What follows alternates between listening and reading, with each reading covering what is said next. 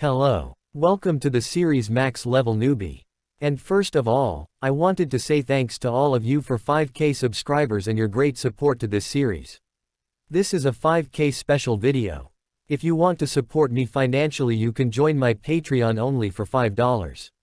My goal is 50 Patreon and then I will become a full-time YouTuber. And special thanks to my first Patreon Zoa C. If you want to support, my Patreon and Discord links are in the description. And thank you very much. Let's begin. At the beginning of the series we see that someone is playing a RPG game and calling it a trash game. It refers to a game that simply isn't fun, or is unbalanced, or has subpar administration, or has absurd difficulty. The virtual reality game, Tower of Trials, is in this category. When the game was released, Korean gamers, whose hobby was to conquer the game before even the developers expected them to, got on the grind to conquer the game. It continued for 365 days a year, without eating or sleeping. But once 3 years had passed, people started realizing that the Tower of Trials is an unbeatable game. The Gate Guardian is practically invincible. The Arvidic's temperature is -60 degrees. Which kills anyone within an hour. A labyrinth that exceeds 10,000 km² in size. The game wasn't intended for fun. Rather, it was almost like a torture for those who play it. Afterwards, the game started declining. To be exact, it almost went under. There were still pros who didn't give up challenging this impossibly difficult game. Then a window appears saying you have conquered floor 50. Congratulations. You are the first to have cleared the Tower of Trials. After that we see that our protagonist is standing injured with dagger in his hand, saying, "Is this for real?" It was simply fun. The sense of accomplishment that came after researching unknown ways to conquer the tower. And repeating it again and again until it became second nature to finally beat the level. It was enough for me to devote 11 years of my life to it. Then he says, "To think that I'd really clear the last floor. Maybe I should have streamed this. Or maybe I could upload this onto YouTube." Then a message popped up saying, "Thank you for playing our game until now. A reboot update is planned to happen in 12 hours, so please continue to enjoy the game after the update." He thinks this is unexpected. They're doing a reboot update. Did they find an oil field in the middle of a desert or something? This really makes no sense. This shouldn't be profitable for them. Oh well, they probably have their own thoughts about doing something like this. Even if this game is getting a reboot update, I don't intend on playing this game anymore. Then he put down his headset and says that, "I plan on quitting my job as a streamer and a YouTuber, which I have continued up until today. Although I don't have a family to support, I'm already 27 years old. I can't afford to continue living on an income of $500 a month. I should probably tell the gym owner that I won't be working out for a while." He looks outside the window and says that people used to tell me that I should become a professional fighter, but right now, money is more important than fighting. After that, we see he is streaming live. And live chats say, "What's up today, you're early." Then he gets serious and says, "Hey guys, I have something I need to tell you." Someone in the chat says, "Don't tell me you're getting married or something. Boring." He suddenly starts laughing and says, "No, is just wanted to change the way I talked as a joke." He thinks, I should probably just post an announcement about me quitting tomorrow. He goes to sleep after drinking some bottles. Then he wakes up saying, "Damn my head. I should probably upload my Tower of Trials clear video." He turns on his computer and sees a live stream titled that, "The Tower of Trials actually became reality." He thinks the Tower of Trials became reality. Then we see a huge mana wave came out of the Tower of Trials. He thinks, how could this be? This is the sign of beginnings in the Tower of Trials. Then a message popped up in front of him saying Tower of Trials reboot version first update has been completed. A message popped up in front of everyone saying, "Everyone please clear the next floor of the tower within 90 days. If you fail, humanity will be eliminated." Then another message popped up saying, the acceptance of reality for people has greatly increased. Our protagonist thinks that, I need to cool my head off. If the Tower of Trials has really become reality, I can't be here wasting time like this. He is running while thinking, I need to hurry, to the place where I can get that item. The world might end, but despite that, my heart is beating in excitement. Then we see the central city where a lot of people are gathered. Saying what's the fastest train to Busan? Another man says, not even Busan's gonna cut it. We need to get out of Korea. Then a girl says, what are you talking about? That tower appeared in other countries too. Then where can we go? We see that, our protagonist is running behind the people. He thinks now is not the time to retreat, but instead the time to charge in. In the Korean server, this place was selected as an external zone.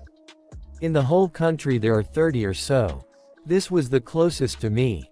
Then a message popped up saying you are now entering an event zone. The people here, are all people who've played the beginning of the Tower of Trials. They're all glaring at each other. That's natural, I guess. The item that will soon appear is limited in quantity. If we're lucky, we might get 5 at most. A man appears behind our protagonist and says, yo, you're Kong Jin, right? It really is you, Kong Jin. Wow, you came here as well. I mean, you did do nothing but play this game all day, holed up in your room. Our protagonist says that, he is Paprika TV partnered streamer. He also has 500,000 subscribers on YouTube. Lee Jong-soo. In other words, he's a really popular streamer. And at the same time, he was the CEO of the company I was a part of. Our protagonist asks him, isn't it time for one of your scheduled streams? Lee Jong-soo says, with things like this, what does streaming even do for me? Anyways, what floor did you hit on this game? Come on, let's gather the secrets together, as former co-workers. Our protagonist thinks, co-workers. His company tricked many streamers into a slave contract. The more they streamed, the more money they'd lose. So my closest friends that I'd been together with since the beginning, had left the industry. Lee Jong-soo says, I know you're a great gamer, and you do mukbang streams pretty well. I'll rewrite your contract so we can be on better terms, how's that sound? He says angrily says, Lee Jong-soo. The world has changed. Don't talk to me like you're my friend. Then he hits him with a headbutt.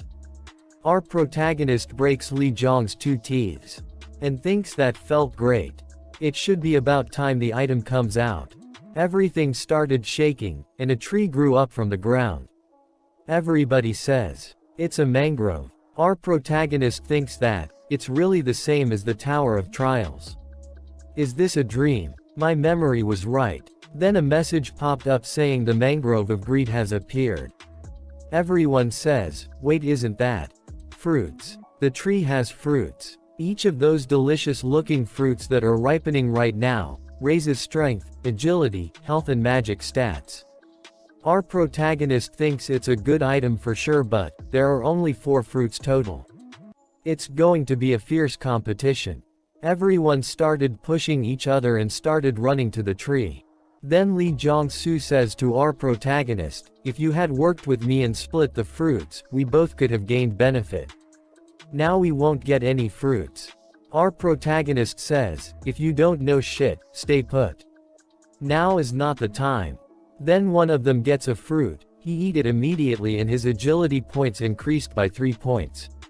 Our protagonist says that most people don't even know about the fruit. Those that have played the game a few times will focus on getting the fruit.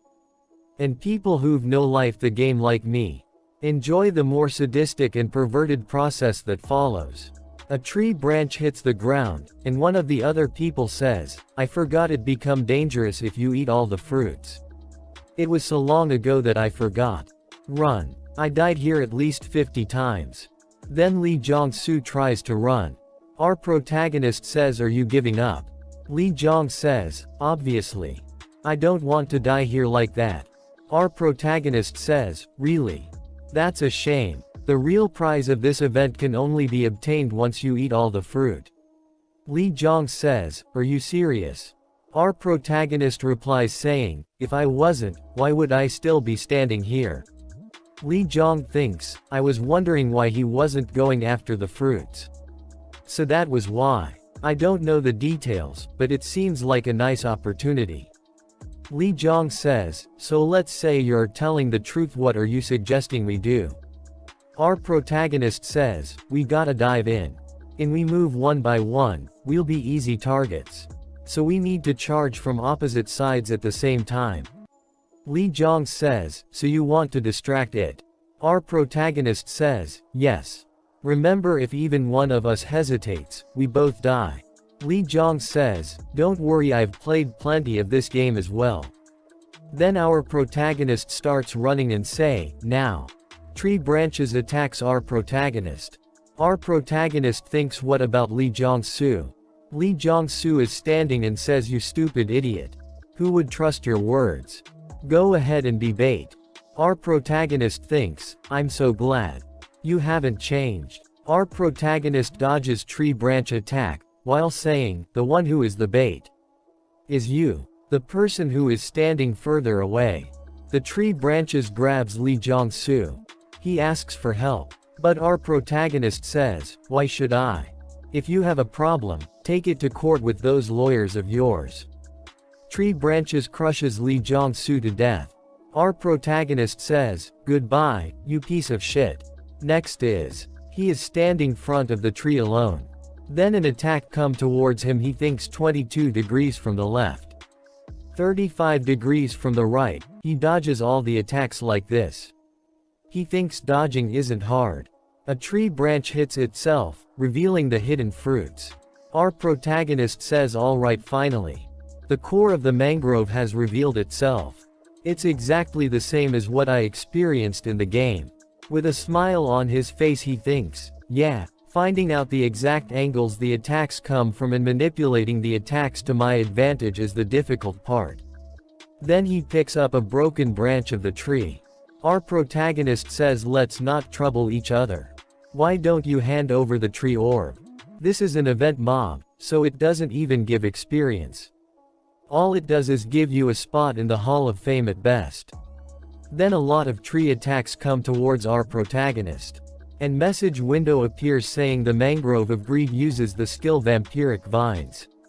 He says, "Even though I am a no-lifer, I can't dodge all that." However, then he deflects an attack of the tree with the broken tree branch. He gets only a scratch on his face. Then he thinks, however, deflecting the attacks is still definitely doable. A bunch of tree branches merged and attack the protagonist. He thinks there's no need to be scared, and no reason to be afraid. He deflects all the attacks and tries to reach near the tree. And says, "It's something I've repeated many times before." After that he thinks, "Almost there." Then a lot of butterflies come toward him. He says, "Sleep butterflies." He covered his nose with his arm and says, "They are monsters who spread sleeping powder as a defense mechanism. It's easy to get done in if you don't take countermeasures against breathing in the powder. It's simple to counter though. Just holding your breath suffices." Then jumps towards the orb of the tree. He grabs it. Then a message window popped up saying, "You're the first to defeat the mangrove of greed." He says, "To think the excruciating amount of pattern and timing research would help me in this way. I'm feeling unexpectedly thankful for everything I've done so far." A message window popped up saying, "Your achievements will be recorded in the Hall of Fame for the entirety of tomorrow. Please stat your name." He thinks, as expected, this trash system demands for you personal information to enter the Hall of Fame. He say, "I don't have a name. It will all be confidential. I absolutely refuse to release my personal information. I'll get all kinds of attention if it gets found out that I was a former top player. Look like the system won't accept complete confidentiality. It's telling me to settle for a hidden identity. Well, it's not like there's nothing I can do about it in the future. This is more important right now." He takes a green pill out the broken tree. A message popped up saying, "Obtain tree essence, tree orb. If each fruit increases strength, agility or magic by 3. The tree orb gives as much as 12 bonus stats. Considering that leveling up once gives 3 points, it's the same as leveling up 4 times. It's a broken item. There's nothing as cost-effective as this even in all the 50 floors. He eats it. He starts glowing. Alright, should I check its effect? We see his status window. He has 12 stat points. Level 1 with 12 stat points. I'm the strongest level 1. 1 hour later, a message popped up saying the video will be uploaded in 10 minutes. The chat exploded. Other than the initial few comments, most of them were disbelief. Saying I got lucky, or that I cheated. But a message popped up saying the video uploaded. The doubtful reactions disappeared once the video was uploaded. Reactions, although slightly varied, were consistent. Meanwhile, on my main account, 100 million 10 billion won offers started coming. He says, was it really that amazing? Of course, the Mangrove of Greed isn't easy to beat at level 1. But it's not something to be this surprised about. Well, I guess it's understandable since most people haven't played till the mid-late stages of the game. I always forget I shouldn't be using my standards. Anyways, 1 billion. I lived a life that was hard to even a living with. It was common to be late on rent. And I had to starve for several days to collect enough money for mukbang streams. If I was given this opportunity yesterday, I would have accepted it in a heartbeat. But now, I don't plan to share my knowledge for 1 or even 10 billion won. The most important thing right now is information. Monopoly. My next destination. The moment the game updated, the leaking mana from the Tower of Trials spread throughout Seoul. It didn't have a significant effect, but if there was one big change, it was that the artifacts outside of the tower became holy artifacts. Of course they were fake. Since the artifacts of legends were within the tower, they were replicas, in other words, copies. This is the place where you can get the most replicas. The National Museum of Korea. The National Museum of Korea was basically a reassure chest with countless artifacts stored within it. The problem is I'm not the only one aiming for these replicas. Unlike the Mangrove of Greed, which appeared in 7 locations throughout Seoul, there is only one National Museum of Korea. There will be people gathering from each region for the artifacts. And among them will be former top players. Then a message popped up saying, you have entered the event area. It's quieter than I expected. Is no one here yet? He sees a burned dead body and thinks as expected. Someone got here before me. Since the world has chagged, I expected other people to adapt. But the gap between expectations and reality is larger than you could imagine. People have gotten really bold in only a day. What they're aiming for is probably the artifact kept in the medieval classical era gallery.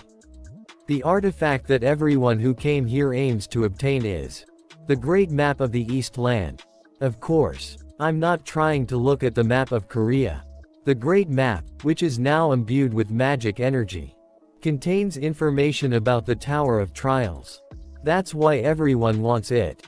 It tells you where the mazes and ruins are, and explains which monsters and items are within them. Who wouldn't want this item?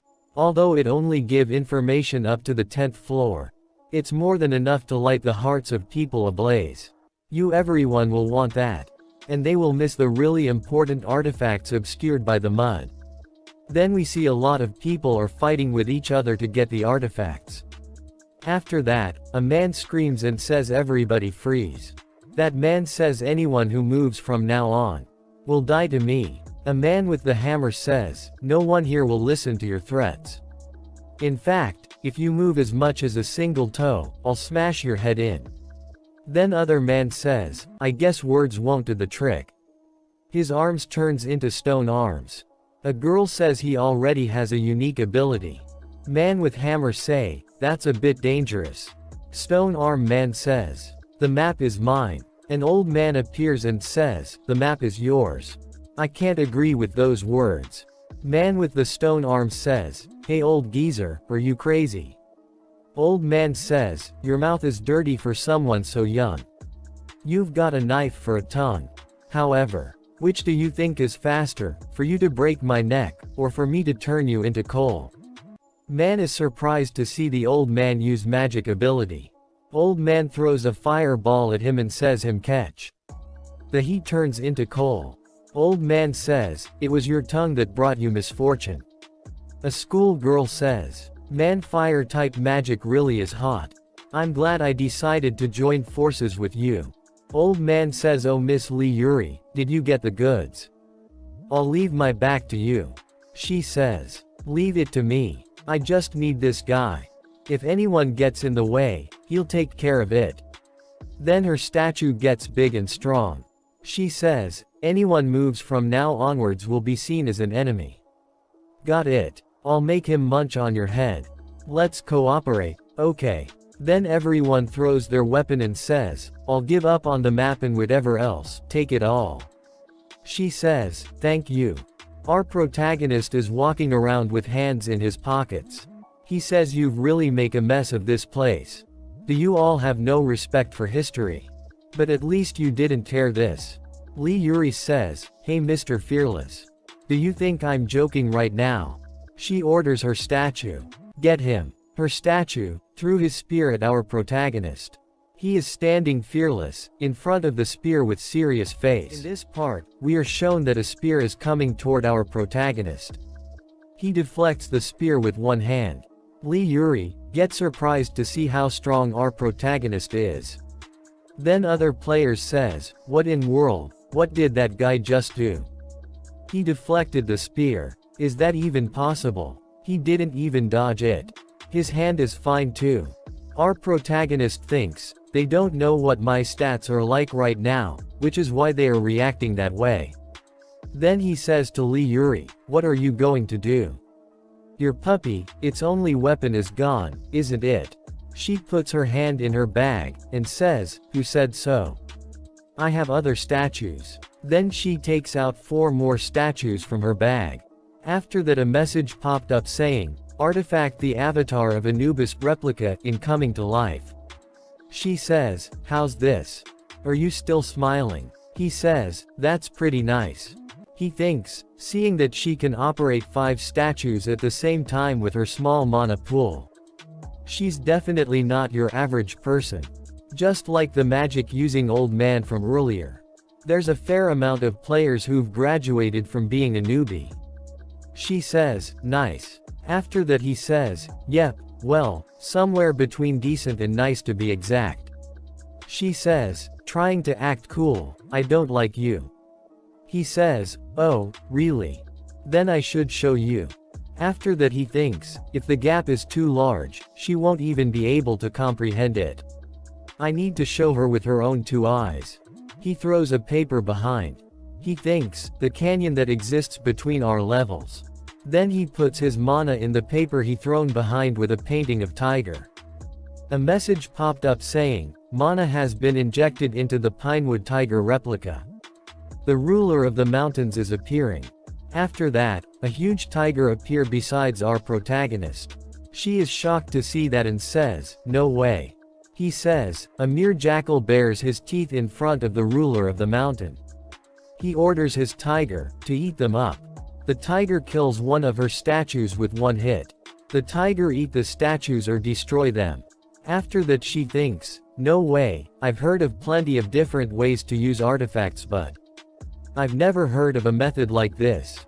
And this magical force. I feel like my skin will tear off. Then she sees a huge shadow of the tiger. And thinks, I can't win. I thought, I drew the strongest cards. But how? Who is this guy? Then we see our protagonist with a creepy smile. He came near her and said, hand it over. She asks, what are you asking for all of a sudden? He says, the mask of Tutankhamun. She says, it's useless in Korea. What are you even going to use it for? He calls his tiger with a finger. She gets scared and says, fine. I'll hand it over. She takes it out of her bag and gives it to him. A message popped up saying, you have obtained the artifact, the Mask of Tutankhamun replica. Our protagonist thinks, alright. With this, I've obtained the second artifact. She asks him, are you aiming for the great map of the East Lands? He thinks, map. Oh yeah, I forgot about that. He says, you don't need to worry about that. He ordered his tiger, keep guarding this area, so that nobody can follow. Then with a big smile he thinks, the preparations are done. Let's go. To get the strongest skill in the Tower of Trials. After that we see old man is thinking, how is this happening Lee Yuri? The old man and our protagonist are standing side by side. The old man thinks, who is he, and how did he come all the way up here? Don't tell me, did he get past Lee Yuri to come up here? Then we see that, there's a barrier blocking the entrance to the relic room.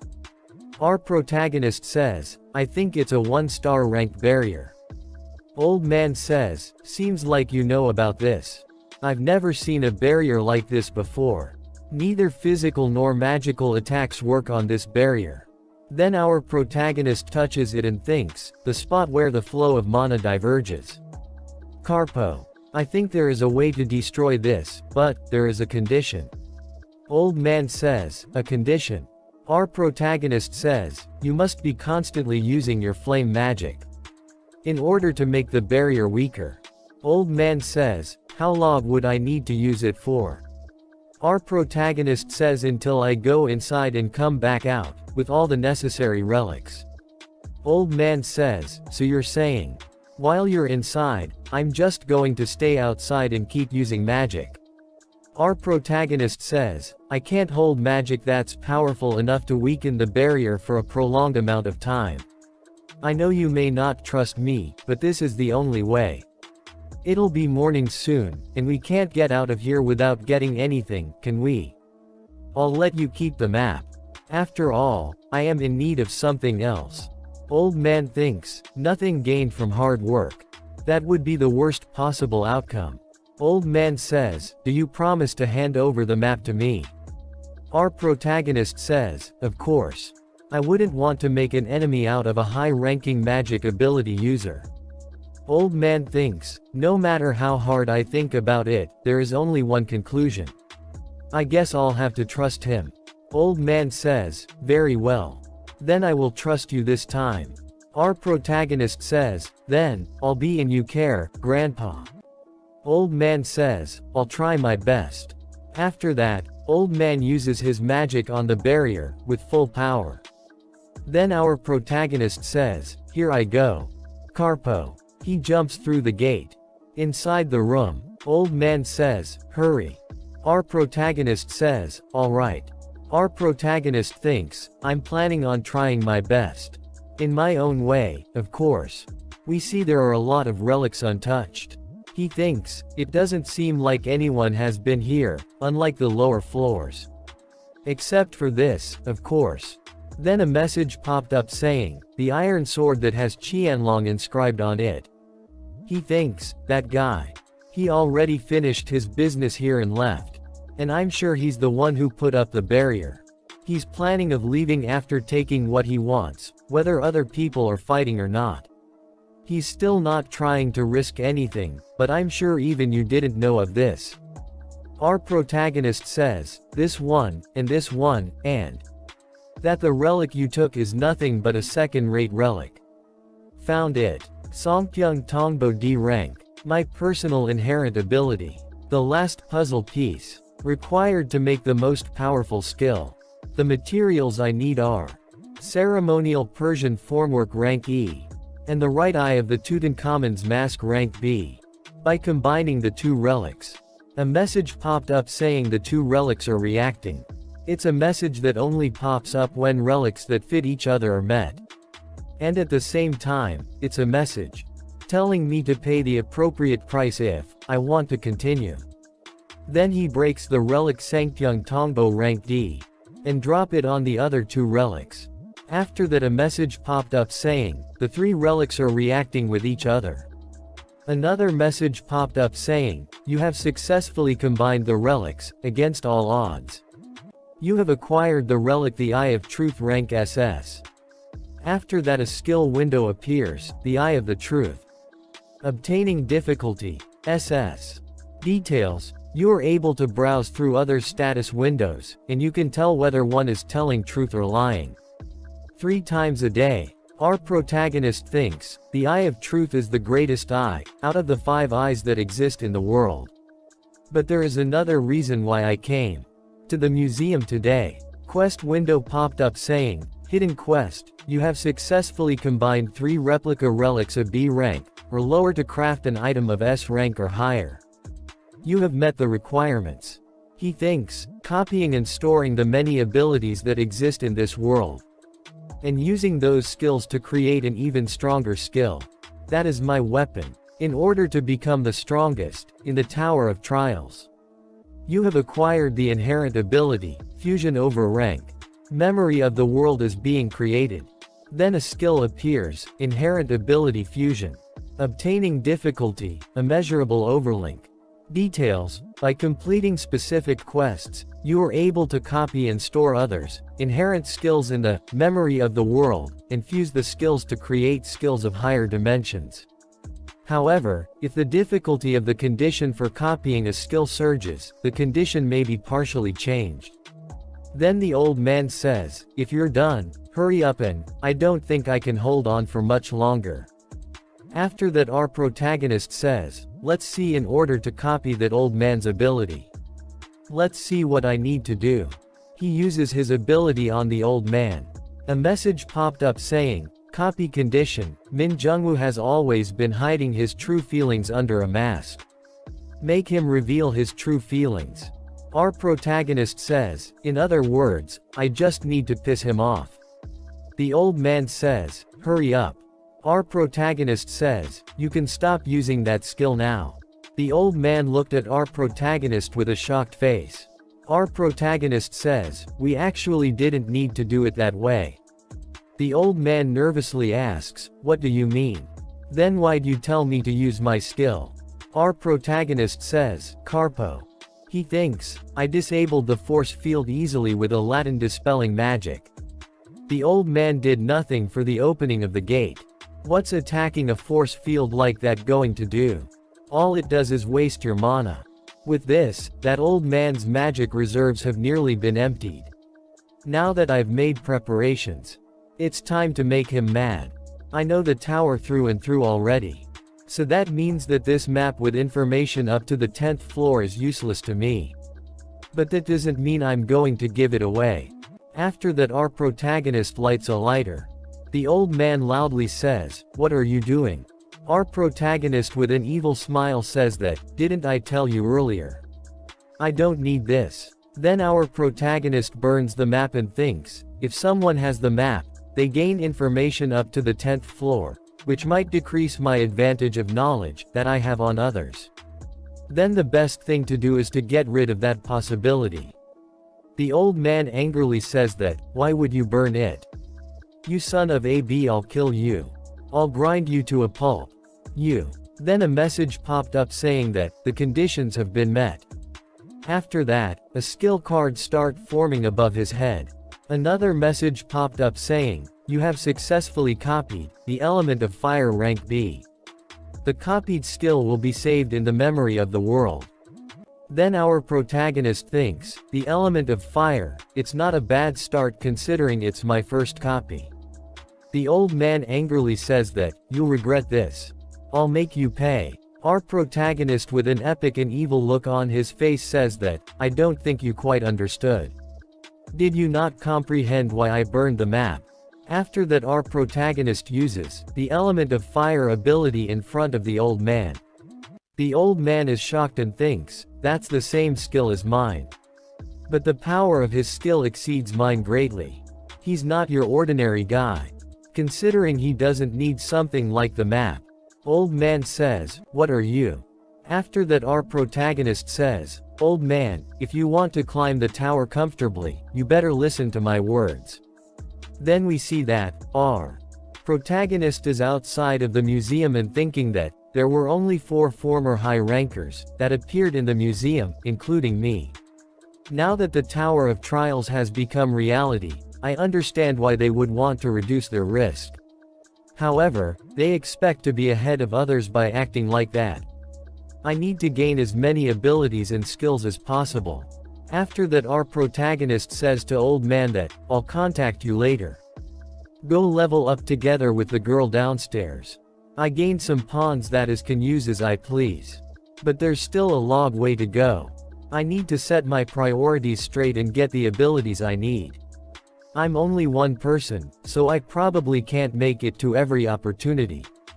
But the most important and delicious ones are all mine.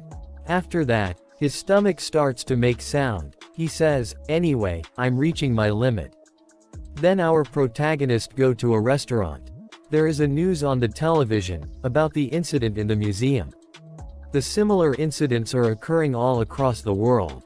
Our protagonist thinks that, as I thought, the players of other countries are making their move in preparation to climb the tower. After that, the footage of the museum was shown on the television.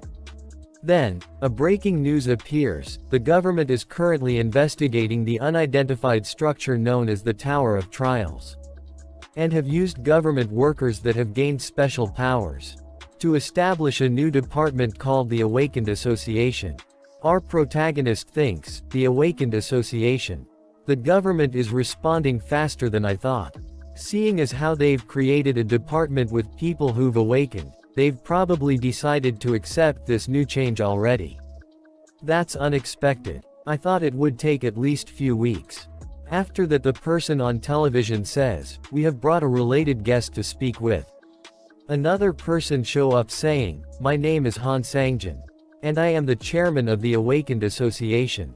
The reason I came here today is to recruit those that have awakened. There might be difference depending on your ranks, but we will guarantee you a minimum salary of 60 million won and treat you with the benefits of a 7th-class government worker. Of course, the person who just appeared on video is an exception. I will make this offer while swearing on my name. If you join us, the government will support you in every way possible. After that, our protagonist thinks with a smile, the person who just appeared on video is an exception. So their goal was me in the end. They've been treating me like a complete tool. No matter what they try to offer me, I have no intentions on joining others. In this world, the value on one extremely well-trained individual is higher than that of 100 average individuals. Han Sangjin knows that too, and that's why he decided to offer a blank check as a means to persuade me. Han Sangjin, if he's been selected as the president, it must be because he possesses the skill to back it up. If not, it must be because he has the most experience within the Tower of Trials. He says with a slight smile, I really hope that it's because he has a nice skill. That way, it will be more interesting for me to copy. After that, our protagonist says, tonight at 7 p.m. When the hour hand points at the new hour, the Tower of Trials will open. Then a message popped up saying, the Tower of Trials has now been opened. After that, we see inside the tower there is a huge green land with some small floating islands. And all the players are entering the tower through a portal. Our protagonist is standing behind everyone. Then someone in the crowd says, it's exactly the same as it was before. I still can't believe it, damn it. Our protagonist thinks it seems like they're all newbies. A message popped up saying as celebration for entering the tower. You have been provided with 100 coins. Coins are the currency that can be used within the tower. Players can upload videos that record their accomplishments, and earn 100 coins for every 10,000 views. However, there will be a premium charge based on the player's status.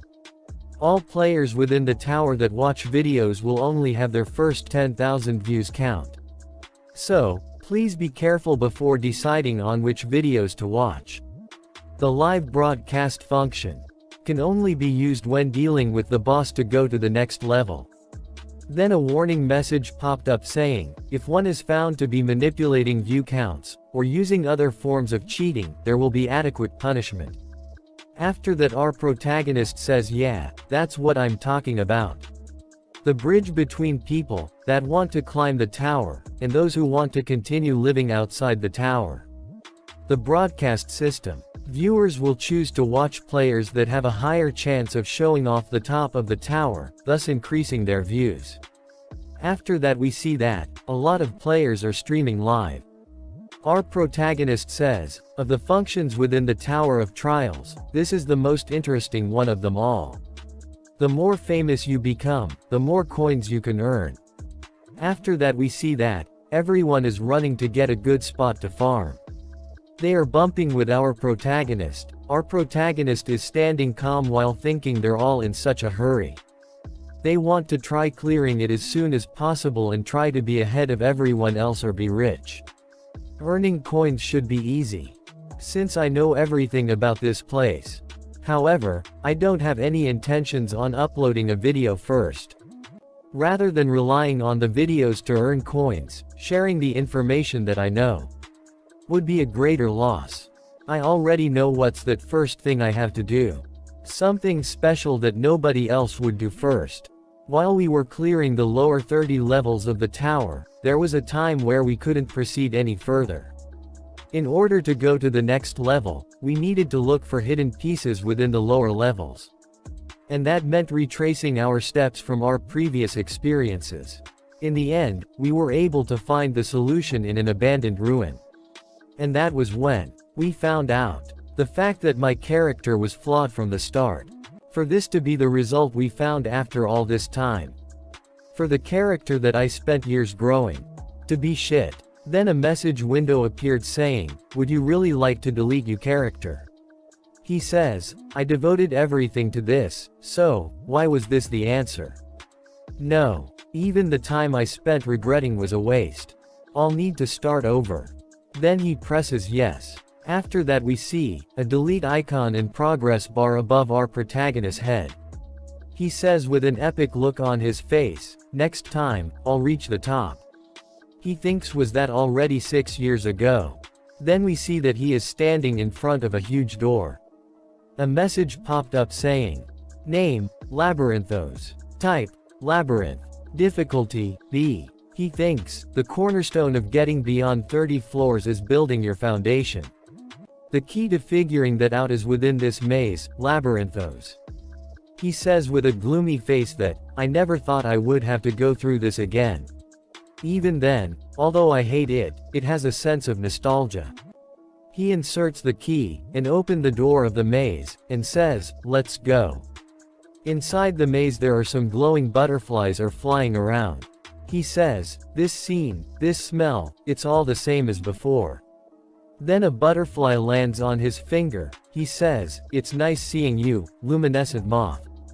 But after that 4 people appears in the maze. He says, "Who are you people?" Then a girl says, "Nice to meet you. We were looking for a place to farm, but decided to come in here before the labyrinth closed." After that we see 10 minutes before entering. A man says while looking toward our protagonist, "I know we followed him because there might be something. But isn't that a labyrinth?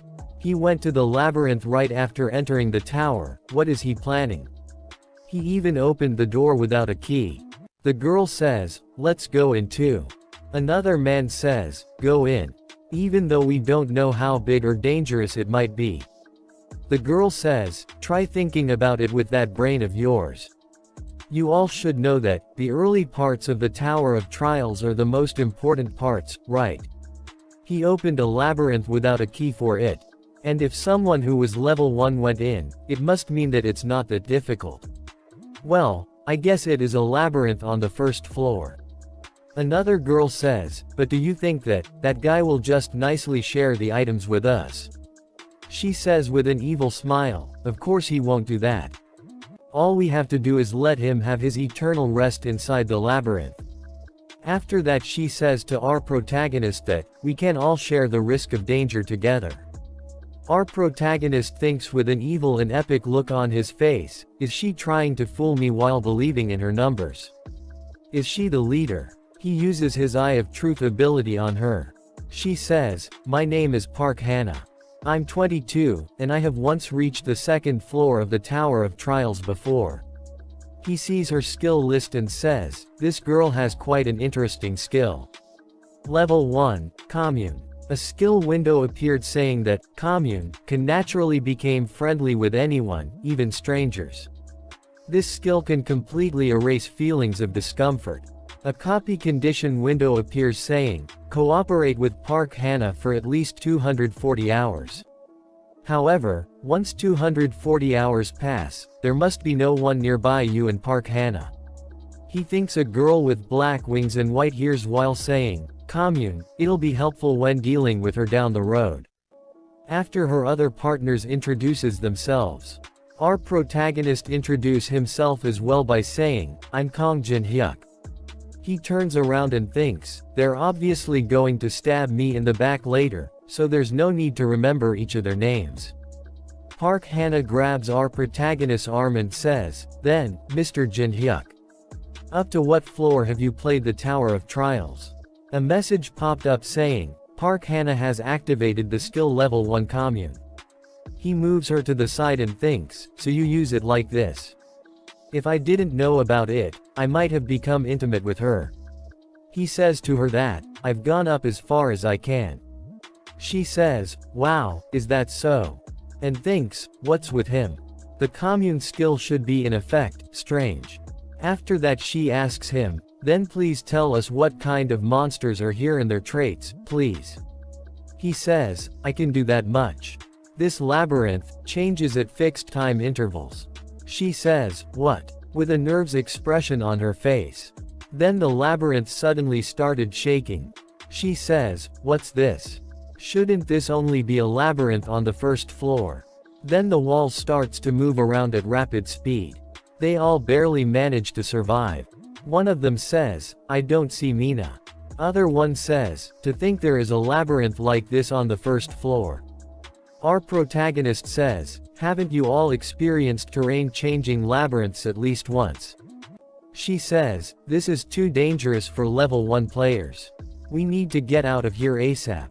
She asks to Min that, can you find the exit? You should be able to do that with your skill. Min says, the skill activation was cancelled when the labyrinth was changing. Park Hana says, then you can't find the exit. We're trapped in here. Our protagonist thinks, I was wondering why they entered the labyrinth so confidently. It seems like they were only relying on a navigation skill. These newbies must have thought of a labyrinth as a neighborhood supermarket. Well, these idiots aside, it should be showing itself soon. She looks at our protagonist with anger and says, hey, you, why didn't you tell us about something as important as the labyrinth changing earlier? The walls were flying at us.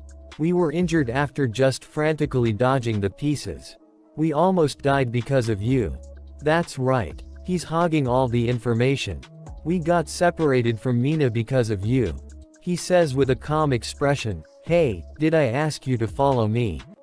She says, what? His eyes started glowing and he says, you guys just decided to follow me on your own. I didn't drag you in here by force. One of them gets way too angry and says, this bastard just keeps talking shit. We're already feeling like shit just being trapped in here. I didn't like you from the moment we met. Yeah, since things already turned out like this. Then a big axe hits him, killing him in the process. He falls to the ground. After that we see, a minotaur, a bull monster, is running toward them to attack. Minotaur grabs his axe and gets ready to attack. Park Hana thinks, we're going to die. Our protagonist loudly says, out of the way. After that he runs towards the minotaur. Park Hana says, what's he doing? He reaches near the minotaur. The minotaur swing his axe with full force to attack our protagonist. Our protagonist jumps to dodge the attack. Then a message popped up saying you dodged the attack. He smiles and thinks alright. He gets a scratch on his shoulder. Then a message popped up saying, you obtained the hidden state rift. Let's begin. In this part we are shown that Minotaur attacks RMC with a huge axe. RMC dodges the attack by jumping up. A message popped up saying, you dodged the attack. He's smiling and says, alright. There is cut on his shoulder and he is happy about it. After that a message popped up saying, you obtained the hidden stat, rift. Rift, a stat that reduces the difference between you and an opponent of a much higher level, and increase the difference between you and a weaker opponent. RMC thinks, when fighting an opponent stronger than you, it reduces their level by 1 for every 3 points in this stat. He grabs the horn of the Minotaur and jumps down. He says, the best way to grow is a level 1. After endless trials and errors, this was the only method I could find. The Minotaur lifts the axe and attacks the MC again and again. RMC thinks, I've already been hit by his attacks tens of thousands of times before. His stat Rift increases by 0.05. He says, his attack pattern has already been etched into my body. His stat Rift increases by 0.05 again. He dodges Minotaur's attacks left and right, his stat Rift increases a lot. He says, I am a former top player. Minotaur attacks him again, he dodges the attack by doing a backflip. His stat Rift increases by 0.05 again. He says no matter how strong the attack is, it's useless if it doesn't hit. The other 3 who were trying robe RMC are shocked to see him dodge Minotaur's attacks like this. One of them says, my god, we were about to go against someone like that. Park Hannah says, I was stupid to think I could kill him and take the rewards. I must have been insane. After that we see that Minotaur is still attacking our protagonist and he says, slow. Too slow. Since you're swinging like that, are you even trying to hit me? The Minotaur gets angry and swings his axe again. Armik says, the way to get stronger quickly is simple. Gamble with your life on the line. As the Minotaur's axe is about to hit the protagonist's neck, he barely dodges it with a little scratch on his neck. He says, the higher the risk, the higher the rewards. A message popped saying you have just barely evaded a fatal attack. Stat Rift has increased by 1. Our protagonist thinks getting 1 stat point for just a scratch isn't a bad exchange. He says alright. It would probably be dangerous if I keep doing this. He says, I should wrap it up. After that we see that Park Hannah and her group is trying to escape. Our protagonist says, wow, look at them. The extras are trying to exit the stage. Park Hannah says we'll find the exit as long as we follow the walls. After that we see that, Armik is standing behind Park Hannah saying, where are you guys going? She gets scared to see him. As Minotaur is about to attack, our protagonist says if you also want some stats, why don't you guys join me? You'll receive a hidden stat if you evade his attacks. It's easier than it looks, give it a try. We should all share something so great, no. Minotaur gets ready to unleash a big attack, our protagonist grabs Park Hannah's arm. Minotaur uses his attack destroy a bunch of stuff around the area. One of them dies and the other are shocked and scared to see that. RMC smiles and says, why would you just stand there doing nothing? At least, you should duck or increase the distance. Out MC stands in front of Minotaur ready to fight says, right you calf. Then the labyrinth starts to change again. RMC waves his hand in front of Minotaur and says, I'll see you later. After that Minotaur gets angry and starts to attack. Park Hannah and her friend says, Mingook, and even Hyeman, we almost died, too. Did we lose it? It won't chase us anymore, right? Then our protagonist says, the dust of the luminescent moth that I touched earlier attracts the Minotaur. She asks him, why are you doing something so crazy? He says, obviously, to increase my stats. After that he says, I rest every time the labyrinth changes and recover my health. And play with the Minotaur when he come at me. Efficient, right? She says, for how long do we need to? Our protagonist says, until we escape the labyrinth. For a month. They get sacred and says, 30 more days in this hellish place. She says, we'll go on our own. If you're not with us, then that means we won't be chased by that monster. Our protagonist gives an evil smile and says, that's true, but where will you go?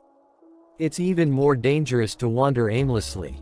She says, then, does that mean you know where the exit is? He says, as I've said before, I know this labyrinth better than anyone. Of course, I know where the exit is as well. She thinks, so there's no way to escape by ourselves. It can't be helped. Then we'll accompany. Our protagonist says, nothing is free in this world. Even buses have fares. He puts the dagger toward her neck and say, spit out all of you coins. After that we see that a player is fighting some monster and doing live streams. He has over 1 million views. He says, it really worked. See, they just eat this stuff up. The notice board is filled with stuff about Yu Myung-won. Fighting all those goblins was worth it. We can get 100 coins with the view count alone. It's thanks to all your hard work. Thanks, guys. People probably think you did it all by yourself. It was edited pretty well, and we only provided subtle support. There's no way they'll find out we gave him some buffs. Someone in the comment named Human Bald Male says 15 hours is not that short of a time. Someone I know cleared it within 5 hours. Myung-won says, Human Bald Male. What a party pooper. Some people just say things to ruin the mood. Don't be so depressed. The world is usually dominated by talented trailblazers. After that a message popped up saying a new video has been uploaded to the Hall of Fame. Myung-won says, what the hell is this? Crazy. Plus 10 reinforcement. Myung-won is shocked to see that and says, that's impossible. How can something like this happens? After that we see, 10 minutes ago, our protagonist says, now, pay attention. Don't stand there like poles and go to your jobs. We need to get some moss to sleep on, and some firewood to make a fire. We have a lot to do. Park Hannah says, alright. No need to nag at us.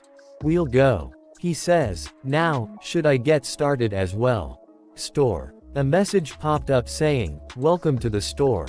He has 5,000 coins. He says, since I got some coins. Let's see.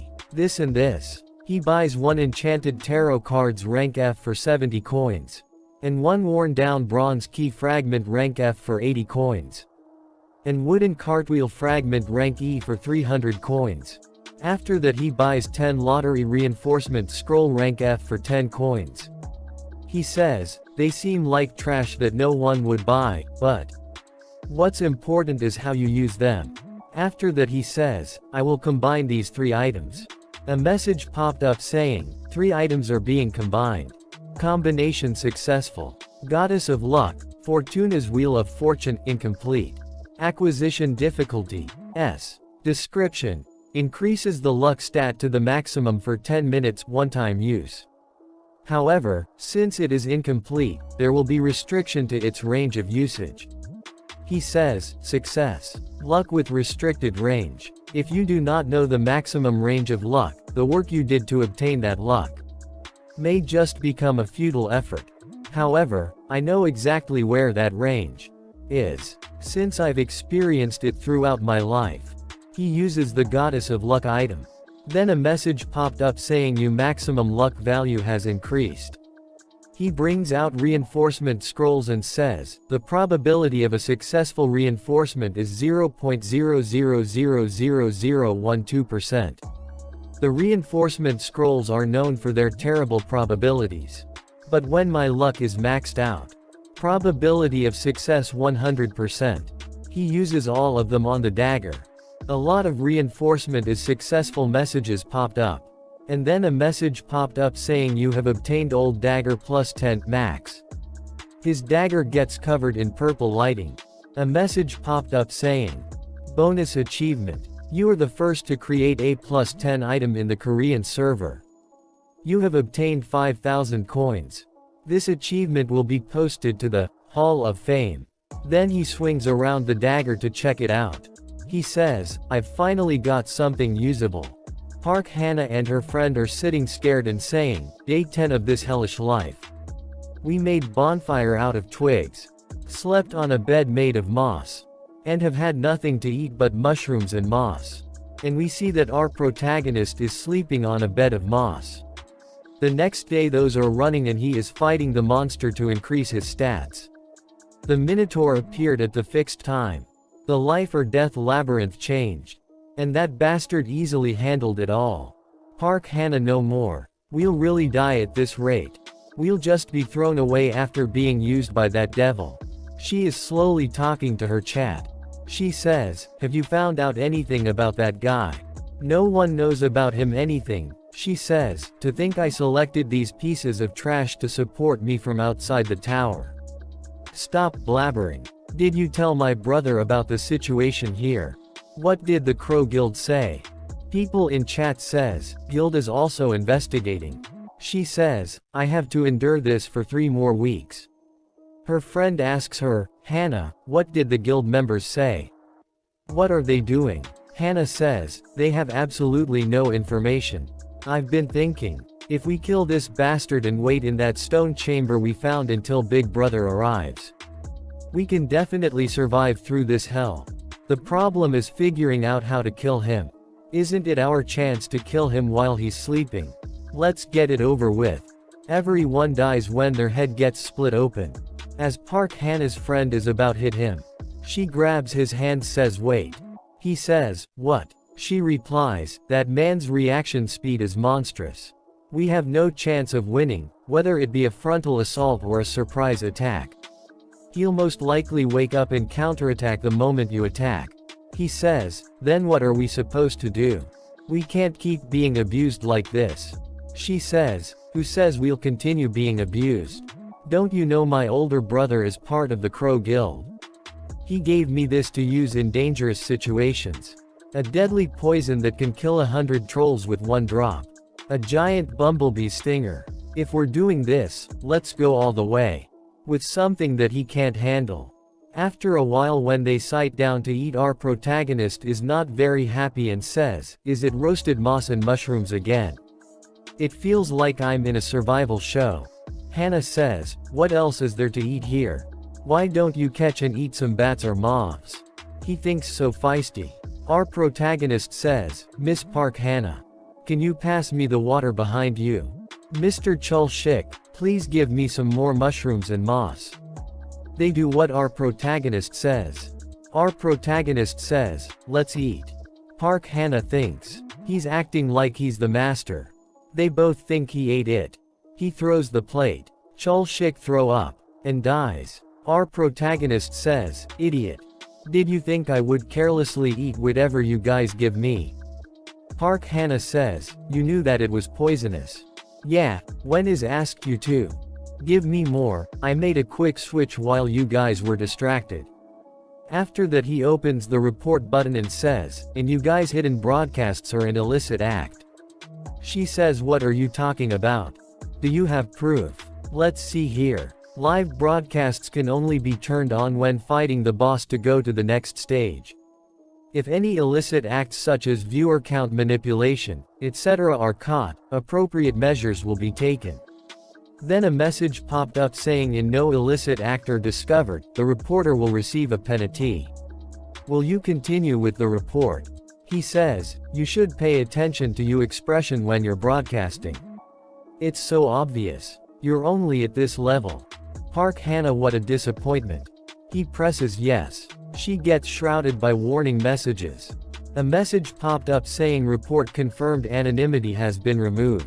Everyone her broadcast gets scared and start to leave the broadcast one by one. Her viewers count go to 0. Viewers related to this incident cannot watch videos for the next month. If caught for the second time, they will be banned permanently. She says, what happened to them? Where did they go? A message popped up saying penalty to the involved paler has been changed to a harsh fate. Then suddenly Minotaur appears on the scene.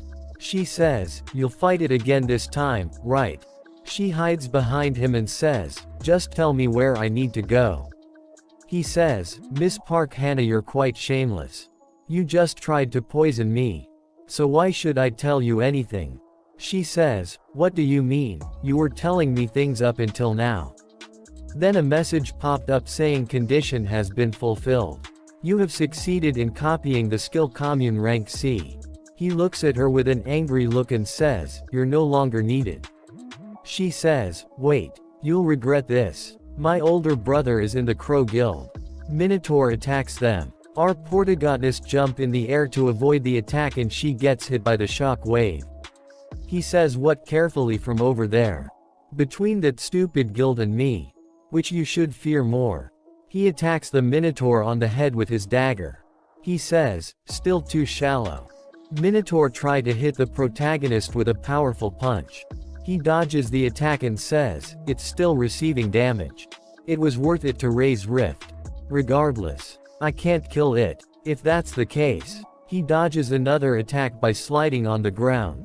And says, "I just need to make it so that I can." He uses element of fire attack. Minotaur blocks the attack with the axe. Protagonist appears behind the Minotaur and cut his legs. Minotaur falls. Our protagonist says, "Don't flail around so much. The meat gets too though if there's too much muscle." Almost there. The moment that he reveals his trump card. After that, a message popped up saying the Guardian of the Labyrinth Minotaur has activated level 10 Berserker. Minotaur gives a loud scream and he gets a power up. He muscles get bigger. Minotaur gets surrounded by green aura. Our protagonist is calm and standing there blocking the wind. On the other hand, Hannah is scared and says, "How are we supposed to defeat something like that?"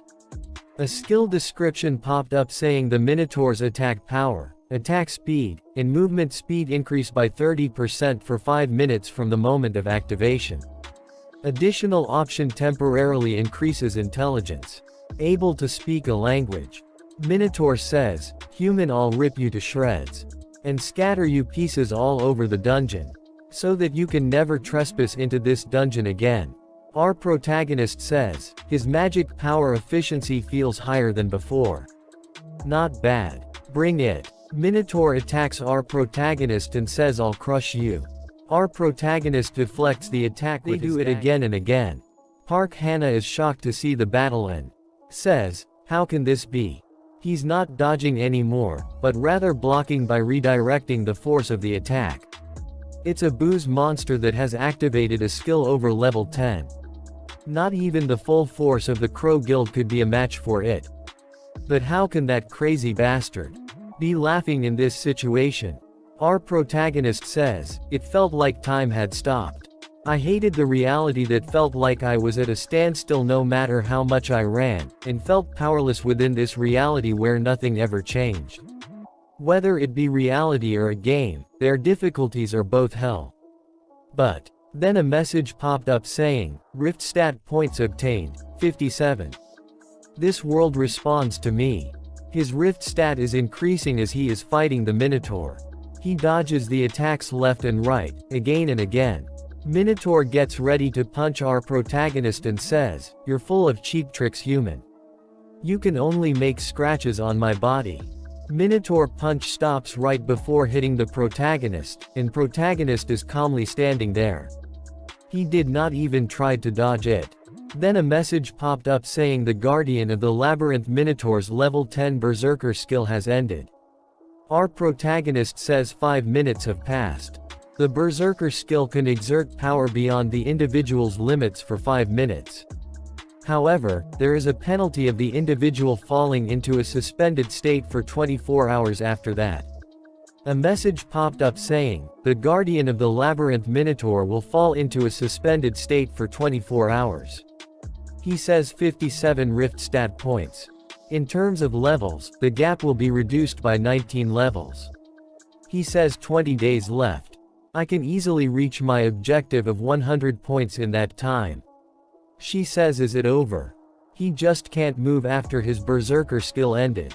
After the labyrinth changes and 24 hours pass, he'll come to chase us again.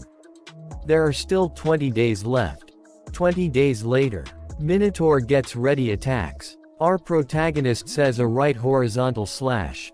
A message popped up saying, the rift stat has increased by 0.015. And then a low slash. Rift stat points obtained 100. Finally. Got it. Anyway, why does it feel like you're getting weaker as time passes? Must be my imagination. He hits the Minotaur with a powerful punch in the face. Time to say goodbye, calf. He says to her, I guess the only thing left is how to dispose of you. She says, dispose. He says, we will now begin recruiting interns for our veteran company. She says, intern, you're lacking enthusiasm. I guess you're not interested. She says, I am, please let me join. I've always wanted to enter this company. He says, good, what a passionate applicant. Then, here's a question for you. Tell me what you have to offer that can benefit the company. She says, sociability. My exclusive skill commune will definitely be of use for the management of the company. He thinks it's not exclusive anymore. What else? She says, I'll never betray you. He says, that's it. There's nothing else you have to offer. What disappointment. We will now announce the results. The first successful internship recruitment of the veteran company. She says, no, that's, please give me time to think. Our protagonist says, never happened. She says, Bram's ring. I'll give you Bram's ring. My brother said he'll be negotiating with China as payment for offering them Korean ginseng. So please spare my life. He thinks Bram's ring is going to fall into the hands of the Crow Guild. Bram's ring. One of the best items you can obtain on the first floor. It increases movement speed, grants magic resistance, and even has the ability to suppress the magic power of monsters. It has 3 useful options. He activates the Eye of Truth. And Hannah's words are the truth. He says, it doesn't seem like she's messing around. Congratulations. You have passed and have become an intern of the veteran company. She thinks, I'm saved. Our protagonist says, our company does not give wages to interns. You must come running to me whenever I call you, wherever you are. I don't care, whether it be 3 a.m. or if you're on Jeju Island, so keep that in mind. Now most importantly, time to fill out a contract. She says, a contract. I have to fill out something like that. A message popped up saying you have read the memory of the world. He says, yes of course you do. He combined skill commune rank C and element of fire rank B. A message popped up saying the 2 skills will be combined. He says, it'll get a bit hot. A message popped up saying you have obtained brand of tribulation rank A. He grabs her by the shoulder. She says that's the contract. He says, did you think you'd put a seal on some piece of paper or something? Congratulations for entering our black company, intern. A message popped up saying brand of tribulation will be engraved on Park Hannah's face. Then a skill window appears saying brand of tribulation X question difficulty rand A. Description, engraves a brand on a subject. The branded subject must obey you commands. The subject is restricted from any action that can harm you. If the subject breaks this restriction, their entire body will ignite in flames under excruciating pain. I see light. A message popped up saying, you're the first to clear the labyrinth on the first floor. She say, we survived. We really survived. Message popped up saying, this will be recorded in Hall of Fame tomorrow. 5,000 coins will be paid to each player who cleared the dungeon. She say, Kuhu, I'm being reward for all of my suffering. Intern. She say, yes director. He say, hand them over. She give all his coins to protagonist. Protagonist think, with this, I have over 10,000 coins. There shouldn't be any players at this moment who have more coins than me. He say, get me Bram's ring in 3 days. She say, number, 3 days is too short. He say, 2 days. She say, yes I'll get it no matter what. We see a reporter saying, in 1 week the Dangan Guild will mobilize as the representatives of Korea to clear the 3rd floor boss monster. By the Dangan Guild, you mean the top guild in South Korea? Yes, since Evanth us, Europe and Japan having hard time. All the attention has been shifted to South Korea. Is China still keeping quiet about the matter? Yes, rather than hoping for assistance from other countries, wouldn't it be better to look for a way to clear it with our own strength? I think the Dangan Guild is more than capable of clearing it. Protagonists say, they're trying to clear the 3rd floor boss monster after only 1 month. How much do they want to regret it later on? I understand their impatience. They must want to monopolize the countless resources that exist in the tower. However, 90 days are given to clear each floor. In other words, there's no need to even go to the second floor, much less the third floor. If you increase the difficulty with weak foundations, when you reach a wall, the pressure felt by the difficulty will be much fiercer. There are no retries after human extinction. For now, let's gather information about what happened during the month. To gain reliable info in a place overflowing with groundless rumors and fake info, I need people I can trust. Sources that I've known for a while and can trust. He searched something in his mobile and say, as expected, they're the only ones. We see a boy introducing himself. Hello, I'm human bald male. My real name is Lee Taemin. A girl say, I'm Nuclear Fist of Bulgwang District. My real name is Yu Yanhwa. Protagonists say, they've changed a bit from their gaming days. To think I would meet with the veterans that I played with 2 years ago in the Tower of Trials. We see the message saying, you have activated level 1 Foot Eye of Truth. We see the states of Lee Tarman, his level, age, sex and coins etc. He has exclusive ability, Machine King. It has no flaws other than its large magic power consumption. It is an exclusive ability that specializes in large-scale battles. After that we see the states of Yu Yanhwa, her name, age, level and coins etc. She has exclusive ability, Kyokushin Taekwondo. It's an exclusive ability designed for close proximity tanking and damage dealing. Since their levels are similar they must have houted together.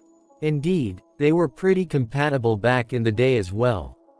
We see a message saying, copy condition, these two peoples are comrades that you've accompanied for a long time. Once the three of you reach the 20th floor, you can copy Lee Taemin's and Yu Yanhwa's abilities. Lee say, Hung, what are you doing? It's your turn. He say, my name is Jinhyuk. My nickname is Poop Fart. Why did I name my character that 11 years ago? I'm 27, and I was a streamer on Paprika TV. Lee say, you were a streamer. I watched Paprika from time to time. I'm no longer streaming now. Hung, you can so comfortable with us. We've been together for so long in a game. Yeah, we'll be more comfortable like that as well. Hung say, okay, I'll speak comfortably.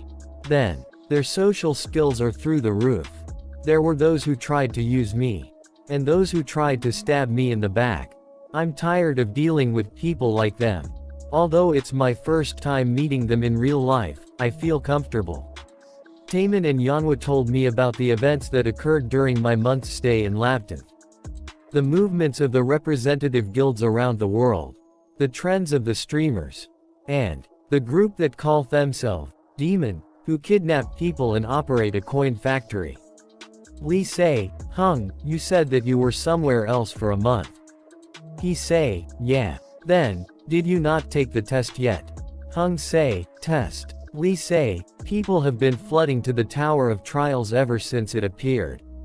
However, since the number of casualties increased dramatically ever since the second floor. The Awakened Association restricted entry into the tower to those who pass their test. You say, after you pass it, you get this certification code.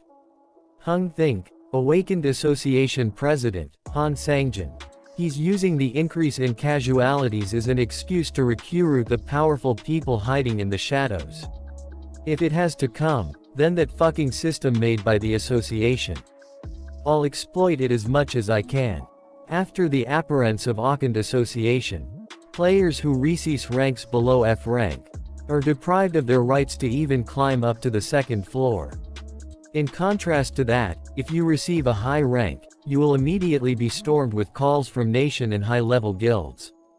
Therefore, only 3 kinds of people gather at the test site. Those who desperately want the right to climb the tower. Please give me a good rank. I'm not even hoping for D rank, just give me at least E rank. Those who gathered to estimate the qualification of those wanting to climb the tower. Which guild will take this time a rank? There need to be some sort of scope today. And those who want to show off their qualifications to the whole world. It's Park Hannah. Park Hannah of the Black Crow Guild. Is she the one who survived the labyrinth? Next to her is Park Hajin, the future of the Black Crow Guild. Wait, look behind them. Kim Katae of the Fighting Father Guild is also here as well. Don't miss a single moment. Kim say, why are there so many people here? Can anyone just take the test now? Hajin say, I think there are many people hoping to strike gold. He say, there's no time to move the people waiting in line. We can't afford to stay here for hours when the reporters are waiting. I came all the way here because of you siblings, so don't mess up. You know what will happen if you do, right? They both say, please don't worry, we'll do well. Guards say, get out of the way. Can't you see someone's trying to pass through? Move to the side. Hurry up. You'll get a beating if you keep dolling. What the hell are you doing? Are you deaf? Hung say, move. Why should I? I'm waiting for my turn after getting my number, so why should I move? Hajin say, what the hell? You can't even get rid of one person. I don't know who you are, but you are making a huge mistake. It's not too late, so fuck off now. Is that person standing up to Park Hajin? He must want to die. Is he insane? Park Hajin. Is he the brother that Park Hannah was talking about? We see a message saying, you have activated level 1 Foot Eye of Truth. Now we see the states of Park Hajin, his name, age, level coins and his exclusive ability. He say, what the hell are you staring at? Again message pop up saying, copy conditions. If you reach maximum friendliness with the subject, you can copy their exclusive ability. If you reach the maximum hostility with the subject, you can copy one of the subject's skill that you want. Hung say, oh ho, maximum hostility. Hajin say, this bastard, you're still not getting out of the way. You think nothing gonna happen since there are many eyes on us. Hannah say, Oppa, what's going on? We see protagonist giving dangerous look. He catch the finger of Hajin and break it. He say you insect and run to attack the protagonist. He attack the protagonist but get knocked down. Everyone shocked, saying what the hell happened. Hannah say, why is that man here? Kim say, leave it at that. Fighter Father Kim Katae. Protagonist try to activate Eye of Truth. But get the warning, due to level difference being over a fixed limit, the skill activation will be cancelled. He must be over level 20. Hung say, I didn't know this guy had his nanny with him. Kim say, he's a bit of a handful, but it can't be helped. Since he's useful in some ways. Hung say, useful, huh? Is it because he's supplying Korean ginseng to China? Kim say, how do you? Hung say, does the how matter? Can't you ask a more practical question? For example, the method of dealing with the side effect of Korean ginseng. Kim say, stop there. We see message saying, Kim Katae has activated level 3 feet blackout barrier. We see a black barrier start a pairing around the Kim and Hung. Kim say, so what you are saying is, you want an exchange with 10 of our monopolized dungeons. How can I be certain whether you know the information that you claim to know? An edible item known for its excellent stamina and magic power recovery. Korean ginseng. However, if you eat it raw, there is a magic power poisoning side effect. You must already be having a hard time due to this side effect. But it can easily be dealt with by using 3 items. Kerosine's extract, moonlight stone, and most impotently, the mandragora root. Besides the other 2, you must be having a hard time finding the root, right? I'll tell you where you can find them. Well, do you trust me a little more now? Kim think, it matches with the information from the guild research team and the explorers. This man, who in the world is he? Very well, I'll play your game. However, if you're playing some poor trick, be prepared. I won't just let it slide. Kim think, even for this info, demanding 10 of our most profitable dungeons that we monopolized is an extremely expensive price. I need to draw the line here.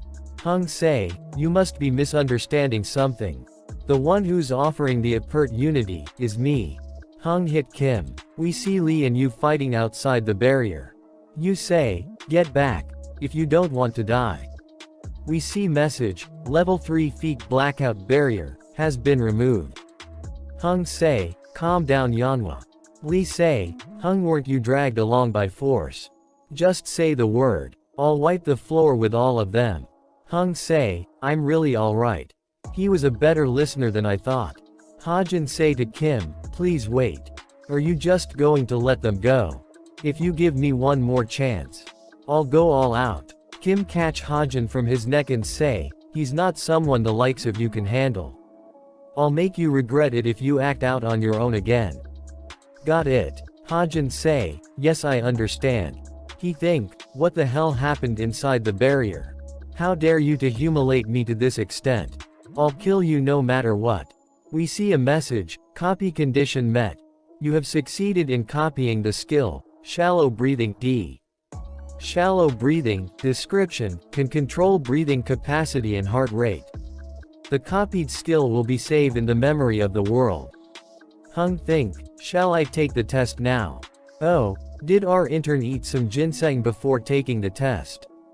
Next person please. We see examiner he say, test is simple, you just need to strike the magic stone in front of you.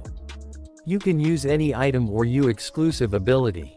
This test measures the size of your potential when you strike the magic stone. A dagger, is it? Will you only use your weapon, and not your exclusive ability? Hung say, yes this is more than enough. Examiner say, okay you can begin whenever you are ready. Huh, Mr. Jinhyuk, that's a mid-grade magic stone.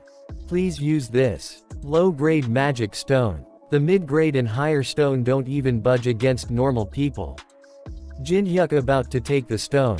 The stat, Rift will be activated to its maximum amount. Shall I see how much my suffering in the labyrinth has paid off? He attacked the stone with so much force. Examiner is in shock. He say, I've never heard of someone cutting the magic stone in two. Congratulations. Your S rank. I will report this to my superior, so please wait here. Jinhyuk say, wait. Please postpone the report by 1 week. Examiner say, what? What do you mean by postpone? Jinhyuk say, personal reasons. I won't care where you release it after 1 week. Examiner say, but. Jinhyuk say, I've learned many things in my life. One of them is, the fist that's close to you is much scarier than the law that's far away. Examiner say, yes. Jinhyuk say, you're here. Intern Park Hannah. She say, I have what you asked for. We see Bram's ring increase the states of Jinhyuk. Jinhyuk say, see it was possible. We reunited earlier than I expected. She say, I kept my promise, so please remove this. Jinhyuk say, I'll decide from your actions. What? Lee say, your F rank. What? How I was sure you'd be higher than us. She say, Oppa, you have to go to a dungeon for the second test. What are you going to do? Jinhyuk say, I'll have to search for one. Don't worry about me and keep climbing the tower. I'll contact you soon. The first test classifies your rank by measuring your magic power.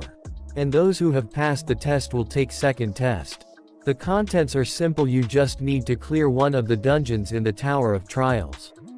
Since the test has no difficulty restrictions, most people choose the dungeons with goblins or orcs in them. However, the one that I'll be going to are the only ruins that exist on the first floor. Even when the Tower of Trials game released 11 years ago, nor even now when the Tower of Trials appeared in reality. It is a domain that no one has ever cleared. It's been a while since I was here. The Hall of the Depraved. Hey Master Kong, hurry up and move the luggage. Tower of Trials East Floor Mountain Area Ruins. Since I am in F rank right now, I cannot enter the ruin alone, as the guild regulating the ruins won't leave me alone if I do. If that's the case, I just need to register as a porter. A person asked Jinhyuk, what's your reason for coming all the way here Mr. Kong? Jinhyuk say, it's because I need money to live. He say, true, I guess we're all the same. I'm here so that I can feed my wife and kids. Jin Hyuk think, ah, these kinds of things are usually death flag. He say, F ranks like us have to be especially careful. We'll die if we make a wrong move. Ambulances can't even reach us, size machines don't work here. Jin Hyuk say, don't worry. At the very least, the people here will be able to return home safely. He say, what? Yeah, I'll accept your kind words, at least. You have guts to compare to the other young people these days. We see a message, the attack force exclusive quest will begin. Number 1, clear the ruins difficult. Details. Defeat the boss monster and recover the throne in the heart of the ruins. Reward. You will be granted the choice to choose one of the holy artifacts. However, if you do not kill the boss monster, the holy artifact choices will be limited. We're here. Good work, everyone. Take a rest until the attack force arrives. We see a message saying, the benefit for the one of the first conquered the tower has arrived. Jin Hyuk think, benefit. Am I the only one who received this?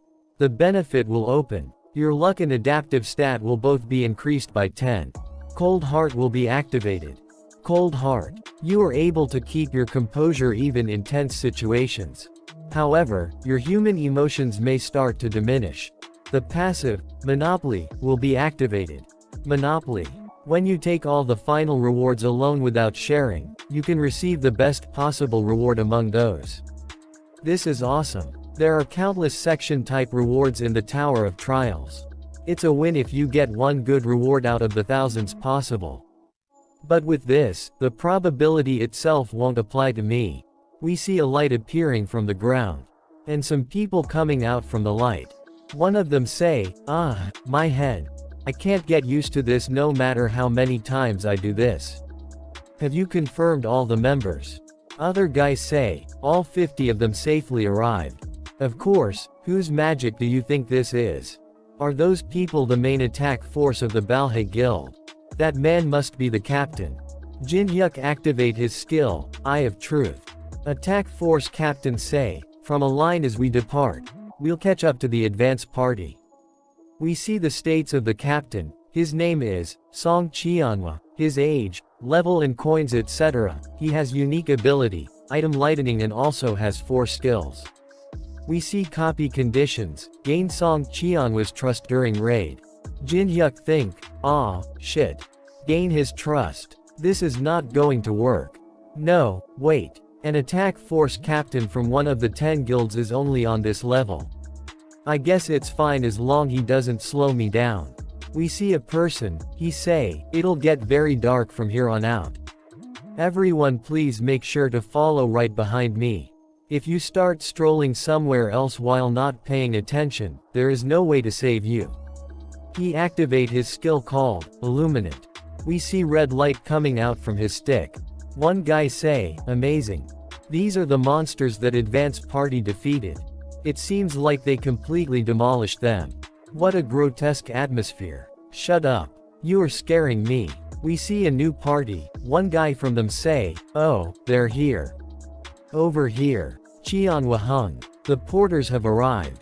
Jin Hyuk think, strange, not even a single person is injured after fighting all these monsters. Based on the state of their main attack force, there's no way in advance party could have come this far. One of the porters say to Jin Hyuk, what are you doing? I said, what are you doing just standing around? Go give them some ice water. We'll take care of these area, so you can take care of the foreigners over there. Jin Hyuk think, foreigners. That design. They're part of a small group of elites in Europe. The Zion Guild. There's a pretty small person among them. Should I try befriending her? Thank you for the hard work, please have some ice water. She say, thank you. Jin Hyuk activate his skill called, Commune. The subject has a slightly favorable impression of you.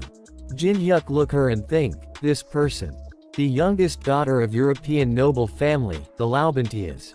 The universal type player who wields holy power, excels in attacking and defending, and even possesses a healing skill. She is the hero who saved Amsterdam from turning into a wasteland after an outbreak, and is currently one of most famous player in Europe. The Saintess of Amsterdam, Teresa de Laurentia. She must be the reason why there were no casualties. She is the most effective person against the undead. Anyway, everyone must be aiming to reach the higher floors. But they unexpectedly chose this ruin instead of clearing the third floor boss. Jin-hyuk activate his skill level 1 Foot Eye of Truth. He can't see her state because the level difference is too high. Now Jin-hyuk activate level 2 skill, Eye of Truth. Now he can see her states. We see her name, level, skills, coins, sex, and her unique ability is Blessing of the Star. She also have 5 skills. Copy conditions. Teresa is one of the top 100 rankers in the world. The moment you save her from life-threatening danger, you will be able to copy her unique ability in one of her skills. These numbers are huge. No wonder people are fanatical over her. Job quest. This must be why she gave up on the boss conquest and came here. She thanks him for the water. He say, "No problem, I should be the one thanking you." Yes, I am much more thankful. She has the unique ability that is considered the best among the holy knights. The Blessing of the Star, and she's giving me a chance to obtain it. The problem is how to create a situation where he fall into danger. And how to save her from it. This condition isn't easy. Cheonhwa Hung, come here. Right now. Captain say, oh my god. Hung, this is bad. The guards that were keeping the eye on the Guardian are dead. It's too late. The Guardian of the Ruins gazes upon the trespassers. The remaining 959. The security system that protect the ruins, Sleeping Bomb, awakens when it receive a stimulus from the outside. When it wakes up, it will call upon the Guardian that protect the dungeon. It wouldn't be dangerous as long as it was left alone. Captain say, who the hell touched this? Who cares about at this point?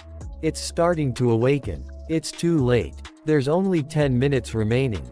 It's practically suicide to face the Guardians with these forces. At the very least, half, no, more than that die. As long as we can evacuate the non-combat personnel within 10 minutes, we can escape. I can't stop before it even starts. I worked my ass off to get to the attack force captain position. I can't let it end like this. We'll keep heading inside. Hung, are you serious? The late arriving force hasn't even arrived yet. Guardians will rush from all directions. Is that really alright? Captain say, stop complaining and follow me. I will take responsibility. We have a chance even if we don't have the late arriving force. Since we have the Saintess, Teresa. Did you all hear? The Guardians are awake. What are you so worried about? There's no way a large guild like the Balhae Guild are doing things without a plan. Is that so? Of course. Solo player like us just need to follow what the attack force captain says. The Balhae Guild probably already destroyed the Guardians. One of the Guardian attach him with his sword. Now the fight is start between the Guardians and attack force. Main vanguard force, the Guardians are here. Prepare for combat. Tanker, forward. Porters, get back. Hurry up. Buff the tankers. Dealers, gather magic power. Song Cheonhwa has activated level 0.3 feet Iron Shield. Song Cheonhwa has activated level 2 feet Wedge Formation. Lee Yunmi has activated level 2 feet Warriors Song. They are coming, maintain the formation. They start fighting with Guardians. One person say, Captain send some tankers here as well. We can't hold on by ourselves. Healers. Where are the healers? Captain, the solo player. Quiet, focus on the battle. There are bound to the casualties. If can't be helped, there's no need to take care mere solo players. Unlike the guild members, who knows systematic tactics, the solo player lack the ability to fight as a group. They definitely saw us. We were abandoned. Someone please help. At last moment, Teresa come to help the solo players. She think, 2 Guardians slipped through the main force. The non-combatants are in danger. I have to get to the rear as quickly as possible. Rear supply team. One of the porters is about to die. Guardian is about to attack the porter. But our protagonist come to save the porter and say, What are you saying, a juicy? Didn't I say that you'll be able to return home safely? Guardian tried to attack the Jinhyuk, but he dodged the attack and activate his skill, Element of Fire. You don't stand a chance. He destroyed the Guardian with only one hit. It'll probably die on his own. I can't kill it since I have to stay at level 1. To think they awakened the Guardians in this ruin that has an absurd difficulty. They should have absolutely nothing to gain from doing such a thing. So who would? Terry's come and take the porter away from Jin Hyuk. I thought you were a kind person. But to think you threatened a non-combatant with a knife. You must have been the one who awakened the dungeon. I will now place you under the custody. Jin Hyuk say, what? She attacked the Jin Hyuk but he dodged the attack easily. She say, please do not resist. I don't want to hurt you. He say, do you really want that? There must be some misunderstanding. She say, you can justify yourself at the association. He think, she's so stirred up to listen to me. If it has come to this. He attack her and say, I am not the one who awakened the Guardians. If I was the culprit, I would have killed you right here. Porter say, why are you fighting? Kong SSI is the one who saved me. Girl say, I'm sorry. I'm really sorry. It happens. I also did something worthy of misunderstood. She asked him, you said your name was Jinhyuk SSI. Why are you hiding your identity? He say, reason for hiding my identity. It's similar to your reason. Just like how you're using Zion Guild as your cover to secretly obtain the Covenant of Peter for your job quest. I also need to secretly obtain something. She think, how does he know all that? He say, I already know how to clear this ruin. With your skills, I can rely on you. Since the things we want are both on the same place. How about it? Would you like me to accompany you? We see the captain. He say, absolutely not. Are you insane? We have to organize our forces and keep advancing. But you want to act separately. She say, you already have the map to the 20-kilometer point of the ruin. Everyone already have the clear strategy memorized. So nothing major will change if I'm not here. Moreover, our contract, wasn't it for the captains of each attack force to have equal authority until the boss battle? He say, alright, but you must return by the time we reach the unmapped point of the ruin. She say, okay. I will definitely return before that. Oh. Also, can I also bring one person to be my porter? He say, just do whatever you want. Just make sure you return. She was about to choose the porter. All of them thinking, we'll be heading down to hell without a doubt. Don't make eye contact. Whoever makes eye contact will be dragged away. Please just don't let it be me. Jin Hyuk say, me. I'll go. Everyone shocked and saying, your life is important than love. He say, have you ever had a burning passion for someone during your youth? This is the moment. This is the moment that I must ignite my passion love. Even if I lack the skill and lose my life in the process. Now they both going toward the final boss. See that there are so many zombies in the ruin. Teresa say, the Covenant of Peter is in that sarcophagus. I see it as well. He say, do you know how to remove the barrier surrounding the sarcophagus? She say, yes I know. We see a warning message. The owner of the Hall of the Depraved gazes upon you. Jin Hyuk think, there's no doubt about it. It's the boss monster indirect message. It's never shown any interest toward the players before. It's quite amusing that it's showing us attention in this way. She say, did you see the status window as well? He sat, yes I saw. She say, it looks like it was sent by the boss monster. But what does it mean by its gazing upon us? Does that mean it acknowledged us? No. He say, it means that it acknowledged me. She say, what is with this man's groundless confidence? Jin Hyuk, I'm curious about something. You said that you know how to clear this dungeon back then, right? He say, yes, although it's been a quite while. Then, she say, what should I do?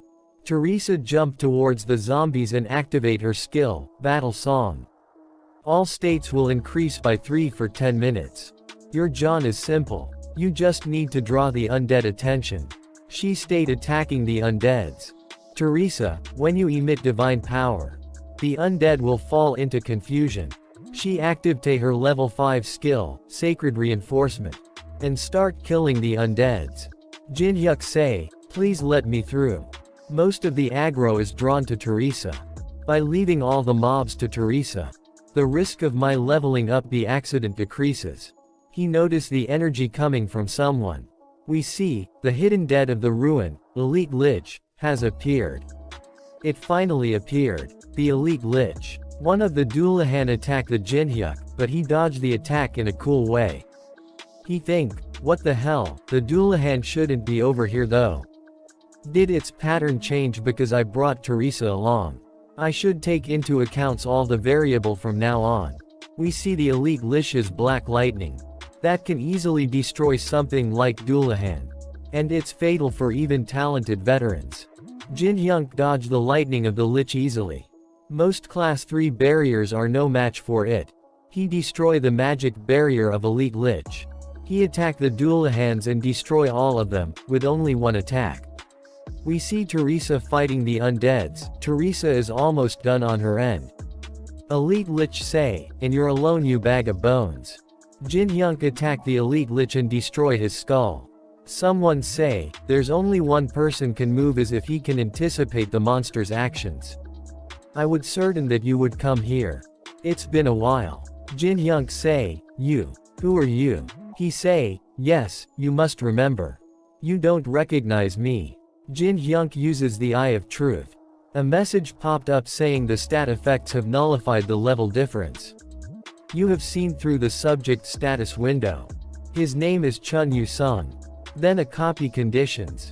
Chun Yu-sung believes to be stronger than anyone else in the sword. Defeat him using the sword, which he believes in the most. Jinhyuk an iron sword with Qian Long engraved on it. It's the artifact that disappeared from the National Museum of Korea. If he has that, then. Back when the Tower of Trials was just a virtual game, there was someone who, after losing to me once, kept on challenging me no matter where I was or what I was doing. He had an extreme warrior concept. That psycho stalker. Chun Yu-sung says, to think you wouldn't recognize me just because the game became reality. Did you only see me to that extent? Jinhyuk says, I remember. I didn't want to believe it back in the museum. Just give up already, man. You're that bastard who kept following me around every day to challenge me. Chun Yu-sung says, it will be different this time. Since we both started from the beginning, I won't be pushed back by you any longer. Jinhyuk says, I won't stop you if you really want to fight. But will you be okay? My comrade won't just sit still if you do. Chun Yu-sung says, the Saintess. You've brought quite the annoying comrade. I will no allow anyone to intrude. Chun Yu-sung uses Battlefield Selection Level 5 ability. Saintess says, Jinhyuk. Jinhyuk picks up a small ball from the tomb in front of him and says, I'll see you later. Jinhyuk and Chun Yu-sung both disappear in front of her eyes. And appear somewhere else. Chun Yu-sung says, there won't be anyone to bother us anymore. I challenge you again. Chun Yu-sung uses his ability one-on-one level 5. All of Chun Yu-sung's stats have increased by 10%. The opponent Kong Jinhyuk's stats have decreased by 10%. Jinhyuk says, I'm currently being nerfed by this bastard's skills, battle selection and one-on-one. The situation has become very disadvantageous. A message popped up saying, an overwhelmingly disadvantageous situation has been detected. The special condition of the skill fusion has been activated. When a situation becomes overwhelmingly disadvantageous for the original copy conditions, the conditions will be modified accordingly. Copying the skill before fulfilling the conditions has been approved. I will copy Chun Yu-sung's unique ability. You have copied the unique ability Song of Swords rank S.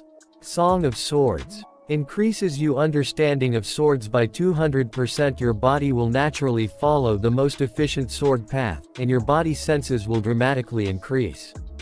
The copied skill will be recorded in the memory of the world. Chun Yusing's run towards Jinhyuk and says, "You're ignoring me again. Don't be so relaxed." He brings out his dagger and blocks his attacks. Chun Yusung is shocked to see his sword play and says, "This bastard, what are you planning? What happened to you mid-range fighting style? You're fighting me with only a dagger." Jinhyuk says, "This much is enough for now. Swordsmanship is quite fun as well." Chun Yusung gets angry and says, "You're ignoring me until the end." Chun Yusung activates soul-chasing sword energy. Jinhyuk says, "Aren't you trying too hard? You're using sword energy against a swordsmanship beginner." Chun Yusung get angry and says, "The fact that you're calling yourself a beginner is bullshit." Jinhyuk thinks, "The blade is bound to break if I go against sword energy with this.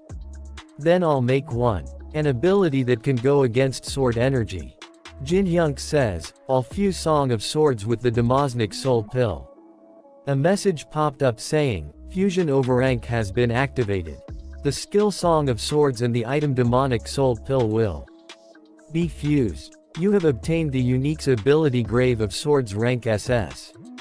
Then a skill appears saying, "Gave of SW Rods, increases your understanding of swords by 500%. Your body will naturally follow the most ideal sword path, and your body senses will reach the maximum. It is one of the talents necessary to receive the title Sword Demon." He activates unique ability Gave of Swords and Night of the Black Moon. Jinhyuk says this isn't even a tenth of its normal strength. Yet my magic power isn't enough to handle it. I should increase it as soon as possible. Chun Yusung thinks, "What is this unbelievable strength? I'm in a battlefield that's most ideal for me, and my opponent isn't even using his specialty, mid-range combat. Everything should be overwhelmingly in my favor." Chun Yusung gets frustrated and says, "Why can't I win? Inside game and outside the game. I did my absolute best only to defeat you." He screams and says, "Why can't I surpass you? I can't accept this." He uses his full force to attack Jinhyuk. Jinhyuk cuts through all of his sword energies.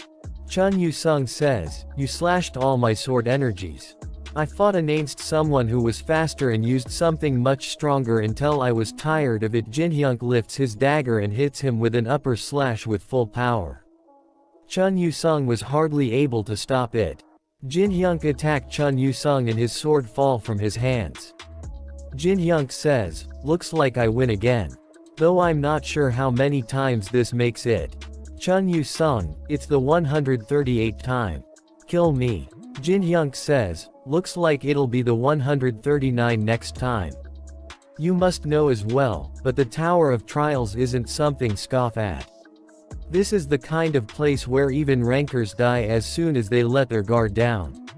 Therefore, we need as many strong players as possible. Especially if they're as strong as you. It takes 60 days to copy another skill from the same person. I won't have to go find him to copy his skills. Since he just can't wait to deliver his skills to me." Jinhyuk uses the commune skill. Chun Yusung turns around and says, "I've lost this time, but keep this in mind. The result will be different next time." Jinhyuk says, "Alright, I'll look forward to it." A message popped up saying battle selection has been deactivated. Chun Yusung says, "Come to think of it, I still don't know your real name." Jinhyuk says, "We don't have that kind of relationship, do we?" Chun Yusung says, "I see. Then I'll call you by your original name." Jinhyuk gets a bit scared and thinks my original name. "No, don't say it." Chun Yasing calls him poop fart. Someone is saying to Cheonhwa Hung that, "Didn't we already defeat the monsters up ahead?" Cheonhwa says, "What are you talking about?" He says, "My detection magic is picking up a magic power reading up ahead.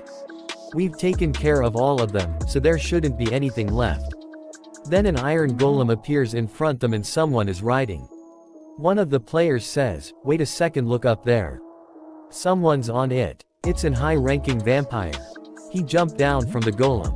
He bows in front of them and says, "Greetings, humans, my name is Bellis. I am one of the bloodkins of the Alice, the owner of the ruin." Cheonhwa put his sword against the neck of Bellis and says, "Why did you come to us?" There must be a reason why you came here on your own. Bellis says, it looks like you are the boss here. I came here to give you a proposal. I'll give you two choices.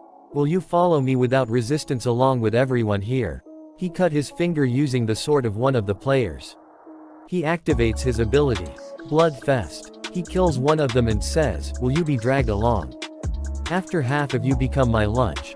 After that we see that Teresa is using her ability, Sacred Decipherment on the Frozen Tear. A message popped up saying your magic power has increased by 12. Our protagonist thinks, I obtained the Frozen Tear along with the demonic soul pill. You usually need to spend a lot of time to absorb the magic power of the Frozen Tear. But I already absorbed 12 stat points thanks to Teresa's divine power. She says, is that all Jinhyuk? He says, yes, this much is more than enough for now. Then a message popped up saying, the owner of the hall has given you an invitation. Details, if you want to save the attack force members, come to the innermost room of the ruin. Difficulty, none. If you accept this quest, all the monster and traps until the final room will be immobilized and deactivated. Teresa says, this is bad. It looks like all the attack force members have been kidnapped. The entire attack force have become hostages. She says, I have to go. I don't have any reason to hesitate if I can save even just one member of the attack force. But, can I defeat the Alice after I get there? What if I'm just dancing around in the palm of the Alice? Honestly, defeating the Alice without an attack force is impossible. Would things have been different had I remained with the group? All I wanted was to protect even more people by become a paladin. Did I make the wrong choice? Chun Yu-sung says, since I have nothing to do with the attack force, I'll take my leave here. He says to Teresa, oh, let me tell you this. If you're having a hard time making a decision, keep this in mind. That bastard is a selfish person without even a speck of honor. It's one of the reasons why I resent him so much. However, I will guarantee one thing about him. The only person in the world who can defeat the Alice at the moment is Haim.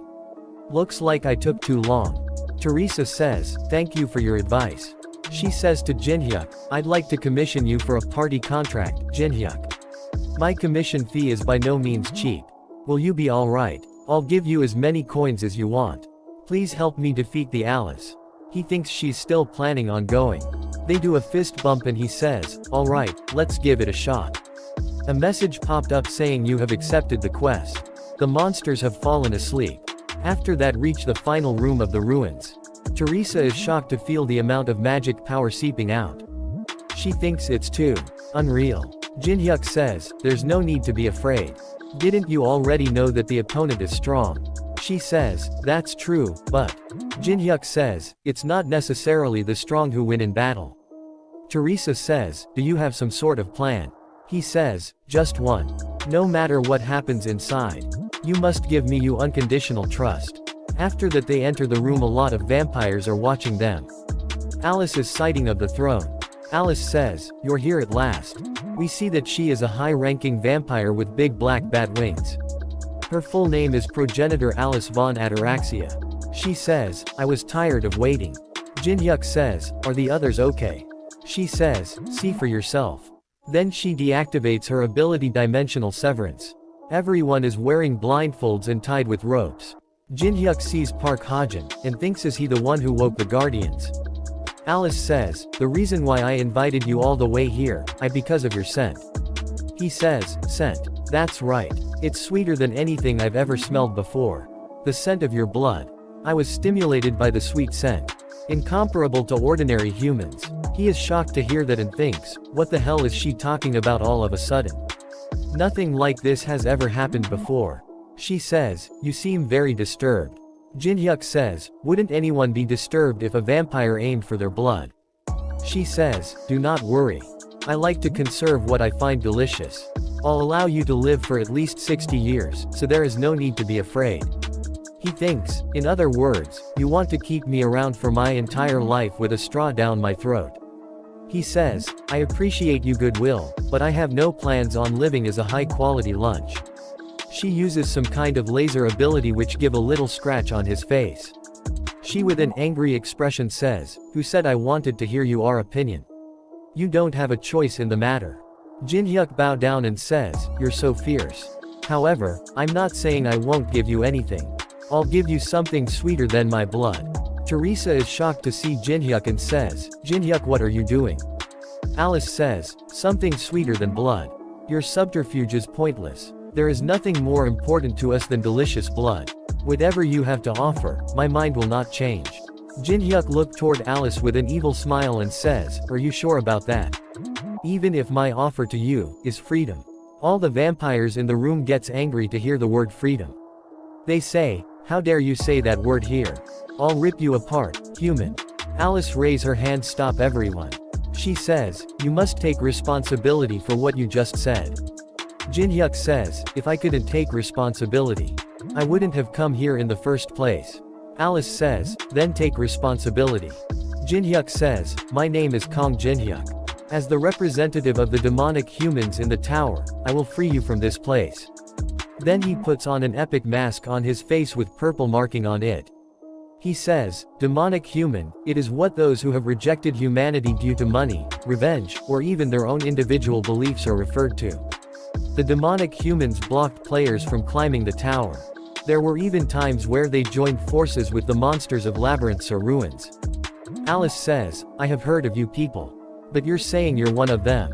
He says, I have already gotten in contact with the temple on 27th floor. The fact that you are here, and how to fool the barrier enveloping the ruin, are all what they have told me. Teresa thinks, how exactly is this situation flowing? He's posing as a demonic human all of a sudden. Vampires there thinks, what exactly is the temple for them to be this shaken? Alice says, well, if you know of the temple, then I guess your words aren't mere bluffs. He says, then, will you trust me? Alice with anger says, no, what does it matter whether you're a demonic human or not? Anyone can say that they can resolve what no one has been able to for a very long time. Moreover, you are too much a smooth talker. She summons a lot of blood spears and says, I don't trust you. She says, you have such sweet-smelling blood. It's truly unfortunate. All the spears go towards Jinhyuk and he is standing there calmly. Teresa comes in front of him and uses her ability Sacred Reinforcement level 5. She was able to stay. She says, Jinhyuk, stay behind me. I'll hold on as much as I can with divine power. Then she uses another ability Sacred Shide level 5.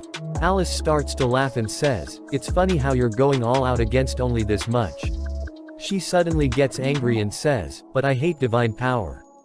It's nauseating. She uses her ability called Blood Explosion. Then a huge ball of blood appears above her hand and she says, I'll send you flying all at once. Teresa thinks with a smile, how long will I last against her? But I'll trust Jinhyuk behind me. Then suddenly a dagger pierced through her chest. She chow out blood and there are tears in her eyes. It is Jinhyuk who has stabbed her in the back. She falls to the ground covered in blood. Alice is shocked to see that. Jinhyuk says, if I prove that it's not just a bluff, will you trust me then? Alice deactivates her ability and says, how amusing. To think you betrayed your comrade who protected you. Prove it to me some more. Teresa grabs his leg and says, we decide to save the attached force together. You said you had a plan. Was this your plan? Jinhyuk stabs her again. Alice starts to laugh and says, impressive, for a human. Very well. I understand that you're on my side. I'll give you a chance to speak. Jinhyuk brings out Bram's ring and says, to fool the barrier entrapping Alice, I've prepared a 7-star spell. If I seal Alice's soul in this item, the barrier can be temporarily foiled. She says, seal my soul. That's the first time I've heard of it. Jinhyuk thinks, the reason why I maintained my level 1 status. To the point I gave up on all the experience I could have gained since the start of the Tower of Trials. The 7-star skill soul transfer can't be used unless you're level 1. A message popped up saying the level condition level 1 of the user Kong Jinhyuk has been fulfilled. The casting of the 7-star soul transfer will be activated. The casting cooldown time is 365 days, you can only bring one soul with you at one time. The spell will be completed once you receive the subject's consent. This magic circle will forever disappear once a minute passes. The magic will activate right away once you accept. The choice is now up to you. Now, what will you do? Bellis thinks, to think it can be used in this way. Alice says to Bellis in his head, my confidant Bellis. He says, yes, Alice. She says, I can't completely trust him. If he tries anything strange, kill him and destroy the magic circle. He says, yes, Alice. She thinks, the protective measures have been put in place, but I still feel disinclined to consent to a spell I've never seen before. However, I've been confined here for far too long. It's been well over 1,000 years since I've been exiled here. Yes, if it's not now, I may never be able to escape from this underground palace. She says to Jinhyuk, I will ask you for the last time. Can I trust you? He says, if you only give me the honor, I will not let you regret it. He uses commune skill on her. She say, I Alice von Ataraxia, allow the soul transfer.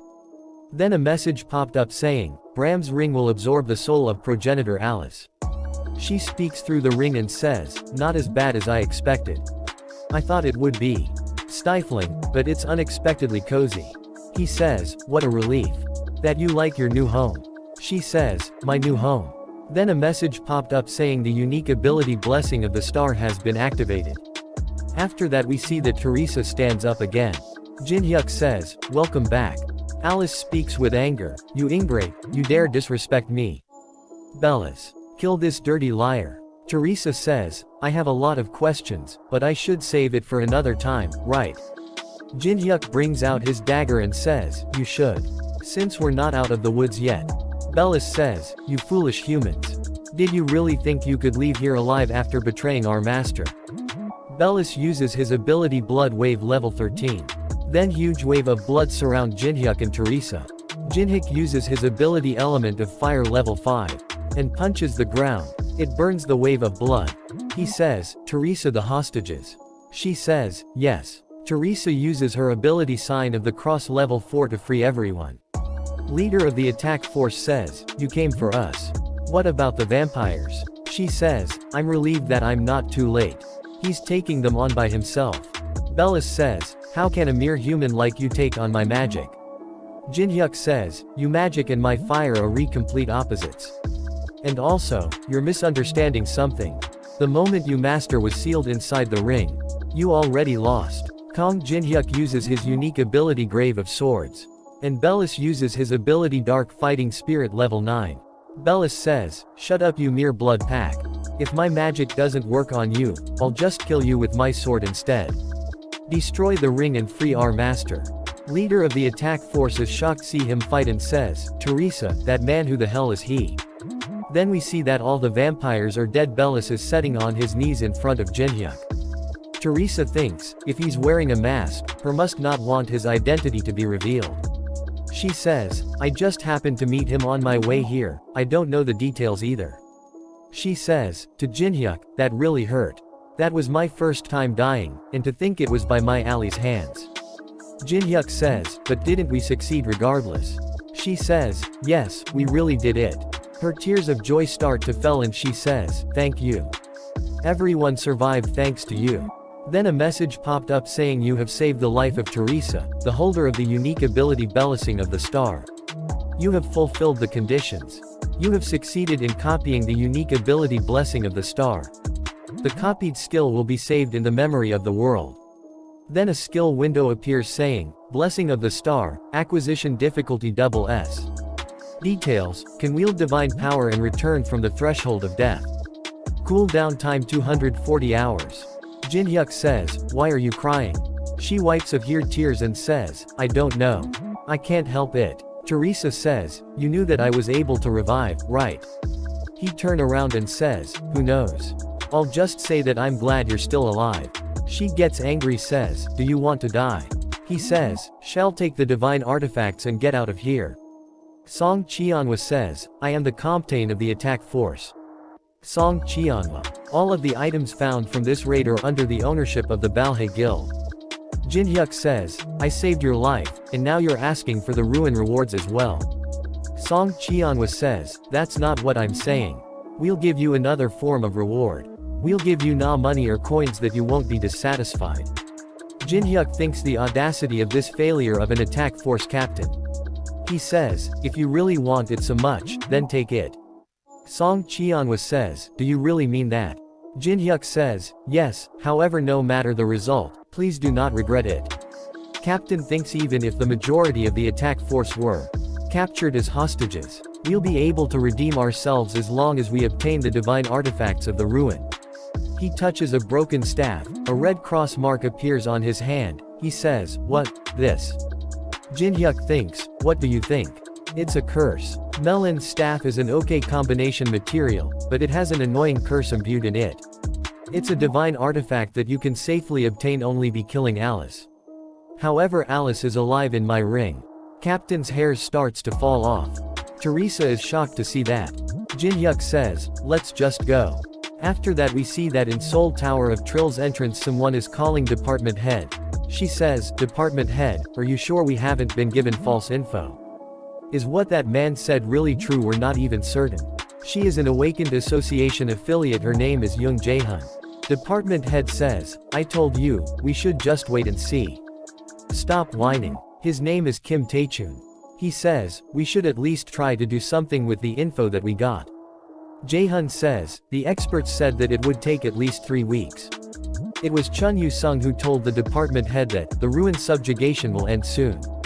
Kim Tae-chun thinks, "I'm a bit concerned that he wasn't a member of the Balhae Guild, but I have a strong feeling about this." Then a message popped up in front of everyone that the ruin hall of the depraved has been cleared. Kim Tae-chan is shocked to see the message. The media was waiting for the subjection squad in front of the gate. Everyone starts to congratulate them and media starts to ask them question. After that, as soon as captain of the squad come out of the gate, everyone is shocked to see his bald head. They say, "Oh my god, just what in the world happened inside?" Teresa says, "It is not Song Cheonhwa who cleared the ruin." Someone in media says, "Did the Zion Guild clear it?" She says, "No." Then Jin-hyuk come out of the gate. She says, "This man alone cleared the ruin. We were nothing more than spectators at his stage performance." Young Jae-hun says, "Should we contact the association immediately?" Kim Tae-chun says, "Good idea." After that we see that Jin-hyuk is back in his apartment and gets ready to eat. He thinks, "They added all kinds of words for decoration. I knew there would be a heated reaction, but this is beyond my expectations. Thank God I wore a mask. Teresa, who knows my identity, promised me that she'd keep my secret. So there's no need to worry. With this, the problem is solved. Shall I have a talk with the progenitor with a chip on her shoulder?" Alice says, "How dare you stuff me in your dark and smelly pocket for a whole day? Human, do you not know who I am?" He start to spin the ring like a spinner. She says, "I am getting dizzy, so stop." He says, "Well, do you feel better now?" She says, "Would you feel better if you were me?" Listen carefully. Vampires never forget a grudge. He says, "Really?" She says, "Wait, you're not thinking of doing that again, are you? I order you to relax your expression." He says, "For you, who still doesn't know her place, I'll give you a fitting punishment." She says, "Stop, please, I'm gonna puke, so stop." He spins the ring with super speed and says, "Vampire grudge separator." Then we see that 3 hours later, he puts down the ring. She says, "Stop, I'm really going to die." He says, "Stop crying and come out." A message popped up saying, "You have injected magic power into Bram's ring." As soon as she come out of the ring, she with a sinister smile says, "It's finally time to take my revenge. I'll return the humiliation that I suffered 1,000-fold. She is as small as a child right now. He says, "I materialized a portion of you in a sealed state." Alice says, "A portion?" He says, "Yes, you could call yourself a mini version of Alice. You won't even be able to manifest 1% of your true power." He says, "Even with this restriction, you're still way stronger than an ordinary vampire though." She sits and starts to cry. He says, "Stop crying and listen. What I told you at the ruin weren't empty words." She says, "Shut up. I didn't want this kind of freedom." Jin-hyuk says, "I know. Who called this freedom? The freedom that you truly desire. I'll help you gain it." She says, "What do you mean?" He says, "Alice von Ataraxia, if you help me, I will eliminate everyone who betrayed you. And help you regain the Ataraxia family's head position that was lost." Then a message popped up saying a new video has been uploaded to the Hall of Fame. The raid that everyone thought was going to fail. However, the situation was completely turned on its head after the appearance of the masked player. Then we see that Jinhyuk say, I hear the guilds were sitting on a pile of money. And it looks like it's true. He bring out his mask and says, it's not my problem whether a large guild is monopolizing everything or is corrupt. But they dare try to kill me. He destroys the door and says, I can't let that slide. There are a lot of security guards standing in front of him. He uses the element of fire ability and says, for people like those, I'll completely destroy them. On top floor of the building, Shin Jiansu say to Park Ha-jin, hey, you fucking bastard. I told you to discreetly kill in ruin, but you dare come back here after messing that up. All you did was wake the guardians and make a complete mess. Our guild's reputation is being dragged through the mud and is about to disappear, all because we can't teach on person a lesson for humiliating us. He kicks Park Ha-jin and says, you useless bastard. Then suddenly the door gets blown to bits. Jinhyuk says, are you the guild leader of this place? Guild leader says, what the hell? Someone get him. Park Ha-jin thinks this is the perfect chance to look good in front of Hung again. I'm going back to the super rookie Park Ha-jin that I used to be. Park Ha-jin jumped toward him to kill him with his dagger. Jinhyuk removes his mask and says, what's up? Park Ha-jin is shocked to see that. Jinhyuk punches him in face. Guild leader says, bastard, it's you. The one who humiliated us at the association. Bastard, do you think you'll be safe after doing something like this?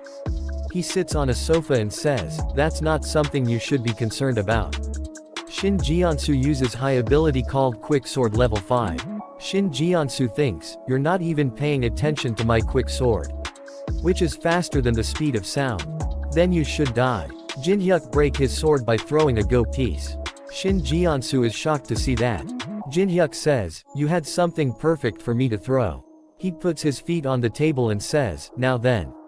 Shall we resume our discussion, Shin Jiansu? Shin Jiansu says, Kong Jinhyuk, are you here to take revenge because I tried to instigate your death? Just for that, you're destroying the entire building. He throws the go piece again, it hits Shin on his forehead. He falls to ground and his head starts to bleed. Jinhyuk gets ready to attack again and says, your words are quite inappropriate, aren't they? Just for that, Shin Jiansu says, you've done enough, just stop already. Jinhyuk says, so you're saying that I should keep it moderate? Just think about it calmly. We have over 50 rankers that aren't here because they're clearing the tower. Jinhyuk says, so. Shin says, I'm saying that, if you kill me, they will chase you to the ends of the earth to kill you. Do you understand what that means? Blood calls for blood, and revenge breeds revenge. So long as one side doesn't forgive, the killing will never stop. Jinhyuk says, it's funny how that's coming out of your mouth, but it makes sense. Words like, blood and revenge only exist to disturb my good night's sleep. So let's just end things cleanly. Shin says, what? Jinhyuk says, I'll be the last one to take revenge, so you guys forgive me. Shin gets scared and says, wait. How does that make any sense? Jinhyuk says, what do you mean? I'm just following you logic. Then Jinhyuk kills the guild leader. Jinhyuk says, Park Ha-jin, the only reason you're alive is because of you, sister. You better stay out of my sight until you die naturally. Hey, you over there. The one who's pretending to be dead, get up. He says, yes. Jinhyuk says, if you show me that you're useful, I'll let you live. Start you self-introduction. He says, my name is Kim Hee-won, 26-year-old. I was in charge of managing general businesses of the Black Crow Guild. I majored in computer science and accounting at Stanford. You can leave anything to me. Jinhyuk sighs, wow, very good, I'm very impressed. As you can see, the situation here is not very good. It's also a waste to simply destroy one of the leading guilds. Therefore, I'm going to leave running the guild to you. He say alright. Jinhyuk says, it's nothing too grand. You'll just be maintaining the oath or appearance. Kim Hee-won, however, even if I serve as the guild master, no one will follow me. Jinhyuk says, that's true. Jinhyuk thinks, there's bound to be opposition if a non-combatant, moreover a secretary, rises to the top position all of a sudden. Jinhyuk says, you don't have to worry about the people who oppose it. Kim says, will you be taking care of them? Jinhyuk says, no, why would I do something so bothersome? I'll let you borrow someone else, don't worry. After that, the emergency meeting was called for all the high-ranking players of Crow Guild. There a lot of people are gathered around in front of the building. One of the high-ranking player go check it, he see that guild master is dead. Then he rushed toward the office of the guild master and says, who sent the emergency gathering order? Kim Hee-wong is sitting on the chair of guild master. He brings out the dagger and says, why are you sitting there? He grabs Kim from the tie and says, tell me everything that happened without leaving a single detail. New consignees have come. He says, new consignees.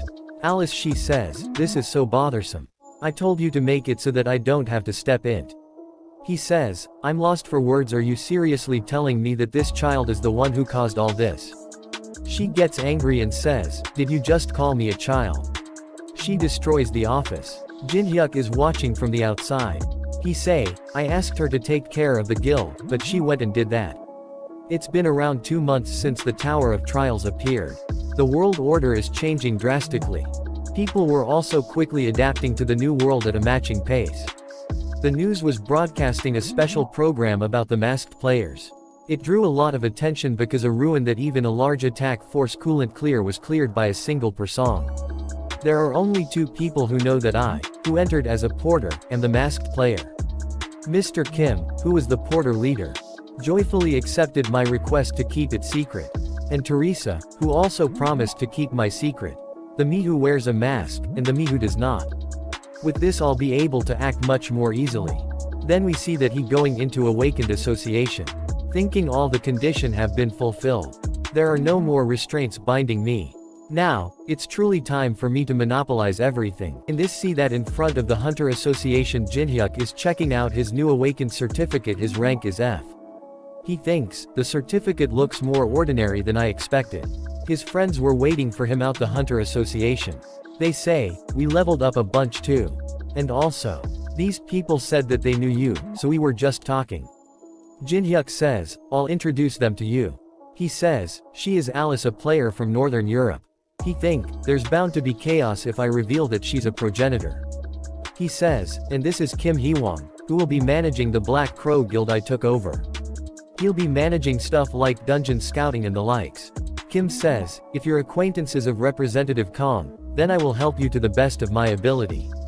Jin Hyuk says, it's okay to ask him for favors whenever you need it. His friend says, then are you the Black Crow Guild Master? Jin Hyuk says, although he's the master in name, I'm the true master. They say, let's get along even better from now on. Alice and Jin Hyuk starts to yell at each other. Alice says, what, it's their fault for irritating me. I wasn't planning to go that far. He says, how could you possibly blow up the building for being called a child? You can't even endure provocations like that when you've lived for thousands of years. She says, there wasn't anyone who provoked me like that. Jin Hyuk says, alright, just follow me. Let's go hunting. She says, can't you hunt on your own? Jin Hyuk says, I'm gonna be hunting a horde, so I need a supporter. Alice says, a horde? Are there even any hunting grounds left? Jin Hyuk says, indeed. As long as the 3rd floor booze isn't defeated and the 4th floor isn't open. The cream of the crop dungeons are regulated by guilds. There aren't any unknown hunting grounds. Or so everyone thinks. Of course, excluding me. After that we see that at Tower of Trials 1st floor Moon Lake. Jin Hyuk says, the place famous for being the most beautiful scenery in the Tower of Trials. However, ironically, there's no longer anyone who visits this place. It's been a long while since I've been here. Since they have no time to enjoy themselves when facing the extinction of humankind. Alice says, it's quite an elegant place, but how are you going to hunt here? Jin Hyuk says, just wait and see. He starts walking in the lake. Alice says, are you going into the lake? Water won't fill up your pants, right? Right. He says, there are 12 statues ordaining the tranquil moon lake. And among them, this one. This statue has another objective other than ordaining the lake. Alice says, does this statue have some sort of secret button? Jin Hyuk says, everyone would have already found it if it was that obvious. There must be hundreds of players who have found this groove on the statue. It was enough to be brought up in the community, after all. However, no one has ever successfully discovered the key that fits this groove. No wonder, since the key for this isn't just some piece of metal. It's moonlight. Use my palm to regulate the amount and angle at which the moonlight enters the groove. to match it with the sequence engraved on the sequence stone inside the groove.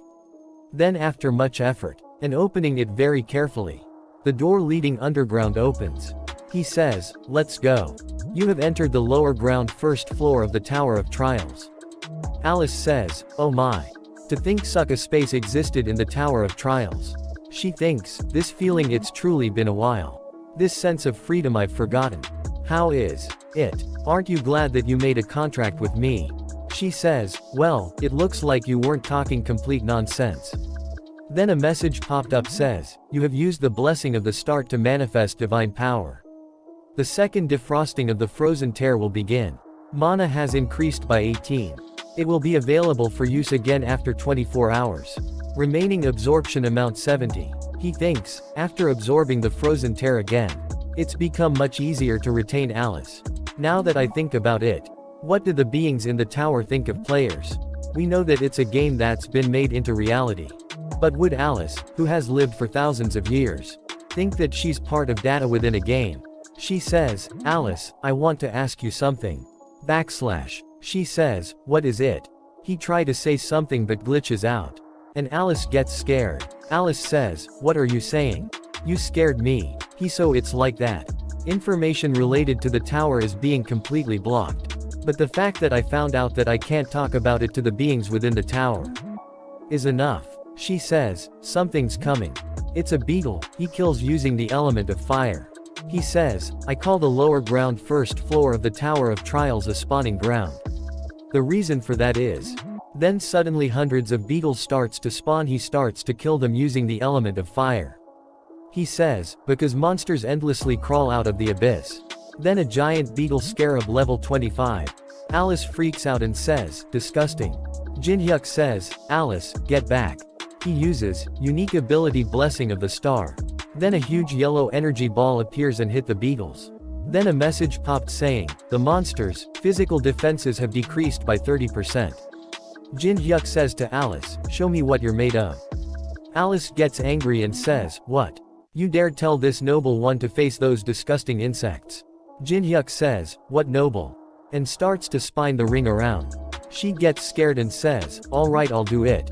Then she uses her ability called Blood Bind, to kill the beetle. Jinhyuk brings out his dagger and says, perfect, and uses his stat Rift. Then a message popped up saying Rift stat possessed 100. Reduces the level gap by 33. He kill a lot of beetle in one move. And level up a bunch. He says, I was sick of holding myself back all this time. Looks like I was quite stressed out from maintaining my level 1 status. So I'll be counting on you guys. He suddenly gets surrounded by the hundreds of beetles. He uses unique ability, Grave of Swords. He gets way too excited and says, don't stop coming at me. After that we see that in Olympus Guild conference room, there is a meeting going on. Titan Guild representative Patrick says, since it looks like most of us have gathered, let us begin. As you all know, the 8th raid to climb to the 4th floor has failed. Among the 15 attack forces made up of 100 people, the number of people who have returned is only 9. The boss of the 3rd floor is nothing but ordinary. However, we need a way to defeat the 100,000 statues that he commands. Jonghwa Guild representative Tenwei hits the table and says, even with a divine artifact with the response force ability, we still failed. So how are we going to get through that huge mass? Olympus Guild representative Maria says, the 2nd and 3rd floor raids were done too quickly. The players did not have enough time to grow. If only we had enough players who were over level 15. Teresa is also standing behind her. Dangan Guild 3rd raid captain Baek Jinyo says, indeed. Aren't we in this mess because of guilds like Jonghwa that regulate the dungeons to monopolize the magic crystals? Tenwei says, I can't overlook that statement. Baek Jinyo says, did I say anything wrong? The Wei and Baek Jinyo starts yelling at each other. Tenwei says, all we did was climb the tower for humanity. I will not stand for humiliation without any evidence. Baek Jinyo says, anyone can spout shitty excuses like those. Patrick says, stop it. This is not the time to be bickering amongst ourselves. We have gathered to solve the problem in front of us. Maria says, have you thought of something? Patrick says, yesterday, before daybreak, we received word from the demonic humans. They said they would help us if we heeded one of their conditions. All the other are shocked to hear that, and they all refuse it on the spot without a second thought. Teresa thinks, everyone is disgusted by the idea of working with demonic humans. No wonder. With the world as it is now, the influence of the large guilds surpasses that of government. With the increased influence, having a just and great cause is more important than ever. Therefore, they must be wary of what they say and do. One of the demonic humans appears in the room and says, "What do you mean we're trash? You're hurting this trash's feelings. It's good to be prideful. But don't you already know that you can't do anything with your strengths alone?" They all get scared and stand up. Beak Jinyo says, "You demonic human trash. Where do you think you are?" He picks up the table and throw it at him. Demonic human change the direction of the table. As it is about to hit Tenwei, he brings out his sword and cuts the table in two. And says, "We finally agree on something, Beak Jinyo." Demonic human says, "You're all quite hot-blooded. However, you might change your mind after hearing my proposal. Join forces with us. We have the power to defeat the third floor's boss." Beak Jinyo says, "Bullshit. The Demonic Human Association doesn't even have 100 people. How could you possibly be able to penetrate through that army?" Demonic Human says, "We just need to have quantity, don't we?" Then he uses his unique ability Gravekeeper of the Black Tomb. Patrick sees outside of the window and sees that there is a huge army of the skeleton is coming out of the ground. Demonic Human says, "Thanks to the long history of wars, it looks like there are many useful corpses buried around here. As you can see, there are many among the demonic humans who are well versed in necromancy." Patrick says, "So you were a necromancer? But to command a force this large, could that staff be?" Demonic Human says, "You recognize this thins?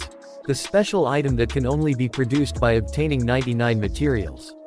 The Staff of Greed." Tenwei says, "If it's a combination of the famous Staff of Greed and a necromancer, the chances of success in the third boss raid are not non-existent." Maria says, "Tenwei, what are you saying? Those bastards are evil demonic humans." Beak Jinyo says, "We know, Maria. We should be ripping this bastard to pieces right now. However, if they ask for a condition that the public will never know about, I believe it's worth a shot." Teresa thinks, how did things turn out like this? To think they'd even consider joining hands with the demonic humans. They're out of their minds. If only Jinhyuk were her, we wouldn't be in this situation. What should us do? Then a message popped up saying a video call request has arrived from the outside. Will you accept that call request? Caller, Kong Jinhyuk. She accepts the call and says, "Jinhyuk." Jinhyuk says, "Have you been well? Have you leveled up a bit? What's with this situation here?" Demonic Human says, "Who are you? Why don't you reveal yourself instead of hiding behind a screen?" Then a message popped up saying, "The video call will be changed to a collective call." Jinhyuk says, "As you wish." He appears on a big screen in front of everyone with the mask on. The says, "The super rookie who single-handedly cleared the first floor ruin. Unknown. Guilds from all over the world wanted to recruit the super rookie. The super rookie they were trying so hard to find appeared in front their eyes. And the ones who tried their best to get in contact with Unknown swallowed their spit in happiness due to his sudden appearance." Demonic Human with a big evil smile on his face says, "How amusing. I've heard of you as well, the one who cleared the first floor ruin. But are you aware that this boss raid is completely different from that place?" Jinhyuk says, "Are you saying that you can do it?" Demonic Human says, "Of course. What can't I do with this many summons?" The guild representatives were also agreeing. Jinhyuk says, "Really? There's no way you can, with that fake staff." Demon Human gets scared and says, "What? Fake?" Jinhyuk says, "Saint's Heart. Prison uniform wet with holy oil. It's obvious you made it with only those two materials. Isn't that right?" Patrick says, "Do you have evidence?" Jinhyuk says, "The real Staff of Greed has a red gem embedded under the skull. There's no way you can make the real one with only 3 floors. Also look outside. The quality of the summoned skeleton soldiers is too low. Those flimsy soldiers won't even last half a day in the boss room.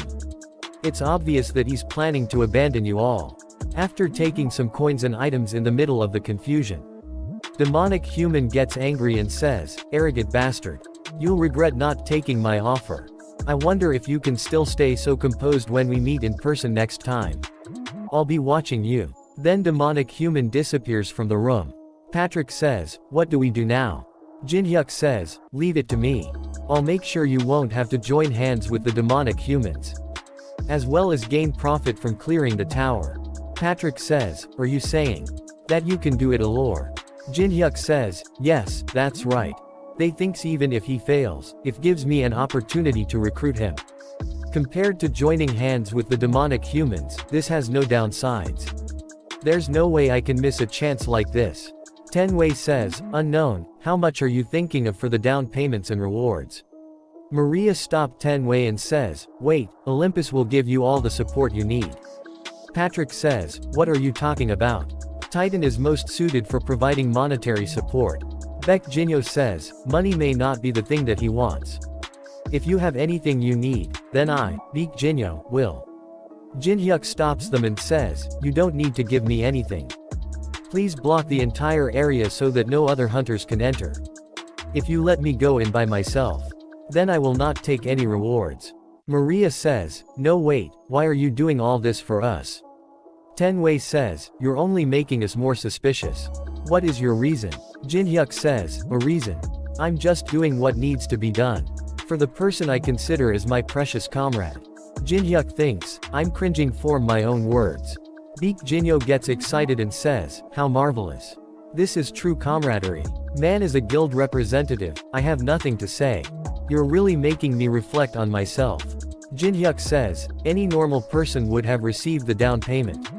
But people like that can't see the big picture. A play that gives up on rewards for his comrades. Just this is not again something that far outclasses a down payment. Since I can't antagonize the guilds, I'll just upload after editing the demonic human part a bit. I'm already level 12 after not even a day in the spawning ground. Things are going much smoother than I expected.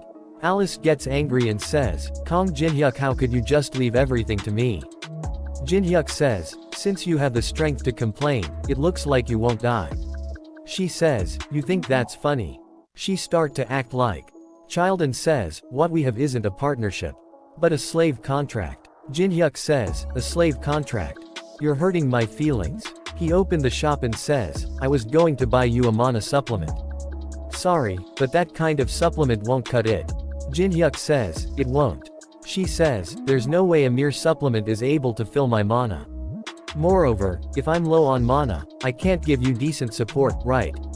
So I'll be taking the mana that I consumed, every single drop of it. She bites him on the neck and drink his blood. He thinks, how much blood did she suck from me? I feel dizzy. She says, now my mana is full, what do we do now? He says, I'll be doing some shopping. He buys some items. Alice says, what the hell, you bought a bunch of useless stuff. He says, it may look like that, but they all have their purposes. Alice, we'll be getting extremely busy from now on. We have to get to the end of the underground first floor by today. Hold on tight. He jumps down into a deep hole. Alice gets scared and says, why are you jumping down when you don't even know how deep it is? He thinks, how deep it is?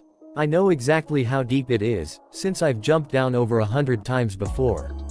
He says, now Alice. She grabs his cloths, and uses reverse gravity skill. She says, you're too reckless. Are you skilled, or are you just lucky? He uses element of fire to light up a big fire in middle of the room. He says, it's okay, I know. I'm in the right place. Insects of this caliber are no match for me. Why don't you just come out, yourself? Then a huge statue appears in front of him saying, you know about me. Jin-hyuk say with a smile says, of course I do. The hound who roams the desert. Anubis. Anubis says, since you're the first human to ever come here, I was planning on killing you after some amusement. But you're hastening your own death. Jin-hyuk says, I didn't come all the way here to chat. Hurry up and come at me. Anubis gets angry and says, the absurdity. You're telling me, a divine being, to fight the likes of you myself. Alice come in front of Jin-hyuk and says, this guy is seriously dangerous. She says, I'll handle this guy somehow, so get out of here. He thinks, look at her, worrying about me. Jin-hyuk says, don't worry, just watch. Alice says, what? This is no time to put on airs. He says, I'll show you what kind of person you make a contract with. Anubis bring out his staff and says, how amusing. Anubis uses his unique ability, Judgment of Anubis. Anubis says, answer. Did you hear about me from the vampire of yours? Jinhyuk says, this skill is always activated when him. The absolute judgment skill. Judgment of Anubis, activates once you answer 3 questions. Then a copy condition window appears says, make Anubis's patience run out to destroy the vessel holding his consciousness. If I make his patience run out, I gain the power to answer the most powerful question in the world. In truth, I can just answer by saying anything, regardless of whether it's true or not. That's right. How else would I have known about this place? A message popped saying, the subject has answered the question. Anubis says, as I thought. Did you come here hoping to obtain the hive? Jihyuk says, it sells for quite the price on the black market. He says, then I will ask the last question. Did you think you could get out alive after entering my territory? He says, if I can't slip out from this like of you, I might as well just give up on life. Then a message popped saying the required conditions have been fulfilled. Judgment of Anubis has been activated. A giant wolf appears behind him. The message popped up saying, all stats have been reduced by 50%. The usage of unique abilities and skills will be sealed for 1 minute. Anubis says, now, I need a proxy for the judgment. A message popped up saying, Anubis is selecting a warrior of judgment. Anubis says, let me introduce you. Giant Mantis. This is the warrior who will judge you. What do you think of my brave warrior? Jinhyuk says, quite amazing. But this is all I need to beat it. He brings out a mini phonograph. Anubis is confused to see that, and says, the musing of humans, all of a sudden. Have you gone mad after seeing my warrior? Jinhyuk says, nothing of the sort. I'm just getting absorbed in the music. The perfect song that I found after hundreds of thousands of trials. The beat that perfectly reproduces the giant mantis's attack patterns. Like I've always done, follow the beat of the music. To conduct its attacks like a conductor. Anubis thinks, he's following the beat of the music to perfectly evade. This is definitely not a coincidence. It's a meticulously calculated move. Alright, it should be time. Then a message popped up saying, 1 minute has passed, you are able to use your unique abilities and skills. He thinks the penalty duration has ended. He uses the skill Grave of Swords. And Giant Mantis into pieces. Giant starts to regenerate. Anubis says, do you really think that's enough to defeat my warrior? The warrior can instantly regenerate its body. But it's over for you the moment your stamina runs out. Jinhyuk says, you're right, I can't kill that mantis the way that I am right now. But I can make it so that it doesn't want to live anymore. He cut Giant Mantis arms and legs again and again. Alice is watching all this and thinks, what the hell? He's completely treating it as his plaything. I knew he was strong, but not to this extent. If it's him, it's possible that he really could fulfill my revenge. Giant Mantis starts to back down. Anubis says, what the hell are you doing? Don't fall back and fight. Jinhyuk says, the warrior chosen by a divine being has a high level of pride. The final blow to completely break the will of a warrior that never thought it could possibly lose. Humiliation and provocation. Jinhyuk sits on his face. Giant Mantis gets angry and cuts his own head off.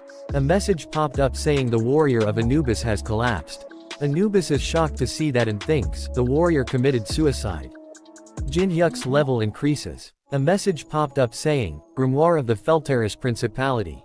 Once deciphered, you will be able to learn ice magic. Jinhyuk says, would you look at this? You can only see something like this in the middle floors of the tower.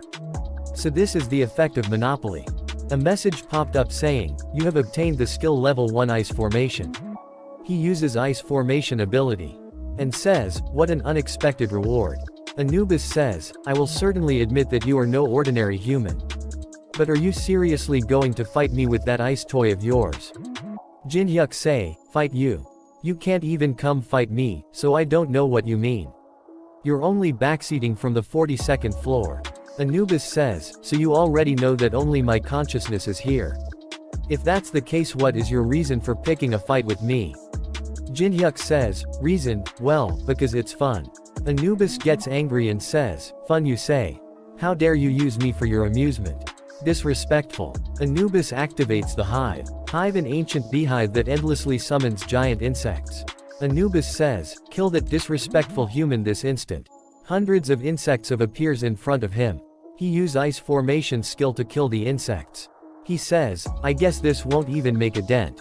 H fuses the skill's element of fire rank B and ice formation rank A. Then a message popped up saying the fusion has succeeded. You have obtained the skill Daylight Rand AA. He uses Daylight level 1 skill. A lot of laser beams hits the insects and kill them. Anubis says, it looks like I need a change of plan. Anubis activates his ability subject selection. Then a message popped up saying, a reinforced entity has formed within the hive. A huge bee comes towards him with rapid speed. He uses ice formation to kill it. Anubis says, it's useless. The subjects who were selected will not die and keep proliferating. Then be multiples to 4. Anubis says, no matter how strong your skills are, it's pointless. Jinhyuk brings out a pill and says, finally. It's a gigantification pill rank C. A special item that expands a subject's side by a maximum of 10.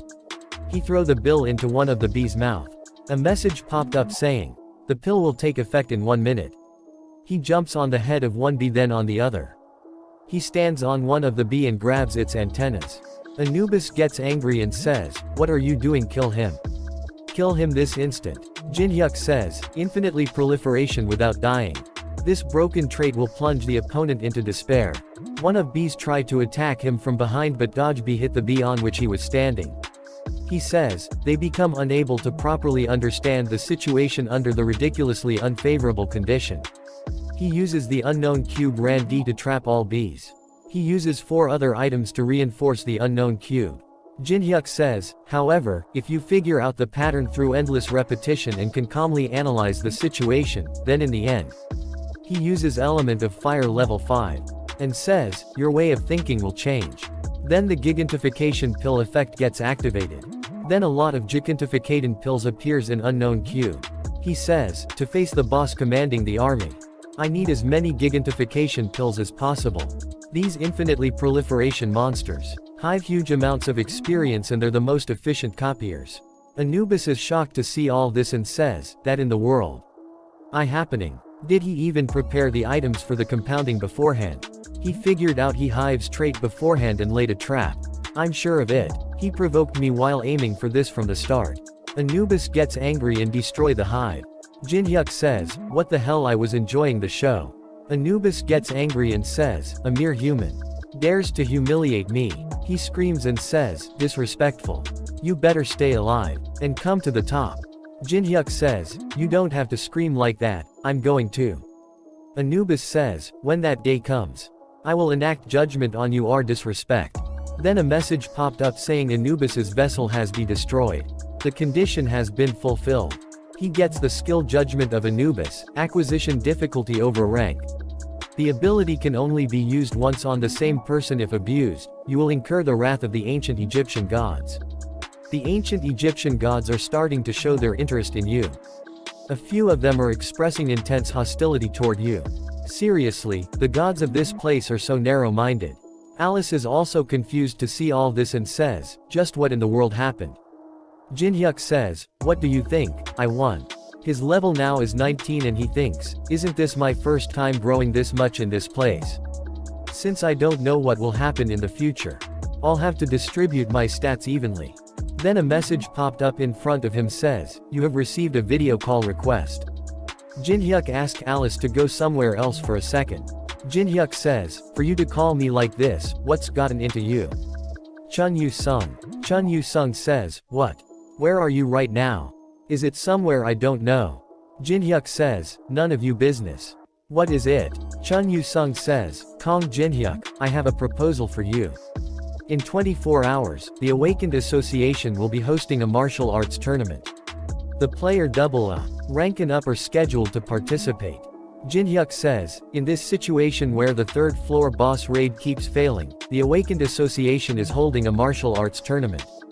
Chun Yu-sung says, Kong Jinhyuk, participate in this tournament and have another battle with me. Jinhyuk says, what? Why should I? I don't want to waste my precious time on you. Jinhyuk thinks, it would be a different story if you got some worthwhile skills to copy. Chun Jinhyuk says, no, you won't be able to refuse. Because I have a black market ticket. Jinhyuk says, according to Chun Yu-sung, a black market. Different from the coin exchange that players use.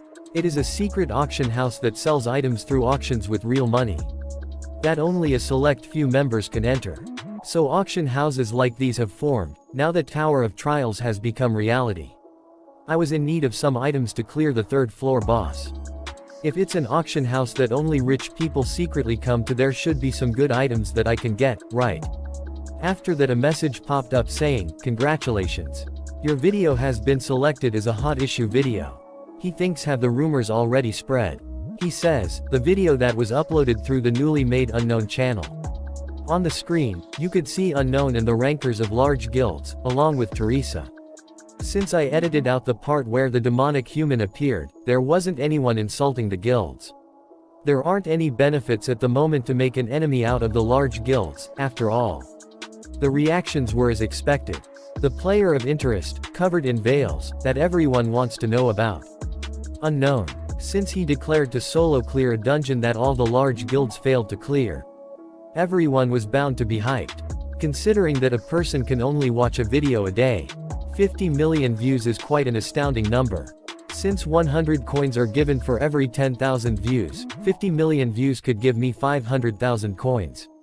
With the 90% commission fee, it comes to around 50,000 coins. Although the commission fee is harsh, it's not bad. He yawns and says, "Anyway. When is this going to end?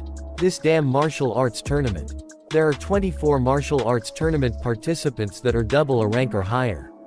To raise public trust in the Awakened Association and the large guilds that have fallen due to consecutive third floor boss raid failures.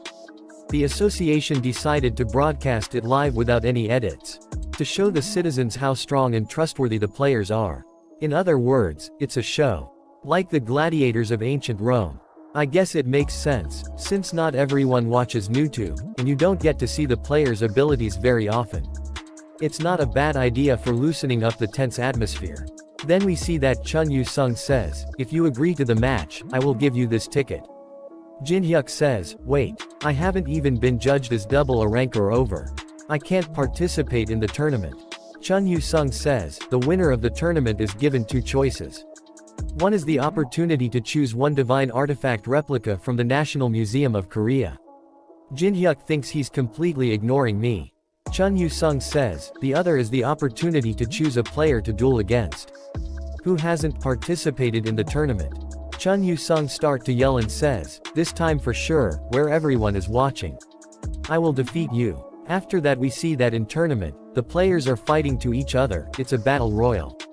The old man and schoolgirl from chapter 5 are also there. Some peoples are watching them from the sidelines. They say, that group of two also looks quite useful. The standards of the match are quite high. With this, the public should feel relieved to some extent. There are many talents to scout. Don't you think so, Director? Black Cloud Guild Director S. Rank Hong Diopyo says. No, there's only one person that catches my eye. He watches Chun Yu-sung and thinks. Marvelous. Excellent. Power control. A wide field of view. And most of all, his well-groomed battle spirit. You're the first person to refuse my offer to join my guild. He has quite the spirit for someone of this generation.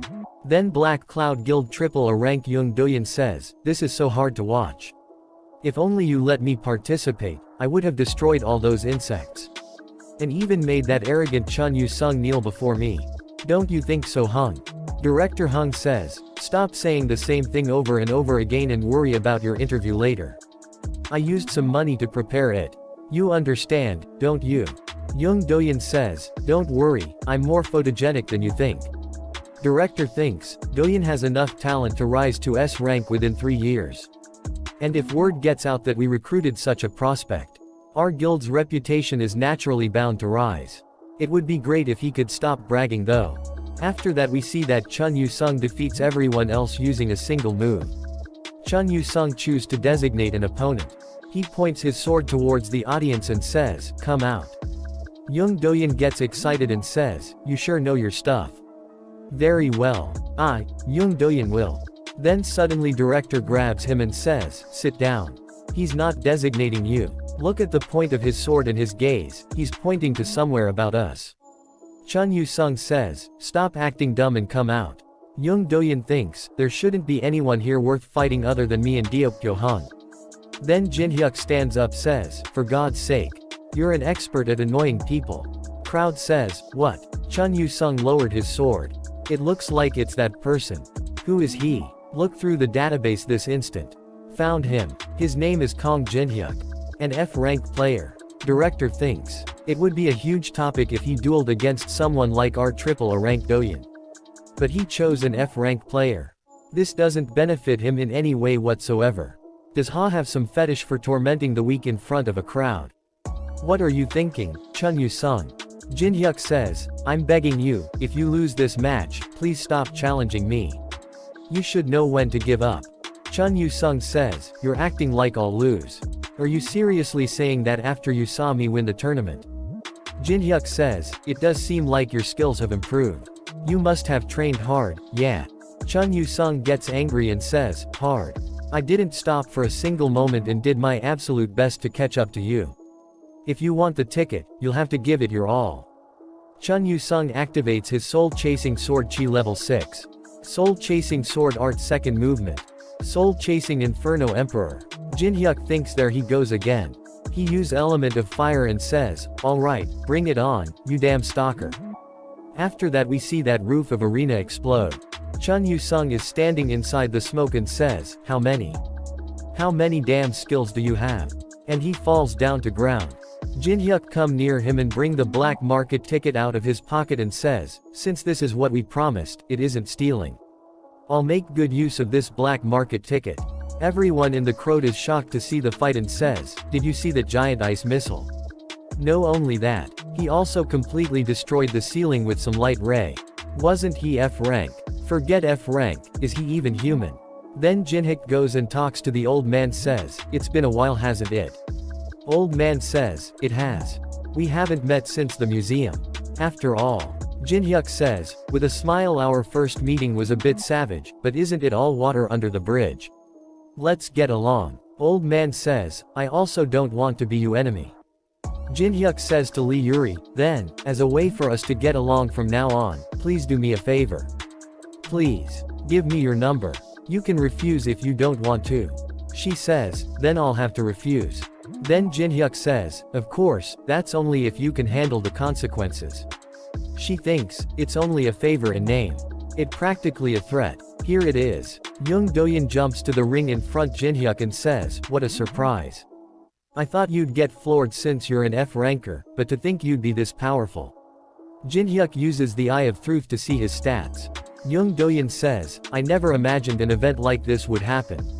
Then a copy condition window appears says, the current subject has approached you with some sort of scheme in mind. If you figure out what his intention are you will be able to copy the skill giant's clutch. Jin-hyuk thinks a scheme. No, more importantly, how does the system know exactly what other people are thinking every time? Is it more than a simple program? Young Doyeon sighs, don't glare at me like that. I didn't come here to fight. Jin-hyuk says, then what do you want? It's simple. As a person who works in the same business, I'll be seeing you quite often. As a colleague who will be working together with you from now on. I'll be in you care. In you care, huh? Jin-hyuk again uses the Eye of Truth. It says, Young Doyeon's words are a lie.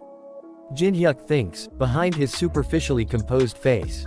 There's a subtle amount of inferiority and rage that's displayed. The gathering reporters as if they were waiting for this moment.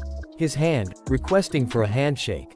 Young Doyeon's unique ability power of a giant. The Black Cloud representative who has an expression full of expectation by overpowering the new recruit that defeated the winner of the tournament in front of all these reporters. He's planning on redirecting all the attention gathered to himself. What an obvious scheme. Then a message popped up saying, you have seen through Young Doyeon's intentions.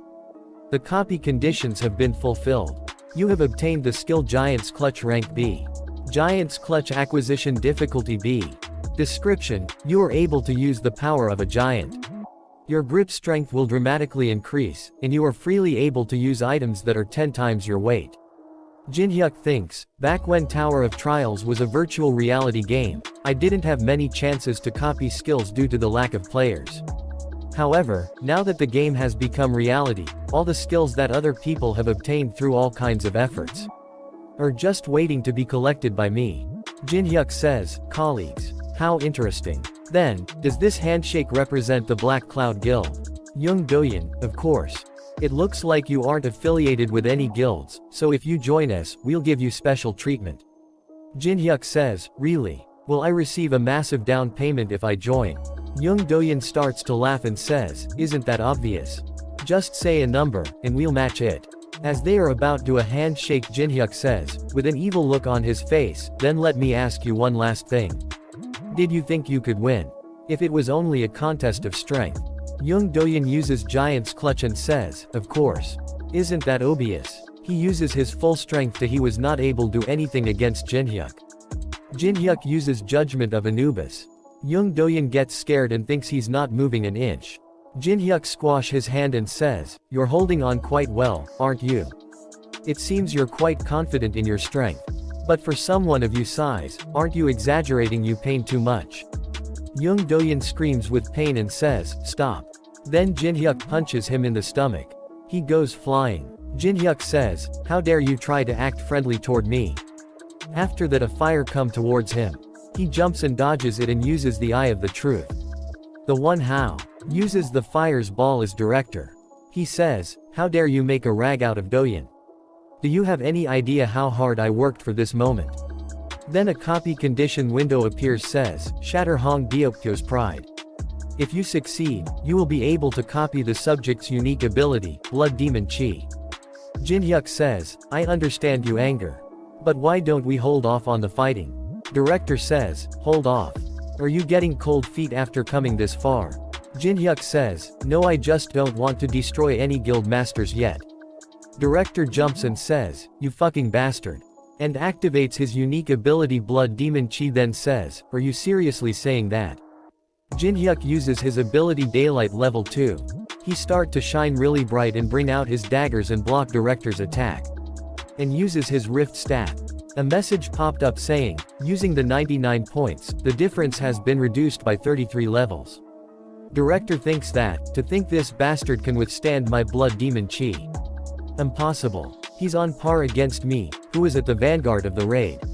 Against Colossus, the boss of the second floor. Don't make me laugh. Then Sam says, please stop. And uses Arbitration level 4 skill. Don't you think you should try to look dependable in this martial arts tournament that everyone is watching? It is Association President Han Sangjin. Jinhyuk thinks, so this is the man who leads Korea's Awakened. The Awakened Association President Han Sangjin. Director says, Association President. You're just in time. This man made a rag out of a player affiliated with our guild. President says, calm down, Representative Hong. This isn't some talent show, so isn't it obvious there would be injuries in a match? President says to Jinhyuk, it's nice to meet you, player Kong Jinhyuk. I am Han Sangjin, the president of Korea's Awakened Association. To be honest with you, I did not know anything about you until about 20 minutes ago. However, I received a call from Department Head Park, who was in charge of the martial arts tournament. He said to come here immediately. That something unbelievable was happening. There were some weird things about it, so I decided to investigate your test results. I see you pressured you examiner. Kong Jinhyuk. Congratulations on becoming the 16th S rank in Korea. The association takes responsibility for the misassessment in the ranking and deeply apologizes. All reporters on the scene gets excited, starts to run toward him while saying, S rank, a new S rank player. Tell everyone in the reporter conference room to get the hell over here. What a scoop. Get out of the way. Director thinks, what kind of shitty situation is this? This martial arts tournament was supposed to be the Black Cloud Guild stage. But we're being completely buried into the ground. I have to mend the situation somehow. Wait. He grabs one of the reporter and says, Mr. Reporter. The Black Cloud Guild will be clearing the third floor boss. Reporter free himself and run away saying, I'm sorry. Please give me a call next time. Everyone starts to take pictures of Jinhyuk. Director starts to walk away. Then a message popped up saying, the condition has been fulfilled. You have acquired the unique ability Blood Demon Chi. After that we see that on the news and social media everyone is talking about Jinhyuk being the 16th S rank hunter. Jinhyuk see all that and says, I see some good reactions. We see flashback where President says, "Did you say you'll be heading to Las Vegas? Then, as an apology, we will prepare a plane for you." Jin-hyuk says, "So this is why people want a high rank. It's a completely different treatment." Then an air hostess come to him and says, "Please excuse me," and show him his food. "So this is what first class is like." Alice says, "Jin-hyuk, you see that man in front of you?" Jin-hyuk says, "Yeah. The scent he gives off is strange. It's a displeasing and uncomfortable smell of blood. I'm certain I don't want to taste his blood." He says, "What the hell are you going on about?" Alice says, "I'm not joking. That man isn't some ordinary human." If Alice, who sees humans as mere blood packets, is saying something like that, then there must be something to him. Jin-hyuk uses the eye of the truth. His name is Alex Judra, and is shocked to see that he is with the Demonic Human Association. And a copy condition window appears saying, based on your affinity with the subject, you may copy his unique ability in one of his skills. However, to reach maximum affinity with the subject, you must apply to the Demonic Human Association. He thinks a demonic human. To think that man was one of the demonic humans. I can't believe he's putting on an act with such a calm look on his face. Alex comes near him and says, "Could you be player Kong Jin-hyuk? Aren't you the person who was recently assessed as S rank in Korea?" Jin-hyuk thinks, "This can't be coincidence, he definitely got on the same plane as me on purpose. I guess the large guilds aren't the only ones who are taking interest in me after the S rank announcement." Jin-hyuk says, "Yes, I was reassessed as S rank not too long ago." Alex says, "I thought so. I saw the martial arts tournament coverage, what a surprise." Alex bring out his ID and says, "Please excuse my manners. My name is Alex Judro. It must be fate for us to have met like this, shall we go have a drink? There's nothing like alcohol to pass the time during such a long flight." Jin-hyuk thinks, "I guess I can play along for a bit." "I guess you're right." Jin-hyuk thinks, "He told me all kinds of stories as he pulled out some high-quality cognac. His story about how his cosmetics business has been booming, and the kinds of hardships he faced after the Tower of Trials appeared. I wonder if this demonic human, who's trying his hardest to tell me who he is, knows. The fact that I already know who he really is." Alex says, "To be honest, the reason I went to Korea wasn't because of my cosmetics business. It was to expand my business related to the Awakened." Jin-hyuk says, "An Awakened-related business?" Alex says, "Yes, I thought I'd give it a go, considering the change in times. But, there's a slight problem." Jin-hyuk says, "What kind of problem?" Alex says, "Jin-hyuk, are you aware of the recent player who has been going wearing a mask?" Jin-hyuk says, "Oh, that unknown person. I saw him declaring that he'll clear the third floor boss. Do you have some sort of relationship with unknown?" Alex says, "To be honest, we were going to participate in the third floor raid. But we've gotten into a difficult situation because he's stopping our efforts so strongly. Though he says, it's to protect his comrade, he told us not bother him since he has something to do alone." Jin-hyuk says, "You're talking as if you know unknown personally." Alex says, "You could say that." Jin-hyuk gets frustrated and thinks, how calmly he's lying to the person in question's face. Jin-hyuk says, "Unknown is quite greedy." Alex says, "You're right. He's too much. So my point is, if you come to the third floor boss room with us, you'll be a great help to us." Jin-hyuk says, "Me? Didn't unknown declare a solo raid?" Alex says, "Since S ranks are given the right to act on their own, no one will be able to touch you. Moreover, you'll be able to obtain a hidden item from the third floor boss room." Jin-hyuk thinks, in a situation where the large guilds have promised unknown a solo raid, since they will be strictly restricting any entry into the third floor boss room, they're trying to enter this way. Jin-hyuk says, "But isn't this a bit too much for a request? I've only just became an S rank, but aren't you basically telling me to go against the large guilds already?" Alex says, "Kong Jin-hyuk, I am an entrepreneur. The harsher the demand, the more rewarding the payment you'll receive in exchange. I wonder if you've heard of this. The Potion of Legends. That can cure any disease, and even heal a destroyed heart. It's an elixir." Jin-hyuk thinks, what the hell does the Demonic Human Association do to have something this rare? Jin-hyuk says, "This is quite tempting." Alex says, "Anyone would desire such an item. I will give you that elixir as an advance payment. If you just sign this contract, that is. Then a message popped up saying Alex has activated level 6 Contract of the Dead. Alex says, you won't come across such an opportunity very often. Jin-hyuk thinks, Contract of the Dead. Just from its looks, it's no different from an ordinary contract.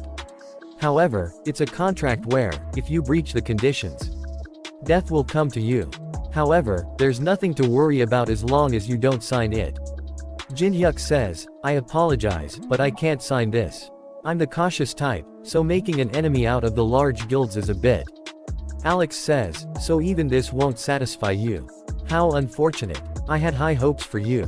Alex says, then let us forget about the deal with the elixir. As he about to grab the elixir, Jin-hyuk take it away. Alex says, what are you doing? Jin-hyuk says, though I am the cautious type, I'm also the greedy type, who needs to have everything that I want. Alex says, what the hell are you talking? Alex felt strong pressure in the air. Alex thinks, what is he trying to do by pulling out this much mana? Is this crazy son of a b planning on crashing this plane if need be? Then the pilot says, this is an announcement for all passengers in the cabin. The plane is currently experiencing sudden turbulence. We ask all passengers to get back to their seats and strap on their seat belts. Jin-hyuk says, you heard the announcement, right? I should get back to my seat. Alex says, did you know from the start where I'm affiliated? I had a rough idea. You're pretty good at acting. Alex says, you do well not to irritate us too much. Unknown will demand you pay the price for this matter, no matter what. Jin-hyuk says, that's an obvious lie. You're on the same side as Unknown when you were the ones who were humiliated during the Olympus meeting. Alex thinks, what the hell? How does he know that? Is this guy actually close with Unknown? No, he might just be bluffing. The large guilds may have shared some info since he just became S rank. Jin-hyuk says, who knows? I might give you some info about him if you're nice. I'll see you next time. Alice says, this is a human city. Well, I guess it's not bad. Jin-hyuk says, as promised, don't cause trouble. If you do, you're going straight back into the ring. I took her out as a reward for discovering the demonic human. Though 150 centimeters is my limit with my current mana. I call out the memory of the world. Then a message popped up says, fusing the skill Eye of the Truth double S rank and Blood Demon Chi S rank. He acquired a new skill Eye of Gluttony triple S rank. Eye of the Gluttonly. Acquisition difficulty, triple S. Description. As the superior version of Eye of Truth, it possesses immunity to all kinds of barriers. In addition to the ability to inspect a target status window, you can also use view sharing and mind reading. However, the characteristic of the Blood Demon Chi increases the chance of your personality being corrupted if used too often. View sharing and mind reading can only be used on targets of lower level than yourself. Jin-hyuk thinks, I was going to fuse it with a more stable spirit type ability in the future, but it can't be helped, since I need it right now. Alice says, hey, contractor. Are we going to some place like that? She points towards a casino. Jin-hyuk says, no, we're going somewhere else. You can't use skill in regular casinos like that. Alice asks, skills? Jin-hyuk says, I'm talking about magic. He thinks, though I can take their money by force. For merely earning funds for the auction. Taking money from hardworking regular people is crossing the line. Then Alice says, then where are we going? Jin-hyuk says, us. Somewhere incomparable to an ordinary place like that. Alice gets excited and says, incomparable you say?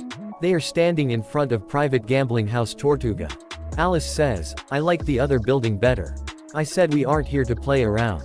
This place. Then they go inside and Alice gets excited and says, well, there's a bunch on stuff that looks fun. What's so different about this place compared to the others? Jin-hyuk says, this a casino where you can use magic freely. They go the bartender and says, please put everything on my tab. You can just make her anything that she wants to drink. Alice gets angry and says, what the hell, you want me to just sit still here when it's been so long since I've come outside? What are you gonna do by yourself? Jin-hyuk says, earn some foreign currency. Someone uses skill source seal on the cards. Then a message popped up saying, the designated object is not affected by skills for 10 minutes. However, the user's skills still take effect. Tortuga table dealer Pedro. He has 2 Joker's card. He thinks, it's quite a decent hand. I've already lost over 500,000 to this Asian. It'll be bad if I lose any more. I'll finish it with this no matter what. He says, raise. Audience says, this round may decide it all. Whoa, what an absurd bout. Jin-hyuk says, all in. Someone in audience says, wow, isn't that at least $5 million? Jin-hyuk says, is this really alright? It's quite a large amount of money. Pedro says, the house is always confident. Jin-hyuk says, in any case, which guild manages this place? Pedro says, the Scavenger Guild invests in and manages this place. Pedro thinks, he was quiet until now, so what's with all these sudden questions? Jin-hyuk says, am I not allowed to ask many questions in this place? Pedro says, of course not. I can always answer questions to the extent for you, dear customer. Pedro thinks, shit, does he have some sort of mind-reading skill? Pedro says, then, I will flip the cards. He thinks, but that doesn't matter. If I substitute the cards as soon as I flip them, you won't be able to do shit. He uses strange gestures. He flips the cards but they are still 2 jacks. He is shocked to see that and thinks, what the hell happened? We see that Jin-hyuk has activated Judgment of Anubis. Pedro thinks, I'm sure I substituted them with my ability. Jin-hyuk says, wow, what a relief. I won by a hair's width with my pair of kings. Jin-hyuk thinks, my newly obtained Eye of Gluttony. Its mind-reading function is quite useful. Jin-hyuk says, then, I will take the chips. Then a lot of people surround says, I don't know what skill you used to win this big, but you need to come with us. Jin-hyuk says, is this how you treat you customers? He says, we don't consider people who take this much money from us as customers. Jin-hyuk says, that's so. One of the people says, drag him into a room. One of the people goes flying above his head. Jin-hyuk says, after hearing what you just said, you reminded me of what I heard outside as I was about to enter this place. What was it? That's right. In this place, the one who gets scammed is the dumbass. One of the guards shoot him with a gun. Jin-hyuk dodges the bullet and punch him in the face. After that we see that Jin-hyuk is fighting them and Alice is drinking calmly like nothing is happening. She says, what's this call? Bartender says, it's a cocktail called Kiss of Fire. It's an alcohol that represents the passionate love between couples. She says, passionate love between couples. One of the guards says, are the guild executives not here yet? Other one says, they said they'll take at least 30 minutes. He thinks something's wrong. No matter how lawless this place is, no one goes wild like this all by themselves. One of them says, Section Chief. There's serious trouble. Please take a look at this. What could possibly be more serious than this right now? He's someone who was newly assessed as S rank in South Korea a few days ago. Player Kong Jin-hyuk. S rank, even America only has about 20 S ranks. But to think someone like that is before my eyes. If he resolves himself to do it, he could destroy this whole casino. He shouts and says, all of you stop. I apologize. We acted rudely toward you without recognizing who you are. Please forgive us this one time. Jin-hyuk says, why are you apologizing all of a sudden? Are you thinking that you crossed the wrong person after finding out my rank? He says, that's not what I mean. Jin-hyuk sighs, how absurd. Wasn't this that kind of place from the start? Where the one who gets scammed is the dumbass. I'll get the money that I won, as well as compensation for the mental damage caused by you trying to screw me over after I won fair and square. He says, I'll settle for just $10 million. Jin-hyuk grabs him and says, or you can close your doors for good. Jin-hyuk checks his back balance. There are $10 million in his account. This should be more than enough to buy the items that I want. Anyway, it should be here soon. Then a car comes near him and driver says, are you customer number 117? Jin-hyuk says, yes, that's right. Driver says, I will escort you to the auction house. Jin-hyuk thinks, I can't see the outside form in here. I guess the auction house's location is top secret. I'm already looking forward to it. Alice says, you didn't forget your promise, right? Jin-hyuk says, just wait, I'm going to a place where people can't see us. Alice says, hurry hurry hurry. Jin-hyuk says, stop pestering me. Alice says, the outside air is the best, after all. Jin-hyuk says, are you that happy? Alice says, yeah, I am. This place is befitting of a noble being like myself. Are you going to do that thing called auctioning now? Jin-hyuk says, yeah, we're heading inside now. Don't do anything that stands out in there, Alice. Alice says, why? Jin-hyuk says, because there are many eyes in here. It's already that 175th, though I attend this every year. I'm especially nervous today. Aren't a bunch of items from the Tower of Trials going to appear? From what I heard, the ichthyosaur's heart is going to appear in this year's auction. Really? It's all thanks to the appearance of the Tower of Trials. All kinds of ancient treasures are reappearing because of the mana wave or whatever. I'm looking forward to it. Even though I probably won't be able to buy it, I'll at least be able to see it with my own eyes. Alice says, this stench. Jun-hyuk says, what's wrong? Then a demonic human come near him. It's nice to meet you. He says, my name is Julius Cedric. You must have a vague idea, but as you can see, I am this idiot's master. Jin-hyuk thinks, so he called over his master in that short time. But it looks like he has received quite a beating. Probably because he got an elixir taken from him without getting any results. Jin-hyuk uses Eye of Gluttony. As I expected, he has marvelous stats. To think he even has a unique ability with good synergy for a necromancer. It's an ability that is longed for, since it can be used to manipulate many summons with like mana. A copy condition window appears saying, Cedric is in a very furious state due to his subordinates' continuous failures. If you complete his black magic education and receive an A+, you can copy his unique ability or one of his skills. Jin-hyuk thinks, what kind of copy condition is this damn thing? The system is getting crazier and crazier. I might as well provoke him. Jin-hyuk says, I received something quite valuable from you, disciple, and it was quite a nice flight. Julius says, I'm relieved to hear that. About that, I've come to ask of you before. Jin-hyuk says, oh, about unknown. Julius says, yes, it is something very important to us. Jin-hyuk thinks, this old man is quite straightforward. Jin-hyuk says, since we've come to such a nice place, let's discuss that some other time. Julius says, unfortunately, there is no other time. We must take care of this as soon as possible. Jin-hyuk gets angry and says, I missed the part where that's my problem. Alex gets angry. Julius stops him and says, leave him be. There's still a way. Alice says, those smelly bastards are so annoying. Should I erase them? Jin-hyuk says, leave them be. Nothing good will come out of making a fuss here.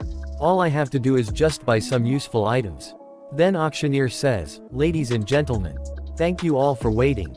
Jin-hyuk says, it's starting. Let's go to our seats. We will now begin the 175th black market auction.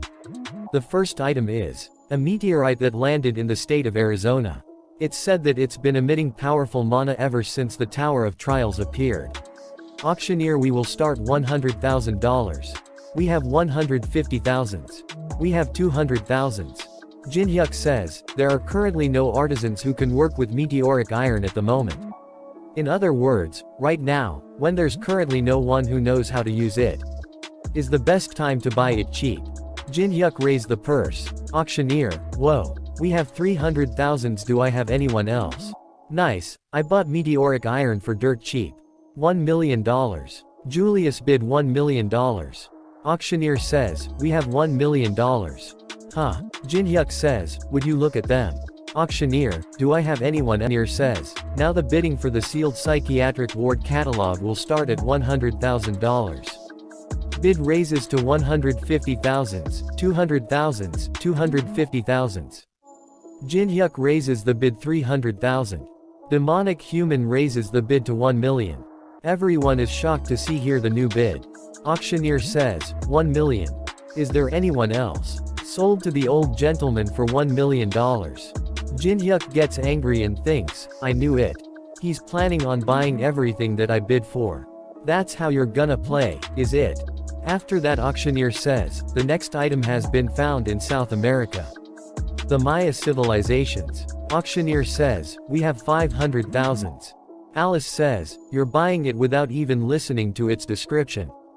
Jin-hyuk says, just wait, I have a plane. Then demonic human says, 1 million. Auctioneer says, we have $1 million. Is there anyone else? Jin-hyuk says, 1.5 million.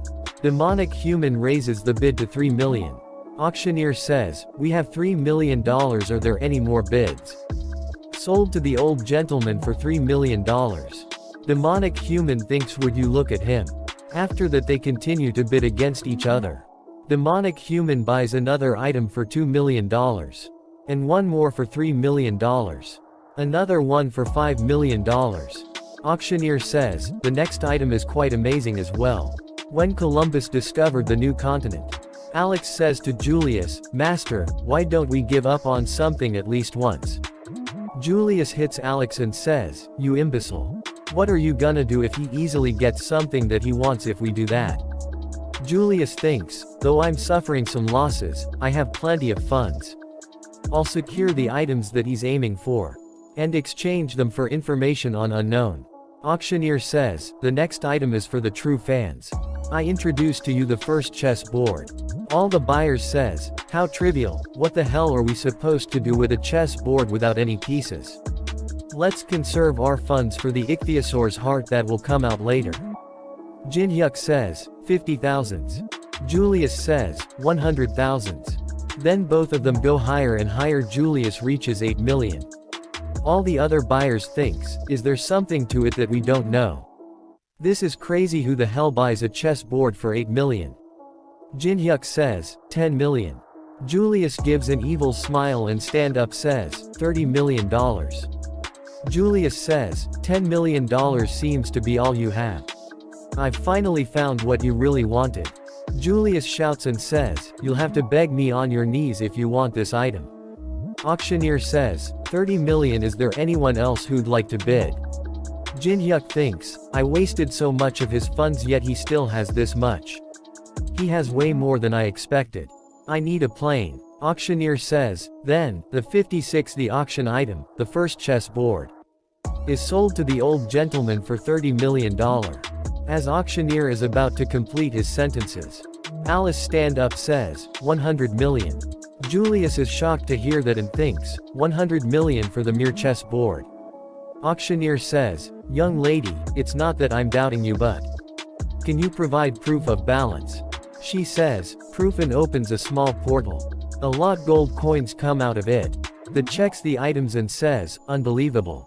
Just this crown alone is easily worth over $500 million. Julius thinks, that crown alone is worth over $500 million. That brat. Was she not an ordinary human? But what's more dangerous than that girl is Tong Jinhyuk, who's treating that girl as if she's his subordinate. Perhaps an enemy more annoying than unknown may have appeared. Julius says, our plan has been overturned. Julius says, to Alex, proceed with plan B. Alex gets excited and says, I've been waiting for you to say that. They bring the chess board and says, congratulations. We will deliver the first chess board to the young lady. Alice says, give it to him, not me. Jinhyuk says, I'm thankful, but isn't it too much?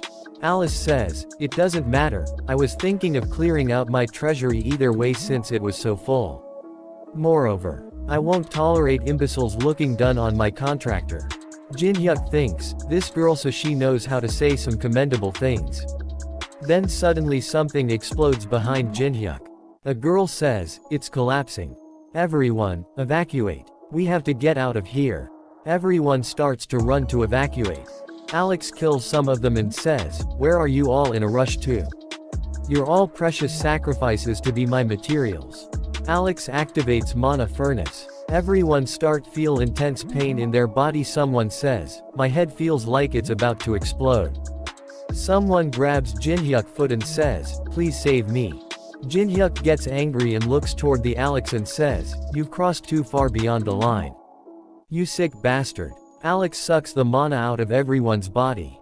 A huge monster appears who absorbs all the mana.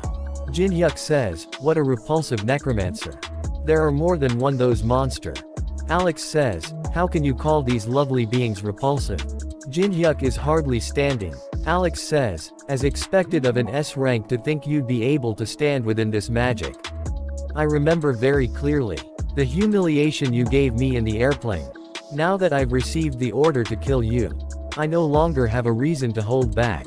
Both monster jumps toward the Jinhyuk to attack him. Jin-hyuk jumps backward and dodges the attack. One of Monster's punch hits the ground. There is a huge explosion. Alex says, "You're very quick on your feet. Where did that arrogant rich brat run off to?" Jin-hyuk says, "She hates disgusting things like these, so she ran away already."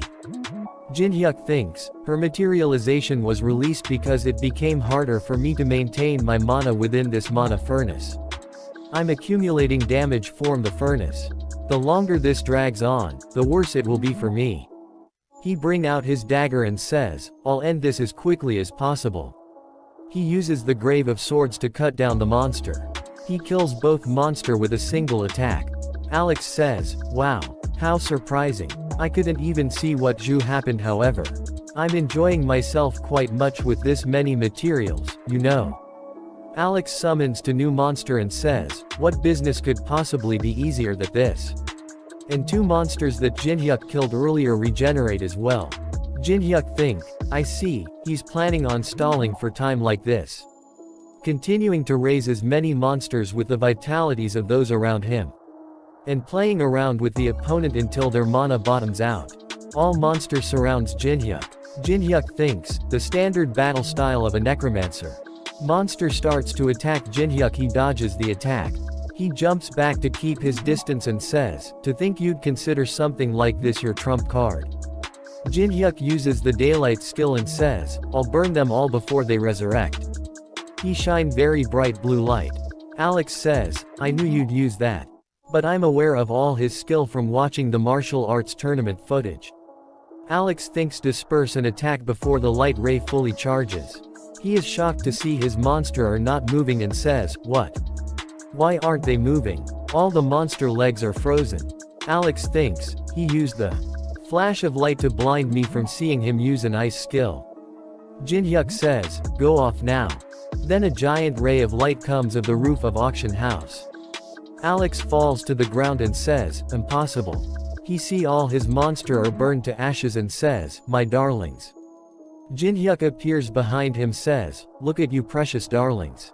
Alex throws something toward Jin-hyuk. Jin-hyuk cuts it into two pieces. Alex starts to run away and thinks, "Shit, how did I lose? I'm sure I was the one at an advantage. I have to get out of here and regroup with Master." Jin-hyuk throws his dagger and hit Alex in the chest from behind. Jin-hyuk says, "This is how you're supposed to throw." Jin-hyuk come near him and says, "You caused this huge mess, and now all you can do is run away." Jin-hyuk take his dagger back and says, "I'll tell you how you're going to be dying. Your lungs will slowly fill with blood for the next 30 minutes. Once your lungs have filled up with blood, you'll finally be able to die from suffocation. I hear the second most painful death after burning is probably suffocation. On course, I can make it so that you won't have to suffer for so long." Jin-hyuk bring out elixir and says, "If you give me information about the demonic human association that is." Alex says, "I can live."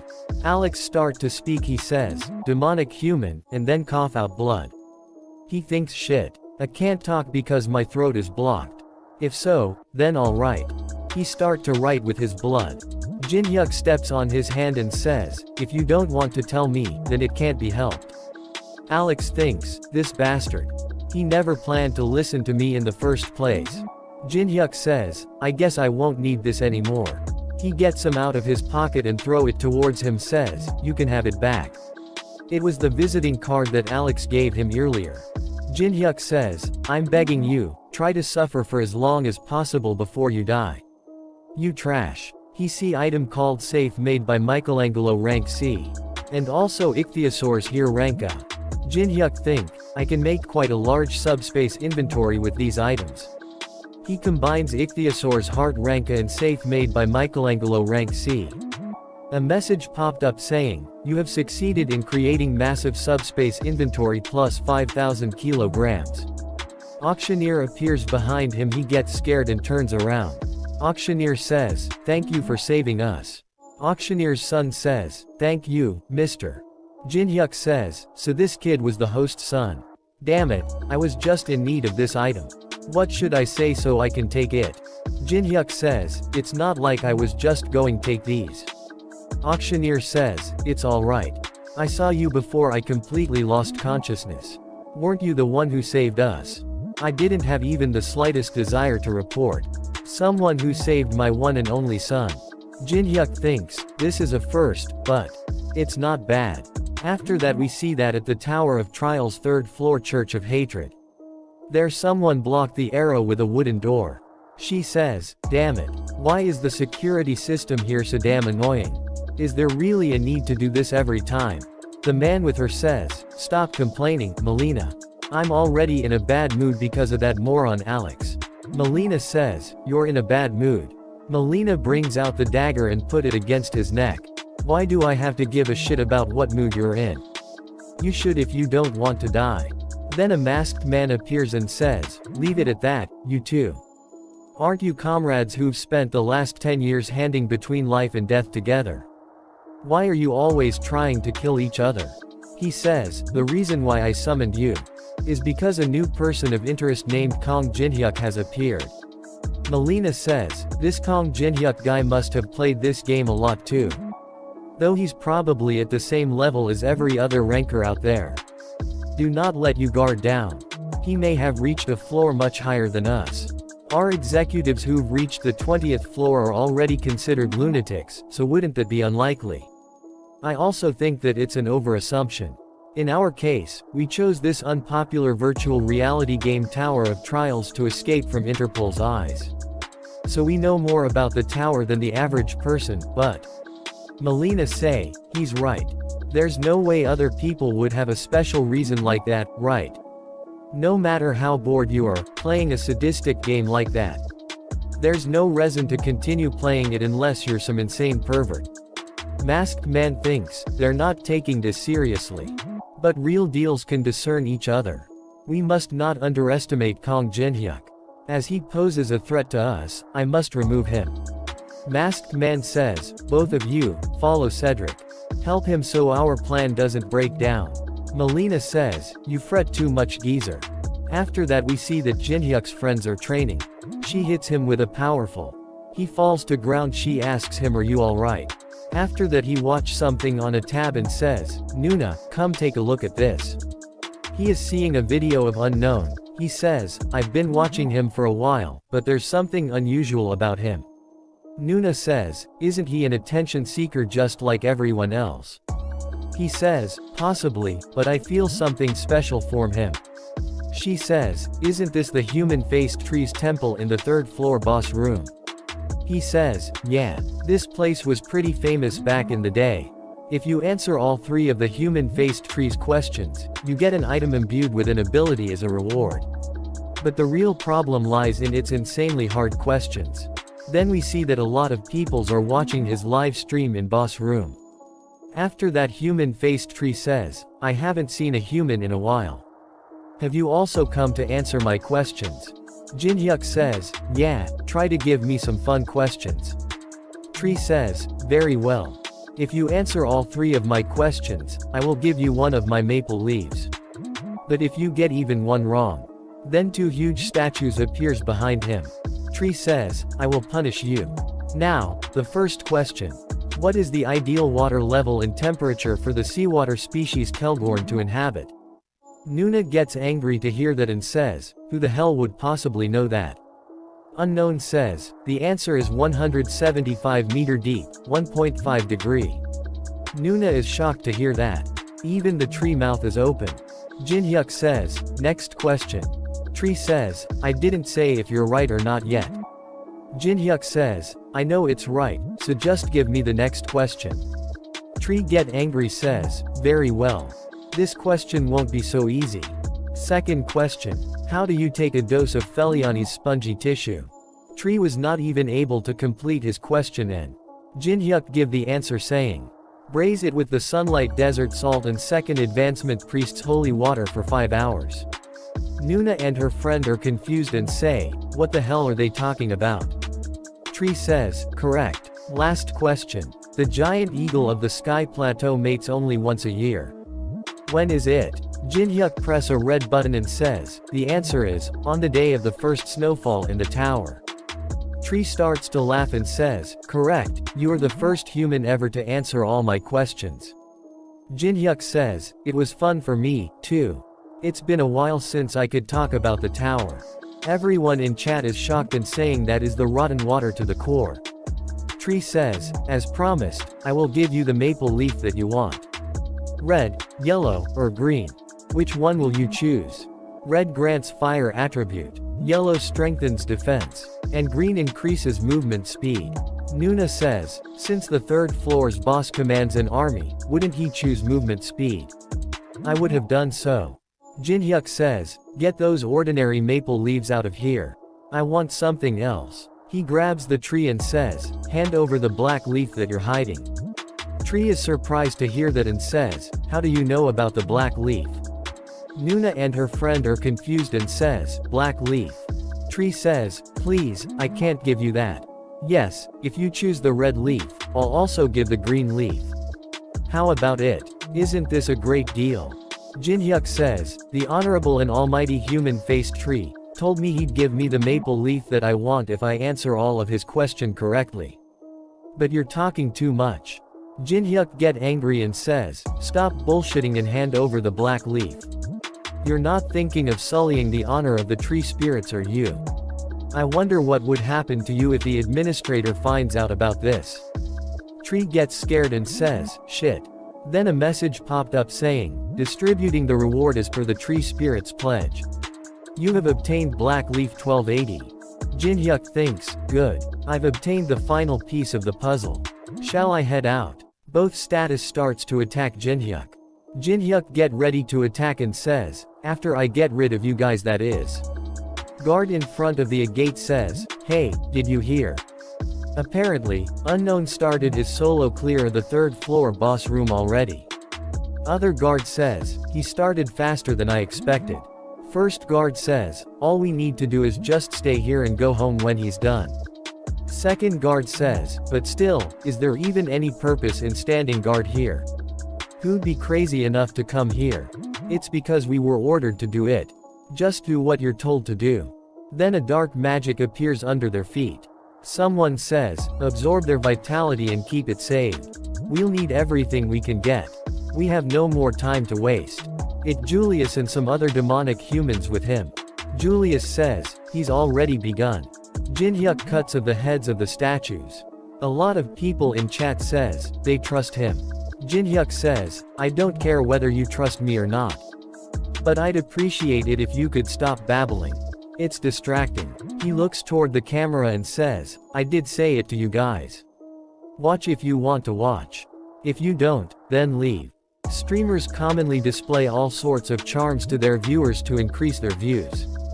But if they push the concept of no giving a shit from the start, a fandom that prefers such a concept is formed. Jinhyuk sends some dark mana and thinks, there's someone else here.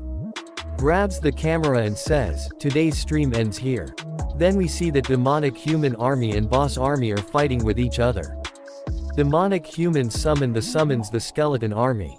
Jinhyuk is watching them from a high cliff and thinks, demonic human bastards, they're fighting neck and neck. Or not. Are they slightly stronger? Demonic humans says, the battle is slightly tilting in our favor. Good. Keep pushing. Let's ride this momentum to destroy that. He gets hit with some on his neck. Jinhyuk attacks them with ice magic. Demonic humans says, long-range attacks from the enemy. Raise the shields. They uses defensive magic and says, where ain't they coming from? They sees Jinhyuk and says, over there. It's a man wearing a mask. He's only one man. Get rid of him. The summoned skeleton army of demonic humans attack Jinhyuk with arrow. He dodges all the arrow by running between boss army. And uses blessing of the star. Then a huge yellow light appears and all the summons turns against the demonic humans. Demon human says, shit. We can't control them because of the divine power. Focus on taking back control. Summoned monsters starts to kill the demonic humans. Someone says to Julius, the third position has been destroyed. Julius gets angry and says, I can see that without you telling me, you dumbass. The 4 positions made to efficiently command the undead monsters. The third one has already been destroyed. If the network is shattered by destroying the first position, the entire structure will collapse. Jinhyuk uses the element of fire and says over here. His fire hits a statue and he says, "How could you possibly catch me with those slow-ass movements of yours?" It is a big statue called Battle Moai. Moai is running after Jinhyuk. Jinhyuk runs towards the demonic humans with the Battle Moai running behind him. Jinhyuk grabs two of the demonic humans and no, you can't stop it. Battle Moai do a high jump and land on them. Demonic human says, "The first position has also been destroyed. We'll be surrounded at this rate." Julius gets angry and I said, "I know, you dumbass." Julius says to Unknown, "What sort of grudge do you have against us to keep ruining our plans every single time?" Julius activates Guardian of the Pyramid. Someone says to Julius, "If you use that here, you won't have enough mana to face the booze monster." Julius says, "Shut up. I'll use my full power to kill you." He says, "Awaken, Guardians." Some strong mummies appears. Julius sits done tired and says, "It seems I've pushed myself a bit too much." Julius says to one of his subordinates, "Come closer." Julius grabs him and absorbs all his mana. Julius says, "Stay still. You'll only prolong your suffering." Jinhyuk sees that and thinks, "Damn, he's even absorbing his allies." Julius fully absorbs him and says, "Good. I finally feel better. I've made you wait." A huge army of mummies appears and he says, "Then, shall we get back to it?" All the mummies get ready to attack. Julius gets excited and says, "What do you think of my strongest troops? My mummy soldiers can freely utilize their bandages that are as hard as steel." One of mummies destroy one of the statue using its bandages. He says, "They have both defense and attack power. Truly, the strongest undead. I had to save them until I faced the third floor boss. But I'd at least save some face if I kill you here. So just die, you goddamn masked bastard." Melina and other one is watching the fight from top a tree. Melina says, "Isn't that masked bastard more fearless than I thought? It's been a while since I've seen Julius blow his top." Other demonic human says, "His intentions up to destroying the structure were good, but he was stupid not to get out of there after. He must have miscalculated the difference in overall power between him and his opponent. He must have thought it was manageable from looking at just the skeletons and the Death Knight. A complete misjudgment. Julius's unique ability is much more bothersome than that. Considering the circumstances, there's not even a need for us to intervene." Jinhyuk do a high jump. Melina says, "What's he doing?" He uses the element of fire. Jinhyuk thinks recall the experience of those days. Then we see a flashback, where an old man says, "Your sword is sharp and powerful. But its flaw is that its force is dispersed because you put too much strength into it. Take a good look at this rope. A true master can exert several times the force with the same amount of strength. Like the wind enveloping the air. Around yourself within the fluidity. And at the right moment. Outstretch strongly. Would you like to try applying it to your soul-chasing sword?" A message popped up says, "A portion of the skill soul-chasing sword dance has been reproduced." Mommy starts to get burns. Jinhyuk swings his dagger with full speed. Then a message popped up saying, "Dramatically increasing the understanding of the skill soul-chasing sword." Julius is surprised to Jinhyuk's power and thinks, "This whirlpool of mana is strong enough to pull in everything around it." A huge tornado of dark blue mana appears. Jinhyuk uses Soul-Chasing Sword Dance 5th movement. Soul-Chasing Heaven Obliteration. He cuts down all the mummies in one move. Julius activates Double Shield. Julius think this bastard. It hasn't even been half a year since reality changed. How does he already possess such nonsensical power? Julius's staff and his shield breaks. He falls to ground and thinks I have to run away. This was never a battle that I could win. He shouts, "Anyone stop him. Protect me." That's an order. Jinhyuk says, "How do you act exactly like you disciple? Acting all high and mighty, and then pathetically running away when you're about to lose. No, I guess he learned it from you." Julius is surprised to hear that and says, "You bastard, that means you're Kong Jinhyuk." Jinhyuk says, "Send you disciple my regards." He uses element of fire on Julius and says, "I'll send you to him, since he's probably bored on his own." Julius dies and all the summoned monster starts to disappears. The army of status starts to kill demonic human army. Jinhyuk says, it sure is difficult to digest the soul-chasing heaven obliterating so suddenly at this level. I may have pushed myself a bit. He purchases some mid-grade mana recover potion. Jinhyuk says, but it'd be a huge loss not to come here right now. Then he uses mana recovery potions. And says, I'll push myself a little longer. He sees a shield on the ground and says, a shield flew all the way over here. I used to play a lot with a shield back in the day. He'd pick up the shield, tie it behind his back and says, how nostalgic. He brings out his dagger and grabs the shield in his other hand and gets ready to fight. A big statue appear in front of him. Jinhyuk says, don't you think so too, guys? Guardians of the Temple 4 Heavenly Kings. Then 4 really big statues appears in front of him. He get ready to fight. Guardians attack him. He blocks attack with the shield and says, I love that you guys are silent.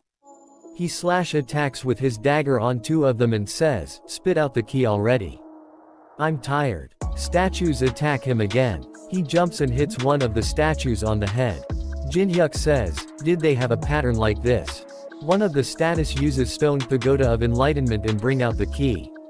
And put it in the keyhole. Then a message popped up saying, the key that leads to the main room is reacting. The being beyond the gate is responding to the call. Jinhyuk says, damn, he was more determined than I thought. Then a huge flower appears and shine bright yellow light. A huge golden being come out of the flower. Jinhyuk says, he's calling out his hung right off the bat. The named monster, thousand-armed and thousand-eyed Avalokitesvara is manifesting. Thousand-armed says, it's been a while since the 4 heavenly kings summoned me. To think there was a human among the invaders who could pose a threat to even the key within the stone pagoda. Jinhyuk says, this is nothing, I'm gonna be slaying the boss on this floor, too. Thousand-armed says, what an impudent human, I'll acknowledge your bravery, if not anything else. Jinhyuk says, you must think I'm joking, let's end this. I'm so goddamn tired. Thousand-armed says, I'd like to chat with you a little longer, but I guess our intentions are not mutual. Jinhyuk gets ready to fight and says, I'm not into chit-chatting with statues. Thousand-armed bring out his weapon and says, every second is a gift. What a foolish young man you are. Savor this moment, then. You'll long for even this moment when you're on the brink of death. Thousand-armed throw one of the spears with full power. Jinhyuk deflects the spear with his shield. Jinhyuk thinks as I thought, its power is overwhelming. Even redirecting it make my body feel like it's about to shatter. But I have endure it. I only have one chance. Thousand-armed with an evil look on his face says, to think you'd react to a sonic attack. Thousand-armed jumps toward Jinhyuk and says, you're raising my interest in you more and more. Jinhyuk activates ice formation and attacks the thousand-armed with multiple ice spears. Thousand-armed destroy all the ice spears using his own spears. Thousand-armed gets angry and says, you bastard, you use filthy western witchcraft. Jinhyuk throw his shield towards thousand-armed. Thousand-armed garbs his shield and says, how stupid, young man, such a shallow trick. Then a dagger hits thousand-armed on one of his arms. Thousand-armed says, you rotten bastard. 2 shallow tricks in a row. His arms start to break. He says, what did you do? Something like poison shouldn't work on me. Jinhyuk says, it's something called blood demon chi. I can deal a continuous amount of damage once I cause even one injury. Thousand-arms rip his arm off and says, it matters not. Such a petty trick will not work a second time. And what will you do from merely taking one arm from me? Jinhyuk stepped on his ripped of arm and says, yeah, taking a single arm from you is nothing if I want to kill you. I also know the same thing won't work twice on you. But, do you know? He gets a blue sphere out of his arm and says, I got exactly what I wanted. Thousand-armed says, he was aiming for the arm that the jewel was attached to from the start. Jinhyuk bring out the grimoire of the Felteris Principality and combine it with thousand-armed Avalokitesvara's jewel. He gets a new item called Lemegadon of the Golden Dawn rank S. He thinks this much is enough, and activates his Eye of Gluttony. His level is too low to check thousand-armed skills. Then a copy condition window appears saying, the Thousand-Armed has an utmost disgust for Western magic. Mock the opponent for 5 minutes using ice magic. And create a large and beautiful sculpture for him. However, an appropriate song and appropriate attire must accompany the fulfillment of the condition. Jin-hyuk is surprised to see that and says, wait, I'm not seeing this wrong, am I? A song and a sculpture. The system is growing more and more insane by the minute. Thousand-Armed is confused to see him and says, what are you doing all of a sudden? He brings out small podium and says, no matter how eccentric the condition is, I can't give this up. This is the only place where I can obtain mandala beneath the 25th floor, after all. Thousand-Armed sees that and gets angry and says, you bastard, just what do you think you're doing? Jin-hyuk plays the music and says, I'm begging you, don't ask anything from here on out. I hate it too. Thousand-Armed gets angry and says, how dare you play around in front of me? Thousand-Armed activates mandala and says, I'll let you experience pain worth a million samsaras. Jin-hyuk activates glacier formation. Sure is amazing. Melina and other demonic humans see the fight and says, I can't believe it. He turned on music all of a sudden and is fighting the Thousand-Armed Avalokitesvara. I also can't believe he advanced his ice magic to this extent already. Why's he wearing a wig out of nowhere? I looks like a consumable wig from the coin exchange. Other demonic human stands up and thinks, what an unpredictable guy. To think that unknown bastard would challenge the Thousand-Armed Avalokitesvara right after killing Julius. The overwhelming force of the Thousand-Armed Avalokitesvara that you can barely handle only after getting past the 10th floor. He's truly worth being called the 3rd floor's second boss. But that bastard, who's facing such a thing head-on, has gone well beyond the realm of humans. Melina says, do you think we'd win if we teamed up? It'd be difficult. Melina says, let's give up, Li Chao. We can't do this by ourselves. We need support from at least an executive. Li Chao says, no, if we do that, the position we rose to after all this time will come crumbling down all at once. Melina says, then what? You wanna die just cause you wanna keep your position? Greater than. He brings out a cursed coin and say, I think the time has come to use this. Jin-hyuk sees them and says, would you look at that? Looks like Julius wasn't the only one sent by the demonic humans. Thousand-Armed throws a spear toward Jin-hyuk. It hit Jin-hyuk's leg. Thousand-Armed says, how dare you look away from me? Jin-hyuk uses element of fire on his leg and says, sorry about that. I got a bit distracted fixing my hair.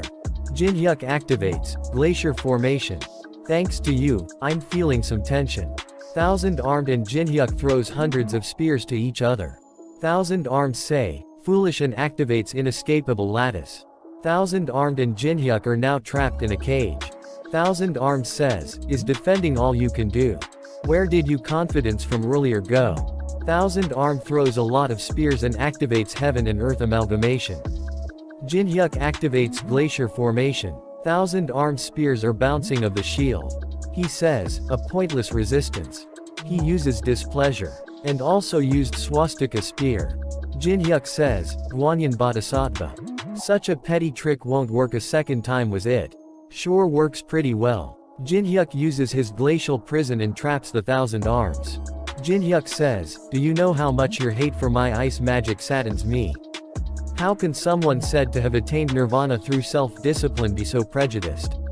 There's nothing better than shock treatment for such an obsession. I makes Thousand-Armed really angry and he says, you damn human. I'll make you suffer endless pain in the Avachi. I'll make you reincarnate into a bug 1,000 times no, then 1,000 times over. Then a message popped up saying, the condition has been fulfilled. You have succeeded in copying the unique ability Mandala rank S. Saving the copied skill in the memory of the world. Jin-hyuk removes the wig and says, don't waste your strength. He uses mandala. Thousand-Armed is shocked to see that and says, impossible, how are you using that ability? How could the likes of you reproduce my mandala that I created through endless days of perpetuity? Jin-hyuk says, I'll be using you mandala very well from now on. You can screw off now. He hits Thousand-Armed with mandala. After that, Thousand-Armed break into piece and his level go up by 2. He takes the stone statue's key. Then a key description window appears saying, can summon the boss of the corresponding zone. Regardless of your progress. However, can only be used on the 3rd floor. Jin-hyuk rubs his shoulder and says, this guy's always so hard to deal with. It felt even harder than in the game. Jin-hyuk thinks, Julius and Thousand Armed, I certainly did push myself a bit. After that, Jin-hyuk states window appears, his level is 21. And he has 6 stat points. He thinks I should invest my stats into mana. His mana goes from 71 to 77. He stretches a bit and says, that feels better. I should prepare something that can supply me mana next time. Man, I'm always lacking in mana.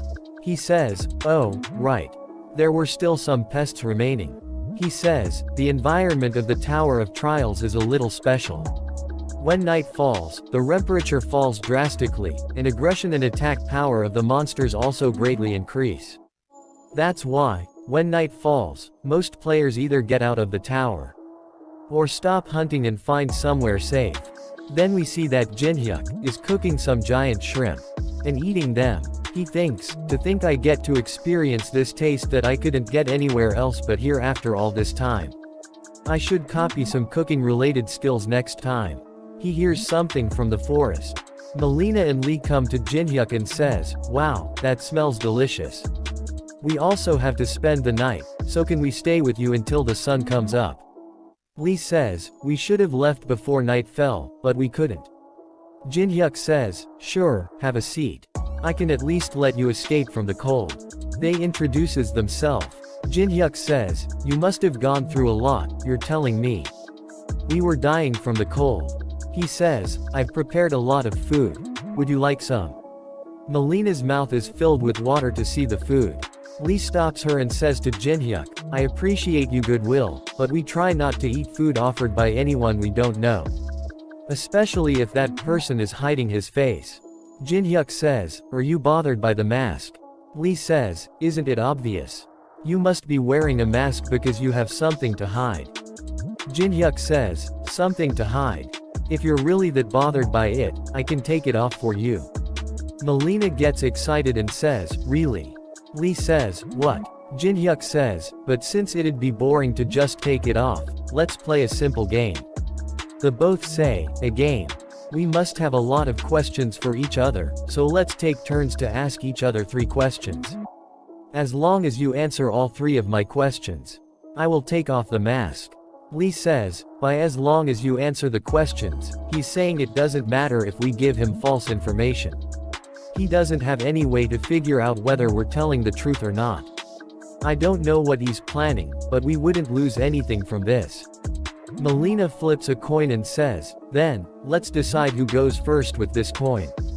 She says, I bet on heads. She reveals the coin and its head. She says, alright. Or first. She thinks this minute amount of mana.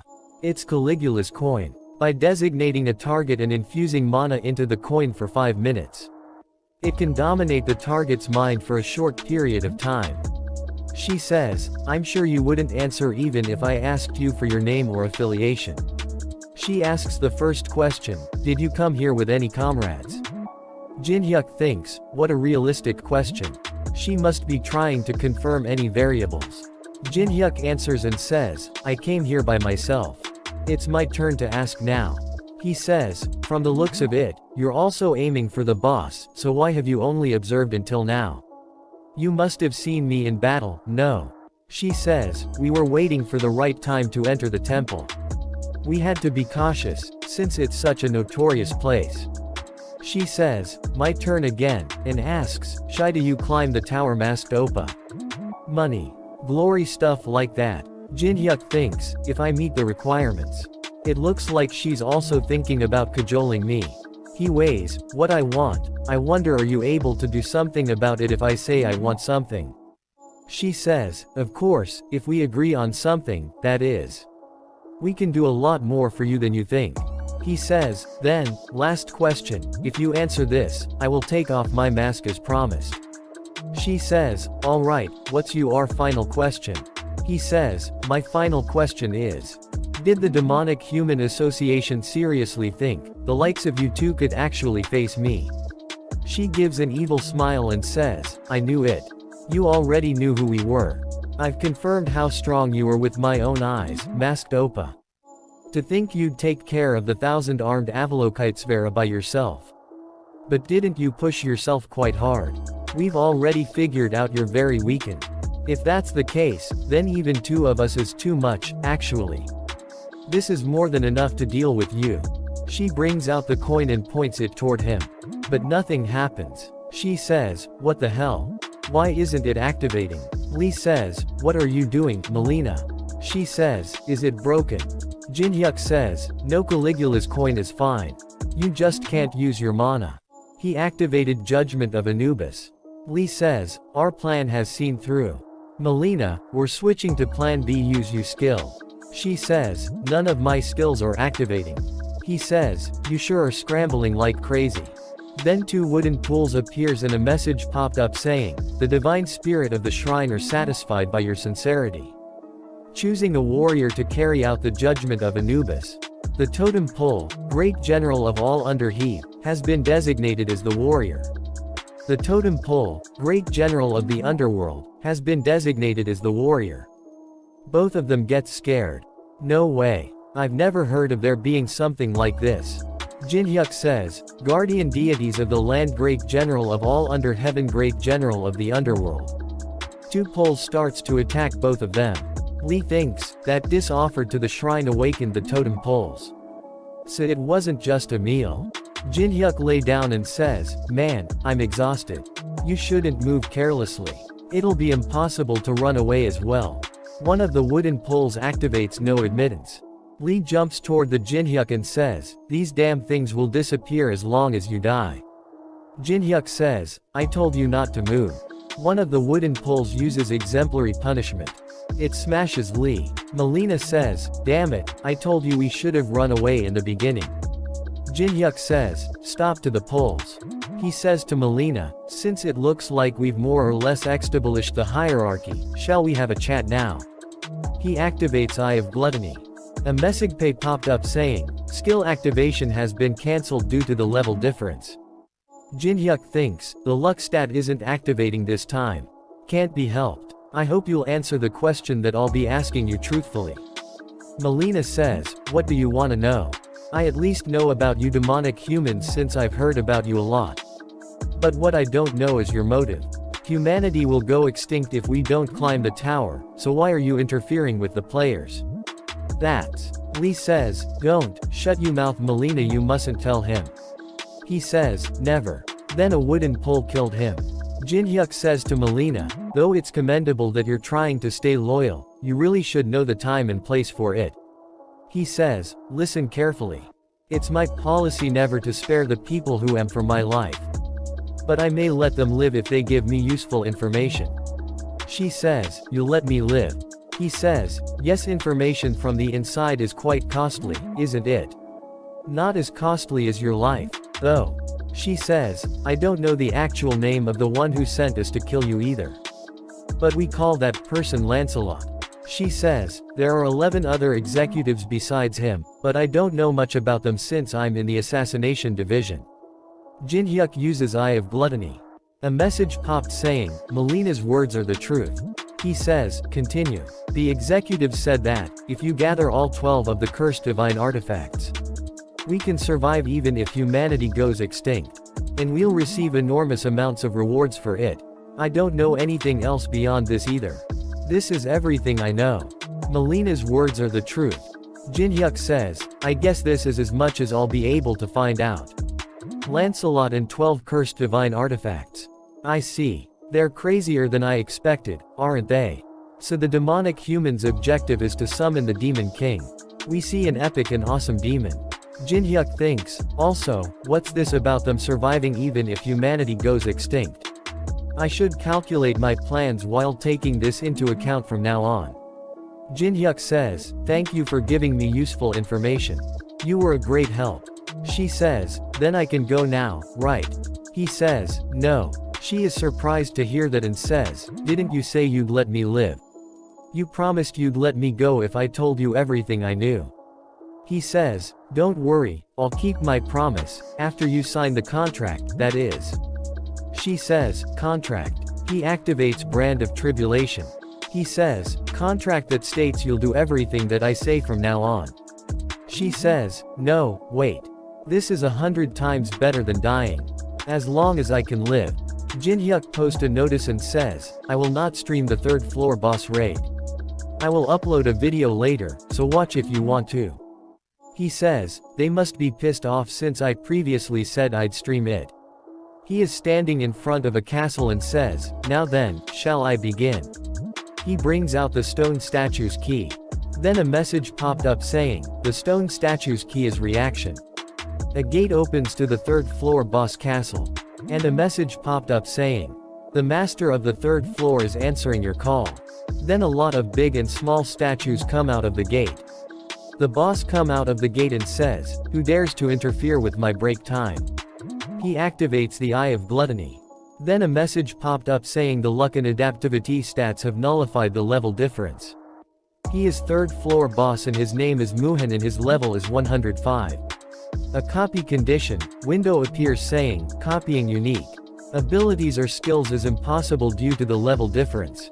Boss say, "Although countless humans have challenged my army so far, you're the first to call me using the key." He is sitting on a giant statue's head and says, "But where is your army?" We see big army of statues called Muhan's 100,000 stone statue soldiers. Jin-hyuk says, "My army." He summons first chess board. And activates first chess board. He summons 2,851 mana-infused chess pieces. Muhan says, "What an original idea, certainly, you'd be able to act as a one-man army with those. But what can you possibly do with those little things?" Jin-hyuk says, "Just wait, I'm not done yet." Then he uses 2,851 gigantification pills on 2,851 mana-infused chess pieces. All the chess pieces grow big. Muhan says, "I must admit that you're not like the other humans who came before you." Now Jin-hyuk is standing in between 2,851 giant chess soldiers. After that we see that old man is drilling something into chess piece and says, "Miss Yuri, how many more are we supposed to make?" She says, "At least give us a number so we know what we're working up to. Why is he just forcing us to make these out of the blue?" She says, Mister, we don't have time to complain. We made at least more than 2,000. We'll be killed by that demon canned Jin-hyuk if we get on his bad side. So now that it's come to this, we might as well show him that we're on his side." After that we see that Jin-hyuk says, "You acknowledge me." Acknowledgement from the likes of a boss who's putting on airs on merely the third floor. He is riding on a horse and says, "Isn't worth shit." Muhan says, "What did you just say?" Jin-hyuk says, "Aren't I right? You're on such a high horse after only beating a few weaklings. That's why you stay on the third floor. Because you're not strong enough to go any higher." While the boss monsters of the Tower of Trials act as the gatekeepers of each floor. They also exercise their influence on the floor they're in. They can also climb the tower like players to gain more power. Muhan says, "What an impudent human you are. Do you seriously think I can't because I lack the strength to do so?" Jin-hyuk says, "Yeah, you're pretty much a poltergeist who's stuck on the third floor." Muhan says, "Sure, keep babbling on as you like. Agitating you opponent like that must be your plan." Muhan says, "However, let me show you that there is an absolute difference in our forces. And that the superiority of my tactics cannot be surpassed. First Squadron." Muhan order his army to attack. Jin-hyuk think an advance force of 1,000. He must be trying to assess my ability to make countermeasures. Jin-hyuk activates the ability of first chess board, increasing the attack and defense powers of all chess pieces in the field by 30%. He says, "Pawns at each end, 3 squats forward. All forces in the first row, prepare a line of defense." Pawn chess pieces activates Iron Perseverance. His pawn throws spears toward stone statue's army, maintain the formation. Then the statues and pawn starts to fight. He says, "Hold on until the end." Pawn archers fire. Rook chess pieces or activates arrow barrage. They kill a lot of stone statues. Stone statues uses the shield to block his attack. Bishop chess pieces activates flame strike. Statues blocks the flame attack using their shield. Muhan says, he annihilated the advance force of 1,000 units, not bad. Muhan order the 2nd and 3rd squadron. Forward. Jinhyuk says, 100 knight chess pieces turn the enemy's flank. Knight chess piece activates wedge formation, increasing collision damage by 200% upon impact. We'll break through them in a flash. Knights attack statues. Muhan thinks, he's quite adept as a commander. Flawless transitions between attacking and defending. Accurate timing of commands. However, what is that opening he left on their flank? It looks too good to be true. Just like a poisoned apple. Muhan activates weakness detection. A weakness window says, all chess pieces on the chessboard will stop if the crown is destroyed. Only the king or queen can wear the crown. All stats of the king or queen will increase by 100% in battle when they're not wearing the crown. Muhan says, so I can defeat them easily as long as I destroy the crown. Muhan starts to laugh and says, how daring. I was wondering why he made a blunder that no even novices would make. It turns out that isn't the case. Alice is wearing the crown and Jinhyuk says, he was telling me to enter if I dared to. Mohan says, scouts forward. Jinhyuk thinks, there are around 3,000 of them, including the 15-meter units. I knew he'd aim for the headquarters as soon as I left. Jinhyuk says, ignore them. The enemy's defense is 3,000 units weaker. Muhan thinks I'm already well aware that this is a trap to draw me into attacking the crown. By leaving a gap in your defenses on purpose. Pawn pieces attacks with fire. Some of the status crumbles. And some really big statues attack Alice. Muhan says, it's over. Alice is standing there calmly. The is reach near the boss. Boss says, so, you've managed to crawl all the way here. I must commend you for coming this far with such few troops. Jinhyuk smiles and says, why don't you cut the bullshit? I know you opened up a path for me on purpose. Boss thinks, he knew it was a trap. Well, whatever. You entrusted the crown to a scrawny girl, and came all the way here with only that many troops. There's nothing more for me to expect from you. I'll finish this right here. Boss summons two huge monster, David and Vajrayaksa. Vajrayaksa says, does the mundane world not have anyone more decent? David says, I don't see anyone with perfect body proportions either. Boss toward Jinhyuk with a surprised look on his face and says, you son of a bi, are you insane? We see that Jinhyuk has calm smile on his face. Boss says, why are you smiling in a situation like this? We see flashback where Jinhyuk gave the crown to Alice and Alice said, will you really be alright on your own? Jinhyuk says, what, are you worried about me? She says, of course I am. The guy isn't the guardian of the 3rd floor for nothing.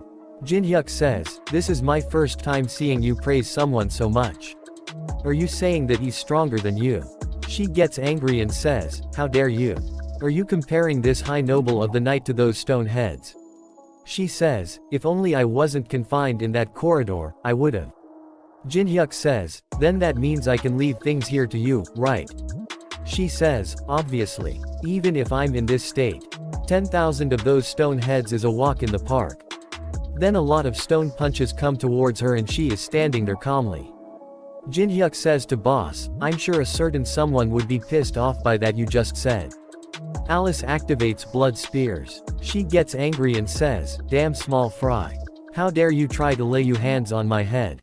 She destroys some of the big statues with one attack. After the activates blood explosion, a huge ball of blood appear on her hand. She says, die, and throws the big ball of blood on the statues. As soon as ball hits the ground it explodes, killing a lot statues in the process. She stands on top of the destroyed statues. Boss is shocked to see that, and what?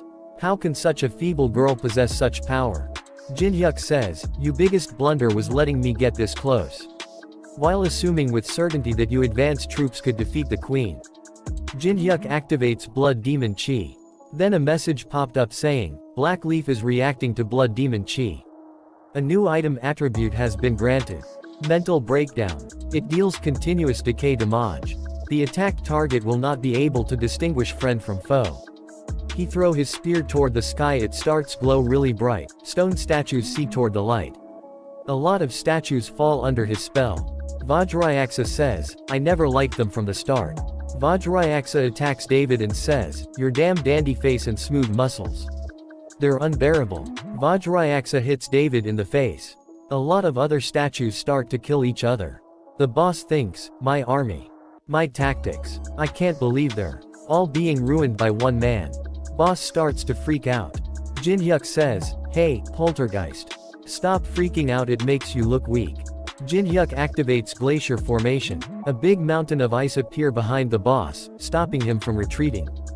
Boss thinks the rear is blocked. Impossible. Jinhyuk brings out a bow made out of ice and says, where do you think you're going? Boss jumps on the ice mountain and orders his biggest statue to stop him. The biggest statue punches the ground with full power. A lot of Jinhyuk's army goes flying. Jinhyuk jumps and activates Mandala, and bring out a golden spear. Jinhyuk says, your habit of leaving it all to you subordinates after you've been driven into a corner is the same as always. Then a message popped up saying glacier formation and Mandala are resonating with each other. Jinhyuk gives an epic smile and uses golden spear as an arrow with the ice bow. And says, checkmate. The big statue tries to stop the spear but it goes through his hand and hits the boss. Then a lot of yellow lights start to come out of his body. He falls to the ground. Then a message popped up saying, the third floor boss monster, Muhan has fallen. The fourth floor of the Tower of Trials is opening. Time left to conquer the next floor is 90 days. This message goes in front of everyone. Everyone gets happy to see that. Then we see that Jinhyuk is standing calmly and a lot of big explosions are happening behind him. Jinhyuk level ups a bunch and says, I can put all my stats into mana. Let's go get my rewards. The treasures that you can earn from killing a boss monster can be distinguished by their colors. The ones you can get from the 10th floor and below are all red, the lowest rank. But an orange rank appeared. It must be thanks to the effect of Monopoly, where I can get the best reward possible if I hunt alone. He gives an evil smile and opens the treasure box. He gets, pink diamond, top priority ticket, squishy grain, natural water, solar seed, fire spitting snail. He says, wow, what a haul. He gets another item called eclipse stone. He thinks, isn't the effect of Monopoly way too insane?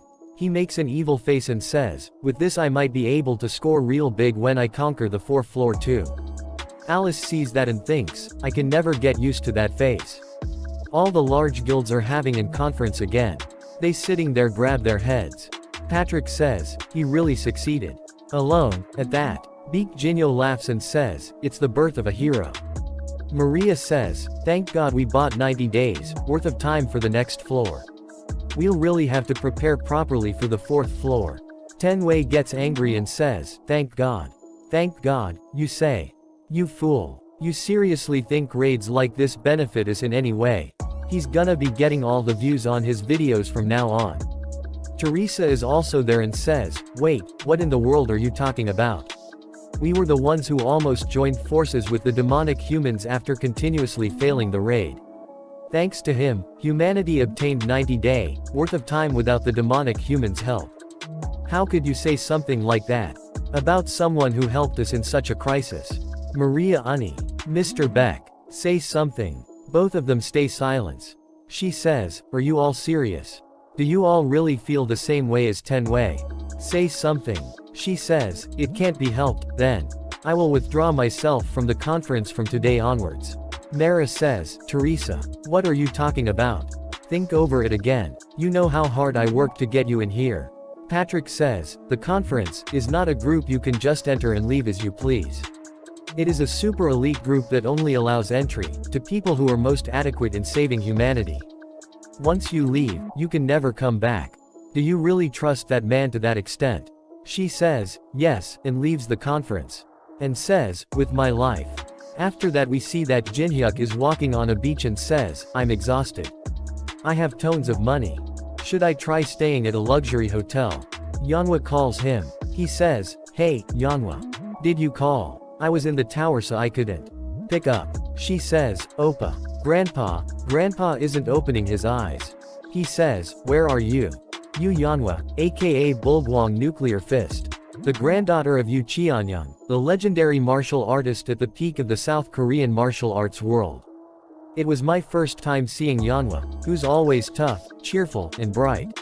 Make such an expression. He grabs her from her shoulder and says, "Don't cry. Can you tell me what happened?"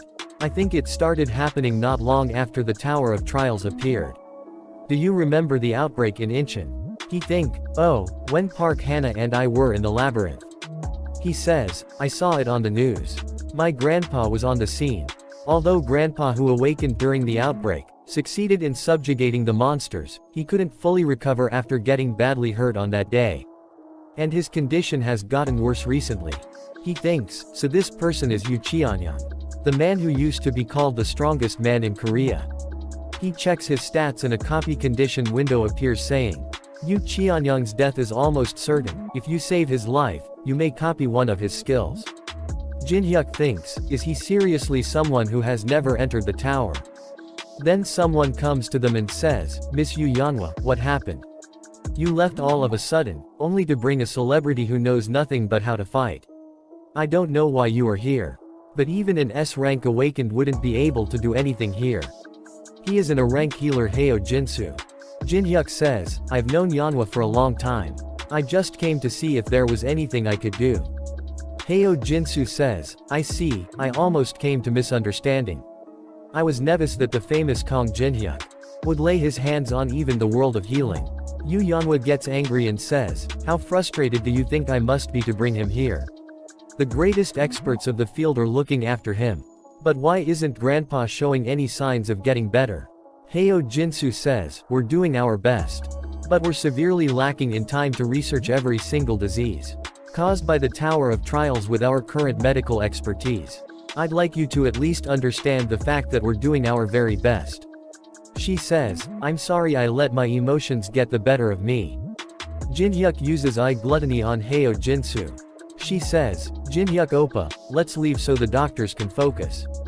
Jin Hyuk gets really angry on them, he reads their mind. They are thinking, why is a ranker here all of a sudden? Shit, we were scoring real big, he's not here to get in the way, is he? I'm tired, how much longer do we have to keep pretending to treat him? Jin Hyuk thinks, would you look at these leeches? Heo says, it seems the Elder's cultivation technique and the tower's mana are colliding with each other and causing this state of coma. We'd like to try out a treatment method involving magic crystals that we're researching, but the material costs are quite expensive. She says, don't worry about the money. I will prepare it for you, even if I have to sell the entire dojo. I don't care as long as Grandpa can make a full recovery. Jin Hyuk is standing there getting angrier and angrier. Heo says, very well, miss. Jin Hyuk says, what kind of bullshit are you spouting to scam her? You damn thug. Subordinates of Heo starts to say, what are you talking about? Scamming. Are you insulting us right now? Heo says, this is very unpleasant. Even if you're the young lady's guest, you can just spout whatever you want. Heo thinks, what? Is he just trying to egg me on? Even if we're caught, there's no way that he can find out about his 7 borrowed name accounts and crypto wallet. Even if he's a god. Jin Hyuk says, look at you, borrowed name accounts and even a crypto wallet. Just how far have you gone? Yu Yanhwa gets angry and says, Oppa, what do you mean? Heo says, what a bare-faced lie. Do you have proof? Don't just accuse us out of nowhere. Jin Hyuk read their mind again. They think, what the hell's with this guy? How much does he know? Shit, could he also know that we've made contact with the Black Cloud Guild and the Resident?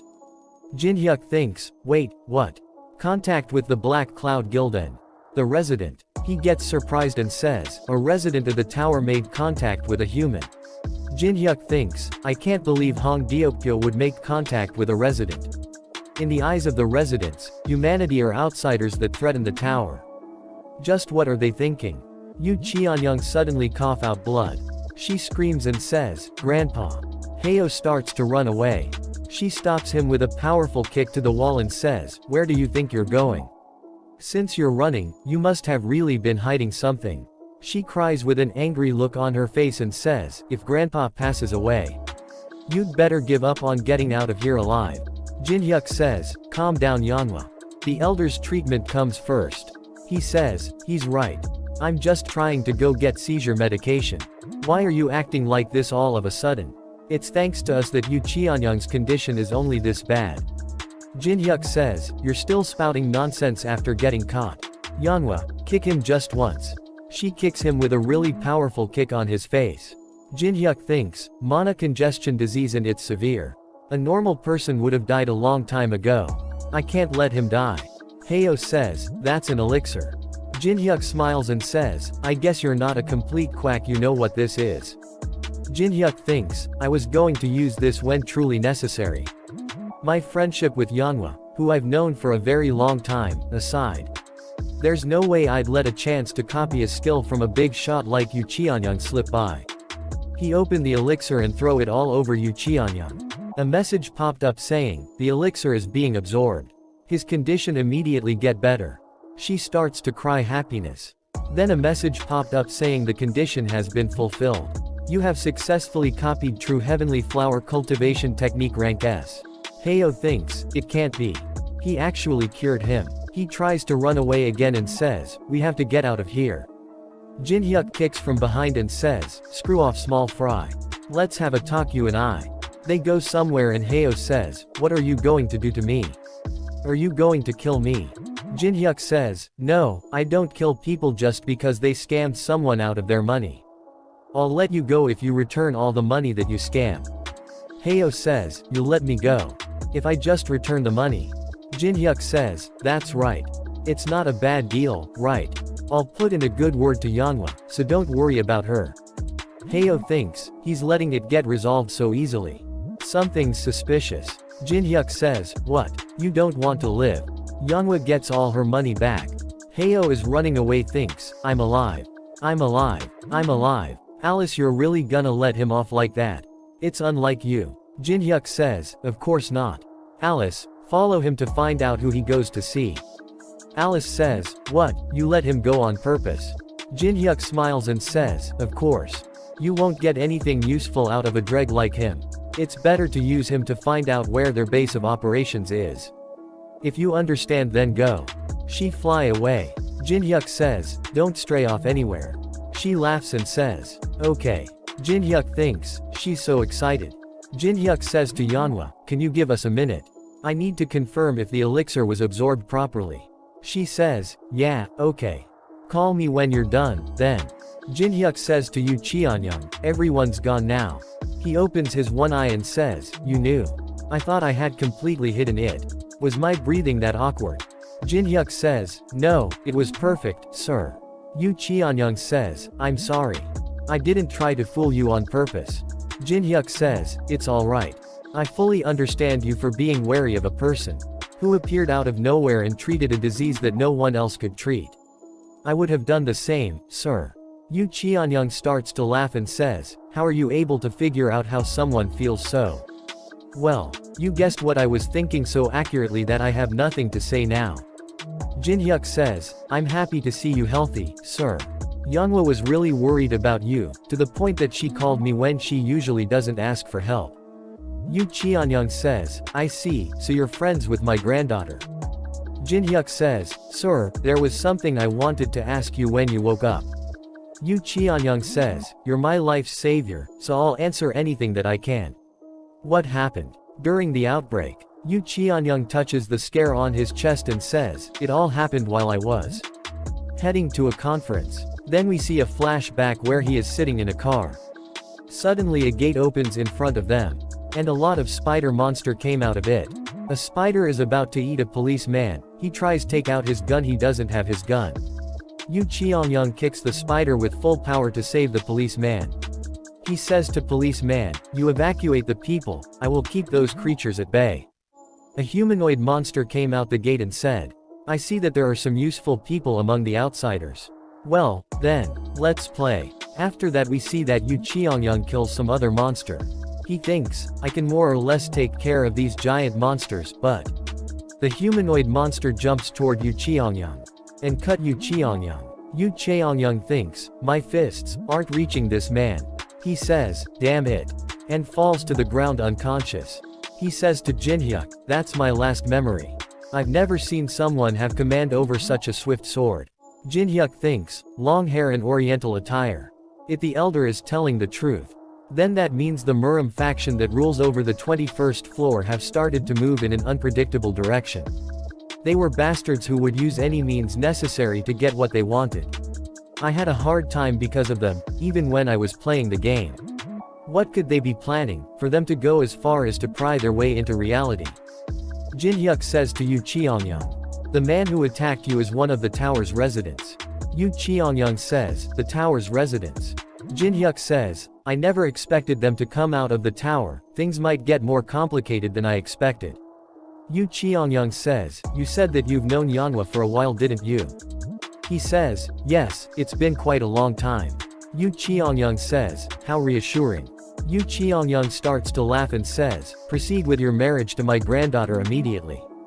He says, sir, Yanhwa and I don't have that sort of relationship. Yu Cheongyang says, one thing I'm sure about is that as I aged, one thing got better, even if I didn't want it to. My eye for people. There's a saying that you need to dedicate at least 10,000 hours to feel to truly know it. I don't think that's wrong either. We see that Jinhyuk's playtime is 50,125 hours. Yu Cheongyang says to Jinhyuk, only a few months after the tower appeared. The ones who are the most overestimated are those awakened or whoever who calls themselves experts. However, there's something different about you. How should I say it? It's like you've been endlessly tempered. I can see that you know the bitter taste of victory and defeat through all kinds of hardships. And how seasoned you've become through overcoming them. Jinhyuk says, you're overpraising me. Yu Cheongyang says, and you're also humble. However, you cannot hide the composure of yours that seeps out naturally. Well, that's that, but I'd like to repay my life's savior somehow. Is there anything you want? Jinhyuk thinks, a favor from the most powerful martial artist family in South Korea. Jinhyuk says, something I want. Can I really ask you for anything? Yu Cheongyang says, don't worry and just tell me. Then he came out of the room. She says, how's grandpa? Is he alright now? Jinhyuk says, the elixir has been properly absorbed. He'll make a full recovery in a few days. She says, what a relief, how can I possibly repay you for this? Jinhyuk says, it's alright, Yanhwa. He says with an evil look on his face, the elder expressed more than enough gratitude. Then we see that Yu Cheongyang is standing by window, he starts to cry and says, I can't believe he asked me to give him that. He goes a luxury building and walks around in his new apartment and says, money sure is nice. He says, when you're somewhere expensive. He calls the room service and orders a bunch of food. He eats only one bite and says, this flavor, it's insane. It melts in my mouth. So nice, it was only a few months ago when there was nothing I could have for a meal but cup ramen. Alice is also there and laying of a couch and says, you sure are eating deliciously. Jinhyuk says, people used to pay me to watch me eat. After that we see that TV reporter says, in this segment, Beyond the Tower of Trials. We've invited an expert in tower conquest. The guest with us today is a ranker of Korea's strongest guild Dangan, Jang Yunsuk. Please welcome him with warm applause. She asks him what do you think is the key to climbing the tower. Yunsuk says, the most important thing needed to climb the tower is to first get stronger. There are two main ways to get stronger in the Tower of Trials. The first way, which is the most universal way that everyone knows, is to raise your skill level and your own level. She asks him, I see. Then, what is the second way? He says, it's using coins. Reporter says, oh, you mean the currency that you can only use in the Tower of Trials? He says, yes. Heaving the purchasing power to obtain even better items. In one of the best ways to become a ranker. If the dollar was the key currency that made the world go around until now, then the coins will be that same currency from now on. Jinhyuk goes to rest. Yunsuk explained about the fourth floor and says, the one who cleared the third floor is given the privilege to be the first one to enter the fourth floor. The fourth floor is a special dungeon with 100 large-scale waves. The key to clearing this floor is to occupy a base in the field and protect it to the end. The problem is that if the players who entered all fail to defend the base, the entire fourth floor will be sealed for 20 days. Reporter says, you won't be able to enter for 20 days. Yunsuk says, since there is a massive risk of calamity if each floor isn't cleared within 90 days. Not even Unknown will be able to announce his entry so recklessly. Will humanity really become extinct after 90 days pass? I believe the tower's system possesses an absolute right of exercise over the world's rules. You could say that it can ignore the law of causality. Considering that, it is highly likely that humanity could become extinct. After that we see that a girl says to Yunsuk that, "You're really free for a month, right?" He says, "Of course. I'm sure even a month out of the 90 days will be barely enough time to prepare to clear the floor. So, let's go somewhere nice for about a month." She says, "Sounds good." Then a message popped up in front of him saying, "Player unknown has announced the start of the 4th floor conquest. We ask all players who will challenge the 4th floor to get ready. The first wave will be in 8 hours. He speed up his car and says, "Gather all the rankers. This is an emergency." All the large guilds starts to panic and says, "We're fucked. We only have 8 hours and we have nothing prepared. What the hell are you thinking to pull something like this?" Unknown. After that we see that Jinhyuk and Alice sleeping like a baby. Jinhyuk wakes up and says, "I slept like a baby." He asks Alice, "Shall we head out?" Then a message popped up saying, "Time until the first wave begins, is 1 hour 37 minutes 51 seconds. After that we see that there is a boss female monster and a lot of zombies. Jinhyuk says, 100 waves consisting of normal and special zombies. There are only 2 ways that players can block them. They can either optimally set up thousands of defense tower combinations, or choose a base that can be defended efficiently. For normal players, that is. Jinhyuk enters the 4th floor. A message popped up saying you are the first to enter the 4th floor of the Tower of Trials. Other players may enter the 4th floor in 20 minutes. Jinhyuk says, "This place is as dreary as always. 20 minutes isn't a lot of time, I should hurry. The 4th floor is a destroyed city." He come in front of the Sangam World Cup Stadium. He uses high priority base ticket. A message popped up saying Sangam World Cup Stadium has been selected as your base. He spreads squishy grain and plant 5 solar seeds, and uses natural water which increase the plant growth speed by 20%. Jinhyuk says, "Preparations are complete. Let's head back." We see that a lot of players are gathered at 4th floor staring point. Jinhyuk seeing them from top a building and says, "Most of the famous large guilds are participating." Yanhwa calls him. Teresa is also there. Yanhwa and her friend are shocked to see her. Jinhyuk says, "Don't be surprised, I called her here." Jinhyuk jumps down and says, "Sorry to call you all here out of the blue. Things progressed faster than expected, so I didn't have time to explain." His friend says, "No, it's natural we'd come when you call us." Teresa says, "I don't mind either, since I'm not affiliated with anything anymore. Being together with you is better, too." Some other player sees them and says, "Wow, look over there. It's you, Yanhwa and Lee Taemin." Teresa is next to them, too. "I subscribed to her YouTube, but I can't believe I'm seeing her in person." The one next to them is Kong Jinhyuk, the new top call star who appeared in Korea. There aren't many of them, but the lineup is insane. Jinhyuk says, "Have you all come prepared?" Yu Yanhwa says, "We have, but will it be fine with just this many of us? The number of zombies in this floor's waves are insane." Lee says, "The level of my ability to control summons isn't very high, so it'll be difficult." Jinhyuk says, "Isn't a little difficulty what makes it fun? I also chose the stadium as the base on purpose." Yu Yanhwa says, "Stadium? You don't mean the Sangam Stadium, do you? Please tell me you're not." Lee says, "We need at least 100 people to defend that huge place." Yu Yanhwa gets angry and says, "And what do you mean by fun, Oppa? This isn't a game anymore. We'll die for real if we die here." Lee says, "I can tell from his face that he still has his old habits." Teresa says, "Jinhyuk, you're like a pervert." Jinhyuk says, "Don't be so stressed out. A place like the stadium is the perfect place for horde hunting." Yu Yanhwa says, "That's only possible for you. It's hard for us." Teresa says, "Jinhyuk, can I also ask something?" He says, "What is it?" Teresa says, "I heard that you need at least 5 people to defend a base. But you know that there's only 4 of us here, right?" Lee says, "Come to thinks of it, you're right." Jinhyuk says, "Don't worry about that.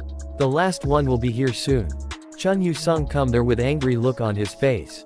He says, "Kong Jinhyuk," and bring out his sword and says, "I'll kill you, you son of a b." After that we see that Chun Yu-sung training somewhere in the mountains. He receives a message from Jinhyuk saying, run over to the starting point of the 4th floor within an hour. Chun thinks, hilarious. There's no reason to go just because he said so. I'm still lacking in training.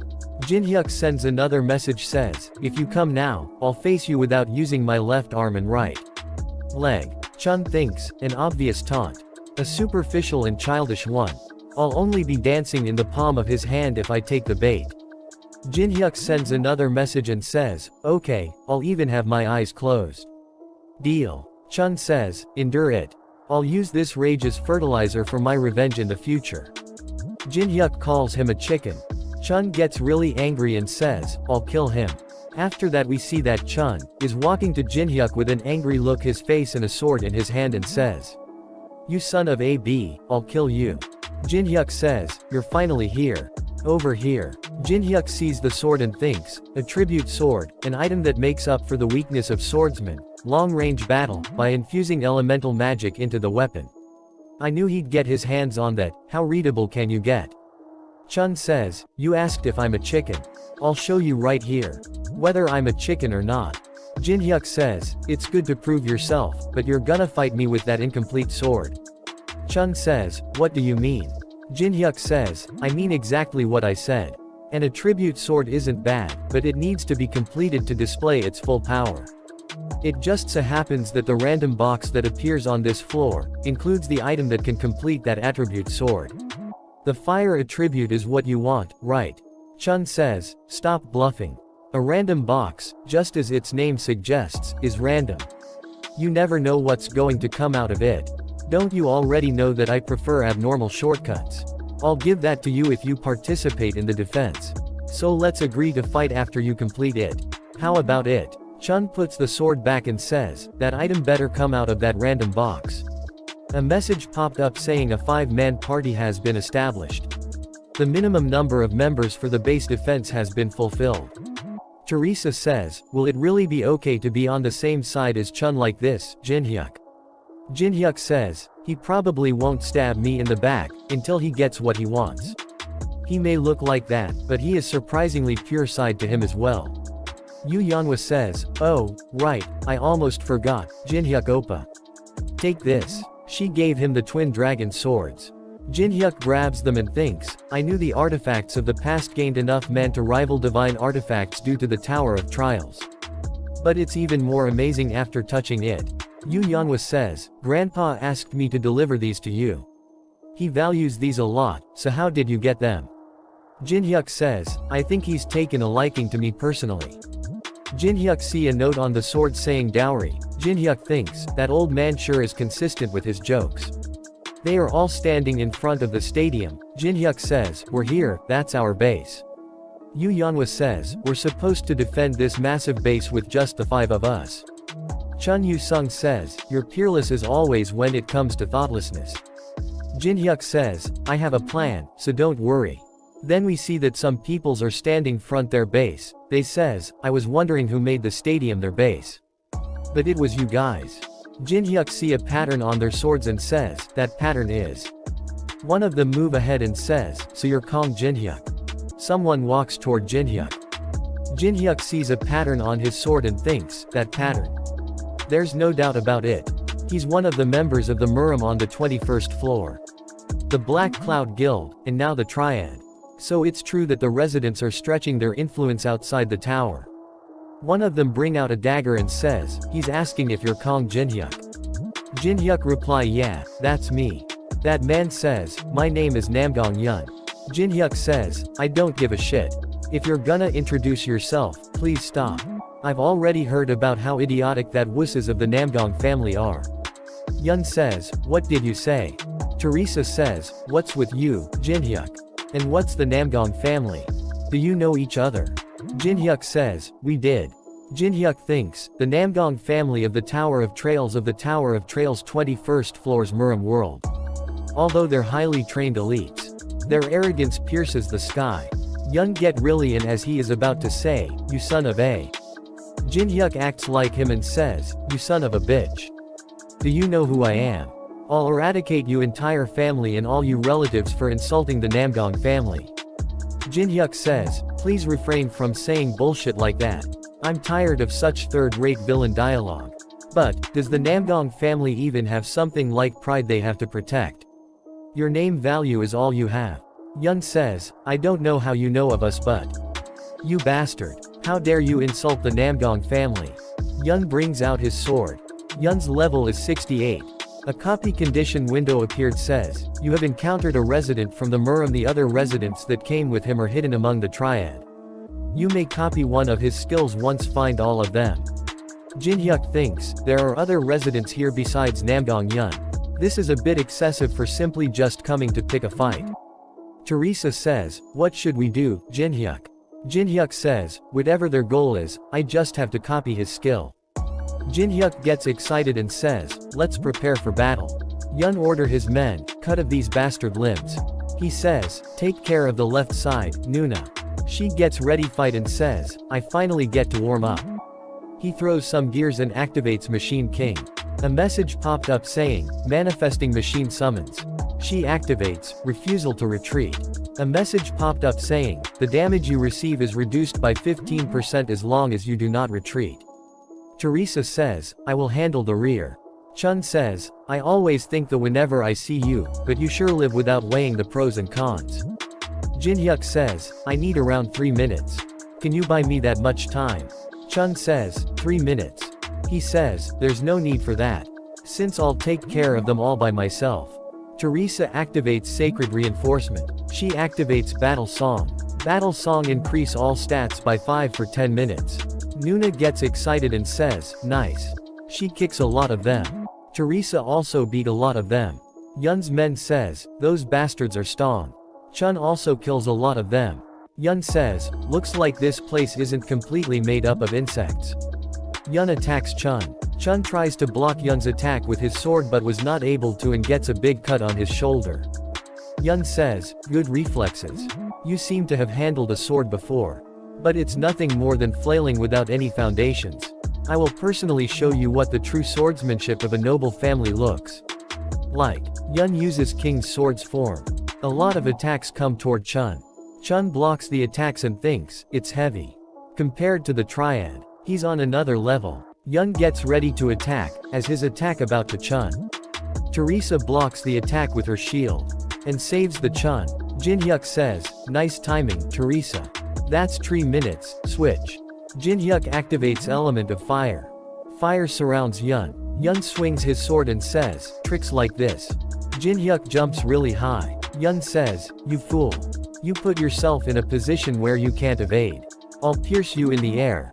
One of his legs is covered in ice, he can't move by it. Jinhyuk says, people don't usually look twice at the place that just swept. You should always double check. Jinhyuk activates Daylight. Someone jumps in the middle of their fight and blocks the daylight. They say, he's completely destroyed my expectations. Yeah, I don't think Yun can take him on his own. Yun sees them and says, hung. One of them says, I didn't think someone from outside the tower would possess this much internal energy. Other one says, indeed. Isn't he the first? Jinhyuk smiles and thinks they're finally all here. A message popped up saying you have discovered all the residents within the trade. The condition has been fulfilled. You have successfully copied the skill, Infinite Steps. He fuss Infinite Steps and Grave of Swords. A message popped up saying you have acquired the skill Sword Demon King Steps rank S. Jinhyuk thinks, alright. One of them says, are you alright, Yun? Yun says, I'm perfectly fine. One of the residents says, it's my first time seeing brother Yun so dumbfounded. Other one says, it looks like he's past his prime. Yun gets angry to hear that and says, I was fine on my own. Who told you to butt in? One of them says, we weren't doubting your skill. However, do not forget that the Lord's order was not an execution, but rather a conciliation. She says, Brother Hwangbo Gunnet is right. If you're planning on being with us, then there is no need to fight. Yun says, I already know something like that. However, son of a bitch. Already know that we were from the tower. All of them are surprised to hear that and says, what? They say, he knew about us. Is that true, Hung Nim? Yun says, why would I lie about this? Yun get really angry and bring out his full power and says, screw conciliation, I have to kill at least that guy of all people. I don't like him. Gunnet says, Yun, I understand you rage, but we have to go now. Yun says, what? Someone comes to them and says, there's a zombie wave coming from the right. They're 3 minutes away. Jinhyuk says, shoo, shoo. The stadium is ours, so go find someplace else. Gunnet says, we wouldn't take such a garbage location even if you asked us to. We already have our own base. It's much more magnificent than a place like this that's as huge as a construction site. Try to hold out. We'll be back once the first wave is over.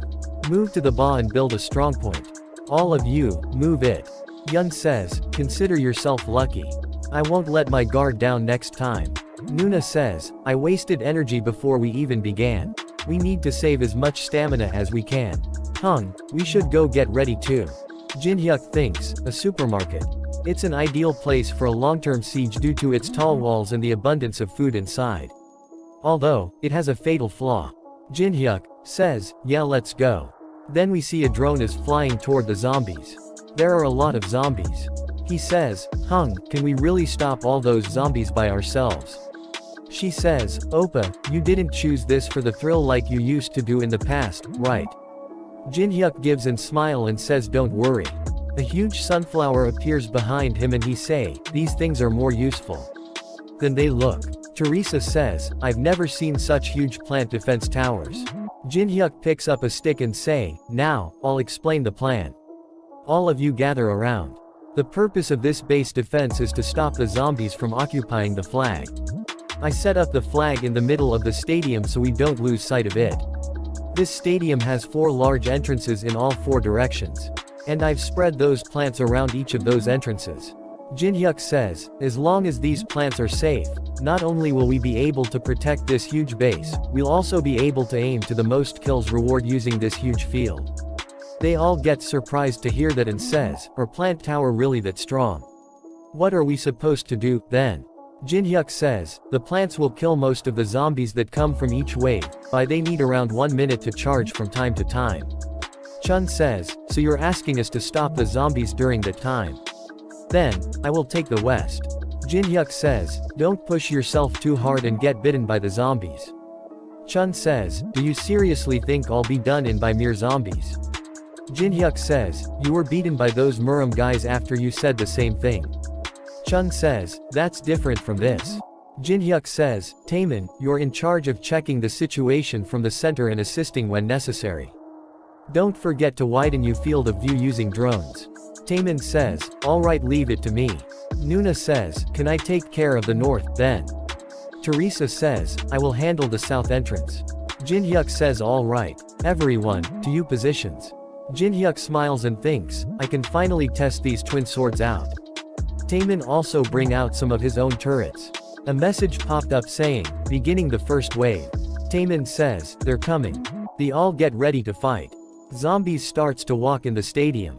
A message popped up saying, the solar plants are activation sunlight.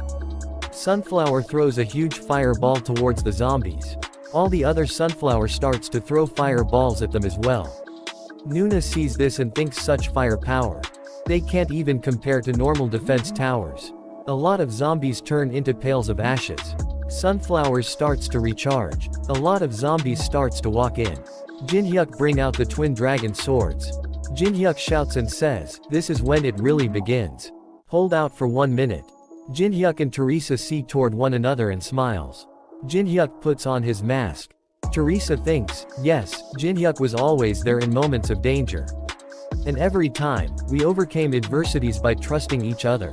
She of Jinhyuk saying, I'm just doing what needs to be done. For the person I consider as my precious comrade. She bring out her full power and thinks. So, I will put my wholehearted faith in Jinhyuk this time as well. After that a message popped up saying, the first wave has ended. The second wave will begin in 3 hours. At some other base someone is thinking even the first wave is so difficult. Someone else says, don't push yourself too hard.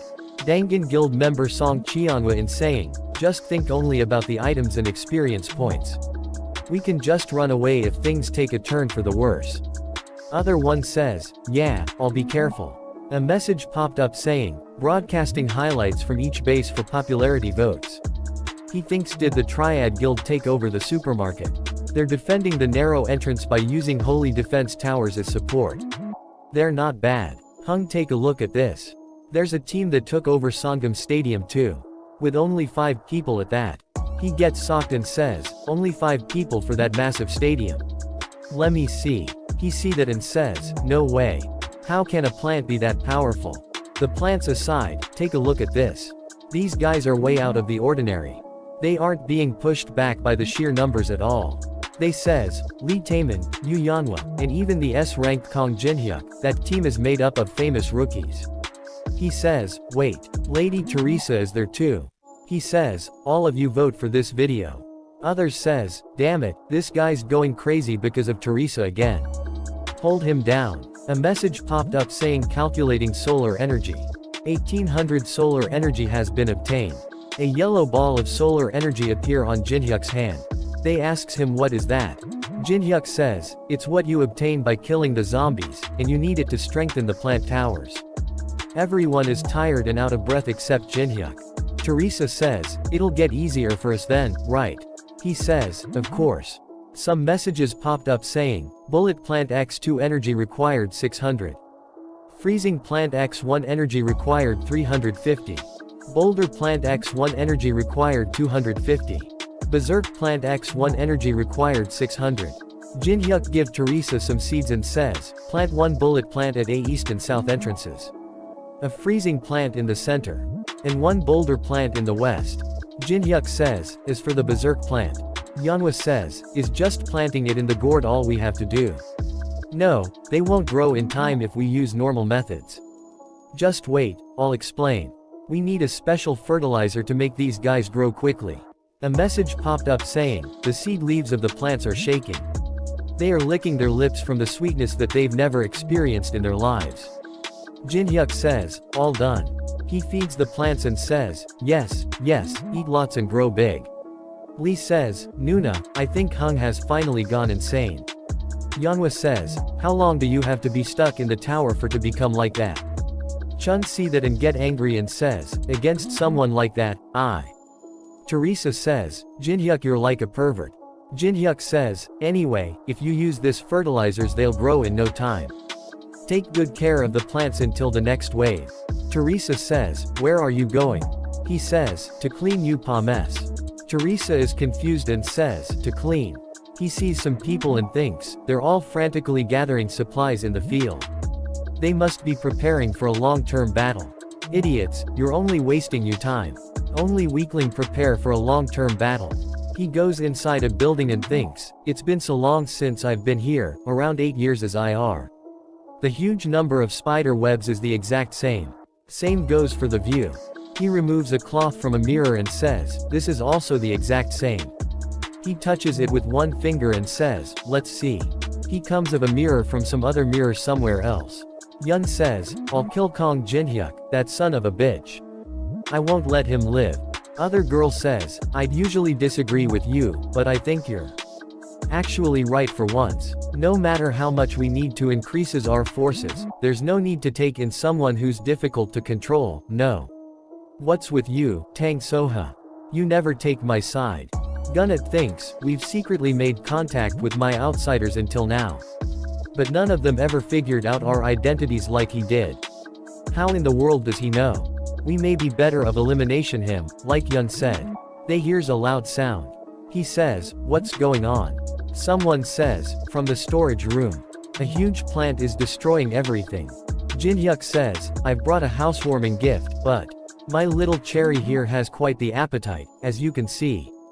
Unfortunately, it ate all the food you had in your storage room. Gunnet get angry and says, Knag Jinhyuk, how did you get in here? Whatever you're thinking of doing, stop it. Stop it this instant. Jinhyuk says, why should I? Gunnet says, you daredevil, do you have any idea what you're doing right now? Jinhyuk says, what are you talking about, the queen? They gets really surprised to hear that and says, you know about the queen. All the other player think, queen.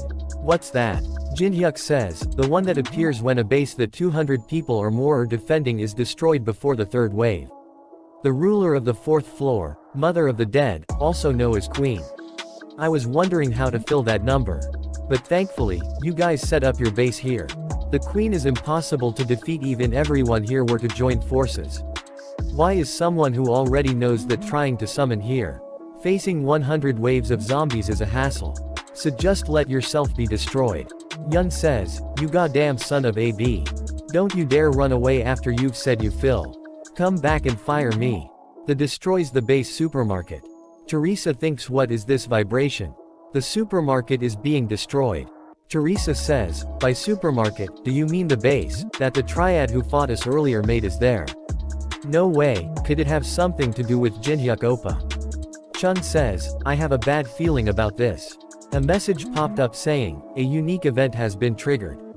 We see that Queen wakes up and says, weak human, punish. A message popped up saying the master of the 4th floor, Pendriel, is making her move to punish the weak players. Yanhwa see the message and shouts, what the hell does it means by master of the 4th floor? Lee says, no way. Wasn't blocking the zombie waves all we needed to do? Chun gets angry and says, Kong Jinhyuk, what the hell are you planning? He stands on top of building seeing towards the stadium and thinks this seems like a good spot. He brings out the Eclipse Stone, and thinks, the item that I earned by killing the 3rd floor boss. It's time to use it. He breaks the Eclipse Stone. A message popped up saying, activation Eclipse Stone. Sun gets covered in by some and it gets dark like a night. A message popped up saying, strengthening dark attribute abilities by 100%. Weakening light attribute abilities by 50%. Lee says, what's wrong Teresa? She says, no way. My sacred power was reduced by half all of sudden. Boss Monster sees the message saying, strengthening dark attribute abilities by 100%. And says, impertinent human. The master of the 4th floor is staring at your position. The master of the 4th floor declares an all-out attack on the Sangam Stadium base. Jinhyuk sees that and says, good. Shall I start uploading now? All the players starts to run and says, this is crazy. I never heard about there being a boss on the 4th floor. Let's get the hell out of here. This run is already over because of those damn triad bastards. But this floor is gonna be locked for 20 days if we don't clear it. We shouldn't be running like this, but rather helping. Shut the hell up. We'll figure it out after we survive. A message popped up saying a new video has been updated. This video shows the destruction of Triad, an appearance of hidden boss. Then another message popped up saying, a new video has been updated. Jinhyuk says, cleaning up the Triad's massive shit. People in comment says, at least people managed to survive since Kong Jinhyuk shifted the boss's attention to him. But is it possible for 5 people to fight a boss? I'm not sure about the others, but Kong Jinhyuk is Korea's S rank, doesn't have a chan? Where's Unknown at a time like this? I wanna see him fight alongside Kong Jinhyuk. Yanhwa sees the video and says, wow, when the hell did he find time to shoot a video? The views are already no joke, She gets angry and says, but Oppa, didn't you set way too big of a stage? Lee says, why would you make them come to this base? Teresa says, the second wave hasn't even begun yet. The one who destroyed the supermarket base wasn't you, right? Jinhyuk says, I wonder, I'm not too sure about it myself. Chun says, regardless of whether you destroyed the supermarket or not. I couldn't care less about pointless stuff like that. So do you have a way to face the queen? Jinhyuk says, I have a way to win. Chun says, I'm glad you didn't do this without any plan at all. So what is it? He points toward Chun and says, you will be the most important part of this plan. After that we see that boss monster and zombies are walking towards the stadium. She says, weak human. They reach the stadium. She says, here. That human, mine. Rest, punish. All zombies starts to run toward the stadium. Teresa says, they're coming. Everyone retreat. A tank and some small turrets attack the zombie. Lee says, be careful, Nuna. Damn it. These guys are unique zombies.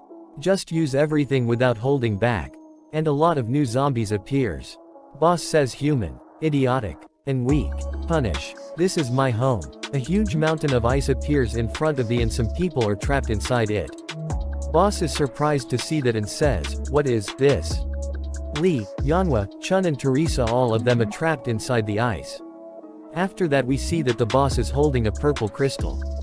Then we see that Chun is really angry and says, Kong Jinhyuk. I swear, you won't die a comfortable death.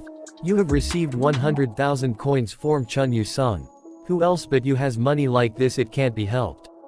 Jin Hyuk thinks, it's a bit of a waste to use my own coins. Jin Hyuk says, from now on, we will all be bait. Chun gets angry to hear that and says, bait? Are you kidding me? He buys something from the shop. Jin Hyuk says, oh, let me correct myself. Bait is a bit of a weird word. You'll be a booby trap. Then he activates his ability, Glacier Formation. Brilliant Ice Prison Realm. And also all the zombies and boss also get ice. Boss says, cold. Boss activates Black Death. Boss jumps toward Teresa and says, get out of my home. Jin Hyuk activates Shallow Breathing, and also activates Sword Demon King Steps. He going towards the boss's base with full speed. Boss see that and thinks, he's heading to my base. She says, no. After that Jin Hyuk thinks, Pendriel. Mother of the Dead, aka Queen. He level, her skills. And her especially fatal poison attacks. The boss of the 4th floor is overwhelming in all aspects except her intelligence. However, the core of the 4th floor is base defense. This applies to the players, as well as the zombies. If the queen is in the Sangam Stadium, that means her base is completely empty. Boss run towards the Jin Hyuk. Jin Hyuk sees that and thinks, she figured it out faster than I expected, huh? Jin Hyuk smiles and says, however, you're still too late. With the distance between us, I have plenty of time. He activates Grave of Swords. And Blessing of the Star. He kills a lot of zombies and thinks this place is as repulsive as always. I'll finish this quickly. In any case, that should be appearing soon. It's the flag. A blade covered in red energy comes toward Jin Hyuk, with full speed. He dodges it by sping and thinks, I appeared. A monster says, prey dodged. Jin Hyuk says, the watchman that protects the queen's flag. Monster starts to laugh and says, meat. Jin Hyuk says, now then. How should I take care of you this time? Booker has a big Caesar. Booker attacks Jin Hyuk. Jin Hyuk blocks the attack with the twin dragon sword. Booker sees that and says, it doesn't cut. Jin Hyuk uses element of fire and says, it's not your average sword. He burned the face of Booker. He thinks, its recovery speed alone truly is legendary. However, this is more than enough to restrict its visibility. He cuts him a lot. But nothing happens to Booker and Booker says, I won't die. With just that, Jin Hyuk appears behind him and activates Mandala. And says, you will. A huge explosion happens. A message popped up saying, you have leveled up. You have acquired scissors filled with a vengeful spirit. Jin Hyuk grabs the scissors, and say, my 31st victory. Jin Hyuk see towards the flag and says, shall I put an end to this now? A message popped up in front of Jin Hyuk. Jin Hyuk says, would you look at this? The message says, Black Hound is revealing their recents. They wish to make you a proposal as the representative of Egyptian mythology. The Black Hound alias this is Anubis. Jin Hyuk thinks I though he'd be dormant for a while after I gave him a scolding in the underground 1st floor. Interesting. Jin Hyuk says, I'm listening. A message popped up saying Black Hound is making a low roar. Jin Hyuk says, huh, what? Are you getting angry? Jin Hyuk grabs the flag and says, you want me to just pull this out? Message popped up saying, Black Hound is getting very flustered. They urge you to calm down. They claim that the Egyptian gods want to see a proper end to this battle. Jin Hyuk thinks, from the perspective of the ones who rule the higher floors of the tower. It's difficult to acknowledge the fact the 4th floor was cleared without even a proper battle with the boss, Or it could simply be because they don't like this impudent human. Jin Hyuk says, and why should I accept that proposal? I can win if I just pull this flag out. Black Hound proposes a contract. Jin Hyuk get really excited and says, you sure are generous, aren't you? After that boss reaches back to her base. She is surprised to see the flag is not pulled out. She says, why is the flag untouched? Jin Hyuk says, you're asking why I didn't pull the flag out to win right away. It's because someone insisted that I fight you. I've already received a deposit, so I can't pull the flag out until I defeat you. She says, a deposit. Jin Hyuk says, yeah, a deposit. He changes the style of scissors and says, and not only that, I was paid in advance. The boss bring out her sword and says, you'll regret it. Jin Hyuk activates Blessing of the Star. A message popped up saying, weakening light attribute abilities by 50% due to the effect of the eclipse stone. Jinhyuk thinks, even if my rift stat is taking maximum effect, I have nowhere near the sufficient stats to kill her. She appears behind Jinhyuk ready to kill him. She swings her sword and hit the Jinhyuk. Jinhyuk blocks her attack with his scissor. She says, you blocked. Jinhyuk used mandala. She says, why aren't you disappeared? Please disable. Boss gets really angry and says, disappear. She attacks Jinhyuk with a lot of attacks. He uses Sword Demon King's steps. To dodge all her attacks, a message popped up saying, increasing movement speed by 70%. He smiles and activates Glacier Formation. She gets trapped inside the ice. Jinhyuk jumps and hit he in neck with a powerful attack. She only gets a small cut. She frees herself and says, I won't die, with just that. I know, this is nowhere near enough. She attacks him with a powerful attack. He uses Glacier Formation and covers her eyes. He dodges her attack by moving just one step. He attacks on her eyes.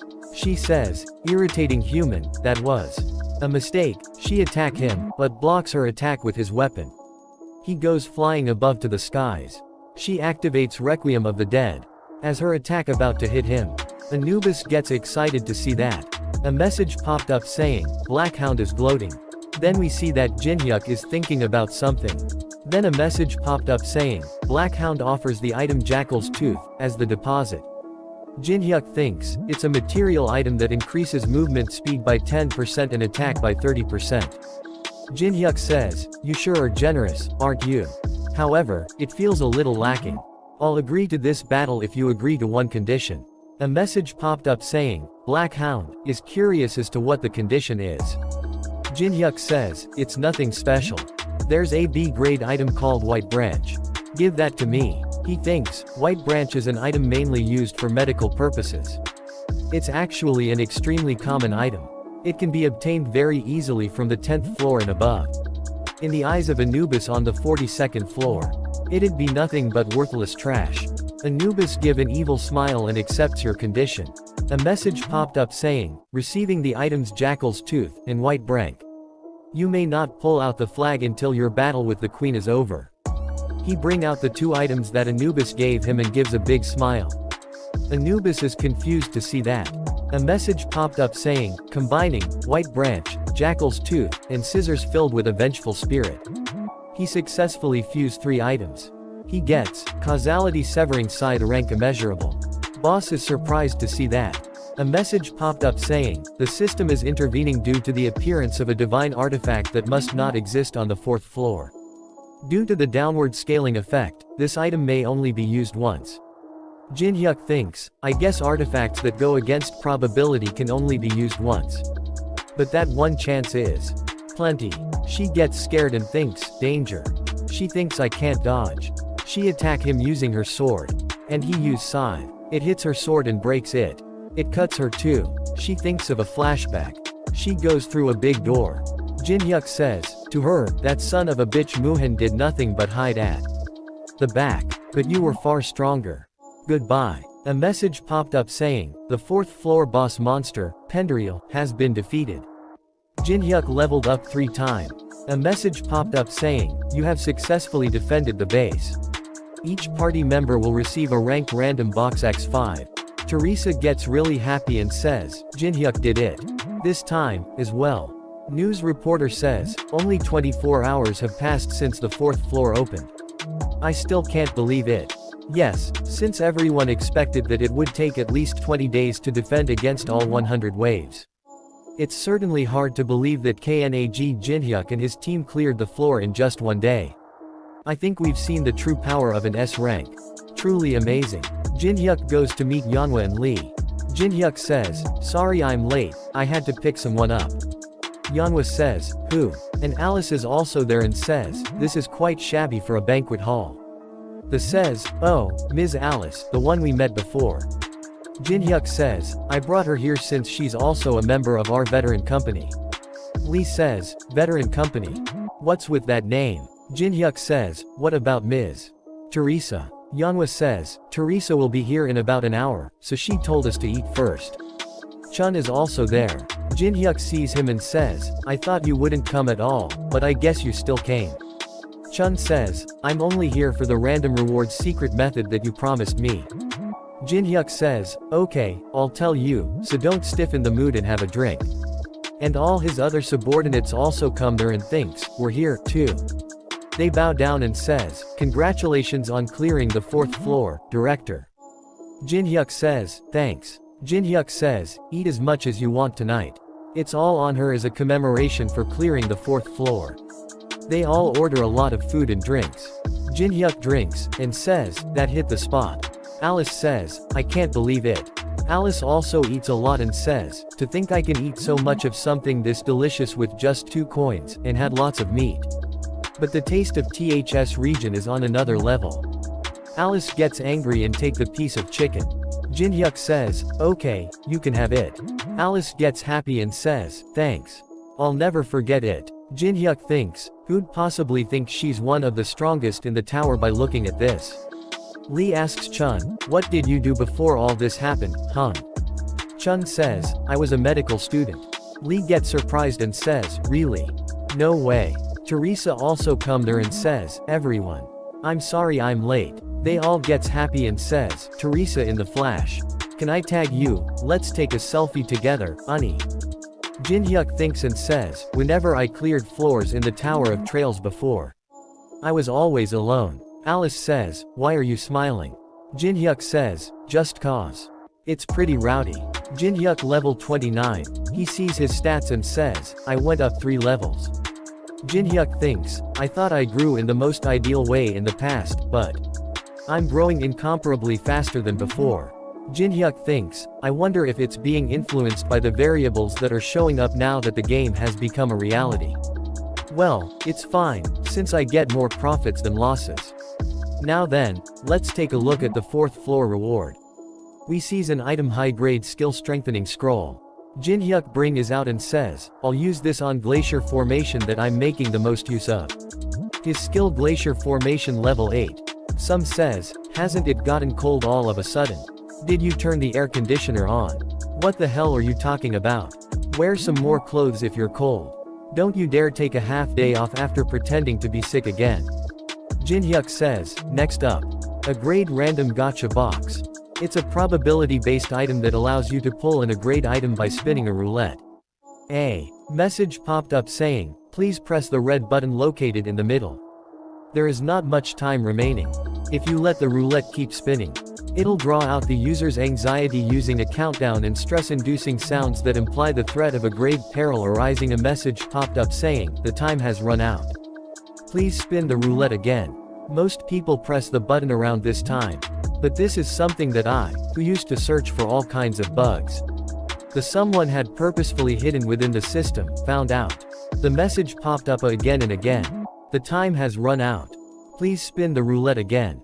If you keep spinning the roulette without doing a thing, then on the 37th attempt, the roulette's speed is reduced by 99%. Chun says, Kong Jin-hyuk, are you seriously saying you can choose the grade item that you want by doing something like this? Chun says, just how much have you played this game? Jin-hyuk thinks, I let Chun Yu-sung choose the reward that he wanted using the same method. Chun says, I can finally beat him. But there's a penalty that the reward will be destroyed after 1 week if you use this method. He was so happy after getting to complete his attribute sword. I can't wait to see his face next week. You have obtained tricolored pills rank A. Jin-hyuk think, considering I'll have to use them within 1 week, this is the best one out of the items that I can use to clear the next floor. And now, the final and most important item needed to clear. The 5th floor. He uses the Great Magic Library entry ticket. A message popped up saying, the Great Magic Library has opened. He enters the Great Library. Should I go see that geezer after a long time? After that we see that an old man is reading a book. Old man says, what in the world is this about? I heard that the 4th floor has been cleared, but I didn't expect to see a guest already. Old man says, welcome. My name is Rick Hennessy, the manager of this library. Jin-hyuk thinks, he is an intermediate administrator grade big shot who manages the Tower of Trails Great Magic Library. Jin-hyuk says, finally, my first encounter with a tower administrator. My name is Kong Jin-hyuk. Rick says, this is something you don't see very often. I never imagined that someone would set foot in here so soon. Even if you manage to set foot in here. The fact that you managed to get to where I am in this giant labyrinth of a library is also very interesting. Jin-hyuk says, I happen to be a very lucky person. Rick says, I don't mind if you browse through the books, but there are no books of you level that you can read here. Kong Jin-hyuk. Kong Jin-hyuk gets a book. Rick says, you would require at least a fundamental understanding of rune language. Solution to entry into the sixth circle written by the Empire's court mage Telemos. Jin-hyuk says, right. Rick says, you know. Rune language. Jin-hyuk says, I knew a lot of people, so I've picked up things here and there. Rick thinks, he should be a player who has only just entered the 5th floor, but he already knows rune language. Rick says, may I ask you something, Kong Jin-hyuk? Jin-hyuk says, yes, go ahead. Rick says, I can see that you are different from the average player just from the fact that you managed to enter this place. However, your background seems to be beyond the realm of special. Jin-hyuk says, background. Jin-hyuk activates, Judgment of Anubis. To be honest, the Egyptian gods are backing me. That's why I was able to come here, as well as learn information about the tower. Rick thinks, no way. This is most certainly the energy of the god Anubis. To think they'd already be showing interest in a player. Jin-hyuk, they seem to treasure me very much, since they even granted me power like this. A message popped up saying, because a subject was not selected, Judgment of Anubis will be cancelled. Rick says, a person of value must receive corresponding treatment. Rick says, it seems I've mistreated a valuable guest. My sincerest apologies. Jin-hyuk thinks, Anubis would have collapsed from stress if he saw this. Rick thinks, to atone for my mistake, I will give you one of the books here as a gift. Jin-hyuk says, can I really choose anything I want? Rick says, of course. I would like to offer a valuable guest a gift of the same value. In that case, I will take this. Are you really fine with that? Jin-hyuk says, it certainly is a good grimoire, but because it's written in ancient rune language, it cannot be read unless you're an ancient species. I, the Black Dragon Matrion, record this commemorate my ascension to an ancient dragon. For 1,000 years, I have studied a way to tear down the principles of this world. Blah blah, it's just a book written by some Chunabyu lizard. I'll take this. Rick says, pardon me. As expected of someone who has received the blessing of the gods. Rick starts to disappears, I will keep my eye on you from now on, Kong Jin-hyuk. I will look forward to the day that we meet again. Player Kong Jin-hyuk. Someone says, I was truly gruesome. The 5th floor of the Tower of Trials seemed like the world of an already collapsed civilization.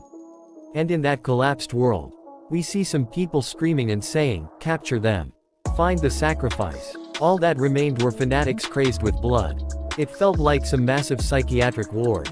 We see that a news reporter says, a psychiatric ward. I see. Reporter says, fanatics don't seem all that threatening. Why did you decide to run away without fighting? I also tried to subdue them by using skills at first, but there's a completely different obstacle aside from them. And that is the inability to use skills. What? Skills can't be used? Player says. Because I couldn't even summon my subspace inventory, I was only able to escape by using a return stone that I had in my pocket. That's why we're giving a special 20% discount off the Exit Guild's return stone, with the cheap price of 5,000 gold. Teresa says, take me with you to the 5th floor. Jin-hyuk says, no. Teresa says, why not? I'm sure you're going to challenge the 5th floor right away, so I can't let you go alone. Jin-hyuk thinks, she's so persistent, why is she acting like this all of a sudden? Jin-hyuk says, you can't. No matter how much you want to come with me, I can just sneak in by myself, so give up. She grabs Jin-hyuk's arm and says, promise me that you won't push yourself, then. Jin-hyuk thinks, don't push myself. A message popped up saying, a sponsor gift has arrived from the Caladium Kingdom. Isn't the Caladium Kingdom the kingdom hostile to the Muram forces? A message popped up saying, you have acquired Faint Odor rank F. Due to a sponsor from an upper force, you have broken out from the 5th floor's restraint. Jin-hyuk thinks, whoa, to think they gave me a gift while opposing the tower's restrictions. Looks like they've started approaching players with potential, just like the Muram. I'll make very good use of this skill. A message popped up saying, "You have entered the 5th floor of the Tower of Trials. You will start from a random location. Skill usage is blocked. You will receive a random F-grade item. There is only one rule: escape alive. Due to your possession of Macrian's ancient grimoire, one of you skills will be free from restraint. You may use Eye of Gluttony. This is why I chose this in the Great Library. I'll leave using this for later. Some other people's also appears. It's so dark. Why is it so damp here?" Jinhyuk thinks, people placed at the same starting point have already started to arrive. "I'll leave the newbies here and head to the..." A message popped up saying, "Activating Pursuit Scroll." He is surprised and thinks, "Pursuit Scroll." He gets angry and says, "You stubborn." Teresa also appears behind him. Teresa says, "I didn't think you'd keep your promise, so I followed you." Jinhyuk says, "I believe I told you not to follow me. What in the world were you thinking, coming all the way here?" Teresa says, "Please don't berate someone who followed you out of worry so much." Jinhyuk thinks, now I have to change my plan. There's something in my pocket. Mine too. Teresa says, "I have a flashlight." What about you, Jinhyuk? Jinhyuk says, "A pen." Teresa says, "A pen. That's not very good." Jinhyuk says, "No, this can be of use." Someone bring out a lighter and says, "I can finally see a little." She says, "I'll turn on the..." Jinhyuk grabs the flashlight. Teresa is confused. Man with the lighter says, "What a dreary looking place. How can we escape when it's so dark?" A lot of masked men are seeing them. They say, "Over there. Sacrifices." Masked man starts to run toward them. Someone says, "Idiot. Turn off the lighter." Masked man says, "Capture them. Over here, hurry." Jinhyuk and Teresa are hiding behind something. Teresa says, "Shouldn't we save those people?" Jinhyuk says, "Teresa, now that you're here, you must follow my judgment, no matter what." Teresa says, "Pardon." Jinhyuk says, "We must not unnecessarily expose ourselves for the time being. You're much too unprepared for a frontal assault at the moment." Teresa says, "Aren't you looking down on me too much, Jinhyuk? I've made my own preparations. Here, take a look. I bought one for you too. It's the exit return stone that people say is crucial for the 5th floor." Jinhyuk slaps his own face. Teresa is confused. Some people are blocking the door, saying they'll get through at this rate. "You guys at the back, come help too." A girl bring out return pill and says, "What the hell are you guys doing?" She says, "What do you think? We're going to escape. See y'all, losers." That return pill break. The says, "Not activating." What the hell? I bought one too. Mine too. A big man appeared with a weapon, all of theirs pill broken. They says, "It was a scam." Jinhyuk says, "You trusted it just because it was on a broadcast. This world is full of scammers." Teresa says, "I bought two to give to you one as well." A man appears behind her with ropes in his hand. Teresa says, "I really should go." Masked man says, "A sacrifice for our god." Teresa throws him. All the other masked men are shocked to see that. Teresa says, "We've been discovered, haven't we?" Jinhyuk says, "Looks like it." Masked men says, "Our god desires a sacrifice of sacred blood. Let us accomplish the advent of our king together. Eternal happiness." Jinhyuk bring out his pen and hits one of them in the neck. He hits a lot of them in the neck. Jinhyuk says, "Who wants to do the next sermon?" All the masked men gets really scared. A big man appears behind them. A man says, "Sir Proxy." Jinhyuk says, "Teresa, you've played tag before, right?" Proxy throws away one of his men. Jinhyuk says, "That giant head is it, so don't get caught by him." The giant attacks him with his hammer. The starts to run away. We see a man in purple hoodie saying, "What of the sacrifices?" His man says, "We are capturing them without complications." He says, "Our god desires more sacrifices. Now that the tower has opened and ignorant people are entering, it is the promised time for the Great One to descend once again at last." One of them says, "Cult leader, I think you should see this." He says, "They're sacrifices that we discovered just now." Leader says, "It's my first time seeing the proxy have such a hard time. He's quick on his feet for a mere sacrifice." One of them says, "Kong Jinhyuk." Leader says, "You know him?" One of them says, "Yes. He is the most dangerous obstacle to our plan." Teresa and Jinhyuk are still running from proxy. Teresa says, such speed for a man that big. He can't even be compared to the regular cultists. It's impossible for us to face that giant head right now. Jinhyuk says, let's focus on outrunning him first. Could you give me that for a second? A huge light appears. He hits with hammer the spot of light. It was a flashlight that Teresa brought with her. Jinhyuk says, that should have bought us not time to think up a strategy. Jinhyuk listened carefully, Teresa. Teresa says, okay. Jinhyuk says, I'll lure that giant head by myself. Teresa says, pardon. You want to lure him after we barely got away from him. It's okay. We'll have to face him sooner or later if we want to clear this floor.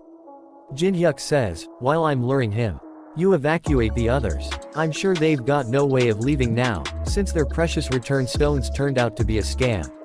I'll try to clear the 5th floor as quickly as possible.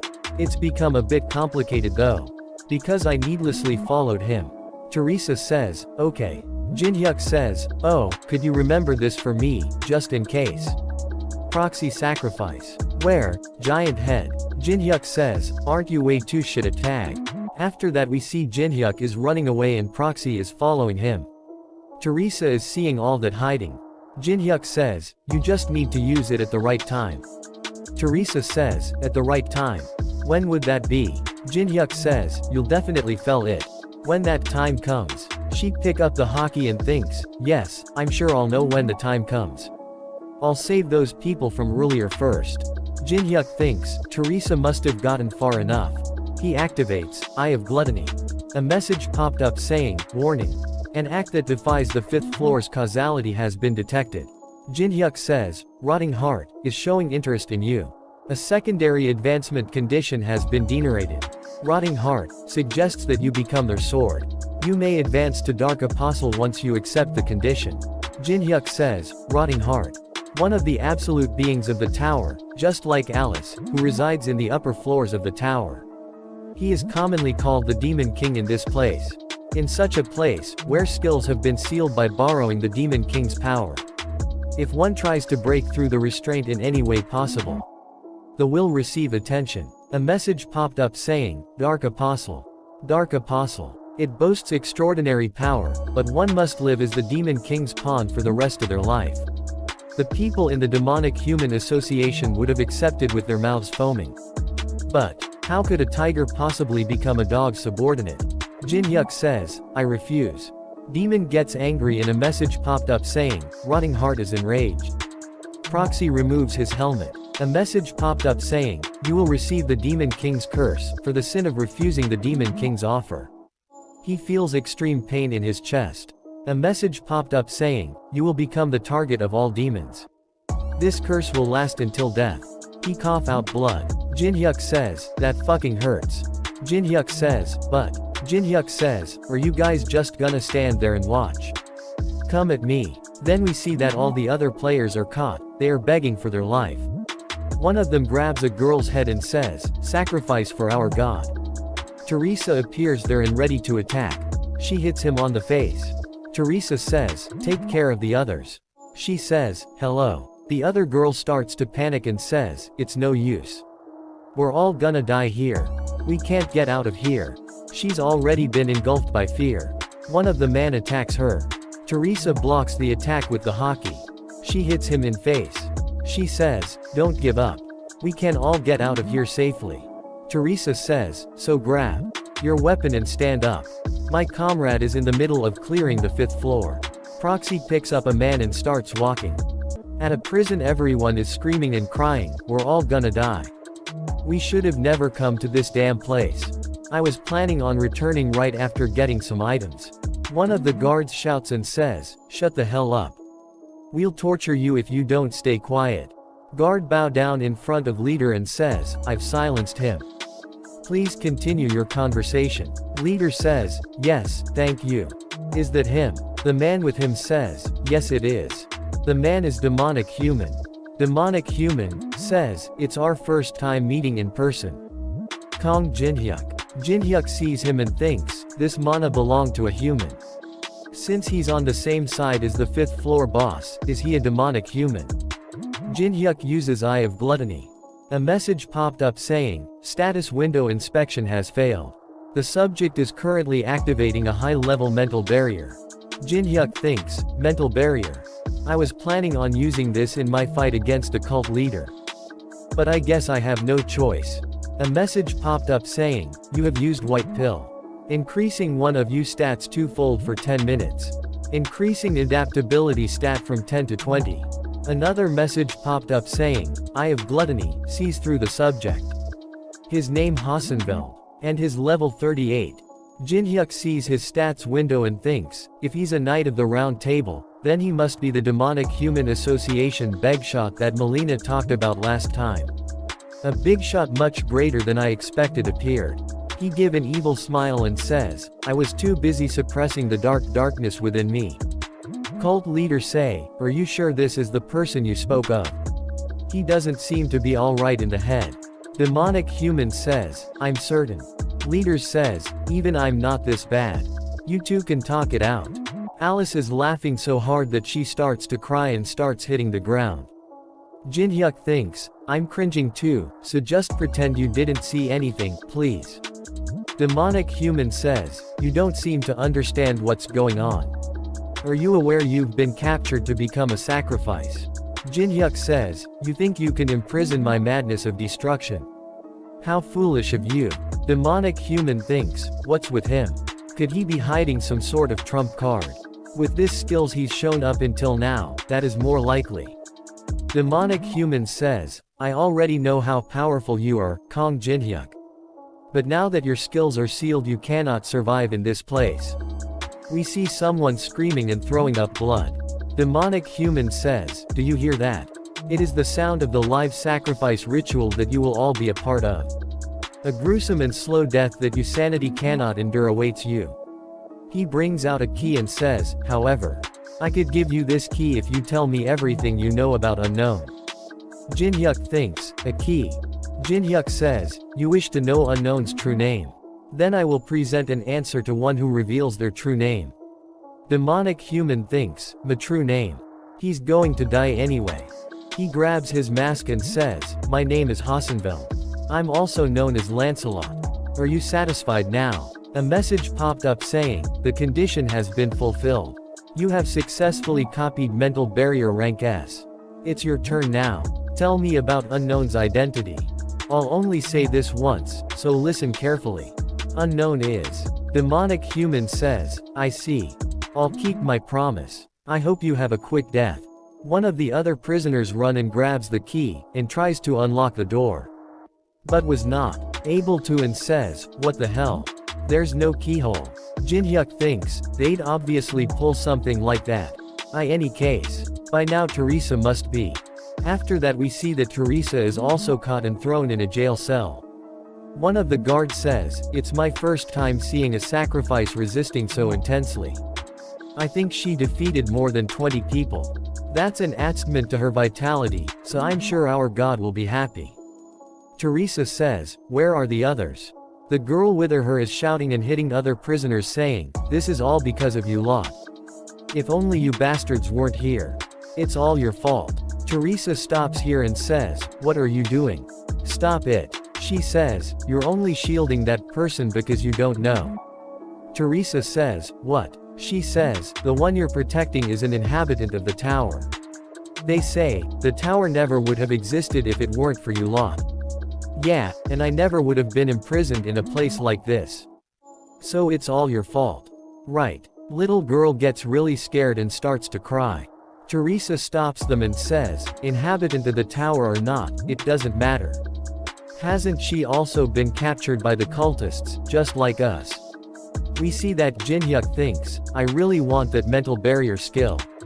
It could become a driving force that could withstand divinity. A copy conditions window appears saying, 1. Make the subject say his knight name. 2. Act as if you have Chunabu until you find out his knight name. You may copy one skill of your choice once both conditions have been fulfilled. Jinhyuk thinks, what sort of crazy son of a bitch is managing the tower's system? I'll need at least 6 bottles of soju for this. Des Moines human says, why aren't you saying anything? Jinhyuk says, oh, sorry.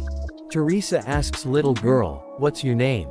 It's okay, as long as I'm here, no one can hurt you. She says, Andrea. Teresa says, what a pretty name. I'm Teresa. Andrea tells Teresa her story. She says, the devotees came to our village one day. They said they'll save everyone in the village if the villagers offer on person as a sacrifice. Once they said that, the villagers said that I, who doesn't have parents, need to step up for the sake of the village. Saying that it's a meaningful duty. And that it can't be helped. Teresa says, I see. You must have been very lonely, Andrea.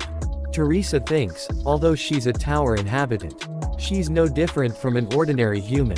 Teresa listened to one of the guards saying, hey, we're supposed to prepare the next batch of sacrifices. Select one from each room. If no one is selected, you will all participate in the ritual together. Struggle as much as you can if you want to live for even a little longer. All of them gets really scared after hearing that and says, again. I don't want to. No, I refuse. One of them says, wait. Yeah, let's send that kid out first. She's not even human, right? Teresa says, wait, stop. Don't make such rash decisions. Get a hold of yourselves. One of the guards is enjoying seeing all this and says, good, struggle more. The Lord is even more delighted. And another guard is confused to see what is happening. Jinhyuk says, I volunteer. Any objections? His cellmate are also confused and says, no, go ahead. They tie him up and some other people as well, they all are walking to somewhere. He bring out a pill out of his mouth. And throw it in the water system right beside them. One of the guards sees him, he starts to whistle. Jinhyuk thinks, the necessary preparations are now complete. Teresa should have been captured and be behind bars by now. And considering her personality, she would definitely volunteer herself. It's my first time progressing through this section like this, but it's going rather smoothly. The hidden quest was generated, just as planned. A hidden quest window appears saying, contents, the fanatics who recklessly take the lives of others are regarded as villains. The adaptive stat will rise by 0.1 for every fanatic that is eliminated. The adaptive stat will rise by 30 if the cult leader is eliminated. Jinhyuk thinks, I was always given one of the stats as a reward, but to think they'd give me the adaptive stat. We see a lot of them are shouting saying, oh, Lord. The glory. The advent of glory. Some players are hanging with chains tied to the pillars. Jinhyuk thinks, there are so many of them. One of prisoners puke by just seeing all this. Jinhyuk thinks, this place isn't really bad enough to puke. Bearing out the next batch of sacrifices. They lower the gate, and ask prisoners to go ahead. They untie their hands. One of them says, glory to the Lord divine joy. The Lord desires sacrifices that tremble in fear. Jinhyuk is surprised to see something. One of them says in a mic. What sacrifice does the Lord enjoy most, gentlemen? A noble sacrifice. A noble sacrifice. In that case, take a good look. This woman sacrificed herself to save a child she barely even knew. Teresa is also hanging to one of the pillars. The one with the mic says, what a noble act. The of this noble woman will adorn the final of this live sacrifice ritual. A noble sacrifice. Jinhyuk walks out and says, I was gonna put an end to this floor after raising my stats, but he uses Macrian's ancient grimoire. Escaping from the 5th floor ruler's restraints. Freeing everything that had been sealed due to the restraints. Jinhyuk gets really angry and uses element of fire and says, fuck that. He can use all his skills for 10 minutes. He uses the element of fire on the pill that he thrown in water system earlier. He activates red pill, blaze. It blows up everything around him. They all get scared and says, what the could that be a skill? Impossible. Skills should be unusable here due to the Lord's commandment. He bring out his dagger and throws it toward the chains that ties Teresa. Dagger hits the chain and cuts them. She starts to fall and Jinhyuk grabs her in midair. He checks her heartbeat. He gets really angry and bring out his full power and says, raising stats or whatever, I don't give a shit. And he bring a black pill. And says, I'll exterminate you all. He breaks the pill using his teeth. A message popped up saying, using black pill dark. Unfolding black barrier. Some huge clouds of smoke appears, they all can't see a thing. Jin-hyuk bring out his twin dragon swords. And activates the Grave of Swords. They say, shit, where is he? One of them throw his weapon and start to pray saying, oh, God of darkness, please answer my prayers. Oh, Almighty Demon King God, please guide use. They some intense energy and says, this energy is the Demon King God's energy. They all gets excited and says, he answered our prayer. Jin-hyuk cut them all down. A message popped up saying, the villain has been disposed of, the adaptive stat has increased by 0.1. He kills some more of them and his adaptive stat keep increasing. After that we see that Teresa is laying unconscious in middle of all this. We see a flashback where she was protecting the little girl. One of prisoners says, we'll send out that brat who isn't even human first. Teresa says, how is that fair? She's still a child. They gets really angry and says, child, that thing's just an NPC. Hand it over. Teresa hits them and says, you must think I'm easy to handle just because we can't use skills here. But don't misunderstand. I'm confident I can win even if all of you face me at once. They says, then are you saying you'll be the one to choose? Teresa says, yes, you're right. I'll be the one to choose. After acting like a goody two-shoes, you're just like the rest. Teresa sees toward the child and smiles. And says, I'll be back. Guard gets really excited and says, what a noble sacrifice. After that we see that a lot of the cult member are dead. Teresa wakes up. Jin-hyuk says, you pushed yourself pretty far again. She smiles and says, I knew you'd come. He cut the chain and free her. He obtained 23 adaptive stats. He thinks, now as long as I defeat the cult leader and escape. Teresa say, I have somewhere, I have to go first, Jin-hyuk. They open all the cells, she gets back to her cell and says, Andrea. Andrea says, Teresa. She hugs Teresa and starts to cry. Teresa says, thank God you're safe. Jin-hyuk is confused to see that and says, what's going on here? Teresa says, Andrea is an inhabitant of the tower. They were dragged here by the devotees and forced to either become a sacrifice or become one of them. Only 2.5 minutes are for the effect of Maekdrian's ancient grimoire's effects to end.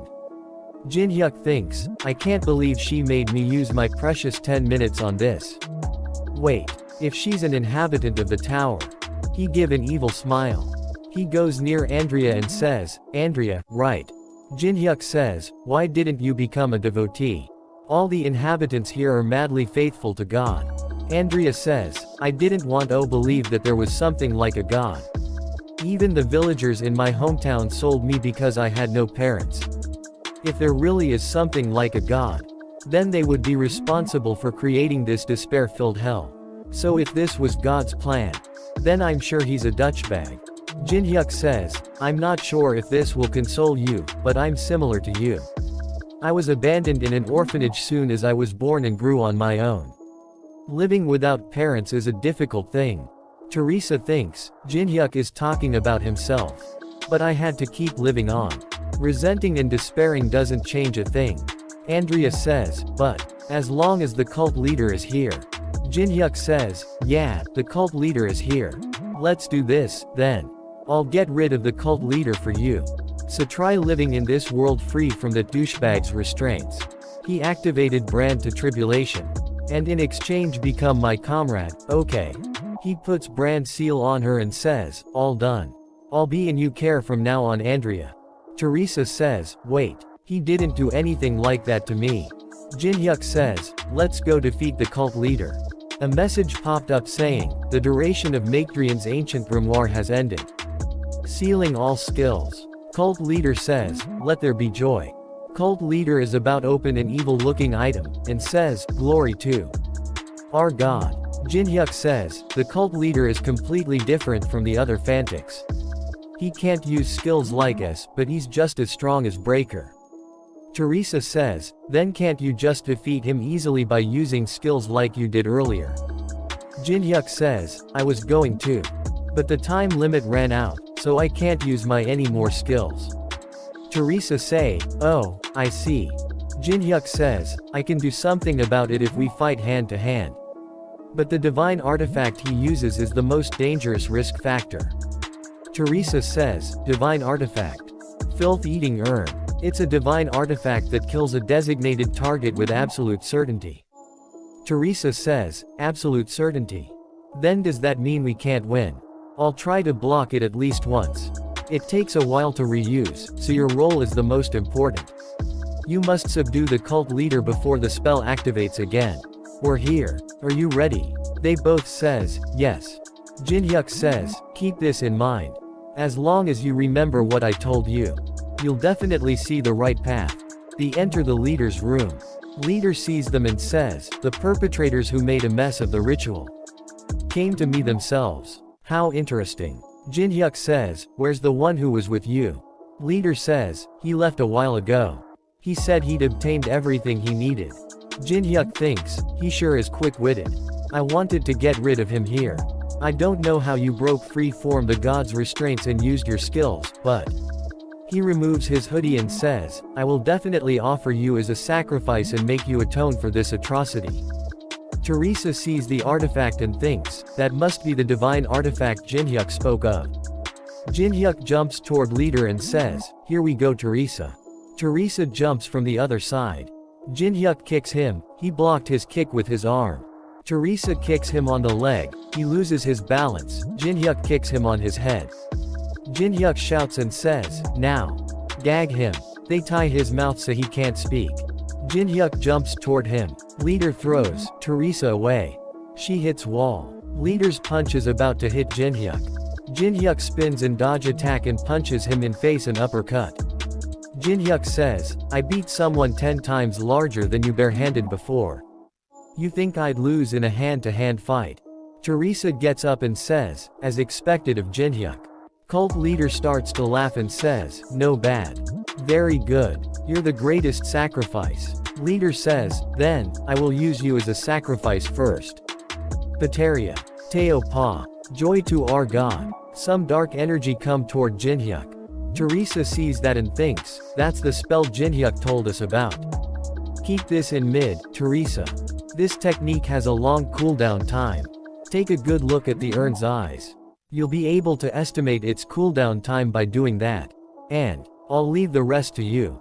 The spell hits Jinhyuk, he cough out blood. Teresa is shocked to see that and says, no.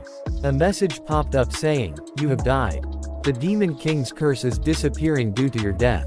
Leader gets excited and says, what a fresh sacrifice. I'm sure the Demon King God will also be happy. Teresa says, wake up Jinhyuk, open your eyes. Leader says, are you pained by your comrade's death? She a mixed angry and sad look on her face. Leader says, you can't call it a proper sacrifice. He kicks Teresa and says, if there's not enough pain. Andrea shouts Teresa. Leader sees to Andrea and says, you were there, huh? He is about to grab her and says, come here. Teresa jumps on him, throws him using a backflip. Teresa says, I will never let you take Andrea, at the very least. Looks like you still had some fight left in you. Leader gets excited and says, good. After that we see the dead body. Teresa is being beat up. Teresa thinks, fighting him head on without my skills is impossible. Leader jumps towards her and says, glory to our god. Teresa dodges his punches by jumping backward. She picks up an broken piece of something. She destroys the lights with them. Leader says, you think darkness is your ally? How ridiculous. Teresa hides and thinks, alright, his visibility should be restricted. I have to take that urn away from him first. I have no chance of winning if he activates that spell again. Leader finds her punches. She dodged the punch by jumping aside and thinks, how did he find me so quickly? Leader says, you're quick on your feet. But I simply have to find you again. Your radiant blonde hair stand out even in the darkness. After I knock you out, I'm going to look for the hiding child. And when you wake up, I'll have you watch as she gets sacrificed to the urn. With your own 2 eyes. She gets hit by a powerful punch. She hold herself and start to run away. Leader says, you're sturdy as well. Endless glory to our god. Hit as best you can. It's only a matter of time.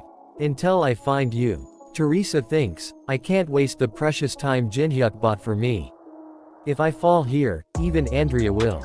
She picks up another broken piece. Leader sees her hair, and says, I've changed my mind. I'll let you live if you swear to become a devotee. Yes, I'll make you the demon king god saintess. So why don't you come out with that child? If you don't, oh. We see that she not there, only hears her hanging there. It was a distraction. She come from behind him and about to grab urn. We see flashback, where we see cuts of her own hair and thinks compared to Jinhyuk's sacrifice. My hair is nothing. Leader see toward her. She thinks, his reaction speed is fast. He turned toward her ready to punch. Andrea throws something of Leader's head. He gets distracted, and says, cheeky brat. Teresa grabs the urn, and says, nice timing Andrea. Leader says, what are you going to do after taking that? Are you going to appoint yourself as a sacrifice or something? We see another flashback where Jinhyuk says, oh, and could you keep this in mind, just in case? Memorize this, Pateria de Amarius. Teo pa vericio. Teresa says, what's that? It's a rune language spell. Use it at just the right time. The right time. You'll know when the time comes. I know now. This is the right time. She says, Pateria de Amarius. She thinks Jinhyuk knew about this. Leader is shocked to hear that and says, how do you know ancient rune language? Teresa thinks, that I could do this in your place. She says, a veteran taught me. Teo pa vericio. Divine artifact gets activated and some dark energy goes toward Leader. Leader says, wait, impossible. Demon King God. That dark energy kills the Leader. A message popped up saying, the boss of the 5th floor has been defeated. She picks up the Andrea and says, are you hurt Andrea? Andrea says, no. Andrea points toward Jinhyuk and says, but that Oppa. She says, I did it. Jinhyuk wake up. I'm sorry for following you as I please. I won't do it again. So please wake up. She starts to cry really hard. A message popped up saying, the Demon King God's authority had disappeared due to the absence of a boss monster. Lifting skill usage restrictions. Blessing of the Star, activated, and a message popped up saying, you can revive once, as long as the death is not instant. He gets up Teresa and Andrea gets really happy. Jinhyuk says, dying sure is, extremely painful. But, why are you crying again? You were crying in the maze too. I can't help it, they just flow out. It still hurts there. I'm sorry. But why did you cut your hair Teresa? Teresa points towards the message and says, Jinhyuk, why isn't the notice for the next floor opening not popped up when we've defeated the boss? Jinhyuk points towards the exit and says, the objective of the 5th floor is strictly to escape. In other words, this floor will be considered to be cleared if we pass through that door. However, there's something else that's unique about this floor. The unique point of the 5th floor is that the boss monster seat can be inherited. Teresa asks inherited. Jinhyuk says, since defeating the boss is not the clearing condition. The owner of this divine artifact urn becomes the new master of the floor. And I'd like to entrust that seat to Andrea. Teresa is surprised and says, what? To Andrea. Jinhyuk says, Andrea, I promised you that I'd let you live in a world without the cult leader, right? He give her urn and says, here, live as you like this time. Live in a way that no one can make you unhappy. A message popped up saying, the seat of master is being inherited. Commencing rapid growth in accordance with the ruler's authority. Teres is surprised to see that and says, Andrea grew up. Andrea immediately become an adult lady. Andrea smiles and bow down in front of Jinhyuk and says, my name is Andrea, the master of this desolate land. Every being on this floor including myself will follow your will. A message popped up saying, the master of the 5th floor Andrea, swears allegiance to you. You are the first to have a boss monster swear allegiance to you. The feat is being recorded in the Hall of Fame. Jinhyuk puts his hand on Andreas' head and says, live with a smile on your face from now on. Andreas hugs Teresa and says, Teresa, come visit me often. Teresa says, of course. They exit the 5th floor and a message popped up saying, the 6th floor of the Tower of Trials is opening. Time remaining to conquer the next floor, 90 days. Takoyaki says in the comments, shouldn't every president in the world give Kong Jinhyuk an award or something at this point? Stagnant water identifier says, everything about Kong Jinhyuk. He's a stagnant water FR. What a legend. Teresa Fan Song Chan says, he has amazing chemistry with Teresa death to Kong Jinhyuk. In a newspaper we see that they all beat up that player who sold the return pills. Everyone is celebrating in the world saying, as a celebration for clearing the 5th floor, the beer is on the director. A lot of people are watching his video where he cleared 5th floor. Chun is also seeing that. Chun grabs his own head and says, Kong Jinhyuk, you're not even giving me any room to chase after you. Someone knocks on Chun's door, and says, excuse me. Chun doesn't answer and, the person at the door break the door. He a blonde man with a white mask on his face, he points his sword toward Chun. Chun bring out his sword and says, who the hell are you? That man says, my name is Gawain. How unexpected. It's a bit narrow for unknown's home. I expected something more classy. Chun is confused and angry to hear that and says, unknown. What are you? Chun thinks, someone who'd do such a thing, is Kong Jinhyuk. Chun gets really angry and says, Kong Jinhyuk, the foo. We see that Chun's apartment blow up. After that we see that Jinhyuk says, my ears itchy. Alice is shopping, she says, from there to there, I'll buy them all. Shopkeeper says, pardon, all of them. Jinhyuk says, for God's sake inflation's gonna come because of you. Alice is standing on a lot of gold and says, I don't know who that is, but let them come. As payment for educating Andrea from time to time, I let Alice enjoy cultural life. Though it's mostly revenge spending. Jinhyuk says, how to live is a booze, a boss's attitude. A boss's daily schedule, and overall knowledge one must have as a ruler. She's teaching them all to her. You could call it an introduction to boss's course. I'm sure she'll become indispensable for my plans someday. Jinhyuk's level 32 now, and he has 1,283,288 coins. Jinhyuk thinks, I'm growing so quickly, no matter how many times I see it. Including what I earned on the 5th floor, my adaptability stat is now 78. Even the rankers who grind dungeons with the support of their guilds should be around level 30. If the rift stat is taken into account, there aren't any players with better stats than me at the moment. And the item I obtained by clearing the 5th floor. I can't believe I obtained this. I still can't believe it. Boundary bending mirror, growth type, rank, over rank. Connects to anywhere on the 10th floor and below upon use, cooldown, 90 days, duration, 30 minutes. The floor level that the play can connect to and the duration they can do so for will as they grow. Can be accompanied by one other. Jinhyuk says, I'll have much to prepare from now on. In that case, Jinhyuk calls guild leader, he picks up the call and says, yes, director. It's rare for you to call me first. Jinhyuk says, I have something I need you to do. Are there any issues? Guild leader says, the issue is that things are going too well. You've become so famous that it's harder to find a channel without you in it. There are so many people wanting to apply because they saw you, that work is about to come to a screeching halt. Jinhyuk says, there are that many people. Guild leader says, there are hundreds flowing in each day. That aside, what can I help you with? Jinhyuk says, I'll just send you a list, so reserve them all. Guild leader says, a list. Yes, also, schedule a meeting with Fighting Father. Jinhyuk goes to a cafe to meet someone. Then other person says, have you finished replenishing your carbohydrates? I've been waiting for your call, player Kong Jinhyuk. He is Fighting Father Kim Kate. Jinhyuk says, the last time we met was at the test, so it really has been a while. Jinhyuk thinks, it sure is nice to have power. The big-headed Kim Kate from the test is now this polite. Jinhyuk says, I'm sorry about our deal regarding the Mandragora route. I've been a bit busy climbing the tower. Kim get angry to air that but keep the smile on his face and say, of course you were. Jinhyuk says, lighten up. That's why I showed up.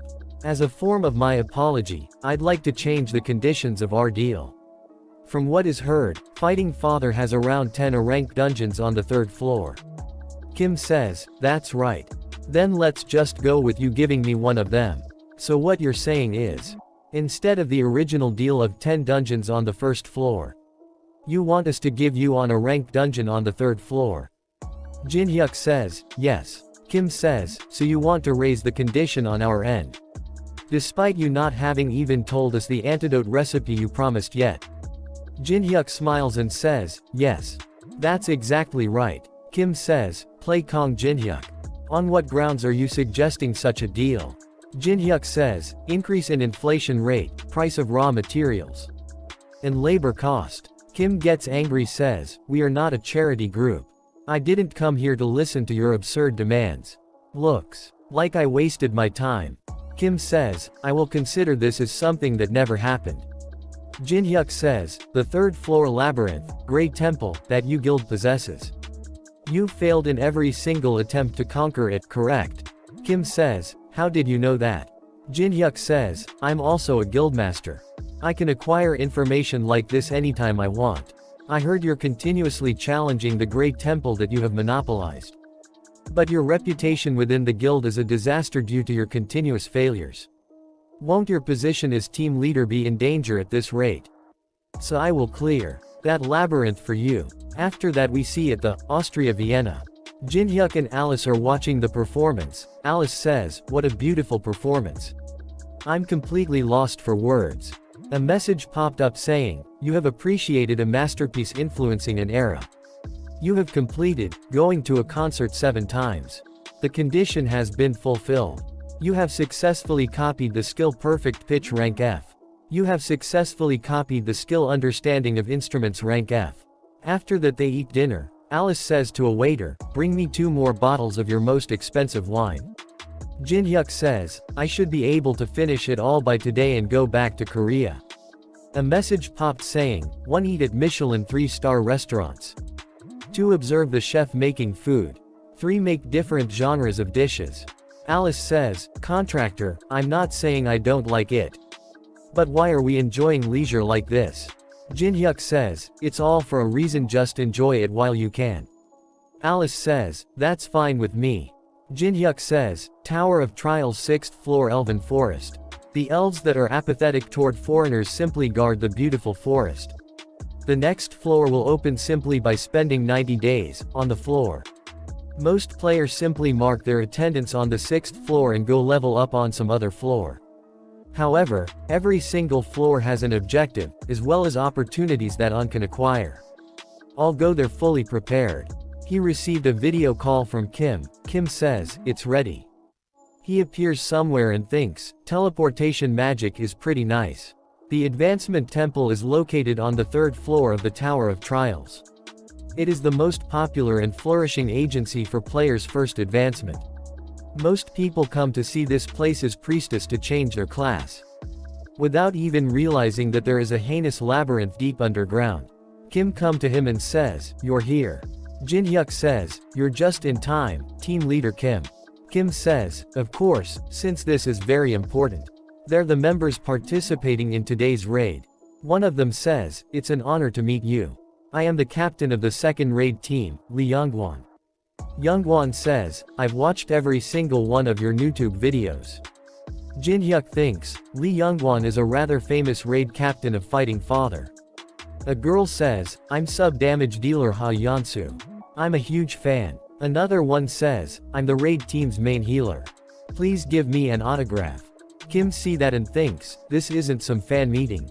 Kim thinks, even super elites of our guild are reduced to mere fans before Kong Jin-hyuk. Well, I guess it doesn't matter. Kim says, Lee Youngwon is the raid captain in name, but I will give all authority to player Kong Jin-hyuk. You can also have whatever that comes out from the labyrinth. But just one thing. Please succeed in the raid. Jin-hyuk thinks, I was planning on backstabbing him if he tried anything funny, but I guess that's not necessary.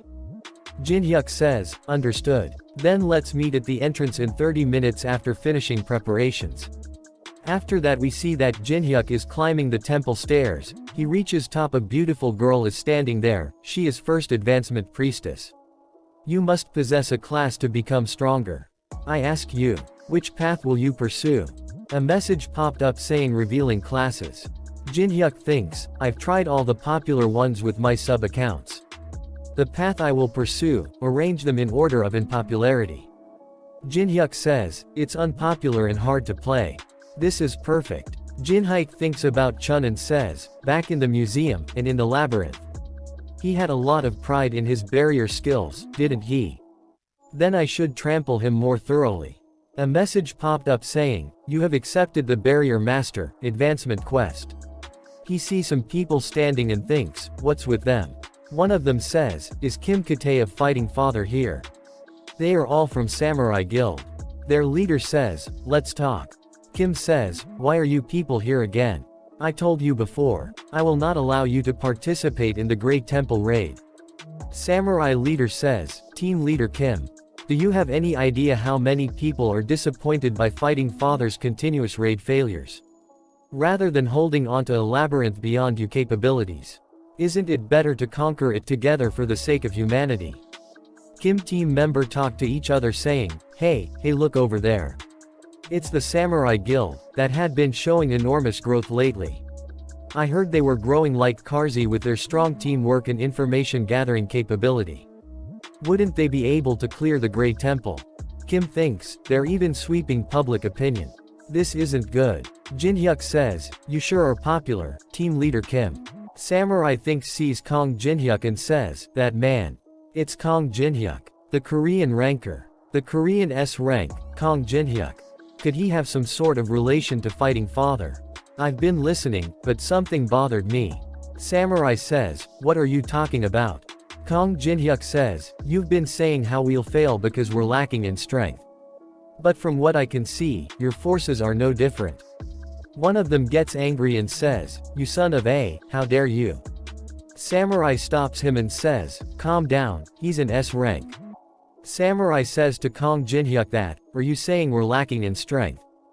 Jinhyuk says, not lacking, but not even up to standard. Kim's team member thinks, since he said they're no different from us, are we also no up to standard? Samurai says, it doesn't matter what you say. We have a stent that can't even be compared to you guys. Jinhyuk asks strength. Samurai says, we have a real veteran who's climbed all the way up to the 30th floor of the Tower of Trails. Jinhyuk is surprised to hear that and thinks, 30th floor. Kim's team starts to says, did you hear that? They have someone who climbed up to the 30th floor. No wonder they've been rising up so quickly. Samurai says, we already have information about territories that no one even knows of. Whatever traps there are and strategies we need, we can prepare for them. We will use this knowledge and become the first heroes who save humanity from the Tower of Trials. And it wouldn't be bad if we become rich in the process, either. Jinhyuk activates Eye of Gluttony. And his words are the truth. Jinhyuk thinks, that means he believes that is the truth, at least.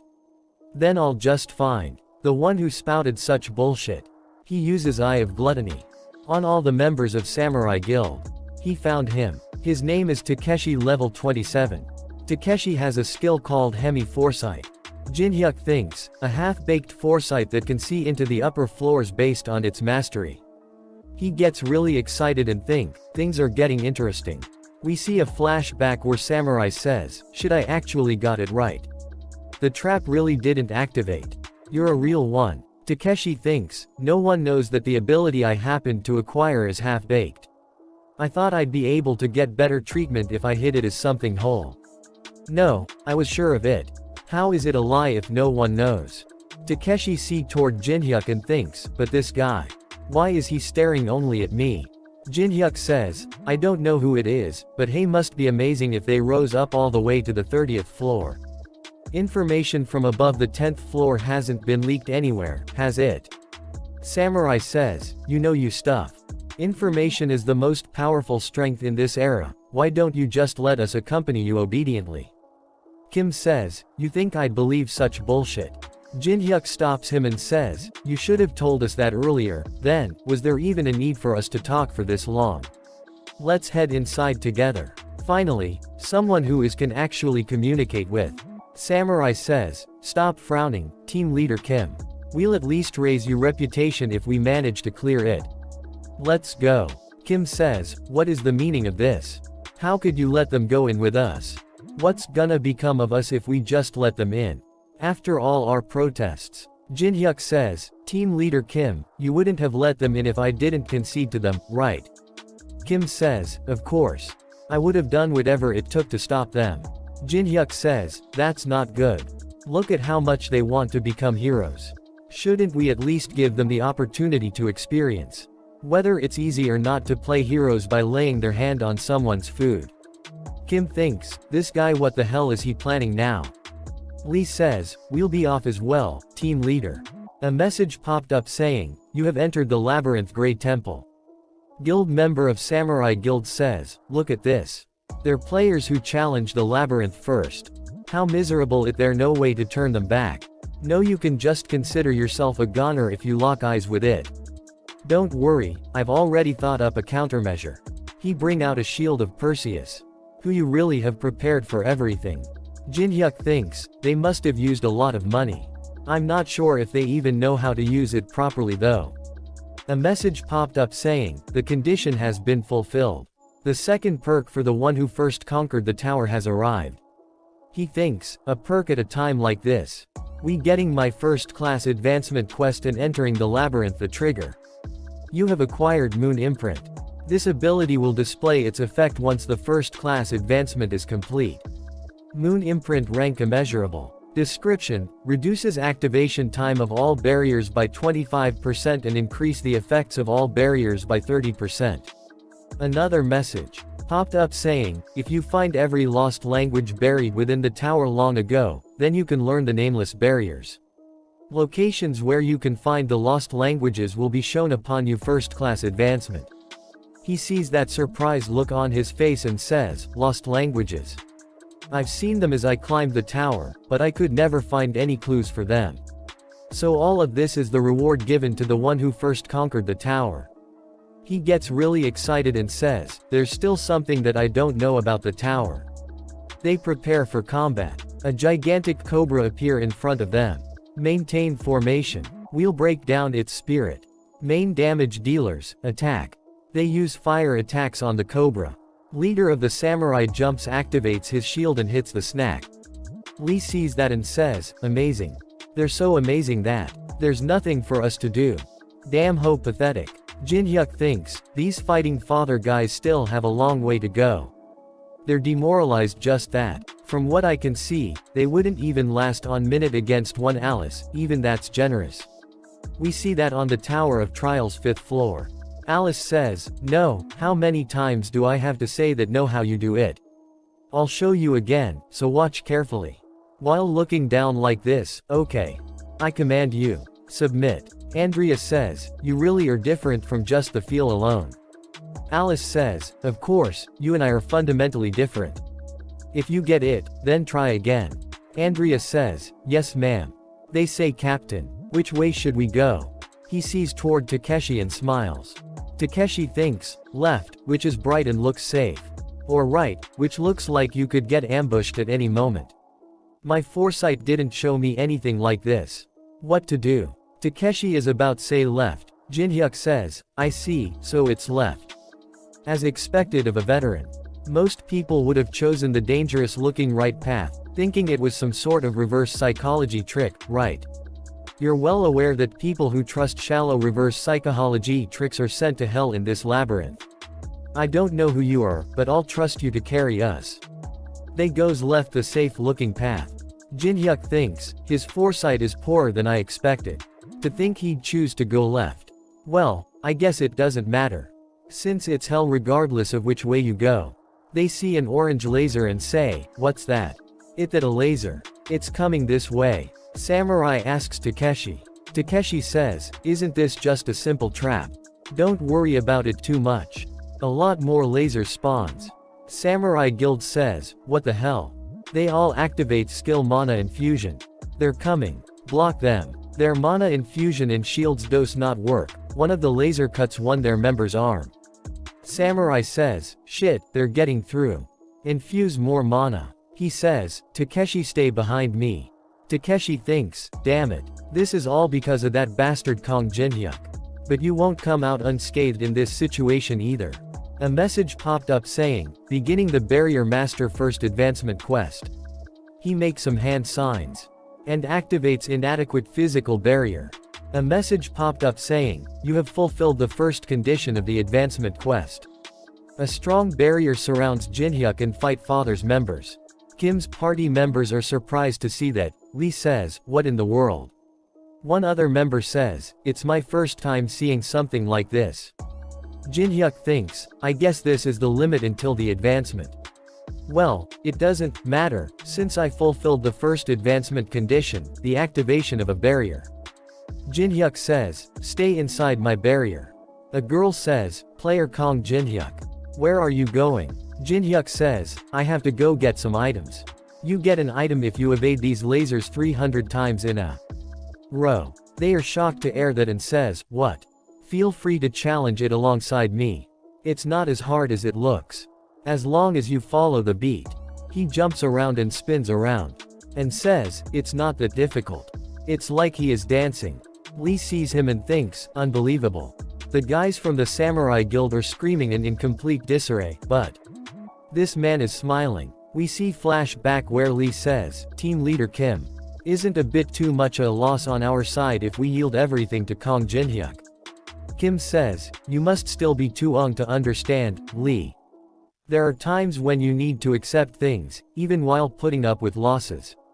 Stepping aside so you don't get in the way is also a valid strategy if you can't crush them with certainty." Jinhyuk is still calmly dodging all the lasers. Lee sees him and thinks, this must be why the team leader said something like that. Jinhyuk reaches the end of the laser path. A message popped up saying, "You have cleared the hidden mission." Jinhyuk gets a ruined stone and thinks, a reward is the best thing after working up a sweat. A message popped saying, "You have obtained burning flame." We see that Samurai Guild, one of them has lost his arm.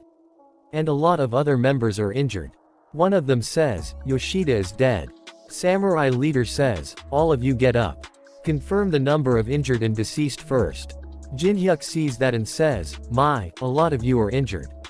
This barrier was made to hold only 30 people, so I couldn't let any of you in." Samurai leader gets angry and says, "You piece of shit. You're all perfectly fine. Did you already know about the trap?" Jinhyuk says, "Yes, I knew. Is that a problem?" Samurai leader says, "Is that a problem? Are you seriously saying that? People are dead." Jinhyuk says, "I heeded to you tantrums and let you come with us. Since you were babbling about having a 30th floor veteran, you have no right to be angry. Did I ask you to come with us? Trash." Samurai says, "Son of a. Do you seriously think the Samurai Guild will let you get away with this?" Jinhyuk says, "You gotta be kidding me. Is this seriously the time for you to be saying shit like that?" A message popped up saying, "Special conditions fulfilled. 1. Death of more than 50% of the raid party members due to the traps. 2. Acquisition of burning flame. The guardian of the Great Temple is awakening." Samurai leader says, "Shit. What is it now?" A huge fire snake appears in front them. It is called Fire Drinking Snake. Jinhyuk says, "Stay on your toes, this is where it really begins. If you have something to argue about, do it after you stay alive." It is a really big snake made of fire. Its stats window appears saying, Fire Drinking Snake. Level 55. Description: a pet snake that Medusa adores. Its entire body is made up of fire, and physical attacks are ineffective against it. Samurai leader says, "The formation isn't ready yet. If you've realized you place, then why don't you hand it over now?" Samurai says, "Hand what over?" Jinhyuk says, "Don't play dumb. I'm talking about that shield. Wouldn't it better to give it to me if you're not even gonna use it properly?" Samurai says, "Don't bullshit me. What kind of lunatic would just hand over a divine artifact?" Jinhyuk says, "Is that so?" Snake gets ready to attack. Jinhyuk uses glacier formation and says, "Then I guess it can't be helped. I'll just take it off your corpse." Samurai says, "Wait." Snake uses Spear of Fury. A hug fireball is coming toward them. They say dodge it. Samurai says, "This is a one-way tunnel. There's nowhere to dodge, morons." Samurai activates a barrier and says, "Takeshi, stay behind me." Samurai leader says, "Takeshi. Survive no matter what." After that we see that they all are burned to crisp. Shield falls down on the ground. Samurai leader is also dead. Jinhyuk cover his finger in ice and picks up shield and says, "I told you so. That's not how you use it." We see that Takashi survived the attack. Jinhyuk says, what good is a divine artifact if the wielder is crap? Don't you think so too? Takashi is just a little injured, and says, just who? Who the hell are you? How can you act as if you know everything? Jinhyuk says, why? You can't see the answer with that foresight you're so proud of. Takashi is surprised to hear that and says, impossible. You saw through my skill. Takashi says, please answer me. What is your relationship with this tower? I don't see a single future related to you. Snake is right behind Jinhyuk ready to attack. Jinhyuk says, it's a bit embarrassing to say it myself. Snack uses the same attack as before. Jinhyuk uses glacier formation. Jinhyuk gets really angry and says, how dare you start roaring. When people are talking, Jinhyuk uses glacial prison, which traps the snake in a hug mountain of ice. Takashi is surprised to see that. Jinhyuk says, you asked what relationship I have with the tower. I'm actually an exiled deity of the tower. Takashi says, deity. Takashi thinks, the absolute beings that rule over the upper floors of the tower. Is that how it is? That's why his ability far surpass human capability. Takashi says, please forgive my grave sin of not recognizing such a being. Jinhyuk thinks, deity, my ass. Why would I be going up one floor at a time if that was true? I would have made an elevator or something. Jinhyuk says, I look like this at the moment because I was exiled into a human's body. But it looks like you may be of use when I conquer the upper floors in the future. Takashi says, me. Thank you for thinking so highly of me. Jinhyuk says, so, would you like to conquer the tower alongside me? Takashi thinks, is this a once-in-a-lifetime opportunity? To be chosen by a deity. Takashi says, thank you very much. It is an honor. I will do my best. Jinhyuk says, good, in that case, I will grant you a stigmata as a token of our pact. It is the you burn to death if you betray stigmata. Jinhyuk activates Brank to Tribulation. It is still not the right time, so you must never expose this secret. Understood. Takashi says, yes. Go and carry out the tasks I've assigned you. Jinhyuk deactivates his barrier. Lee says, he defeated the monster that wiped out the Samurai Guild. All by himself. Lee says, thank you, player Kong Jinhyuk. We all managed to survive thanks to you. It's a little frustrating though. I don't think we were of much help to you. Jinhyuk says, I appreciate your gratitude. But it's too early to talk as if everything is over. She's not the type to stank for the death of her pet. Lee says, no way. All forces, prepare for combat. You mustn't look. One of them says, pardon.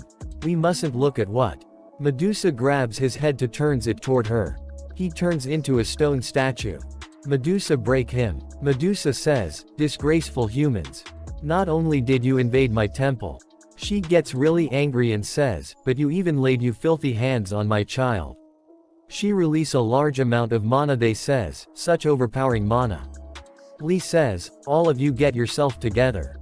We've all gathered for this moment. Lee activates collective leadership, and says, attack. A message popped up saying, fear resistance and morale of party members increase by 20%. One of them uses lightning bolt. He misses. Medusa says, pathetic. Where are you attacking? She hits Lee with her tail and says, do you think I'm some moron who can only use petrification? One of them says, what was that sound? Did you get hit? Damn it, I didn't know what's happening with my eyes closed. Meduse is behind her ready to attack. She says, is everyone alright? Jinhyuk hits Medusa with a shield in her face. She falls to ground. Jinhyuk says, from here on out, please stay back. This one is mine. She is surprised to see that Jinhyuk is not turning into stone even after looking into her eyes. She says, how are you not turning into stone, after locking eyes with me? Jinhyuk activates Eye of Gluttony. A message popped up saying, you are immune to petrification. Jinhyuk says, isn't it because you're weak? Medusa gets excited and says, what an ill-mannered human. She actives Gorgon's domain. Magic attack speed increases by 30% and movement speed decreases by 15%. She says, I won't let you have a quick death. She says, I'll melt you whole. She activates acidic fluid. Jinhyuk activates Sword Demon King's steps. His speed increases by 70%. Jin-hyuk dodges all her attacks and says, "How do you expect to hit me with slow attacks like those?" She activates Viper's Strike. A message popped up saying, "The divine artifact answers to its master's call, increasing physical and magical defense by 300%. Medusa gets angry and thinks, Eve after using Gorgon's domain. My strike was deflected. He hits her on the forehead and in the stomach some ruined letter appears where Jin-hyuk has hit her. He activates Sealing Coffin Barrier. He says, the final condition required to advance to Barrier Master. He traps her inside a barrier. He says, successfully trap a boss monster in a barrier. She is tied with chains. She says, you thinks, you can trap me with a glass wall like this. She breaks the barrier. Jin-hyuk thinks, would you look at that? She attacks him a lot of times using her tails. He dodges them all by running to a side. He activates Giant's Clutch. He breaks some big piece of wall and throws them at here. She breaks them using her tail and says, how barbaric. Something like this won't work, so. He is throwing more and more rocks at her. Medusa gets really angry and says, stop throwing those damn things at me. She thinks, wait, what's going on? At a glance, it looks like he's just barraging me, but I don't feel any killing intent in his attacks. A big magic circle appears on the ground under her. Jin-hyuk says, you caught on a bit too late. She thinks, he drew runes using the ashes from the corpses. He activates a 3-star barrier sealing coffin. A powerful binding force shackles the target. Jin-hyuk says, you won't be able to break out of this one. I put a lot of effort into it. She says, release me this instant. Jin-hyuk says, stop wasting your strength and stay still. A quest window appears saying Barrier Master Advancement Quest. Trap a boss monster in a barrier. You have fulfilled the third condition to advance to Barrier Master. Since it's difficult to trap a boss monster alive, most people just trap a goblin boss on the first floor. But what if you succeed in trapping a high-ranking boss monster? You have successfully trapped a boss monster of the highest rank available in the advancement quest. You have advanced to a superior class of Barrier Master, Rune Interpreter. A message popped up saying, Rune Interpreter.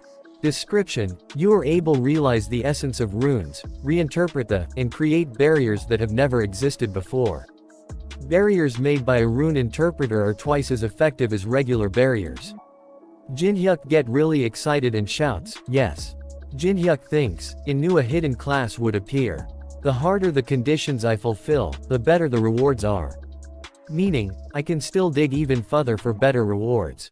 He engraved, Moon Imprint. A message popped up saying, reduces activation time of all barriers by 25%, and increases the effects of all barriers by 30%. Jin-hyuk gives an evil smile, and says, not only that.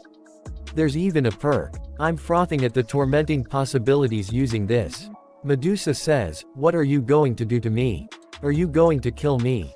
He says, I wonder. I guess I could skin you and make some decent armor. She starts to cry and says, what? He thinks, it's usually common knowledge to kill boss monsters, since you can obtain experience points, rewards, and items. However, there is no merit in killing Medusa. Medusa's head loses its petrification ability when it leaves the temple, and the armor made from the snake's skin deals continuous poison damage to its wearer. In that case, what use is a Medusa that has been captured alive? He buys some items for 3,350 coins. He mixes them all together. He draws something on the ground using the mixture. A message popped up saying, a secret circuit has been connected through the magic circle. He contacts the Rick. Rick says, how in the world did you find out about this contact information, player Kong Jin-hyuk? I'm very surprised. Jin-hyuk says, I just bought some random stuff and mixed them together, but what's this? What an extremely strange coincidence. Rick says, you cannot make excuses, I have not shared this contact information, not even to the deities. I must know how you found out about it. Jin-hyuk says, come to think of it, there's a monster here. A live Medusa. Rick is surprised to see that. Jin-hyuk thinks, I knew he'd be interested. Jin-hyuk says, you're an avid collector of anything related to Greek mythology, so you won't pass up on this. Man, I was just about to finish it off. Well, since you're here, you might as well watch. Here I go. Jinhyuk activates Grave of Swords. Rick shouts, wait. You mustn't kill such a precious thing. Who cares about how you found my contact information? What's good is good. I will open a gate leading here for you. Let's talk face to face. Rick gives an evil smile and thinks, things may turn out very interesting with this meeting. Jinhyuk thinks, what's with that smile? A gate appears in front of Jinhyuk. Rick says, come in. Rick says, welcome to the 42nd floor of the Tower of Trials. The city of the ancient Egyptian gods. White Oasis. Jinhyuk says, I can't believe I got to set foot onto the 42nd floor already. It's my first time coming face to face with a deity before reaching level 100, isn't it? Jinhyuk says, I thought I was being transported to the Great Library, but I never thought I'd be brought to a place like this. Are you taking a vacation here? Rick says, I'd love a vacation, but I'm here for business. It is the residence of the Egyptian gods you know all too well about. They've been wanting to meet you very much. So I guess you could say things worked out well. Jinhyuk says, the way he's talking. It must mean he found out about my lie of receiving protection from an Egyptian god. One of the residents sees him and says, hey, look, a human. I heard humans entered the tower, but to think one I already hear. Rick says, do you know this is Jinhyuk? This is where Sphinx originally was. Though it's nothing more than a giant crater now. It was formed after it was revealed that you swindled in the name of Lord Anubis. Jinhyuk picks up a small rock and says, what a waste. I heard it was a statue of high artistic value. Rick says, are you not afraid, Jinhyuk, of the absolute beings of such great power, who rule over the upper floors of the tower? Jinhyuk throws the rock and says, I wonder. Do I really need to be afraid? It's not even the 50th floor. Rick laughs really loud and says, how very amusing. You sure never disappoint me, Jinhyuk. After that we see that Anubis punches his throne and says, you shamelessness know no bounds. Anubis says, how dare you stand before me after dirtying my name? We see that god Od Resurrection Osiris is sitting with him. Osiris says, what a sorry state you've ended up in, Anubis. Rick says, I, Rick Hennessy, pay my respects. Jinhyuk says, it's not like I came here because I wanted to see you. I was just deceived by this old man. Anubis gets really angry and says, King Jinhyuk, you insolent bastard. Anubis tries to step on Kong Jinhyuk, but Rick puts up a barrier and protects him. Rick says, Kong Jinhyuk is here by his right as my guest. You wouldn't think of defying the laws of this tower in front of me, would you? Rick sees toward the Anubis with a serious face. Osiris starts to laugh really hard and says, you're pretty funny today. Rick sees toward Jinhyuk and thinks, player Kong Jinhyuk didn't even flinch. As if he already knows about the laws of the tower.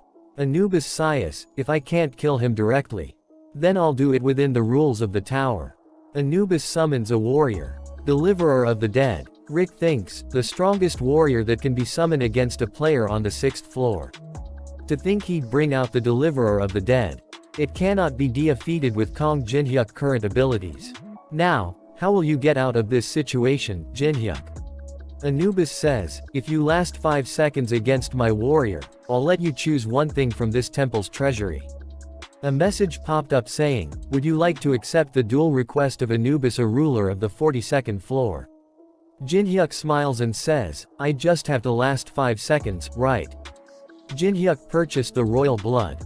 For 2 million coins, he has on 1,242 coins left. He uses the blessing of the star on the royal blood. Royal blood converted in holy royal blood. He accepts the duel, and activates Sword Demon King steps. He killed a monster summoned by Anubis with just 1 hit. A message popped up saying, the extreme clash in attributes has resulted in a fatal effect. Damage increases by 1500%. The warrior of Anubis has lost. Jinhyuk says, isn't that a bit too long? Anubis is shocked to see that.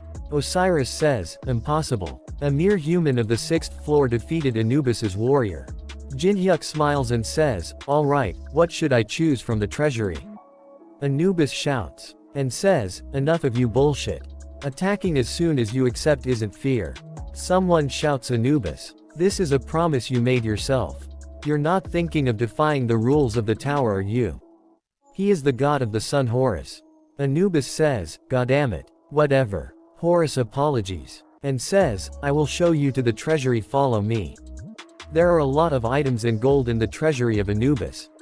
Horus says, "Now, choose. A promise is a promise." Horus says, "I'm sure you will climb all the way up here in the future. So how about it? Why don't you become a resident that rules this floor by choosing one of us? If you do, you will receive power more valuable than the mere treasures of this treasury. You will receive our support for real this time." Rick says, "What Lord Horus just said means. He's offering a power selection that one can only make once to a human who's currently only on the 6th floor. So he ends up actually receiving protection from a deity. Interesting." Jinhyuk says, "I don't need something like that. Ours is surprise," and says, "You don't need it." Jinhyuk says, "Yeah, I don't need it. I'm going somewhere higher than this place. So there's be no need to receive help from here, is there? So, I'll just take this as a gift." Horus gets really angry and says, "What a daring human you are." Anubis says, "Is it over?" Horus says, "Yes it is. The temperament of yours is always your downfall." Anubis says, "Can it? What did that damn human choose?" "He took the black egg of the ancients." Anubis says, "The black one? Did he choose it while knowing what it is? I wonder." "I couldn't confirm it. But one thing's for certain. Depending on what he does to the egg, it may bring calamity to the humans." Alice says, "What? Egg of the ancients? Why did you choose something like this? You should know it'll be really bad if it's hatched the wrong way." Jinhyuk says, "Really?" Alice says, "Well, let's say you somehow survive. But where am I supposed to go shopping if this thing blows the entire city away?" He summons her back into the ring. She gets really angry and says, "I told you not to summon me back and forth without notice." Jinhyuk says, "Stay in there for a bit." Jinhyuk gets really excited and says, "For the first time in a while, I thinks it's time I actually focus for real." Jinhyuk thinks, "The only information that I know about the ancients is a single phrase from the tower's eccentric adventurer, Faces. The solution is delicious mana. He uses element of fire on the egg, and also uses the glacier formation. Then he activates Blessing of the Star, and true heavenly flower cultivation technique. The egg of the ancients is absorbing the mana in the atmosphere." Jinhyuk says, "How's this? Isn't it appetizing?" A small and really cute black dragon came out of the egg. Jinhyuk thinks, "It hatched. It's looking for the mana that it just tasted. I'll gather all my remaining mana, and give it form." He compress his mana into a small pill. He gives the pill to Black Dragon, and says, "This is my first treat to you." Dragon eats the pill. Dragon gets really happy. A message popped up saying, "Engraving a stigma on the ancient." Another message popped up saying, "Your great achievement of being the first to tame an ancient will be recorded in the Hall of Fame. All beings of the tower are paying an interest to your achievement. Once you give you pet a name, its loyalty toward you will further increase." Jinhyuk says, "A name?" He picks up the dragon says, "Okay, since you're black with yellow eyes, let's name you Goguma." Jinhyuk think, "It's cute, but I won't have enough mana if I have to feed it." Dragon is really happy about his name and says, "Goguma. Goguma." A message popped up saying, "The intermediate administrator Rick Hennessy has subscribed to your channel. The 90% commission fee rate has decreased to 80%. After that we see that someone is saying to Jinhyuk, "What do you think? You just have to make an appearance and partake in a simple interview.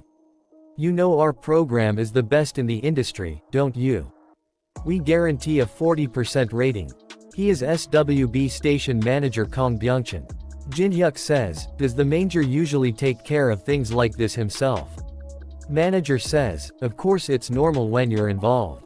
If you make an appearance and share some of you rating life hacks, people would go absolutely insane." Jinhyuk thinks, climbing the Tower of Trials. It's the only terrestrial program that managed to stay afloat, if I remember correctly. But is this gentleman blind or do have problems with his memory? He doesn't recognize me at all. Is there something on my face? Jinhyuk says, "Nope." "Very well. Then let's move on to my payment. I'd like it in magic stones." Manager says, "Of course. There are tons of players who like to be paid in magic stones these days. How much can you give me? I'd like as much as possible. Manager says, we happen to have a fixed standard of payment. But if it's for a superstar like yourself, I can prepare an unlimited condition. Jin-hyuk thinks, unlimited condition. Manager says, there is someone who hopes to make an appearance alongside you. If you appear together with him, I will give you an opportunity to take an unlimited amount of magic stones from our station. Jin-hyuk says, you got a deal. So, who's that person? We see that at SWB stations, someone come out the car and says the day has finally come. He is director Hong Deokpyo. Someone says to him, is it true that you're making a surprise appearance in today's program? Is it true that the relationship between the Black Cloud Guild and player Kong Jin-hyuk has been restored? He says, someone else is here. She is the S-rank Ten Chao from the Zhonghua Guild. And S-rank Shuihua. A reporter says, I'm sure the program will blow up with such an all-star cast. The ratings will be insane. Kong Jin-hyuk also appears there. Jin-hyuk says, how have you been, Hong Deokpyo? Hong says, good thanks to you, I've been very busy restoring my image that was tarnished from that humiliation. Jin-hyuk says, you called two friends to show off your connections. Hong says, you said you'd appear, so shouldn't I do at least his mush? Jin-hyuk says, that's so. Shuihua thinks, so he's Kong Jin-hyuk. Ten Chao thinks, our target. Teresa also come there. And even Yu Cheonyang appears as well. Chun Yu-sung as well. A reporter says to Chun Yu-sung, I heard you rejected recruitment offers from every guild, but why have you answered player Kong Jin-hyuk's call? Other reporter says, are you comrades? Chun gets angry and says, nothing of the sort. He's someone I will defeat. Ten Chao thinks, Yu Cheonyang, who should have been long dead. The Saintess Teresa, and even Chun Yu-sung are on Kong Jin-hyuk's side. Ten Chao and Shuihua starts to walk away. Hong says, wait. Where are you two going? You said you'd appear on the program together with me. Ten Chao says, we've fulfilled our objective. We are no longer duty-bound to uphold the condition. Hong says, what objective? Jin-hyuk says, if you were gonna show off your connections, then you should have done so properly. Hong says, after I worked so hard to create this opportunity. He grabs one of the reporter and says, wait, sit interview me. That reporter runs away, even leaving his pants behind. Hong gets really angry and says, you'd even take off your pants for him. After that we see that inside the station, Jin-hyuk is smiling with satisfaction. Chun says, are you reveling in Hong Deokpyo's despair? Jin-hyuk says, I'm grateful you're here, but I'd appreciate it if you didn't meddle in my private life. Chun says, what? Private life? What about how my house was destroyed because of you? Jin-hyuk thinks, oh, right, I told the demonic humans that Chun Yu-sung is unknown. Jin-hyuk says, I have absolutely no idea what you mean. Chun says, don't play dumb. Chun says, just from comparing the 16 video that I have of you. I can figure out that you're unknown right away. Jin-hyuk sees toward him and thinks, this damn stalker. Jin-hyuk says, that aside, what did you think? Chun says, about what? Security is checking their clothes. Jin-hyuk says, the guy sent by the Demonic Human Association. What did you think of him after fighting him? Chun says, that man named Gawain, he was fairly strong. But compared to our fights, it felt extremely light. That's all. Yu Cheonyang asks Teresa, what's your relationship with Mr. Kong, miss? Teresa says, a comrade who I trust more than anyone. Yu Cheonyang says, is that so? He says, she's got some competition. They sits in a conference room and says, someone says, we're starting the recording. Report says, we're here with some special individual in this episode of Beyond the Tower of Trails. First, player Kong Jin-hyuk. You're the center of attention due to your absurd clearing speed. Do you have some special know-hows for clearing the tower? Jin-hyuk says, special know-hows, oh I have one. That is to just do it until you get it right. Reporter says, I see. How straightforward. Then what about the third floor? Jin-hyuk says, you just have to dodge them all.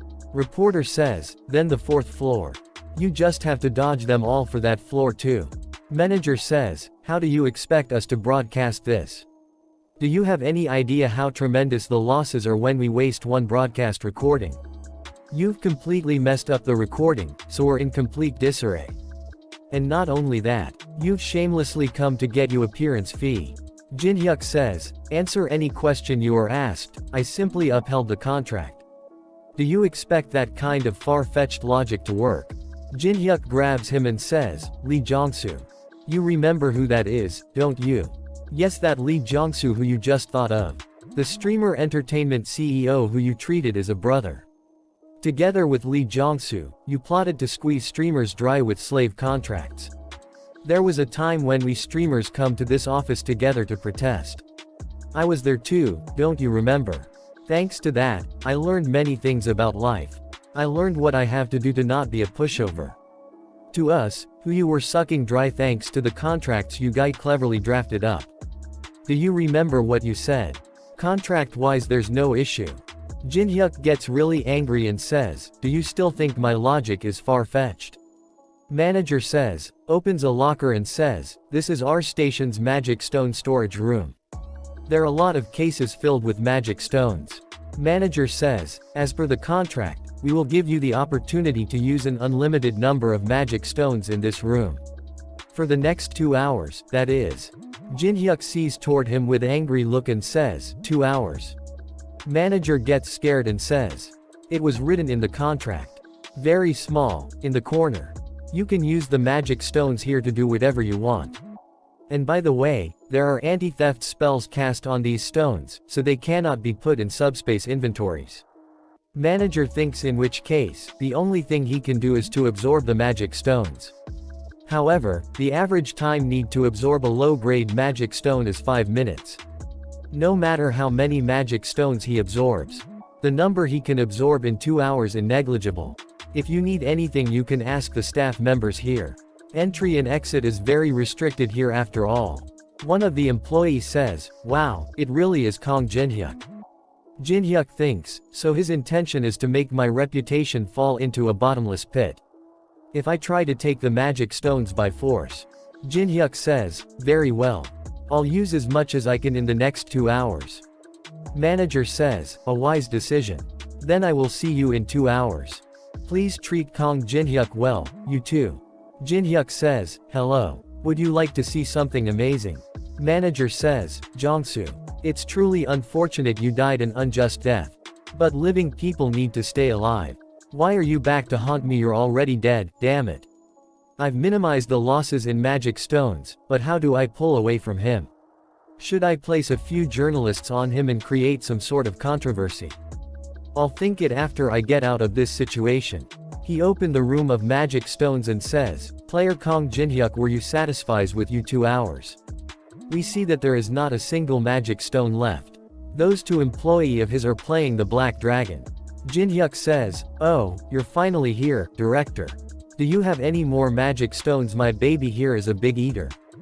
Jin-hyuk thinks it's the price you pay for pulling tricks after still not knowing your place. I'll continue to use you for the rest of your life. We see the stats window of Goguma the Ancient, his has is 1 and level is 98. Jin-hyuk thinks, it's strong, but I'm severely lacking in mana for it to fight. I only have 80 mana. If I have Goguma fight alongside me, I can barely last 5 minutes. Then I have no choice but to grow faster than planned. Jin-hyuk calls someone and says, hey, what are you doing? We see that Ten-chan is talking with someone on voice call. She says, we've affirmed the target. He had already formed an alliance with the selected central figures. Caller says, he's rising his forces much quicker than expected. I thought his relationship with Chun Yu-sung was hostile. He responds aggressively, but from the fact that he obediently answer his call. Ten-chan says, it's fair to judge that he is already on Kong Jin-hyuk's side. The caller says, we have no choice then, add them all to the red list. If they won't join us, they are enemies of Zonghua. Jin-hyuk says, to Chun, what do you think? Jin-hyuk bring out the boundary bending mirror. They both are on the Tower of Trials, 6th floor Elven Forest. Chun says, you said you were gonna teach me a training method to get stronger. Was this it? You sure managed to obtain an absurd item. That aside, why did you call me over when you were gonna go above this floor? I'm sure you'd be able to handle things by yourself. Jinhyuk says, you know it's all because I care about you. You gotta get stronger to challenge me, right? Chun says, so, which floor are we going to? Jinhyuk activates boundary bending mirror. Jinhyuk says, us. They both goes through the mirror to the 10th floor. 10th floors is called Warrior's Haven. The Guardian Warriors protecting the boss. There are around 21 of them. So you think you can handle them? I think so, as long as the monster back there doesn't wake up. 10th floor boss, Immortal Stone Giant. Jinhyuk says, really that's perfect. Then let's do this. If you defeat all the warriors over there and last 1 minute against the boss. All except on serious duel. Chun says, deal. And bring out his sword. And says, you'd better keep that promise. Guards wake up and says, this is the haven of warriors. Only those who are qualified can. Chun kills the guards and says, out of the way. After that we see that at the hair item specialty shop. Teresa is there. Teresa sees someone and says, you were the raid captain in those ruins. Song Cheonhwa. Both of them apply hair restoring ticket. Song says, I missed you my hair. A message popped up saying, the curse is still in effect. All hair on you body will be lost. Song says, wait no. Teresa says to him, it's alright Cheonhwa. Hair isn't everything there is to a person. Song says, Teresa, I think this curse is retribution for my sins. Teresa asks, sins? He says, my sins when I was the raid captain in the first floor ruins. I was so greedy for accomplishments in a measly first floor ruin. And caused may people to get hurt. Something like hair loss might be an extremely light sentence. Teresa says, since many people were hurt because of you greed, I don't think you did the right thing. But having something you want so much that you'd risk your life for it is somehow very wonderful. Then see that on the 10th floor Chun activates Song of Swords. And kill a lot of guards. And he is also hurt. And thinks, now all that's left is to last 1 minute against that monster. As long as I last just 1 minute, I can have a serious duel against him. Emerging victorious against you is something I will accomplish with my life on the line. Boss monster opens his eyes. After that we see that Chun is laying on a bed and says, where am I? A girl is sitting beside him. She says, a hospital. You're his subordinate. I wish I was only a subordinate. The director ordered me to take you to a hospital, so that's why I brought you here. You were in terrible condition. Oh, and he told me to give you this once you woke up. She gives him some kind of black rock. Chun sees it and thinks, this is. Yes, that's right, I was in the middle of fighting the 10th floor boss. The boss activates the skill Absolute Invincible. The main body will not receive damage. However, I could not damage it at all. Neither physical nor magic attacks worked. My elemental sword also suddenly broke for some reason. But Kong Jinhyuk, that son of a bitch. Jinhyuk says, 21 seconds, that's no good. You're still a long way from catching up to me. Jinhyuk activates Sword Demon King steps. He dodged every attack with insane precision. Boss activates Sanctuary. Gravity in the field increased by 500%. Chun says, such overpowering pressure. You won't be able to dodge all over the place anymore, Kong Jinhyuk. What will you do? The moment I thought it was over even for Kong Jinhyuk. Jinhyuk says, took you long enough. He activates 1-star barrier, spell enhancement barrier. Increases the spell effect of the field by its square value per second. It's time for you to truly become stone. A message popped up saying, activation target. Center of barrier. Damage is negated due to invincible. Boss monster gets crushed to a small stone. Chun says, impossible. Kong Jinhyuk defeated the boss right in front of me, as if for me to see. That is the last thing I remember. A message popped up saying, the 10th floor boss has been neutralized. Time left to conquer the next floor 90 days. A copy condition window appears saying, the Immortal Stone Giant possesses one of the absolute abilities, Invincible. You can copy the skill if you subdue the opponent. The condition has been met. You have successfully copied Invincible. The activation duration of Invincible will be drastically reduced. Chun says, as always, you humiliate me to the very end. After that we see that on the 6th floor Elven Forest. Two message popped up saying, you have acquired the giant's great sword, armor breaker. You have acquired the giant's shield, gray heart. This shocking achievement will be recorded in the Hall of Fame for 2 days, recorded name, unknown. Jinhyuk think, this high is why I can never quit. Tower of Trials. Since I uploaded a video of unknown after a while, I should be able to somewhat replenish the coins I lost during my battle against Anubis. Since Chun Yu-sung defeated the small fry for me, I was able to use the mana-hungry 1-star barrier. Alice says, contractor. Jinhyuk says, what? Jinhyuk, it looks like someone's tailing us. You're aware, right? Oh, that. Of course. Alice says, were you just leaving them by despite knowing? That's no like you. Jinhyuk says, the place where I'm going now is very unwelcome to outsiders. I don't earn anything from fighting them now. Just let them keep following me. One who is following Jinhyuk says, Kong Jinhyuk is currently heading toward the 6th floor Elven Forest. After that we see that in Beijing. Someone says, to Zonghua Guild S rank Li Chang. Says, not only did he steal the 5th floor first clear from you. You even let him get to the 10th floor before you. What the hell have you been doing this whole time? She cuts one of his ears and say, pathetic. There's not a single thing you've done right. I have to step up for things to get going. She is Zonghua Guild Master S rank Nangong Tien. One of them tries to heal him. Guild Master says, leave him. It won't end with just one ear next time. Remember this moment every time you see that wound. They says, yes sir. Guild Master says, I don't know why Jinhyuk is remaining of the 6th floor, but it's rather good for us. God to the 6th floor and regroup with Shuihua and Ten Chao. Burn the entire forest down along with Kong Jinhyuk, including the witnesses. On the 6th floor, the one who is following Jinhyuk receive call and they say, continue watching the target. He says, yes, sir. An elf from behind him. Jinhyuk says, the 6th floor of the Tower of Trials, Elven Forest, is one of the best resorts in the tower. Because the 7th floor automatically opens after 90 days. People looking to get away for recreation usually visit this place. We that some people are camping inside the forest. A horned rabbit appear behind them. One of them goes toward it. The girl with them says, hey, don't go that way. That's elven territory. It's dangerous. He says, but there's a cute horned rabbit here. You know how much elves hate outsiders. Get over here if you don't wanna get killed by arrows. The person who was following Jinhyuk got killed by a girl elf.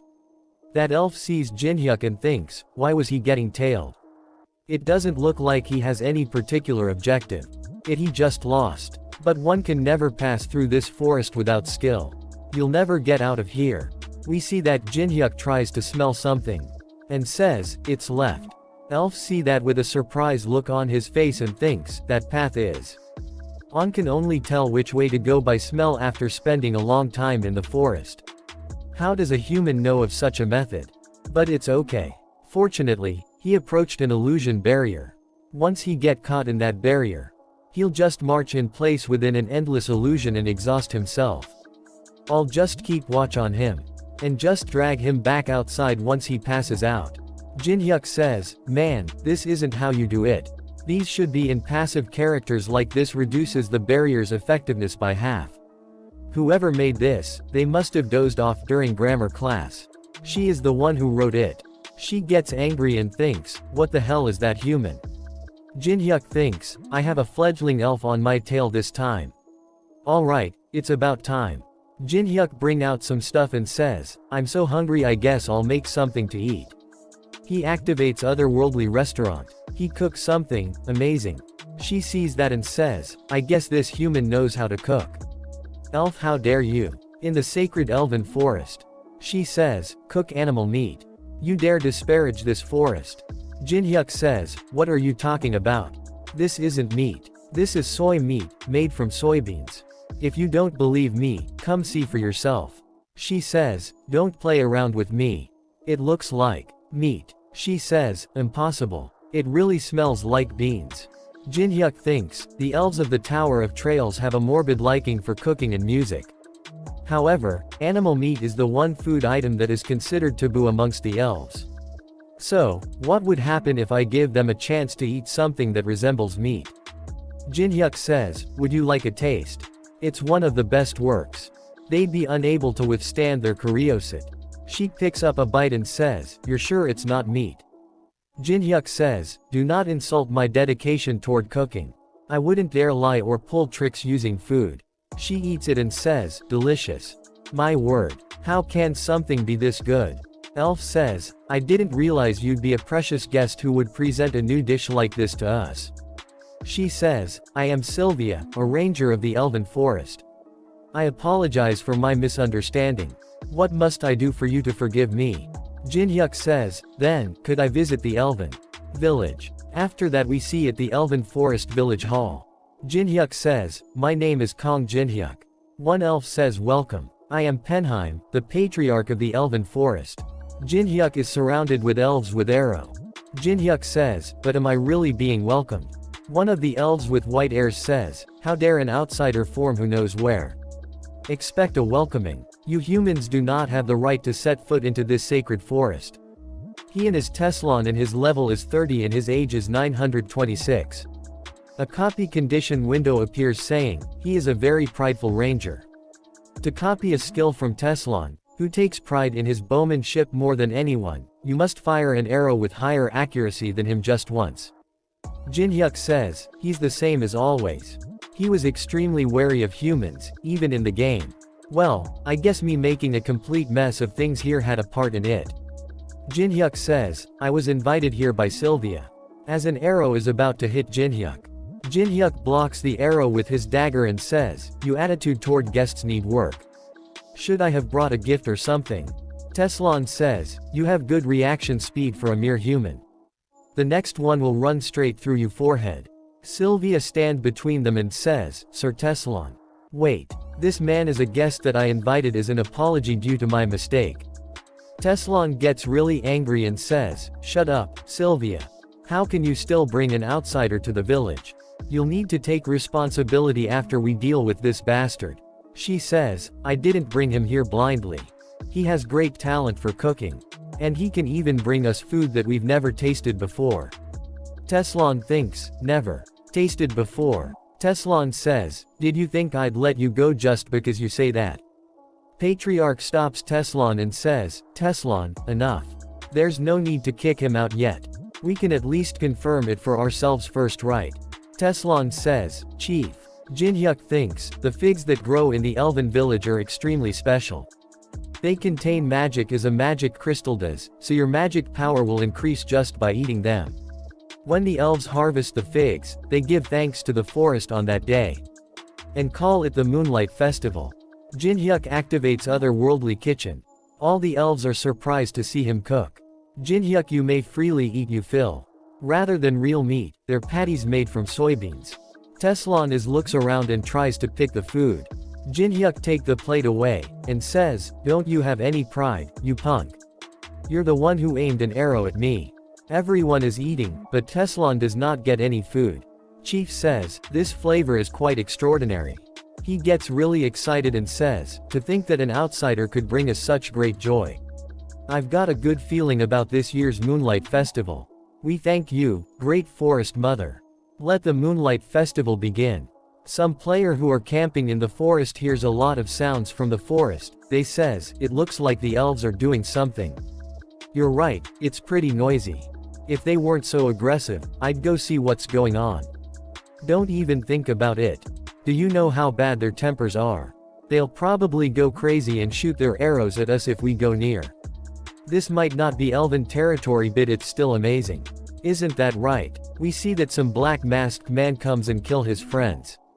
Then they kill him as well. One of the masked men says, there are no witnesses. After that we see that elves are practicing archery in the forest. Jinhyuk says, as I heard, elves are born with a natural talent for archery. Chief says, is that right? It's so natural to us that we don't even recognize it. What do you think? How do you feel about your first Moonlight Festival experience? It is quite rare for a human to participate in our festival. The more our figs are known to the outside world, the more people want to trespass into our territory, which causes us to isolate ourselves more. But I'm confident that we elves love music and food as much as others do. And I know that we are a race that loves peace more than others. Jinhyuk says, the elven way is impressive. Teslan says, who the hell do you think you are to judge us? Jinhyuk says, what the? Are you pouting since I didn't give you any food?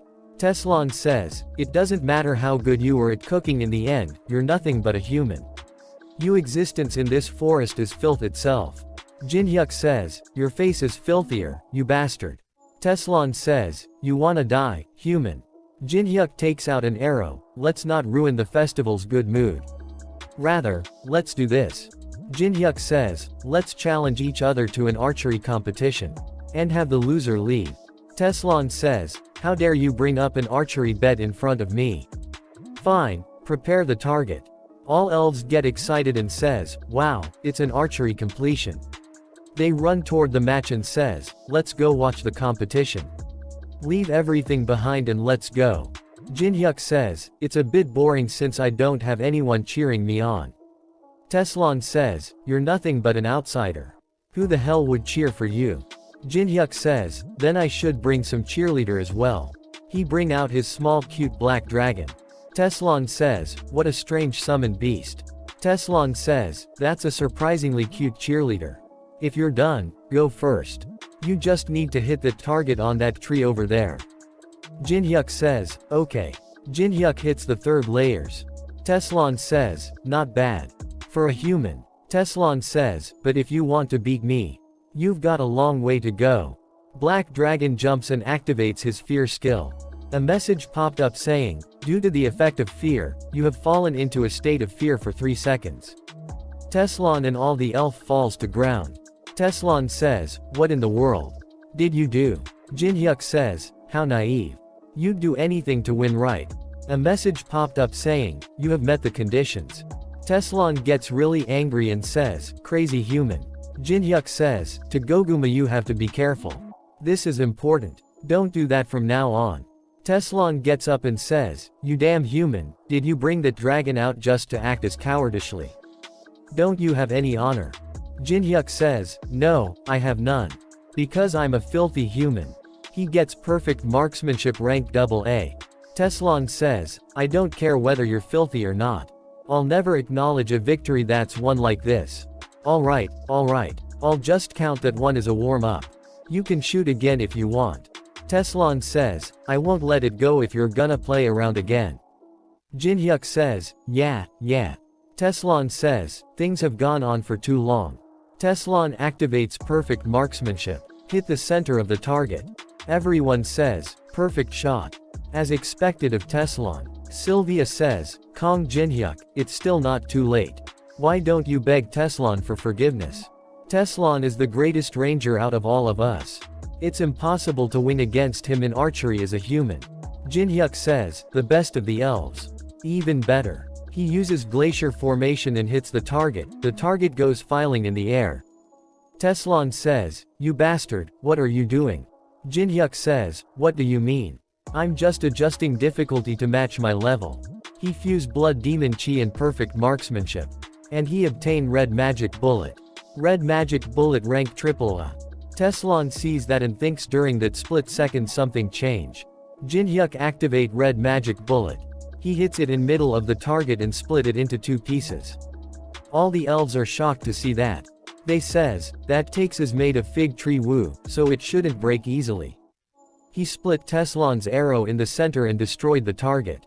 Jinhyuk says, how do you feel about losing to a filthy little human? Teslan says, I can't throw out even the little bit of honor I have left. Since I lost, I will immediately vacate this village and never come back. As Mother Forest's ranger, Teslan, I always keep my promises.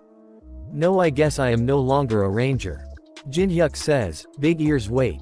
Teslan says, what's the problem? I said I'll leave. Or do you wish to mock me further? Jinhyuk says, I get you honor or whatever, but it's festival time, you know. I think the atmosphere is gonna die down if you leave like that. So, let's change the conditions. Teslan gets really angry and says, I'd rather leave. Everyone is holding their laugh in. Jinhyuk says, it's a look that only the rally strong can put on where I live. We call it the expert look. Teslan is wearing a girl's dress. Someone says, who just dared to laugh at Tessalon. He starts to laugh himself and says, you have a pretty evil hobby. I didn't think Tessalon would accept the condition so calmly. Jinhyuk says, was it a bit too hasty of a prank? Jinhyuk thinks, well, the best ranger of the town is being mocked. Should I let him take it off after a bit? Chief says, no, it's fine. He needed to taste loss eventually. I think his obsession to protect Mother Forest was actually hindering him. On that note, I'm glad we got to meet you. Jinhyuk thinks, this elder is a better person than I thought. Jinhyuk says, then I guess I can be meaner. Chief says, let's teach him a lesson since we got the chance. An elf has come running from the forest without an arm. Chief says, you're Lucian, one of the guards from the village outskirts. What happened? Lucian says, invaders. There are invaders. A bunch of masked guys suddenly appeared and started swinging their swords at whatever was in front of them. It wasn't something the rangers of the village outskirts could handle. They're very strong. Even the higher-ranking rangers couldn't defeat them. Lucian, please stop speaking. You're not in good condition. Elder. Chief says, prepare for battle. Unload the weapons. Storage. The invaders should already have surrounded the forest. Fight with you lives to protect Mother Forest. Tessalon says, I'm picking an emergency opposition group. High-ranking rangers, come to me. Jinhyuk gets really angry. Some players are running, I can't run anymore. Who are those bastards? One of them stops and says, wait, listen, we're just players. Other one says, you idiot. One of them kills all the players. Their leader says, don't let anyone escape alive. Everything within the elves' forest needs to disappear. They kills all the players they find. 2 arrows hit one of the invaders. One them get in the head with an arrow. Chief comes to the scene and says, how can this be? Mother's children were massacred so cruelly. Chief says, I'm sorry, I wasn't able to protect you. Chief says, I'm issuing a command. When you come across a villager who's alive, evacuate them to the center of the village. There are strong allies there, so it should be relatively safe. When you come across the enemy, kill them on sight. We will avenge our kind in the name of Mother's Forest. They all says, yes, sir. Jinhyuk says, revenge is good, I have a plan in mind. Chief says, a plan. One of the invaders says, Shuihua, I think the elves have begun to fight back. He says, that's faster than anticipated. He contact everyone and says, everyone listen, our ultimate goal is to get rid of Kong Jinhyuk. There's a communication blocking barrier set up all throughout the elves' forest. Kong Jinhyuk won't be able to call for help. Ten Chao says, surround the enemies and approach the center of the village until you find the target. See Team Roger. A team, Roger. Including the S-rankers, our force consists of 150 people. We will soar around the forest and make our way inwards. The team that comes across Kong Jinhyuk first will stall for time. The rest of the teams will arrive for support and then attack together. No matter how strong the target may be, he won't be able to handle 3 S-rankers at once. Ten Chao thinks, you will quietly disappear from this world. As Jonghwa desires, Kong Jinhyuk. Then suddenly Kong Jinhyuk appears in front of her and throw her into a tree. And remove her mask. And says, I was wondering who it was, but it was you guys. Those Jonghwa Guild bastards that were loitering in front of the broadcast station. Jinhyuk throw the mask away, and says, I hope you're ready to pay for disrupting me. She gets excited and says, I didn't think I would hit the jackpot. She calls the other teams and says, we've found Kong Jinhyuk. C team says, we're going to where the B team is. Move quickly. Some elves attack C team with arrows. Team leader blocks all the attacks.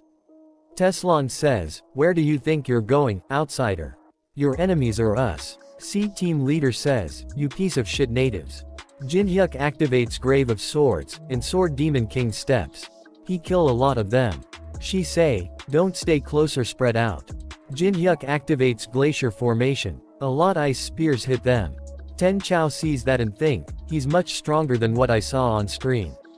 At this rate, we'll all die before the other teams get here. I need to stall for more time. She says, hey, Kong Jinhyuk. I don't know why you've come here. But I assume you're here to gain something. Jinhyuk says, what does that have to do with you guys? Just come at me instead of wasting time. Tima says, we're destroying everything in sight and closing in on you. Ten Chao says, while you're here, the others will be getting closer to the center of the village. And once they destroy the entire village, whatever you wanted will be destroyed with it. Jinhyuk says, destroying the village. Ten Chao thinks, if there's something he wants in the village, then he'll go there to try and protect it. That's how. I will stall for time until the rest of the teams find us. Jinhyuk smiles. She sees that and says, don't you care if the village gets destroyed? Jinhyuk says, no, of course I don't want that to happen. I get what you're trying to do. But to me, it's very funny. We see back at Elf Village Tima has reached there. They are all surprised to see something, and says, what? No way. Why is she here? She says, I honestly don't care what happens to the elves. She is Alice and she is very angry and says, however, you guys disrupted my contractee's work.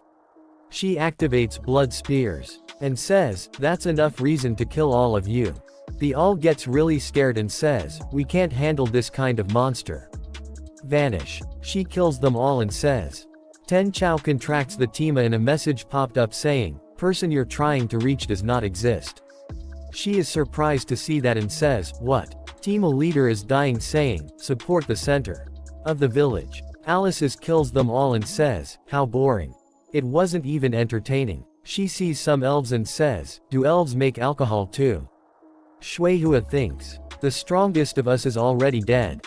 That bastard. What did he do? She says, everyone cast blood demon circle. They all surround him, and activate Pishosis poison injection. Due to the effects of the psychosis poison, you have obtained fear resistance. They all jumps toward Jinhyuk at once. He kicks them left and right. One of them comes from behind Jinhyuk, to attack. Jinhyuk kill him with his twin dragon sword. He says, you guys really are out of your mind. He uses glacier formation to kill a lot of them. Shueihua sees all that and thinks, Ten Chao where are you? You need to come join us now. The elves are fighting with Team C. Teslon uses perfect marksmanship. Sylvia uses forest's restraints. They grabs the leader of Team C. Teslon says, I won't let you escape. He launches the arrows and says, pay for your sins before you leave. Team leader activates self-defense chi. All the arrows break on the impact. His defensive power increased by 50%.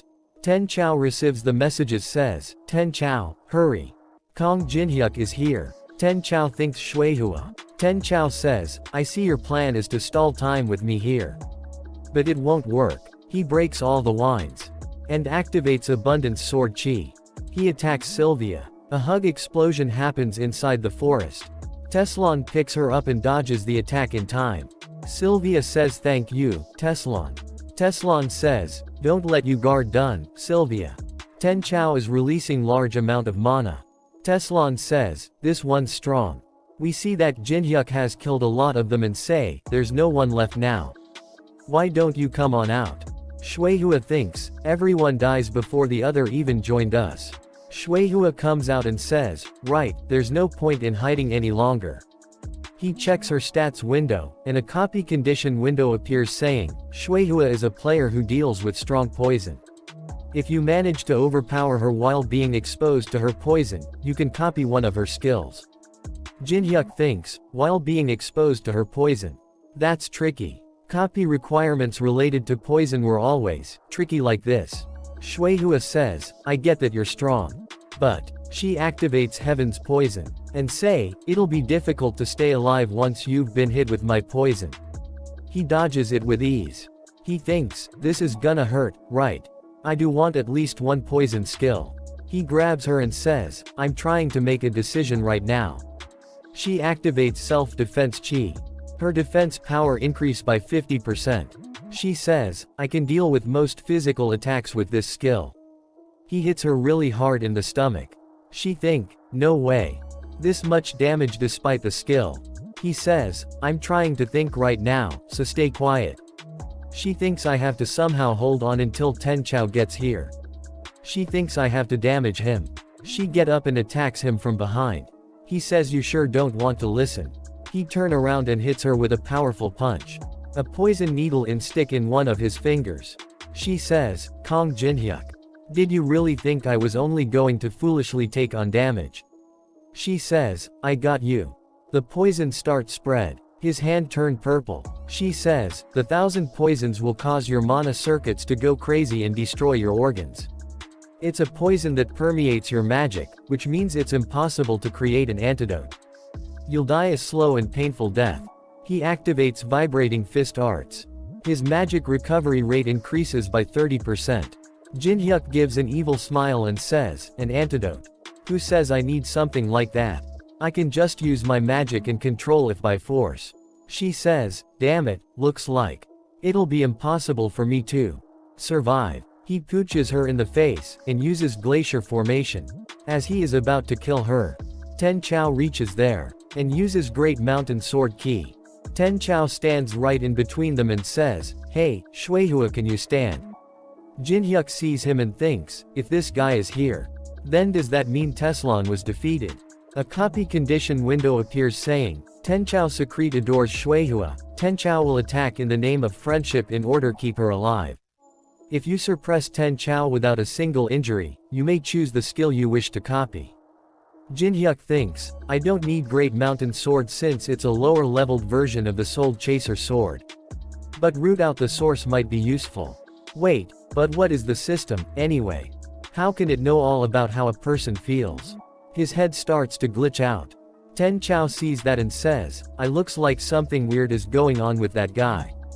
Now's your chance. Hurry and get up, Shuihua. What about the rest, Ten Chao? Ten Chao says, I think we're the only ones left. She says, then listen carefully.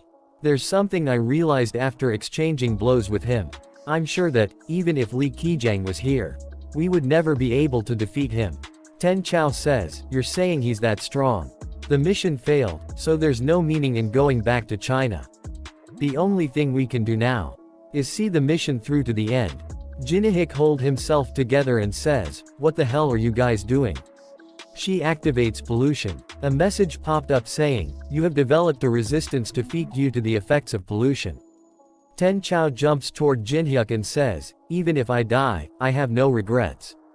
Jinhyuk says, it looks like you're ready to get serious, then I'll get serious too. He activates Sword Cemetery. A message popped up saying, your understanding of bladed weapons has increased by 500%. Ten Chao uses Great Mountain Sword second form. First Great Slash. Shuihua uses Poisonous Snake Sword. Let's go out with a bang so we don't embarrass ourselves. He uses Soul Chaser Sword Arts 8th form. Body of the Dark Spirit. A message popped up saying, the communication blocking barrier. Ten Chao is dead. A message popped up saying, 1,000 poisons and root out the source have copied rank AA. And root out the source rank BB. A message popped up saying, the copped skill is being saved in the world's memories. Jinhyuk thinks, I knew it, the 8th form skill isn't easy to handle. My muscle ache tomorrow will be no joke. He says, what should I do with the Chinese guild from now on? And that's how China's attack against me ended. A fourth of the elven forest burned down, and many elves died. Teslon lost his fight against Ten Chao and was injured. But thanks to Sylvia being beside him, he was able to survive. Teslon says, thanks for stopping the attack. Jinhyuk says, stop trying to act cool and just go rest. Elder Fenheim must have been in great shock, since he only gave out order and didn't leave his house. Alice became an idol to the elf children. And enjoying wine became a cultural trend for some reason. And who was the cause of it all? He activates the 8-star barrier. Great Army's stronghold has been activated. The 3-star barrier dimension break has been activated. The 3-star barrier Chi Men Dun Jia has been activated. He says, no bad. Those Chinese bastards won't be able to carelessly enter now. Jinhyuk says, I hate people touching what's mine. We see at the Chinese guild headquarters. The attacked party of 150 people including 3 S-ranks was annihilated. Chinese guild vice leader S-rank Love Yoo. You're telling me that Kong Jinhyuk guy is that strong? Ten Chao, Li Qijiang and Shuihua all measure up to 10,000 in magic power. Although they're strong, they're still in the mid-high positions amongst the rankers in our guild. The association's ranking system hasn't been properly established yet, so those who are measured to have more than 10,000 power are labeled as an S rank. Just because Kong Jinhyuk is labeled an S rank doesn't mean we should treat him the same as the other. Why not send assassins with more than 20,000 magic power from the executive branch to his home? Send assassins to a foreign S ranker. Are you crazy? What would you do if that caused a war? Who cares? Are you afraid of war? Afraid? I'm saying there's no benefit to it. Vice Guild Master thinks, damn it. I'm sure Namgong Cheon won't sit still once he hears about this. Do you still not understand the situation you're in? A Muram resident of the 21st floor Grand Elder of the Moyong noble clan Moyong Su. The Albo in front of him. Grand Elder says, assessing the opponent's ki is a basic of combat. To think that you do not understand such basics. It's clear as day to me that you will all lose once more. Vice Guild Leader says, forgive me, Grand Elder. Grand Elder says, leave dealing with Kong Jinhyuk to us from now on. I will tell Namgong Cheon myself. Vice Guild Leader says, however, how can we dare allow Grand Elder to step forward? Grand Elder says, enough. Do you still not understand? None of you are on a level of being able to face that man. He thinks what that man showed in the last bit of the video that was sent to us was the 8th form of Soul Chaser Sword. I'm sure of it. The Soul Chaser Sword art that rate even in Muram was learned up until the 8th form by an outsider. It seems there is still an opportunity for us.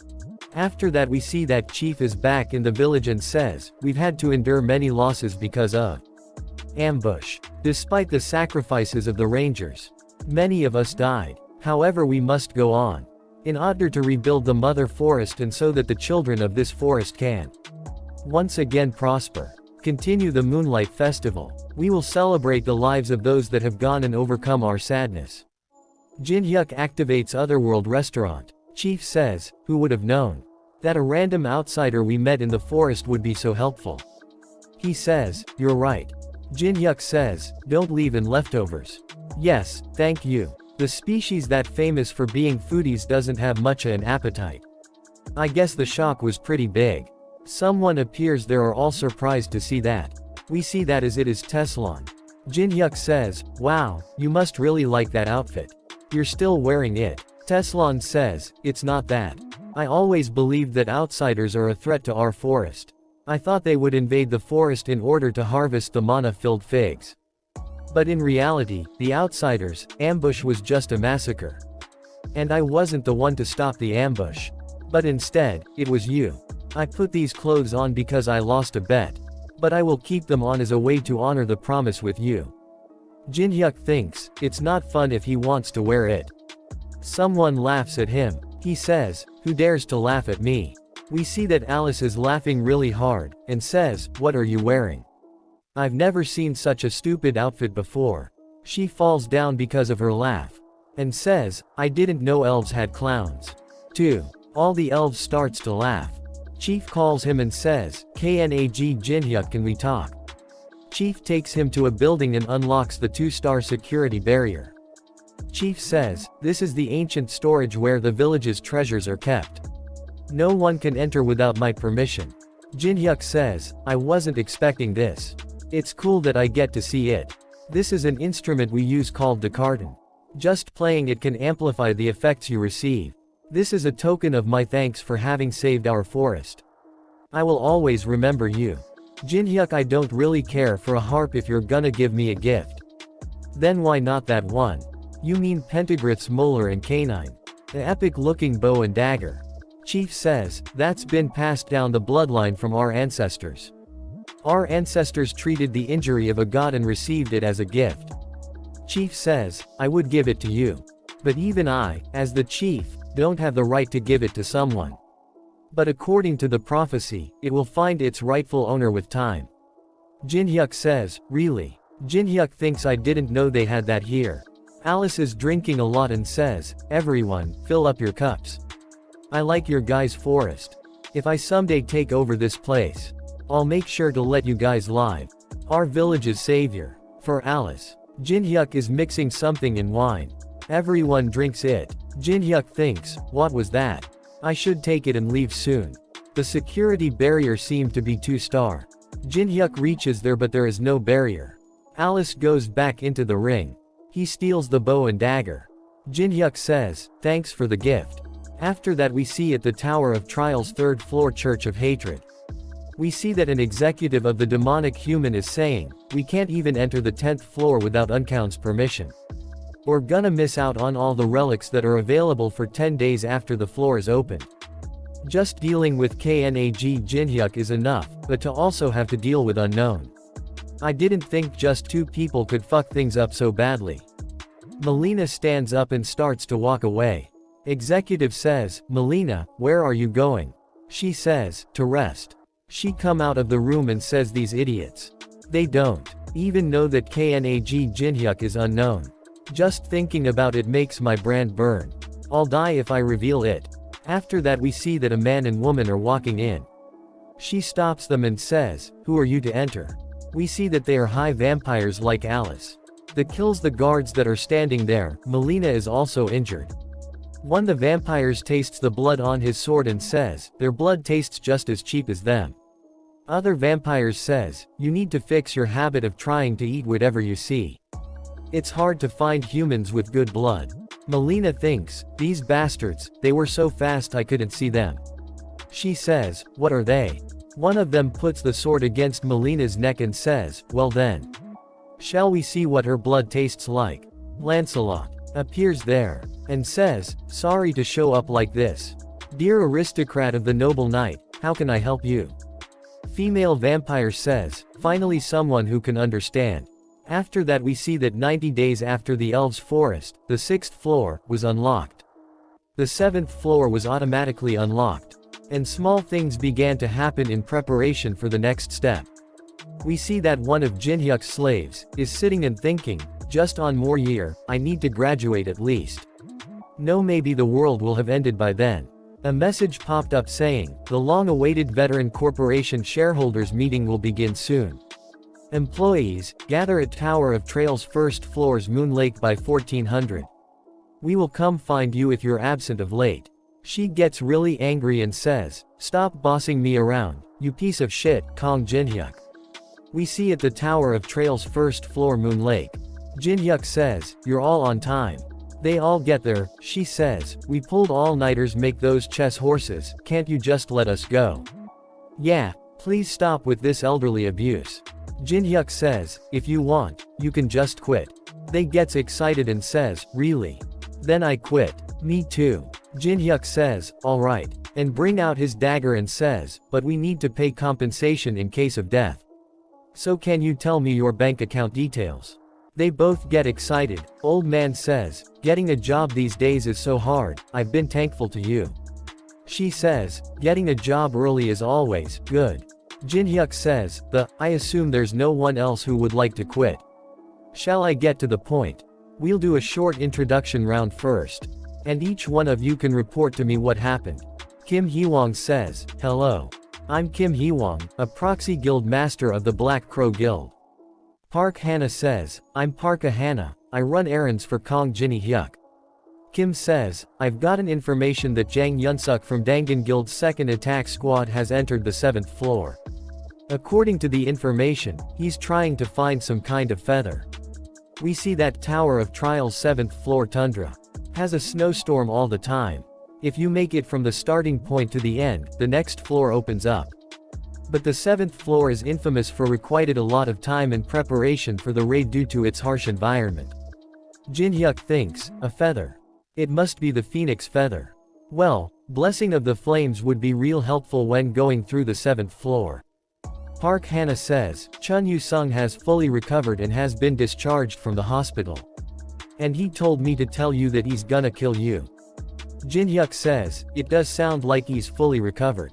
Next, Takeshi is also there and says, I'm Takeshi from the Samurai Guild. It's an honor to be able to see you again. I've stolen the item you wanted from the Temple of Medusa. I'm sure they're in a frenzy because of their national treasure disappearing. Jin-hyuk says, nice, good job. He gets Heaven's Fountain Sword. Jin-hyuk says, well, I don't have a use for this now that I have the K9. But I guess I can trade it off for something useful later.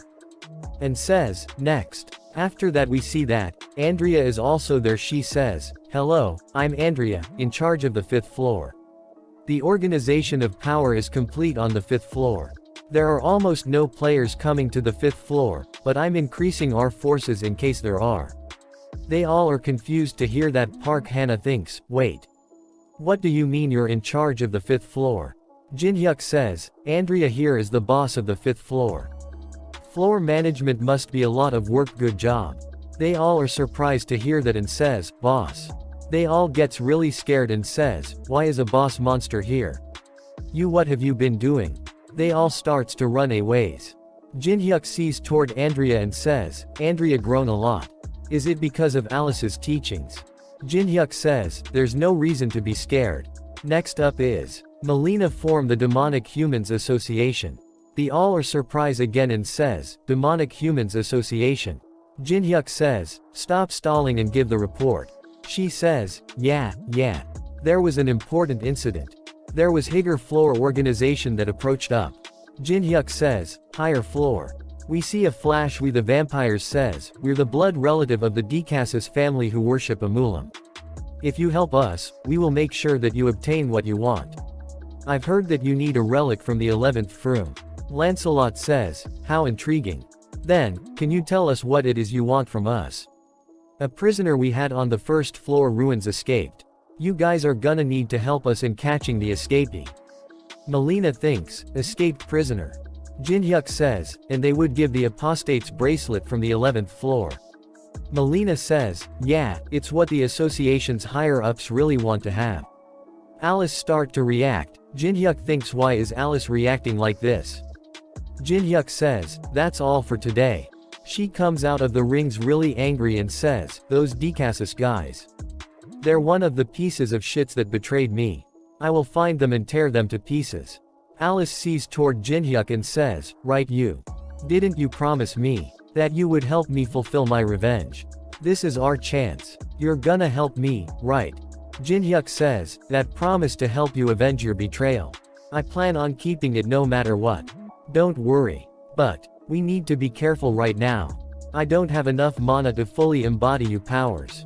Revealing ourselves to those guys is more dangerous for us than for them right now. And you're gonna have to refrain from coming out of the necklace for a bit. She says, but. Jin-hyuk smiles and says, Alice. Please trust me. She says, dibs on the chicken drumsticks today. Jin-hyuk says, alright, you can have them all. Jin-hyuk thinks, I've managed to calm her down. But I should prepare just in case. After that we see at the 7th floor tundra. Inside a tent someone is saying, so the Eastern Sea is also blocked. Yes, there are too many glaciers for us to get through. The temperature's too low, and it's humid too, so it's hard to start a fire. On top of that, the supply route to gate is invisible due to the snowstorm. They say we can't progress like this. Squad captain says, stop saying that we can't and find some other way. We will get through the 7th floor this time, no matter what. One of them says, Captain. You should come see this. He comes out and see Kong Jin-hyuk is standing outside. Squad leader says, Player Kong Jin-hyuk, what brings you here? Jin-hyuk says, I'm here to clear this floor, of course. I see why you guys were struggling so hard.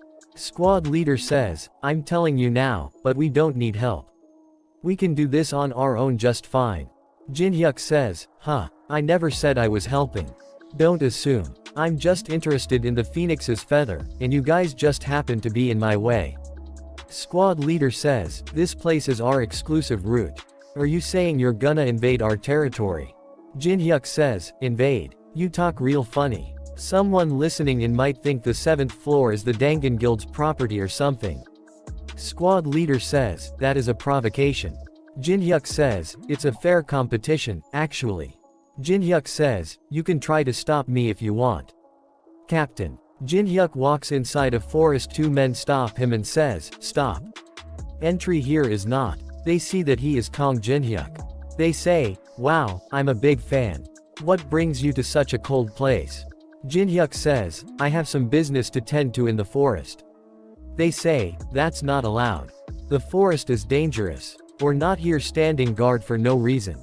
Jinhyuk just walked past them and says, thanks for the concern, but don't worry, I'll be fine. They says, I didn't even see him walk past me. He's walking above the snow too. I guess even an S-rank's walk is different from ours. I guess I gotta report it, though. Squad captain says, gather a team and pursue him immediately. He says, go after him. Squad captain says, player Kong Jinhyuk said that he's here to collect the feather. In other words, we can get it for ourselves if we follow him. Follow him and find out the method. This is an order as the captain. Jinhyuk sees a scene where someone has died. He picks up something and says, this is a person from the Dangan Guild's traces. But there's no body. He see big claw marks on a rock in front of him and thinks, this is definitely. Jinhyuk says, why did you follow me? You said it's dangerous. They say, we can't send you alone to a place like this. I thought maybe you'd need at least some guidance. Jinhyuk see them and thinks, who's guiding who here? They says, it's so cold. He activates glacier formation, an element of fire. He creates an igloo on the spot and they all sit inside it. They says, it sure is nice to have an S-rank player around. What a relief. I'm Gok Daeho. Jinhyuk activates Eye of Gluttony. Jinhyuk thinks, what boring stat windows. Jinhyuk says, you're welcome, did Jang Yunsuk order you guys to follow me?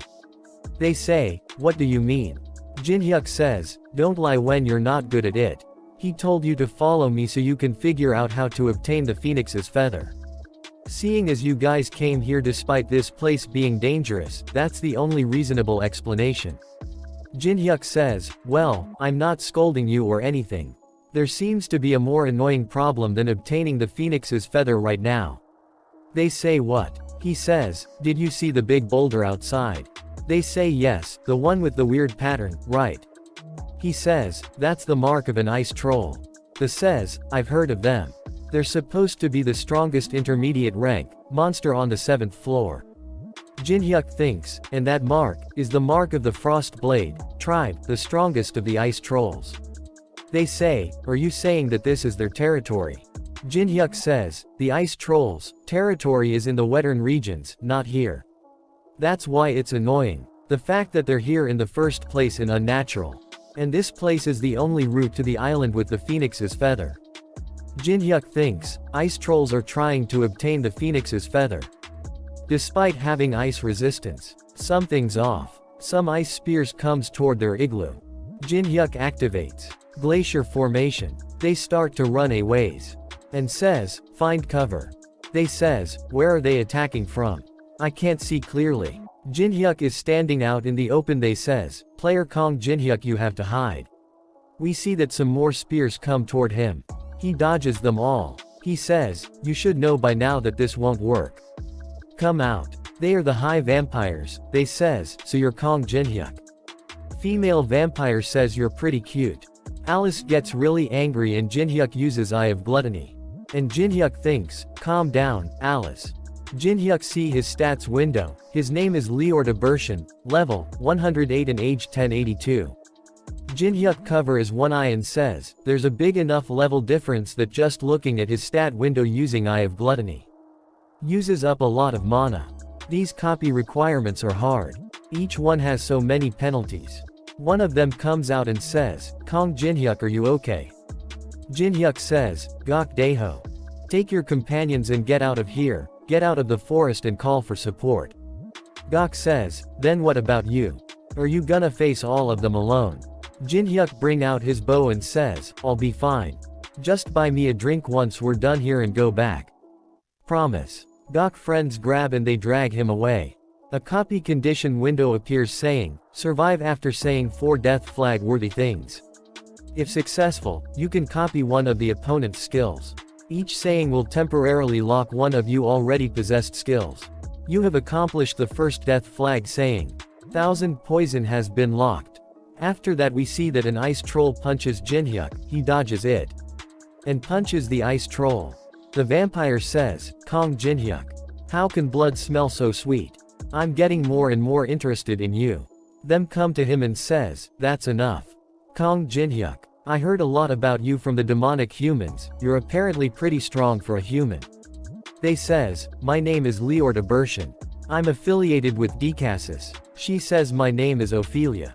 I have the same affiliation as him. Jinhyuk arcs, is this all you doing? Involving ice trolls and kidnapping humans. Ophelia says, straight to the point.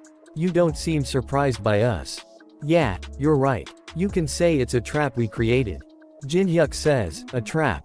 Ophelia says, a trap to ensnare someone skilled enough to notice unnatural events in tundra. The demonic humans told me the names of the people who made it out alive of the first floor's Hall of the Depraved. Teresa de Laurentia, an unidentifiable man, unknown. Chun Yu-sung, and someone who acted as a porter but turned out be skilled. Yukong Jinhyuk, we're certain that one of those who made it out alive helped Alice Khan Ataraxia escape. And, coincidentally, you're the first one to come to this place. Why would that be? Leorta says, I'll tell you this now, but you shouldn't expect help from the other humans outside the forest. The demonic humans should be there to get rid of them soon. Then, is it my turn to ask questions? Where's Alice right now? Jinhyuk says, Alice. I don't know who you're talking about. Bershin says, well, I guess we have no choice if you want to play dumb. Bershin bring out his weapon and says, I'll force you to remember. Bershin jumps with super speed and get behind Jinhyuk. Jinhyuk sees him. He activates Dark Fighting Spirit. Some dark energy attacks come toward Jinhyuk. Jinhyuk blocks and dodges some attacks. Ophelia says, Bershin, you can't kill him, we need him alive. He kicks Jinhyuk and says, I'm aware, Ophelia. Jinhyuk dodges his kick. Bershin thinks, I'm aware, but this human's better than I thought. Then, Bershin activates Blood Jade. It covers Jinhyuk's eyes. The opponent's sight will be blocked for 30 seconds. Jinhyuk gets surrounded by blood balls. He activates Blood Thorn. Jinhyuk activates Element of Fire. He burns the blood. Jinhyuk says, that's not gonna work well on me. Ophelia thinks, I heard he's strong for a human. But he's not losing at all again. Bershin. Is he the one who helped Alice escape? Bershin says, you're pretty good for a trapped rat. Jinhyuk says, a trapped rat. You guys told me an interesting fact first, so I'll tell you guys one too. I already know you guys would come find me. Bershin says, you already knew. Jinhyuk says, I have a lot of places I can get information from. Squad captain says, an ambush. Get in defense position. Damn it, an ambush from fellow humans. There's no time to waste. Hurry. We see that Teresa is also there. She activates Sacred Blessing. Divine power has been reinforced by 20%. Teresa says, I'll support, please get in position. Lee Taemin and Yu Yanhwa are there too. They says, kill them all. Chun Yu-sung is also there, he hits them with an really powerful attack. Chun says, ashamed to use this on such trash. They both are really surprised to hear that. Jinhyuk says, I prepared a bit for you guys. What do you think? Do you like it? After that we see that Lee activates Machine Monarch. A tank appears and kill a lot of them. And some drones also appears. Youngnawa is jumping from one drone to another. She activates Mana Reinforcement. She activates Angle of Wind. And Teresa is granting them divine effects. Demonic humans are not good against divine power. One of them says, Sir Lancelot, we should retreat and re-prepare. Ophelia feels something, and thinks, this disgusting feeling is divine power. That's irritating. She says, Bershin. He says, I felt it too, Ophelia.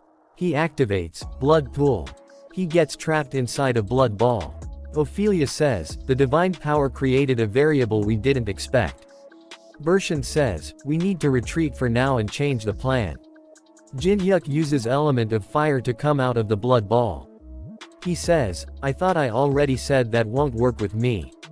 He sees that they are running away. Bershin says, calm Jinhyuk, I will make sure to kill Yo with my own hand.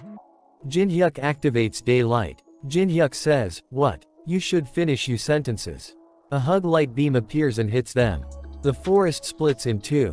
Jinhyuk is surprised and says, did I get rid of them? A message popped up saying, you have accomplished the second death flag saying, Element of Fire has been locked. Jinhyuk says, the most cliché death flag sentences work well. Element of Fire was locked. Did I counterban them? Jinhyuk says, calm down Alice. It's not time yet. After that we see that Dangan Guild camp is burned to the ground. They say to Teresa, "Thank you so much. If it weren't for you guys, we wouldn't have survived." Teresa says, "It's nothing, I'm just glad you're all okay." Teresa says, "Captain Young Yunsuk, the damages to the camp are bad. The demonic humans will definitely continue to attack us. Why don't we retreat outside of the tower? Jinhyuk and I will be in charge of defense on the way there." Squad captain says, "Kong Jinhyuk.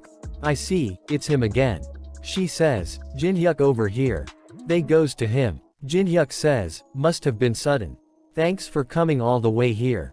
Lee says, "You always contact us out of nowhere." Yeonhwa says, "It's fine. I wanted to get a few items here anyway." Jinhyuk sees Chun and says, "I didn't know he was also here. We've managed to block the demonic humans. But we can't let our guard down since we don't know who was behind it. For demonic humans to ambush a huge guild. What is happening?" Jinhyuk says, "The demonic humans are working together with the high vampires from the higher floors of the Tower of Trials. And I think they're scheming something here in Tundra." They says, "What?" Jinhyuk says, "From what I've gathered, that the enemy wants is an outbreak. The ice trolls were defending the location with the Phoenix's feather, despite already having ice resistance. And the Phoenix's feather is famous for ice resistance. However, if you combine it with the right item, it can also become a portal." Chun says, "How is that related to an outbreak, Kong Jinhyuk? Isn't that too far-fetched? Dangan Guild members were kidnapped. And a lot of them at that. I think they're planning to combine humans with the Phoenix's feather to get out of the tower." Teresa gets really scared and says, "No, then a large outbreak. Like the one is Amsterdam." Chun calms her down and says, "Don't worry, that won't happen. He's probably saying all that because he has a plan. Just tell us the plan." Jinhyuk says, "You know me too well. Is it because of how you were acting like a stalker all this time?" After that we see that Ophelia and Bershin are bowing in front of someone. He says, "Is that human, Kong Jinhyuk, that strong? You couldn't even bring back a prey caught in a trap. I am greatly disappointed. At this rate, how will you catch the escapee?" Bershin says, "I'm sorry. There was an unexpected variable." Ophelia says, "The human, Kong Jinhyuk, he wasn't surprised when he saw us. He was able to calmly respond to the skills that Bershin used against him as well. Vampire leader says, he was able to fight back against our skills." Ophelia says, "And one thing was clear. It was subtle. But when he was fighting Bershin, I sensed Alice von Ataraxia's energy." He says, "Really? Then, we may find her sooner than we expected. I feel a bit better now." After that we see that Lee's drones are flying around in the area. Jinhyuk says, "Taemin and Yeonhwa will stand by in the forest. We'll use the drones to catch the demonic humans' attention. Teresa and Stalker will separate from the group to fulfill their task." Chun gets really angry and says, "Is that the kind of bullshit plan you have?" Jinhyuk says, "You have no choice, do what I say." I don't get why he always complains. He's gonna do what I say anyway. The Dangan Guild will abandon camp and evacuate to the outside of the tower. Except one person who refused until the end. Jinhyuk says, "I don't care whether you stay behind or not. But why are you following me?" He says, "Are you really asking that because you don't know? This is the property of the Dangan Guild. And I'm in charge. Anyway, where are we going?" Jinhyuk says, We're going towards a freshwater lake." A freshwater lake. Freshwater lake. It's where mana is most concentrated on the 7th floor. When something bad happens to the tribe, the Frostblade tribe's chief comes here to reserve mana, in order to flip the tables. After that we see it the troll tribe, and outside of it Jinhyuk and the captain is standing with a white flag. And they start to walk. Captain says, "But why do I have to hold this? Isn't it the responsibility of the person in charge? You said earlier that you're the person in charge." Captain says, "The trolls aren't attacking like you said." Jinhyuk says, "This ice trolls aren't that savage. They value honor very highly. They prioritize family over everything. So as long as you hold up the white flag, they won't attack us." Captain says, "Honor, my ass. They're just a mob." Tribe chief says, "I've heard a lot about you. You beat up my tribe member with your bare hands. You seem pretty strong. Why did you surrender so easily? His name is Colossal. Jinhyuk says, is this the same ice troll? Why is he so big? Jinhyuk throws the flag and says, I have no intention of actually surrendering. I only pretended to have done so in order to come here without fighting anyone. Chief gets really angry and says, what? Are you saying you lied? Don't you know the honor of a warrior? How can you stand in front of me with so much confidence? After committing such a dishonorable act, Chief brings out his weapon and says, meet you death with honor in order to wash away the dishonorable action. Following the old tradition, I, Colossal, the chief of Frostblade tribe, request a duel. Jinhyuk says, what do you think? Do you still want to be in charge? Captain says, no. Jinhyuk says, alright. Then just watch. After that we see at Zonghua Guild headquarters. Guild Master is angry and says, what kind of situation is this? All those member with 3S ranks did in the Elven Forest. Grand Elder says, I don't think Kong Jinhyuk is an opponent you can win against. Guild Master says, no Moyong Su, if you just give me one more chance. Grand Elder says, how much more do you need to be embarrassed in order to learn? Don't involve yourself with him any longer. After that we see that Chun is really angry and says, I'll kill him, Kong Jinhyuk, with my own hands. Then we see that Jinhyuk is fighting with the troll chief. Chief attack him with full power, he deflects the attack. Chief activates Chief's cry. Jinhyuk activates 2-star barrier, distortion barrier, distorting the direction of the attack. Jinhyuk says, I have this thought every time. But he's definitely strong for a troll. Jinhyuk activates glacier formation, and hits the chief with a lot of ice spikes. He jumps with his twin dragon swords in his hand. He activates Grave of Swords, and hits the troll with a powerful attack. All the trolls and Captain is surprised to see that. Captain thinks, he defeated him within 5 minutes. Chief says, you're strong, human. It's my loss. Please kill me with honor. Jinhyuk says, I don't know about honor. But I know a lot about ice troll traditions. Absolute obedience to the winner in a duel. It's an unbreakable and divine rule. And do you know what I thought of when I won against you? I thought that you're good enough to win against the demonic humans and the Decasus mosquitoes. So why are you obedient to them? Chief says, I assume you're talking about Ophelia and Bershin. I'm not obedient to them because I lost in a duel. I lost to someone who was incomparably stronger than those two. That's why I'm obedient to them. His name is Michael, a high-class kin of the Decasus family. As long as he exists, I stand no chance against him even if our entire tribe were to fight alongside me. Chief says, I know there's no hope for neither me nor my tribe.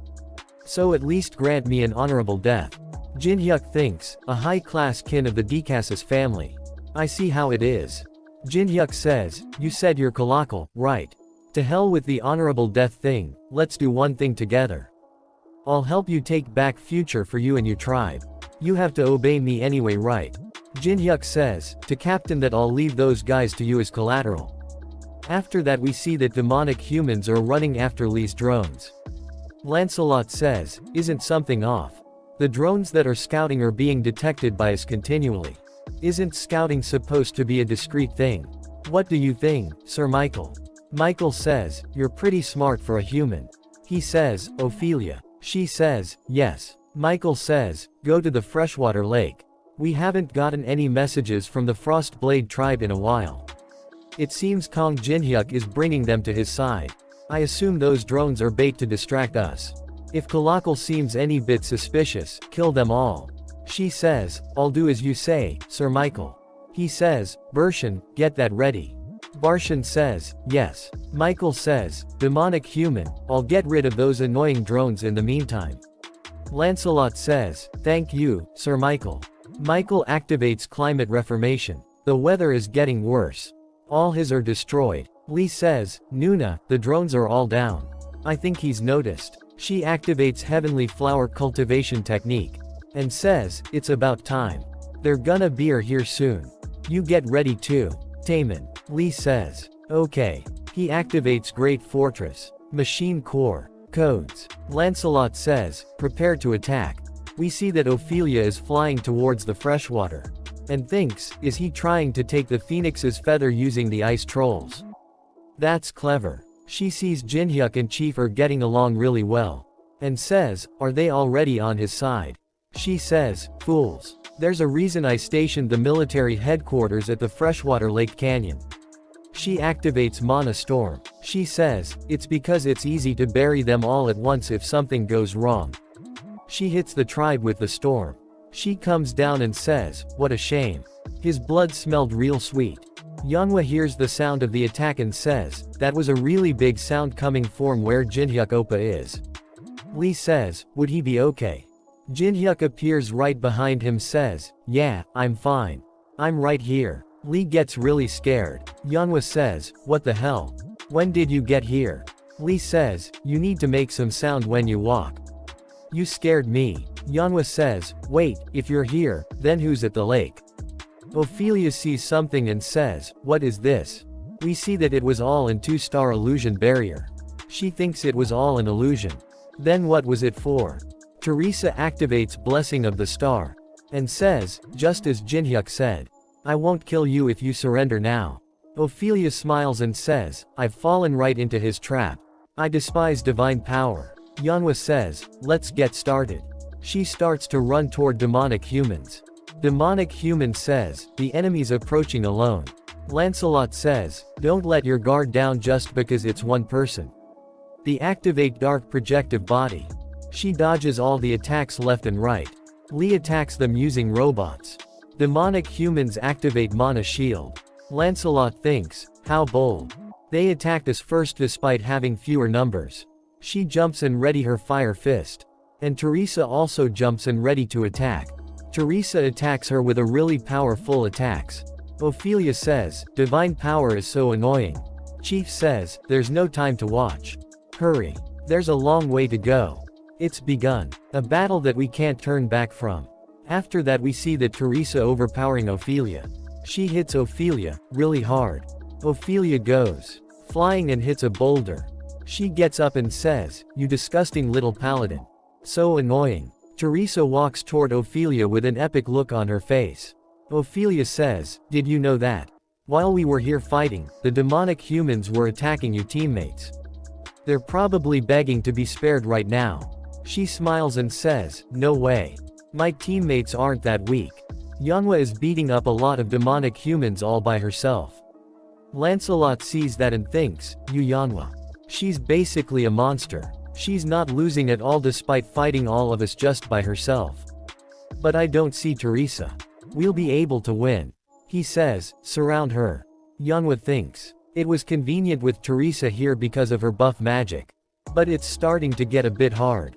She says, Taemin. A lot of landmines appears on demonic human's head. Lancelot sees them and thinks, those are. Lee uses anti-tank landmine. Yeonhwa runs away. Lancelot see that and says, Yeonhwa's running away. We can't let her go. Running away. That's cowardly. Catch her. Michael say to him in his head. Foolish Lancelot. This is a trap. He stops all demonic humans and says, stop chasing her. Yeonhwa reaches the forest. Lee says, those bastards suddenly stopped.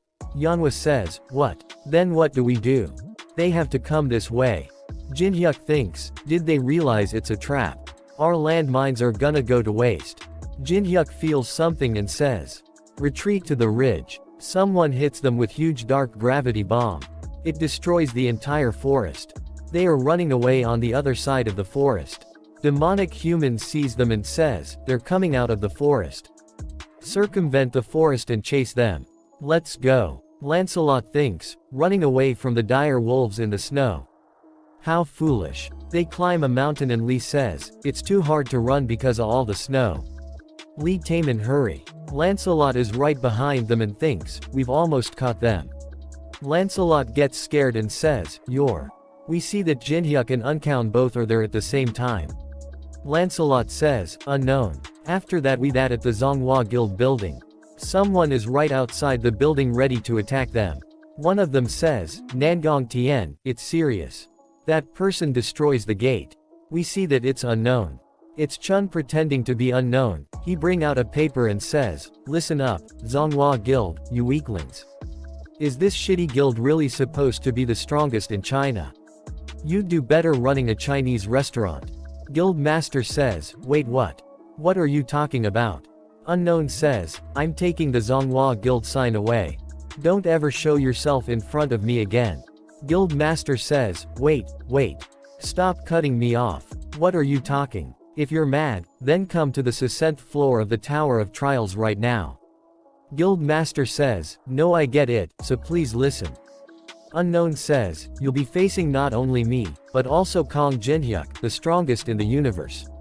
We'll beat you to a pulp. Guild Master gets really angry and says, what the fuck? How arrogant. Unknown says, then goodbye. He blow up the guild building. Guild Master is really angry and reaches the 7th floor of the Tower of Trials. Guild Master is standing right beside Unknown and Jinhyuk. Lancelot see that and thinks, who are they? I've never received information that Unknown's allied with anyone. Someone says, to Guild Master Nangong Tian, it's Kong Jinhyuk's army all around. We sense several strong auras. Guild Master says, Kin Jinhyuk, you made it sound like it'd be only be you, but you brought support. Unknown comes to Jinhyuk and says, how dare you make me recite that childish letter? You'll definitely pay for this. Jinhyuk says yeah. Let's get this over with first. The both jumps towards each side. Guild Master says, attack, get rid of all of them. Lancelot also ordered to attack.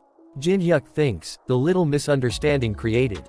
Made he demonic humans and Zhonghua guild fight each other without even understanding why. Jinhyuk is laughing really hard and says, and that was enough to turn the tables of the battlefield. Lancelot activates a knight's oath. And says, we'll get this over quickly and take down Unknown. Guild Master activates Aura Blade. And says, we need to hurry and then take down Kong Jinhyuk. All 4 of them are running away. Jinhyuk says, they're having fun. They can fight until they feel better. They reach the Unmalting Valley. Jinhyuk says, this is a secret place that only I know. Let's talk about our plans where and warm up a bit. Chief says, welcome, I was waiting for you. They all get really sacred to see the ice trolls. Lee says, what are these ice trolls doing here? Jinhyuk says, no need to be nervous.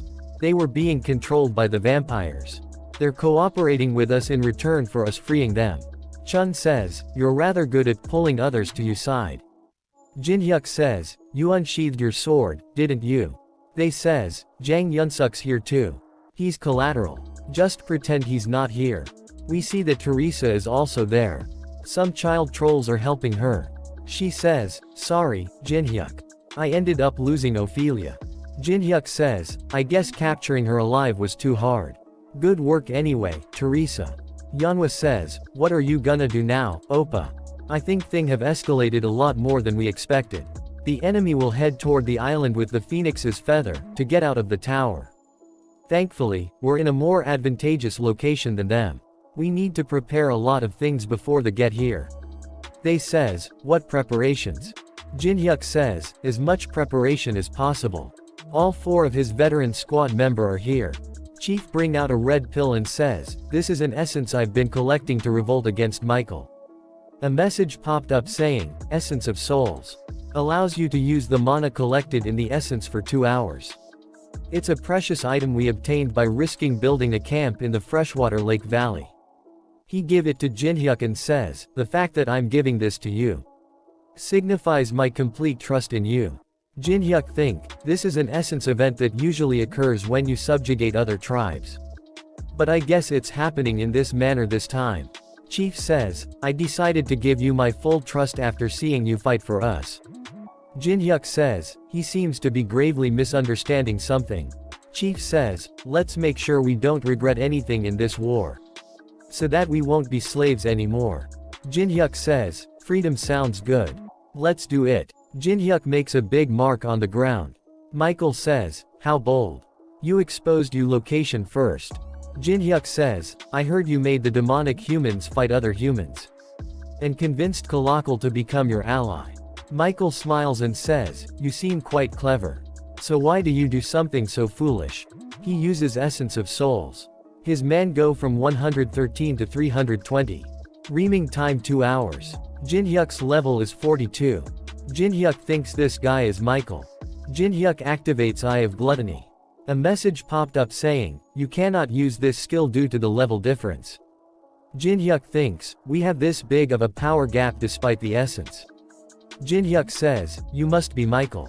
I assume you're trying to leave the tower by using the phoenix's feather. Michael says, oh, you realized, impressive. Makes sense that you were able to help Alice escape. Jin-hyuk says, Alice? I don't know who you're talking about. Michael says, there's no point in playing dumb. Or certain that you, re the one who helped Alice escape. Michael says, where is she right now? If you tell me where she is, I'll let you live. Ophelia was desiring you blood too. Jin-hyuk thinks, these guys are want to make me their lunch. Jin-hyuk says, no thanks. What I don't get is why you want to get out of the tower. Michael gives an evil smile and says, the reason. Jin-hyuk feels really strong pressure. Michael activates Blood Wayport. Michael says, Blood Wayport, it's a technique that take human blood as a sacrifice to form a creature. It was rather easy to find sacrifices since human came to me on their own. We call these creatures that are without reason gasolers. Some blood creatures appears there. Michael says, what do you think? Aren't they cute? We need the phoenix's feather to send these gasolers out of the tower. And to get even more human blood from outside the tower. Michael starts to laugh and sighs, we will keep creating gasolers using human blood. Until we have a military that can conquer this tower. Jin-hyuk thinks, I've never seen this pattern before. Did the existence of humans outside the tower become a variable in this situation? Michael says, bring me the phoenix's feather. Those creatures runs towards Jin-hyuk, he says. You made some really annoying creatures. He says but it's okay.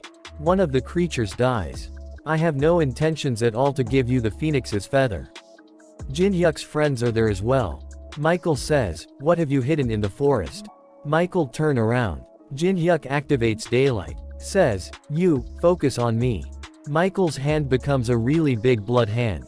He says with an evil smile on his face that I'll beat you up until you beg for me to kill you. Kim activates strong will and Yuri is sitting on his shoulders. A message popped up saying, you will now suffer from fatigue for 20 minutes. A lot of blood monster are running after them. She activates one of her statues to attack the blood monster but blood overpower her statues. She says, damn it, why are there so many of them? This was never mentioned in the briefing. She calls Mina and says, Honey, how's the situation over there? After that we see that old man activated fire element. And says, it's been a long time since I've fought like this. It's as if I've been rejuvenated. He throws the fireballs at the monster and kills a lot of them. Mina says to Yuri, the grandpa's compatibility against these monsters is good, so we're hanging in there. But I still think we need about 20 more minutes.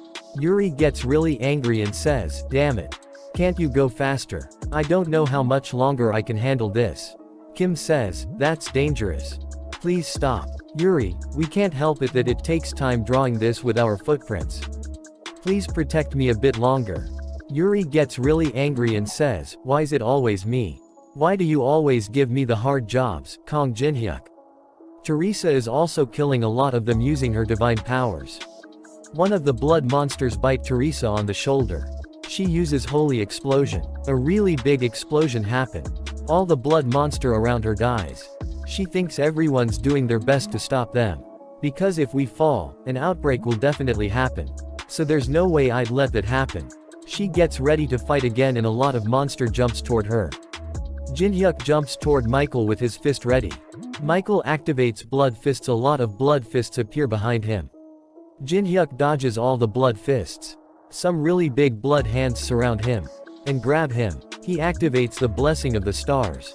And destroys all the blood hands. Michael says, so you know how to use divine powers. Jin-hyuk punches Michael. Michael dodges his punch easily and says, but that's not good enough. Michael sees something, gets really surprised. And says, you're not a sane person, are you? To think that you'd be happy that your attack didn't follow through. Jin-hyuk give an evil smile.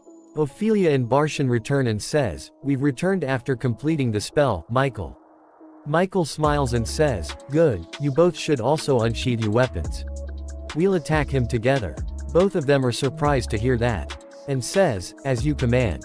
The both bring out their weapons. Jinhyuk gets really excited and he has an epic look on his and he says, "What the?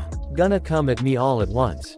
So unfair." Michael is also excited and says, "That's what you say, but why does it look like you're happy about it? Confess where Alice is and we won't kill you." Jinhyuk says, "I really don't know." A huge blood fist appears behind him. Michael says, "Lies." Jihyuk destroys the blood fist with his dagger. Barshan attack him with his sword.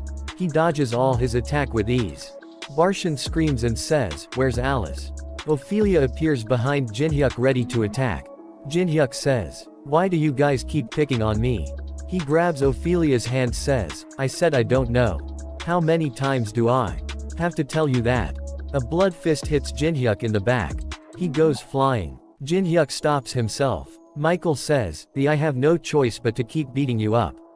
They starts to attack him at once. He deflects their attacks, with his dagger, left and right. He gets some scratches on his body. Yuri activates something and says, "It's done." A huge magic circle appears on the ground. Barshan says, "What's this? When was a huge barrier set up?" Jinhyuk activates 4-start barrier temporal confinement. Jinhyuk says, "You keep whining, Alice this, Alice that." Jinhyuk brings out the ring says, "Did you miss her that much?" He injects mana in Bram's ring. He says, "She's pretty pissed, you know." They all are surprised to see her. Jinhyuk says, "I hope you can all come to an agreement." Michael says, "The real thing showed up." A message popped up saying, "Due to the weakening of the tower's restraints, 20% of your maximum power has been released. Alice release huge amount of mana." Ophelia says, despite being in those ruins for so long, she can still use this much power. She says, "I am Alice von Ataraxia. I've lost much while being exiled within the darkness. I will now have you hold accountable for all your sins. You dirty traitors." Jinhyuk calls Yunsuk, and say, "It's finally time for you to be useful." Yunsuk gets angry and says, "What?" Jinhyuk says, "Just kidding. I really need your help. Please find the magic crystal that's the root of the magic procedure with Kalakal. You have to hurry. We don't know how long the people can hold on." Troll Chief start to run toward the blood monster, and says, "Hold on tight."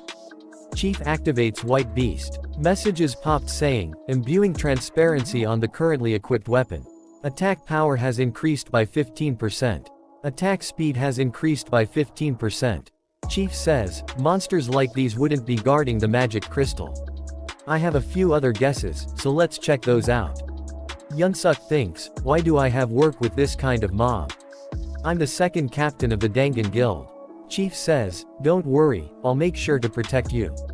Troll thinks, I can't lose the only method of communication with Kong Jinhyuk.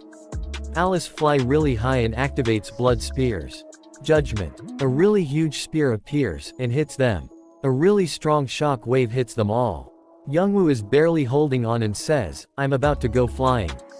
Chun is also struggling. And Teresa as well. And Teresa thinks, this is coming from where Jinhyuk is.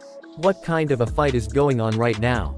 Michael uses blood hand cover himself and his friends. He says, pretty impressive.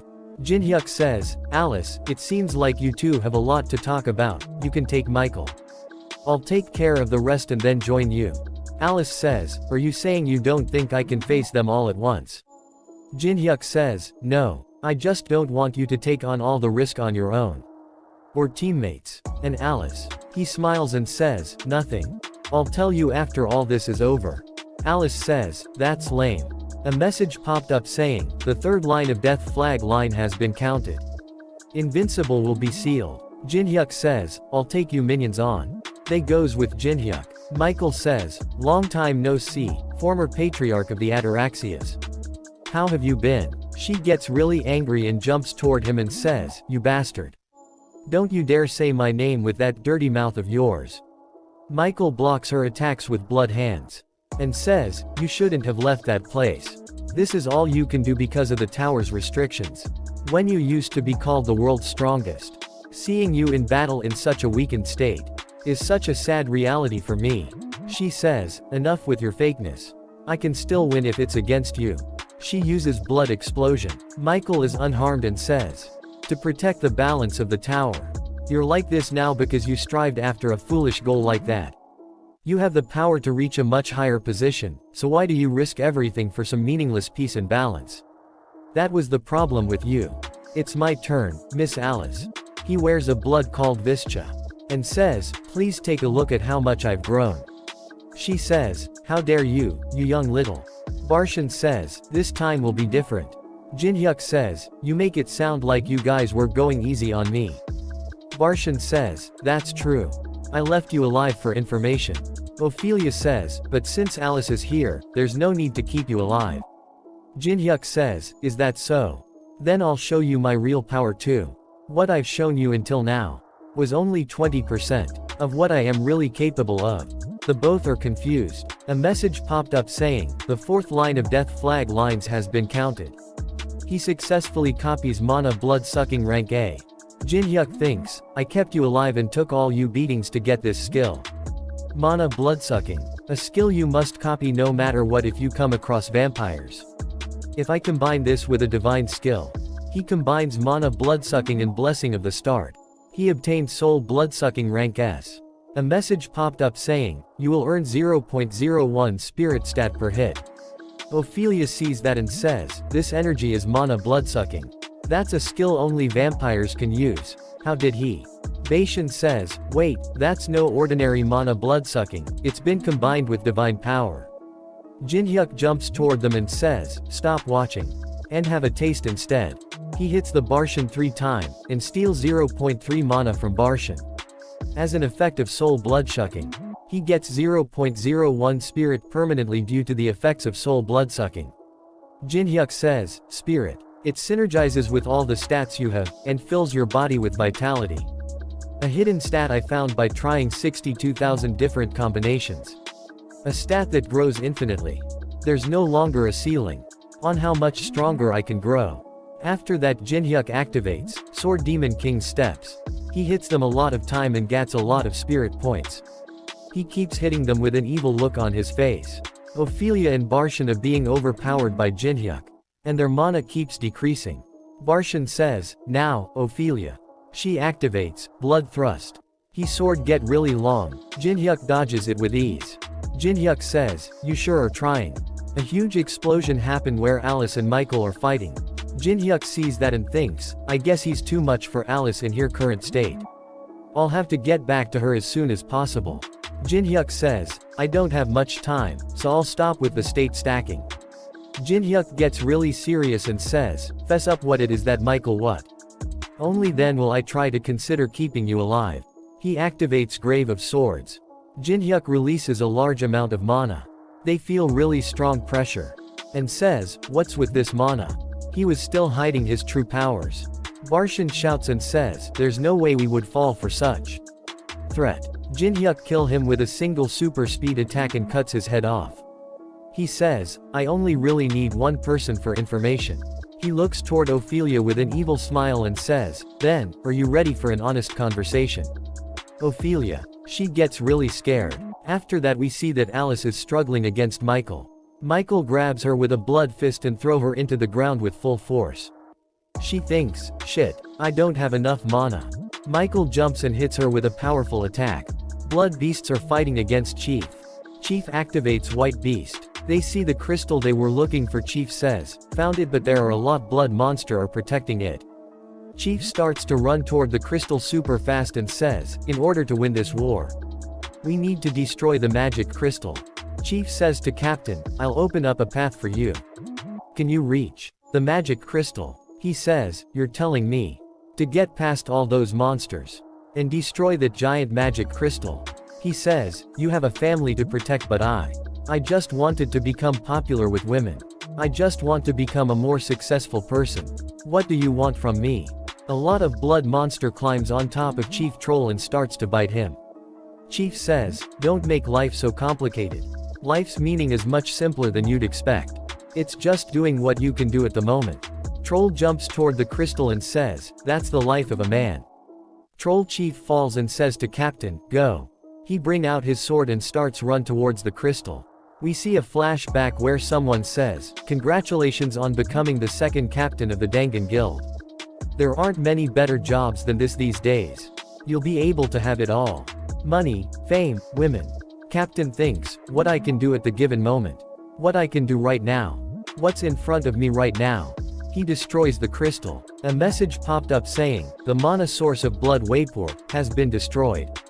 Blood Wayport's magic circle starts to disappear. All of Jin Hyuk's friends are happy to see the magic circle disappear. Jin Hyuk says, they did it. After that we see that Ophelia is drowning. And Jin Hyuk is the one who is drowning her. Jin Hyuk says, my arm's falling asleep. Do you want to talk now? He brings her out of water and she says, 29th floor. We are aiming for the 29th floor.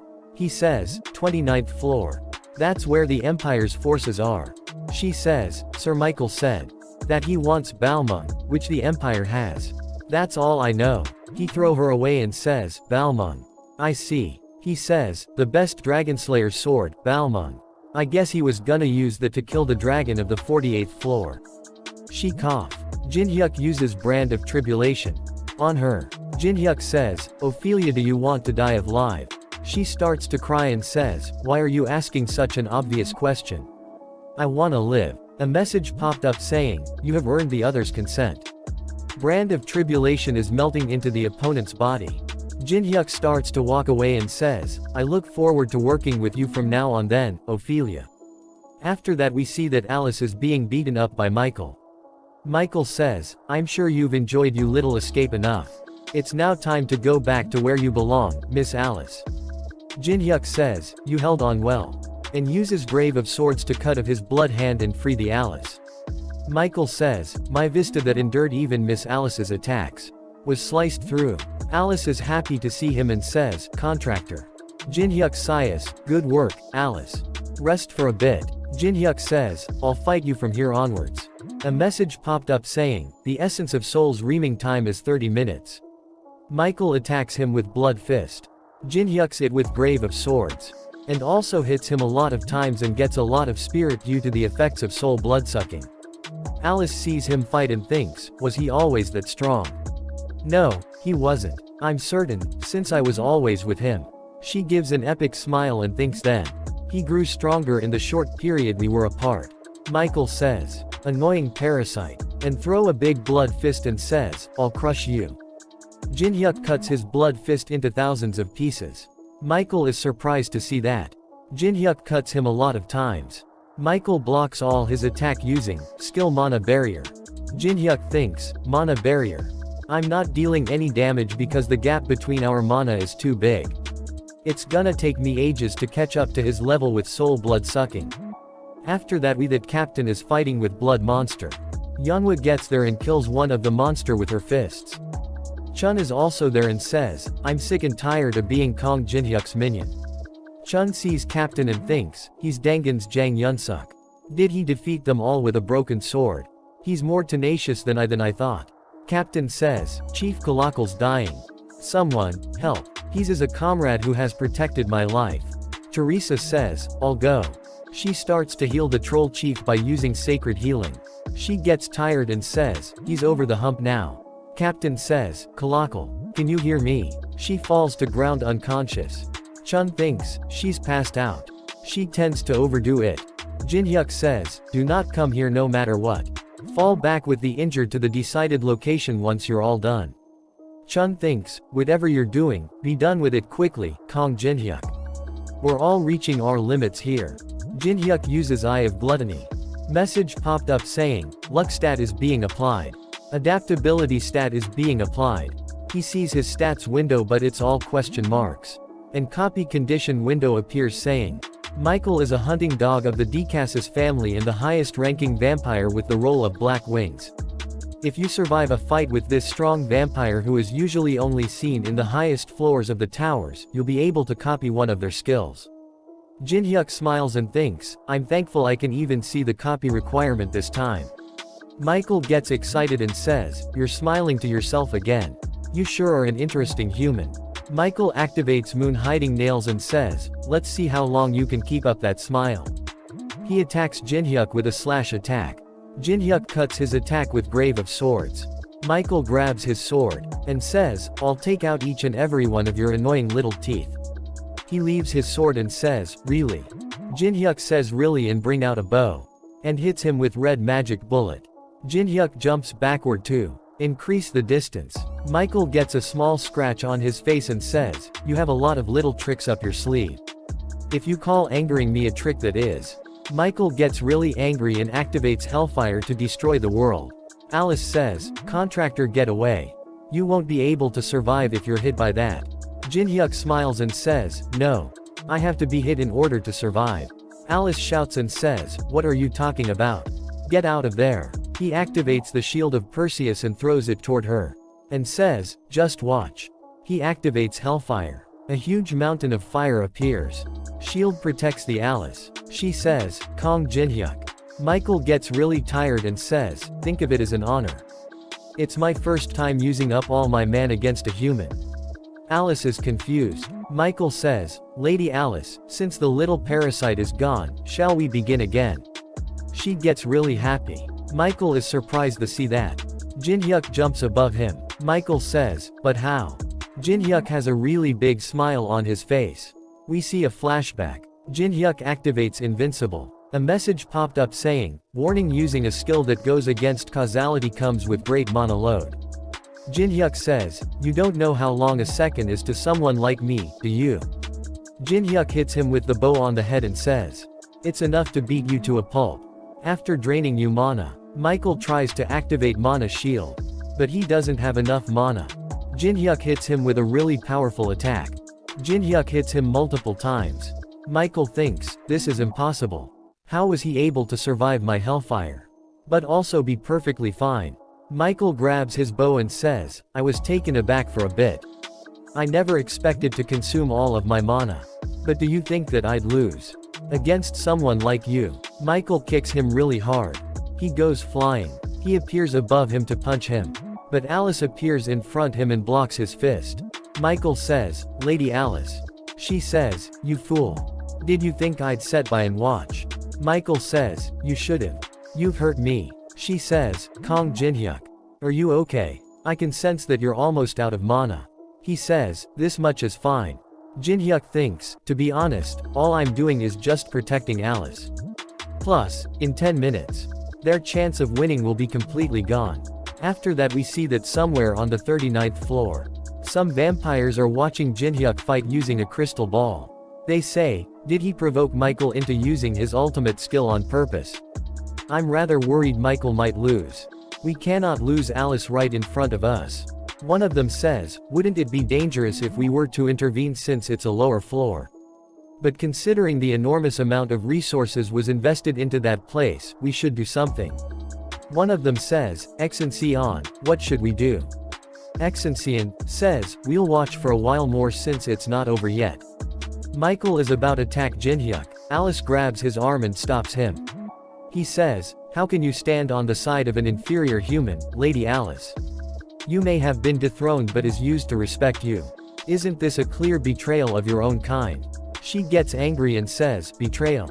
You dare accuse me of betrayal? What you guys did to me was betrayal. And I'm not on the human's side.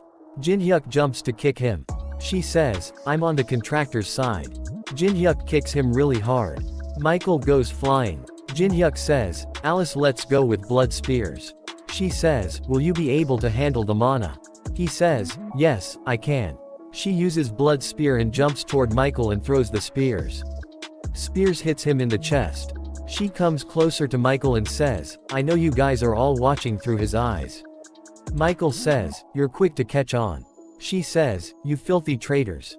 Heed my words. I will get my revenge no matter what. Michael says, but Lady Alice.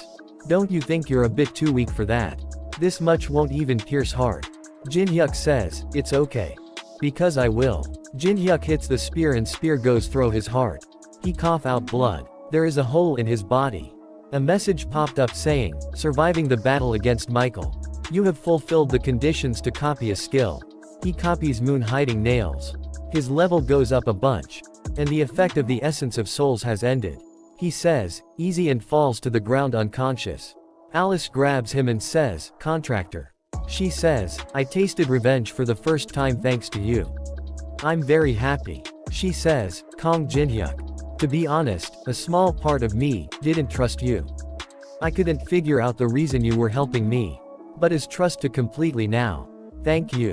On the 39th floor some gets really angry and says, no way, a praised royal guard lost. To a mere human. The blood wayport was destroyed too. This is gonna be quite a hiccup in the process of acquiring the forces necessary for the attack on the Empire. Excelsior says, there's no reason to act rashly.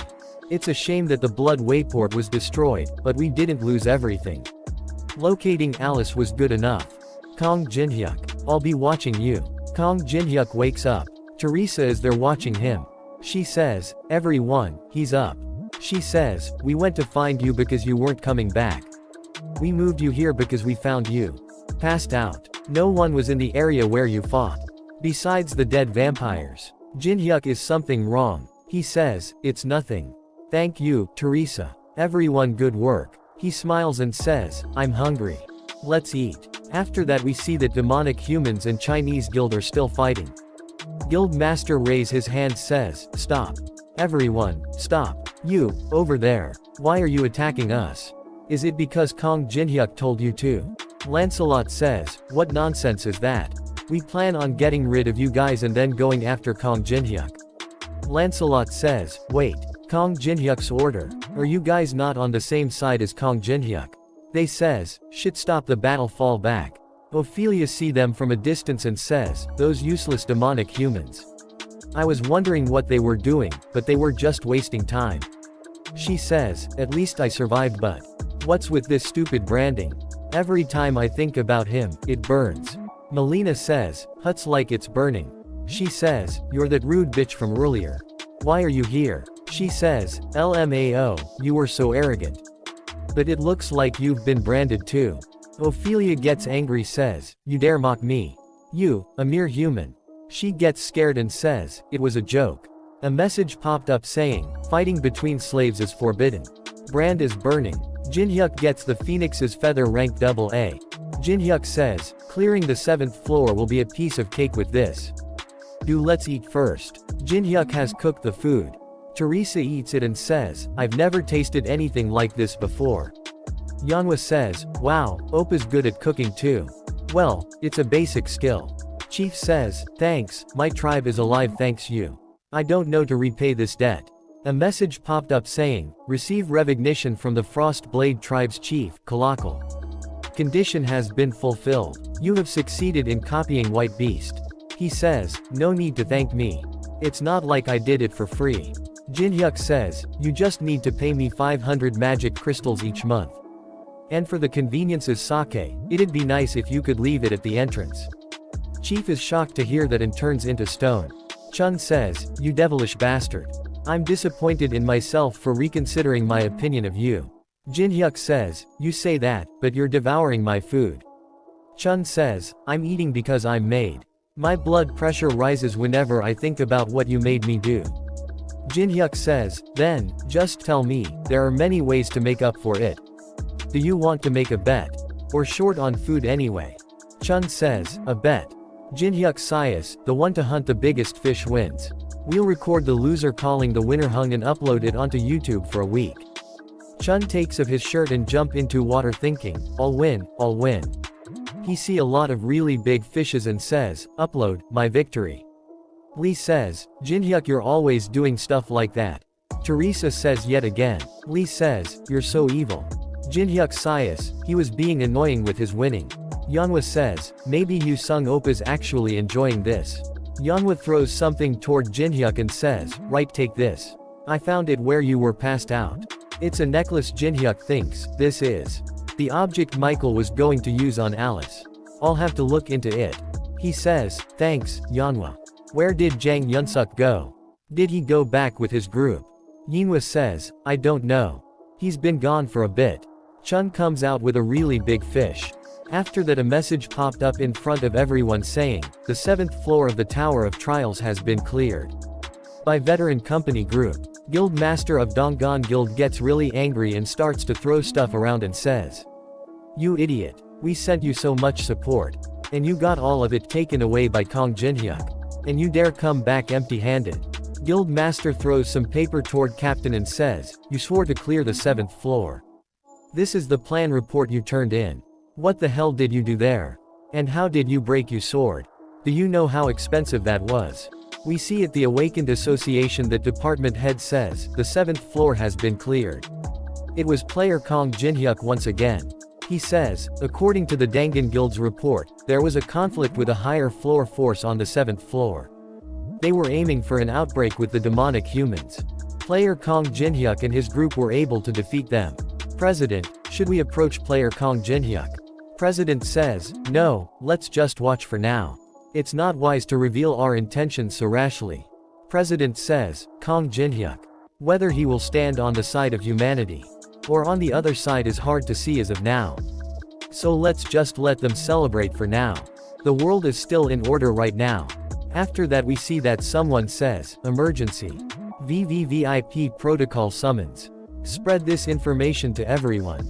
Everyone, do just as we practiced. Hurry. Don't miss out on any details. They says, it's an honor. We wish you a happy day. We'll make sure your shopping experience is great. We see that it's Alice. They all call her Miss VVVIP. She give them a lot of gold and says, the greeting isn't bad. I'll prepay.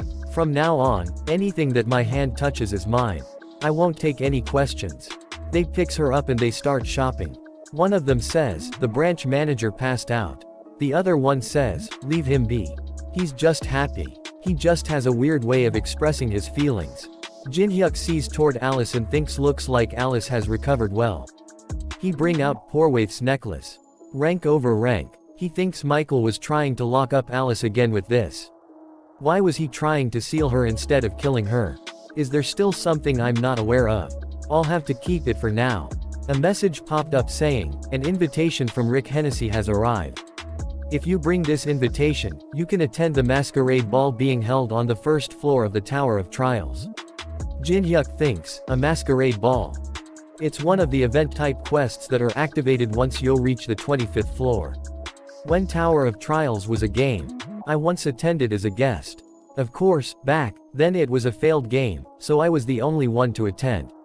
So I just danced around on my own and set things on fire. But this time, it's different. Countless rankers were probably invited this time. Jinhyuk says, Alice, there's somewhere we have to go. After that we see that Tower of Trials 1st floor neutral zone nameless city. Alice angry and says you promised to let me shop all I wanted. Jinhyuk says, we're here to shop too, so don't be too mad at me. Alice says, is this where we have to go? Jinhyuk says, I need a suit for the masquerade ball. He goes into the shop and sees that Chun is also there says, you too. Chun gets really angry and says, you called for a bet and let me be the only one to dive.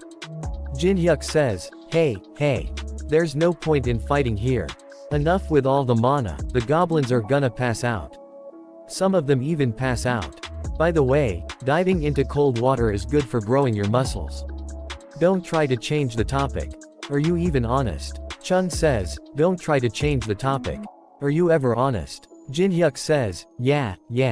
Don't be so mad. I have a sword for you. Chun says, do you know how many times I fell for those sweet words? Jinhyuk says, think about it. I even told you how to remove the attribute sword. Chun says, that's true. Chun says, well if it didn't break when I was fighting the stone giant, I would have used it for a long time. Jinhyuk says, yeah, you've been looking for a new one. I'll give you a good one. So stop being so mad, I'll see you later at the ball. Jinhyuk says, I'm serious. Chun says, I'll trust you one last time. Jinhyuk has his fingers crossed and says, alright. Chun sees Alice and thinks but that girl that's always beside him. Which country is she from? Well, as long as she's not an enemy, it doesn't matter. Jinhyuk says, to Goblin, sorry for all the ruckus. Goblin says, no, it's okay it happens. Are you both looking for attire to attend the ball in? I recommend going all black. Jinhyuk says, yeah, but I'm interested in other things too. If there's something you're looking for. Jinhyuk says, an incense containing the snowflake canola flower. I smelled it the moment I stepped into the shop. Isn't it strange that a goblin tailor on the 1st floor would have this flower when it's found only on the snowy peaks of the 16th floor? Goblin says, what do you mean? Jinhyuk says, I noticed something when my friend and I were arguing too. When Chun Yu-sung was oozing mana, all the other goblins passed out. But you were fine. And your eyebrows twitched in reaction. When you noticed Alice, it seemed like you realized who she was at once. So, I've come to this conclusion. You're playing dumb. But you're a higher up, probably intermediate rank manager like Rick Hennessy. What do you think? Am I wrong? Goblin says, like Rick said, you really are an interesting person. There is one thing you got wrong, though. I'm not an intermediate rank manager like Rick Hennessy. Rick's the one working for me. Jin-hyuk gets really surprised and uses Eye of Gluttony. Immediately, a message popped up saying, the level gap with the opponent is too large. Failed to open. He is Tower of Trials high-ranking Manger Hasting. Goblin says, my name is Hasting. Jin-hyuk thinks, Tower of Trials high-rank Manger. This goblin is one of the 7 managers who created the rules of the tower. I didn't get to meet all of them in the past, but to think I'd meet one here. Goblin says, Rick actually told me that there's someone who already know about the existence of mangers. You're more interesting than I though. Of course, I should reward you. Since you've found a hidden manager, I'll tailor an awesome suit for you. Jin-hyuk says, geez, you're being so stingy for someone who's a high-ranked manager. Goblin says, is there something you would like? Jin-hyuk points toward Alice. Alice says, why do you keep pointing at me? It's unpleasant. She holding an invitation. She says, did you provoke him like that just to get an invitation for me? Jin-hyuk says, I just tried it because I thought he'd agree. You like balls. She says, yeah, but that's not what I'm talking about. Don't you get how dangerous of a goblin Hasting is? Those guys are very dangerous. They create the tower's rules. I've only met one high-ranked manger in my entire life. Jin-hyuk says, don't worry, Alice. I know how dangerous they can be. Jin-hyuk thinks, but as dangerous as they may be, I know that if you use them well, you can reap great benefits. A message popped up saying, the tailored suit and dress are both ready. Have a great time, Hasting. Jin-hyuk says, then, shall we get going? He thinks, so this is the ball which only the rankers chosen by the tower can go to. Do you think Maria or Teresa will be here? I wish I could see them. Do you think Unknown was invited? After that we see that some samurai guild member are here as well. They says, are these the real heroes that are fighting on the front lines? Samurai Guildmaster Hoshikawa Yoshio. Guildmaster says, Tsutomu, look at the crowd. Don't they resemble parasites, living of the flesh of the strong without trying to get any stronger? Seeing all that trash gathered in one place makes me want to get rid of them all. Tsutomu says, boss, aren't you just mad that the guild's treasure was stolen? The treasure won't come back even if you were to kill all these bugs. Guildmaster says, Tsutomu, you're supposed to just agree. Tsutomu says, right, I have something to tell you. I got a message that Zonghua Guild was also invited. They said that since we don't know what could happen in there, we should form an alliance. Tsutomu gets hit with walking. He gets angry and says, you're getting in my way. He gets salamed into the ground. Guildmaster says, Tsutomu. Alice says, what? In your way? She says, how about now? M is still in your way. She says, aren't you gonna answer me? She activates overwhelming authority, crushing the opponent that's weaker than the user with mana. She says, I asked, how about now? Guildmaster thinks, Tsutomu, the top ranker in Samurai Guild, was crushed so easily by this young girl greater than. Just who are these guys? Jin-hyuk says, enough. It'll put us in a difficult situation if people find out who you are here. She undo her overwhelming authority. She says, annoying. Guildmaster says, it's good that you're stopping her, but that's enough. Was this really necessary between fellow rankers? I will apologize in his stead if it was our fault, though. Jin-hyuk says, I stopped her. He uses glacier formation, and form a hammer, and hits Tsutomu in the head. Jin-hyuk says, seems like you misunderstood. He says, I was telling her to get out of the way so I could beat him up myself. Jin-hyuk says, do you get it, Samurai's Guildmaster, Yoshio? He give an evil smile and uses Eye of Gluttony. Guildmaster level 52. Jin-hyuk thinks, that's it for the Guildmaster of the world's top 7 guild. Why are the copy conditions so damn complex? You bastard. You did this knowing who I was. Guildmaster says, then I'm sure you're aware that we're a mage organization allied with the Zonghua Guild. Do you think you can handle the retaliation from such a large guild? Jinhyuk removes his mask and says, I'm not sure. Do you think you can handle it? Jinhyuk says, you are Kong Jinhyuk. They all see him and says, it's Kong Jinhyuk. Jinhyuk says, they sure are loud. Jinhyuk activates Glacier Formation. Don't be scared, I just put him up because people were too loud. Jinhyuk says, I'm sure you've heard a lot about me already. And that such a crude threat won't work on me. To be honest, I don't care what you guys do. But I want you to be careful about one thing. I'll be advantageous for you to not get in my way. Whether you're a guildmaster or whatever. She steps on Tsutomu's head.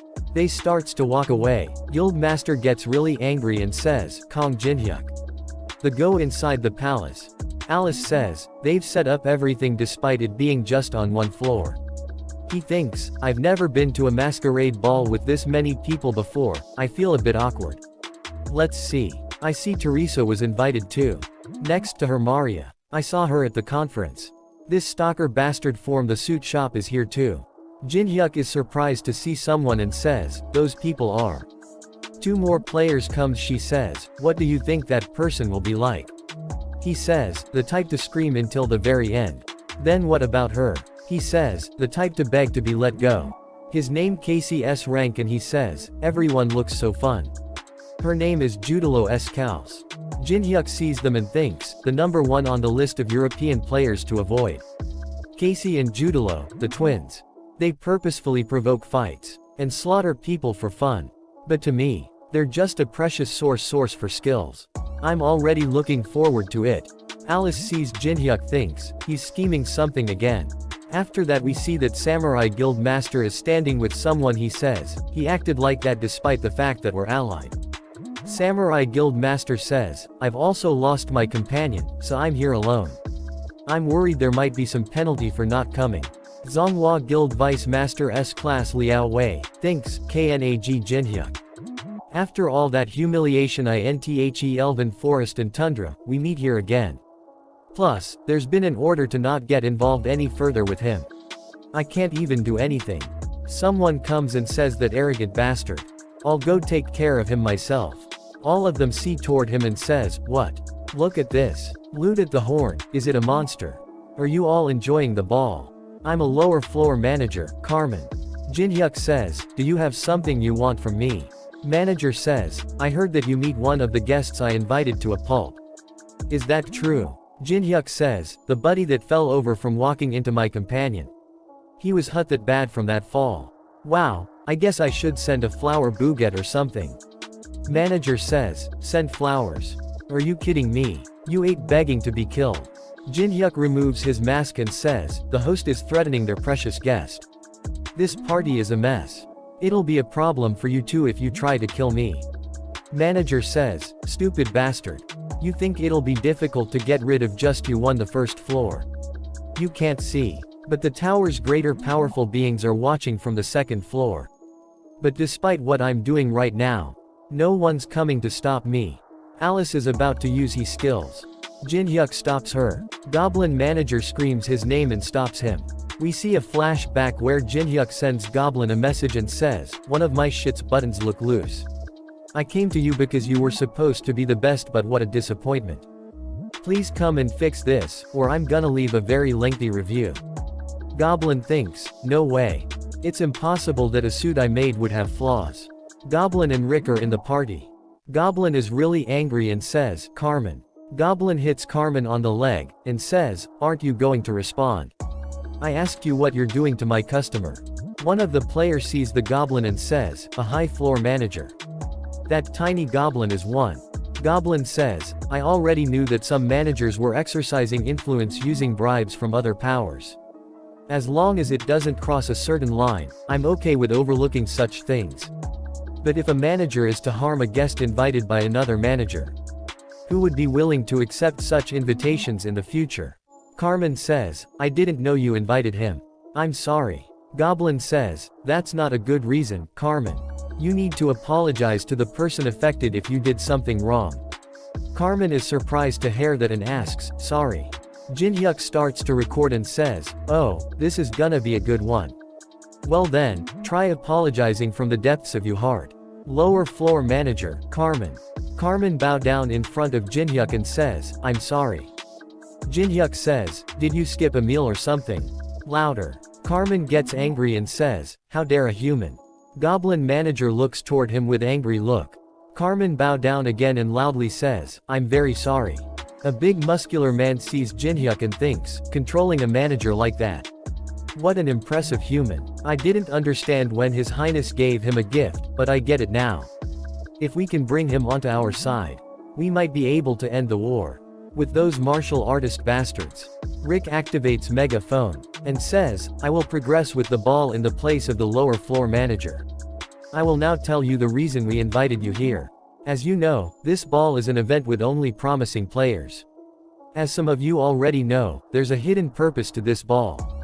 It's for all of you to decide which side you will stand on as you continue to climb the tower.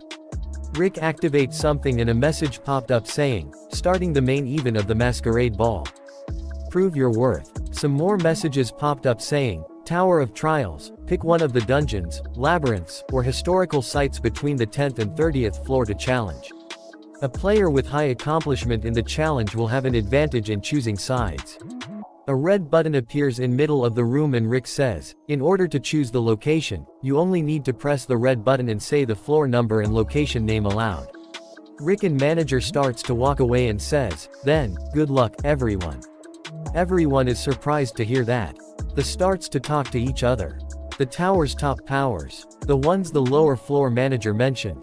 A girl whistle really loud and says, stop acting like amateurs. We're all players. It's an unexpected situation, but let's find a way to work together and clear this challenge. Why don't we check who each other is first? She thinks, I wanna see how powerful we are. Jinhyuk sees her and think, Olympus is Maria. I guess she's a ranker, after all. It must be very sudden for her too, but she's getting straight to work. Chun says to Teresa, I guess we're on the same side again.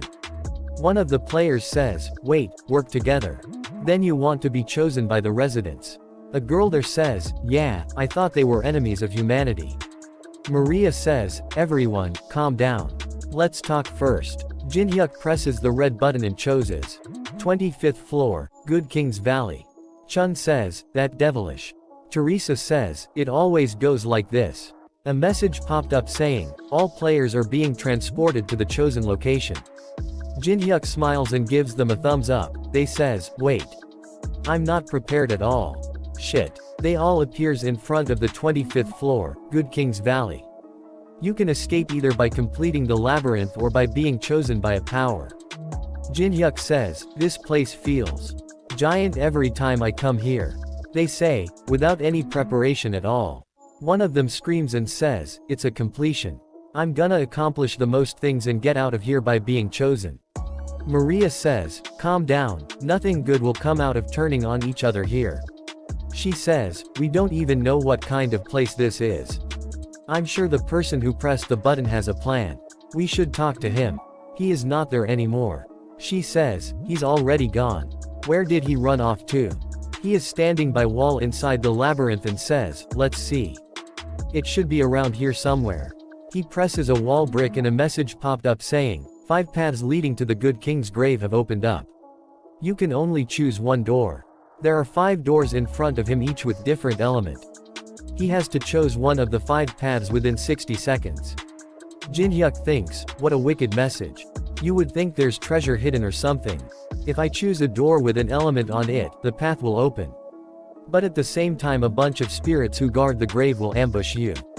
And if I don't choose any door within the given time, a message popped up saying, the time is up. All doors will open as you have not chosen any door.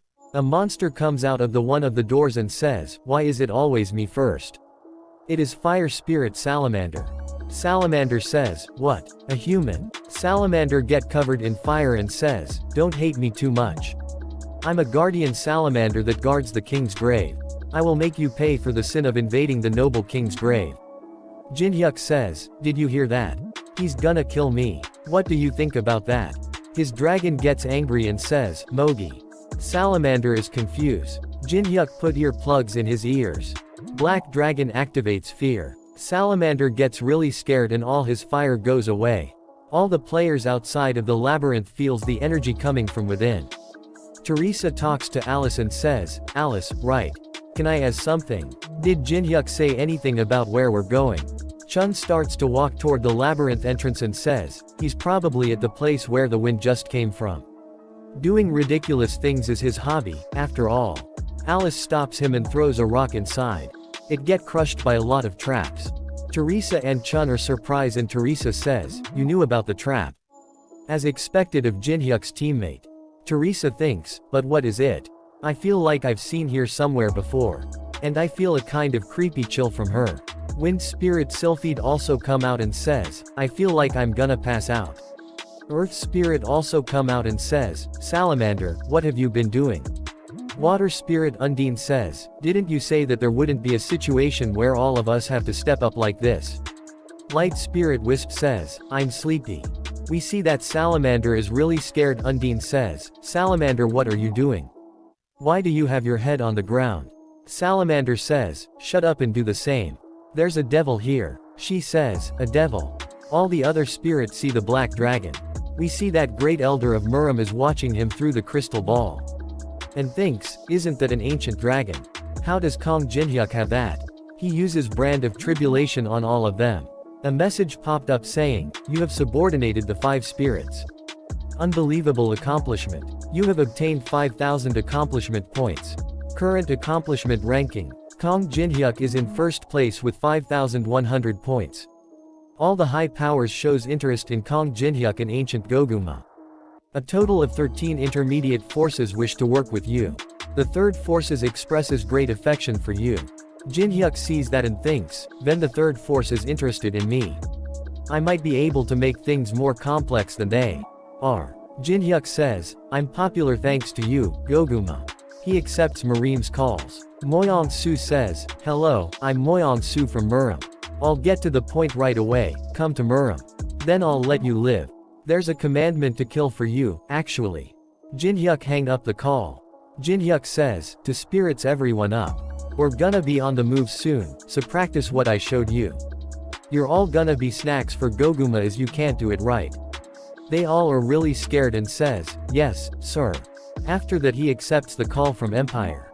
He says, I am Penheimer from the Caladium Kingdom, which is part of Empire. Jinhyuk says, I'm Kong Jinhyuk. I know that Empire has an interest in me. Penheimer says, it'll be a short conversation then. I'll be direct. Will you work with us? We'll be of tremendous help in your tower climb. Jinhyuk says, I'll consider it in a positive manner. He says, oh, you're decisive. But, on one condition. Penheimer says, a condition. After that we see that there are a lot of traps in other players' ways. Maria says, how is it? Someone says, Maria, at this rate, it's gonna take hours just to undo the traps. She thinks, so we can't even make progress except for the group that followed the silver-haired girl. I guess things are centered around Kong Jinhyuk once again. A message popped up saying, the return conditions have been changed. All players will be transported back to the ballroom in case of death by the traps or monsters in the labyrinth. This authority has been activated by player Kong Jinhyuk. They says, did you see that? We can get out of here if we die. I have to die. How can I trust that? One of them tests it and she really was sent back. Other one says, shit, wouldn't that hurt? Maria thinks, did Kong Jinhyuk choose this level because he knew about this? Should I ask Teresa to introduce me? One of them screams and says, what are you happy about, you idiots? Don't you get it? Read the message. It says that all accomplishment points will be erased if you're taken out. This is all Kong Jinhyuk's scheme. To secure an advantageous spot for himself in the competition. Maria says, you don't know how to be grateful, do you? Do you know anything about this labyrinth? Is that something you should say as someone whose life was saved by this change? If you're so great, then do it all on your own. He says, but if Kong Jinhyuk didn't press that button in the first place? How ridiculous. Am I the idiot in this situation? He hears someone saying his name in his head. Moyong Su of the Muram. Moyong says, this is the distant whispering technique, don't speak so loudly. Things have gone away, Kong Jinhyuk need to be removed. He says, I have to do it. Moyong says, no, you would never be able to. Don't worry, your job isn't to fight. A gift arrives in front of him. He says, "This is." After that we see that Penheimer says, "That was a very big favor I just had to ask the middle managers for. You'll have to keep you promise, Kong Jinhyuk." Jinhyuk says, "Of course. I won't forget what you've done for me." He says, "Spirits, if anything touches me, even a molecule, you're going straight into Goguma's stomach. Don't make me say it twice." The 5 spirits operation mode. Earth spirit and fire spirit picks up. Jinhyuk starts to run and all the other spirits are protecting him from the traps. Salamander says, "I'm so tired. I'm gonna die." Water spirit says, "Shut up. Do you want to be eaten by the ancient dragon?"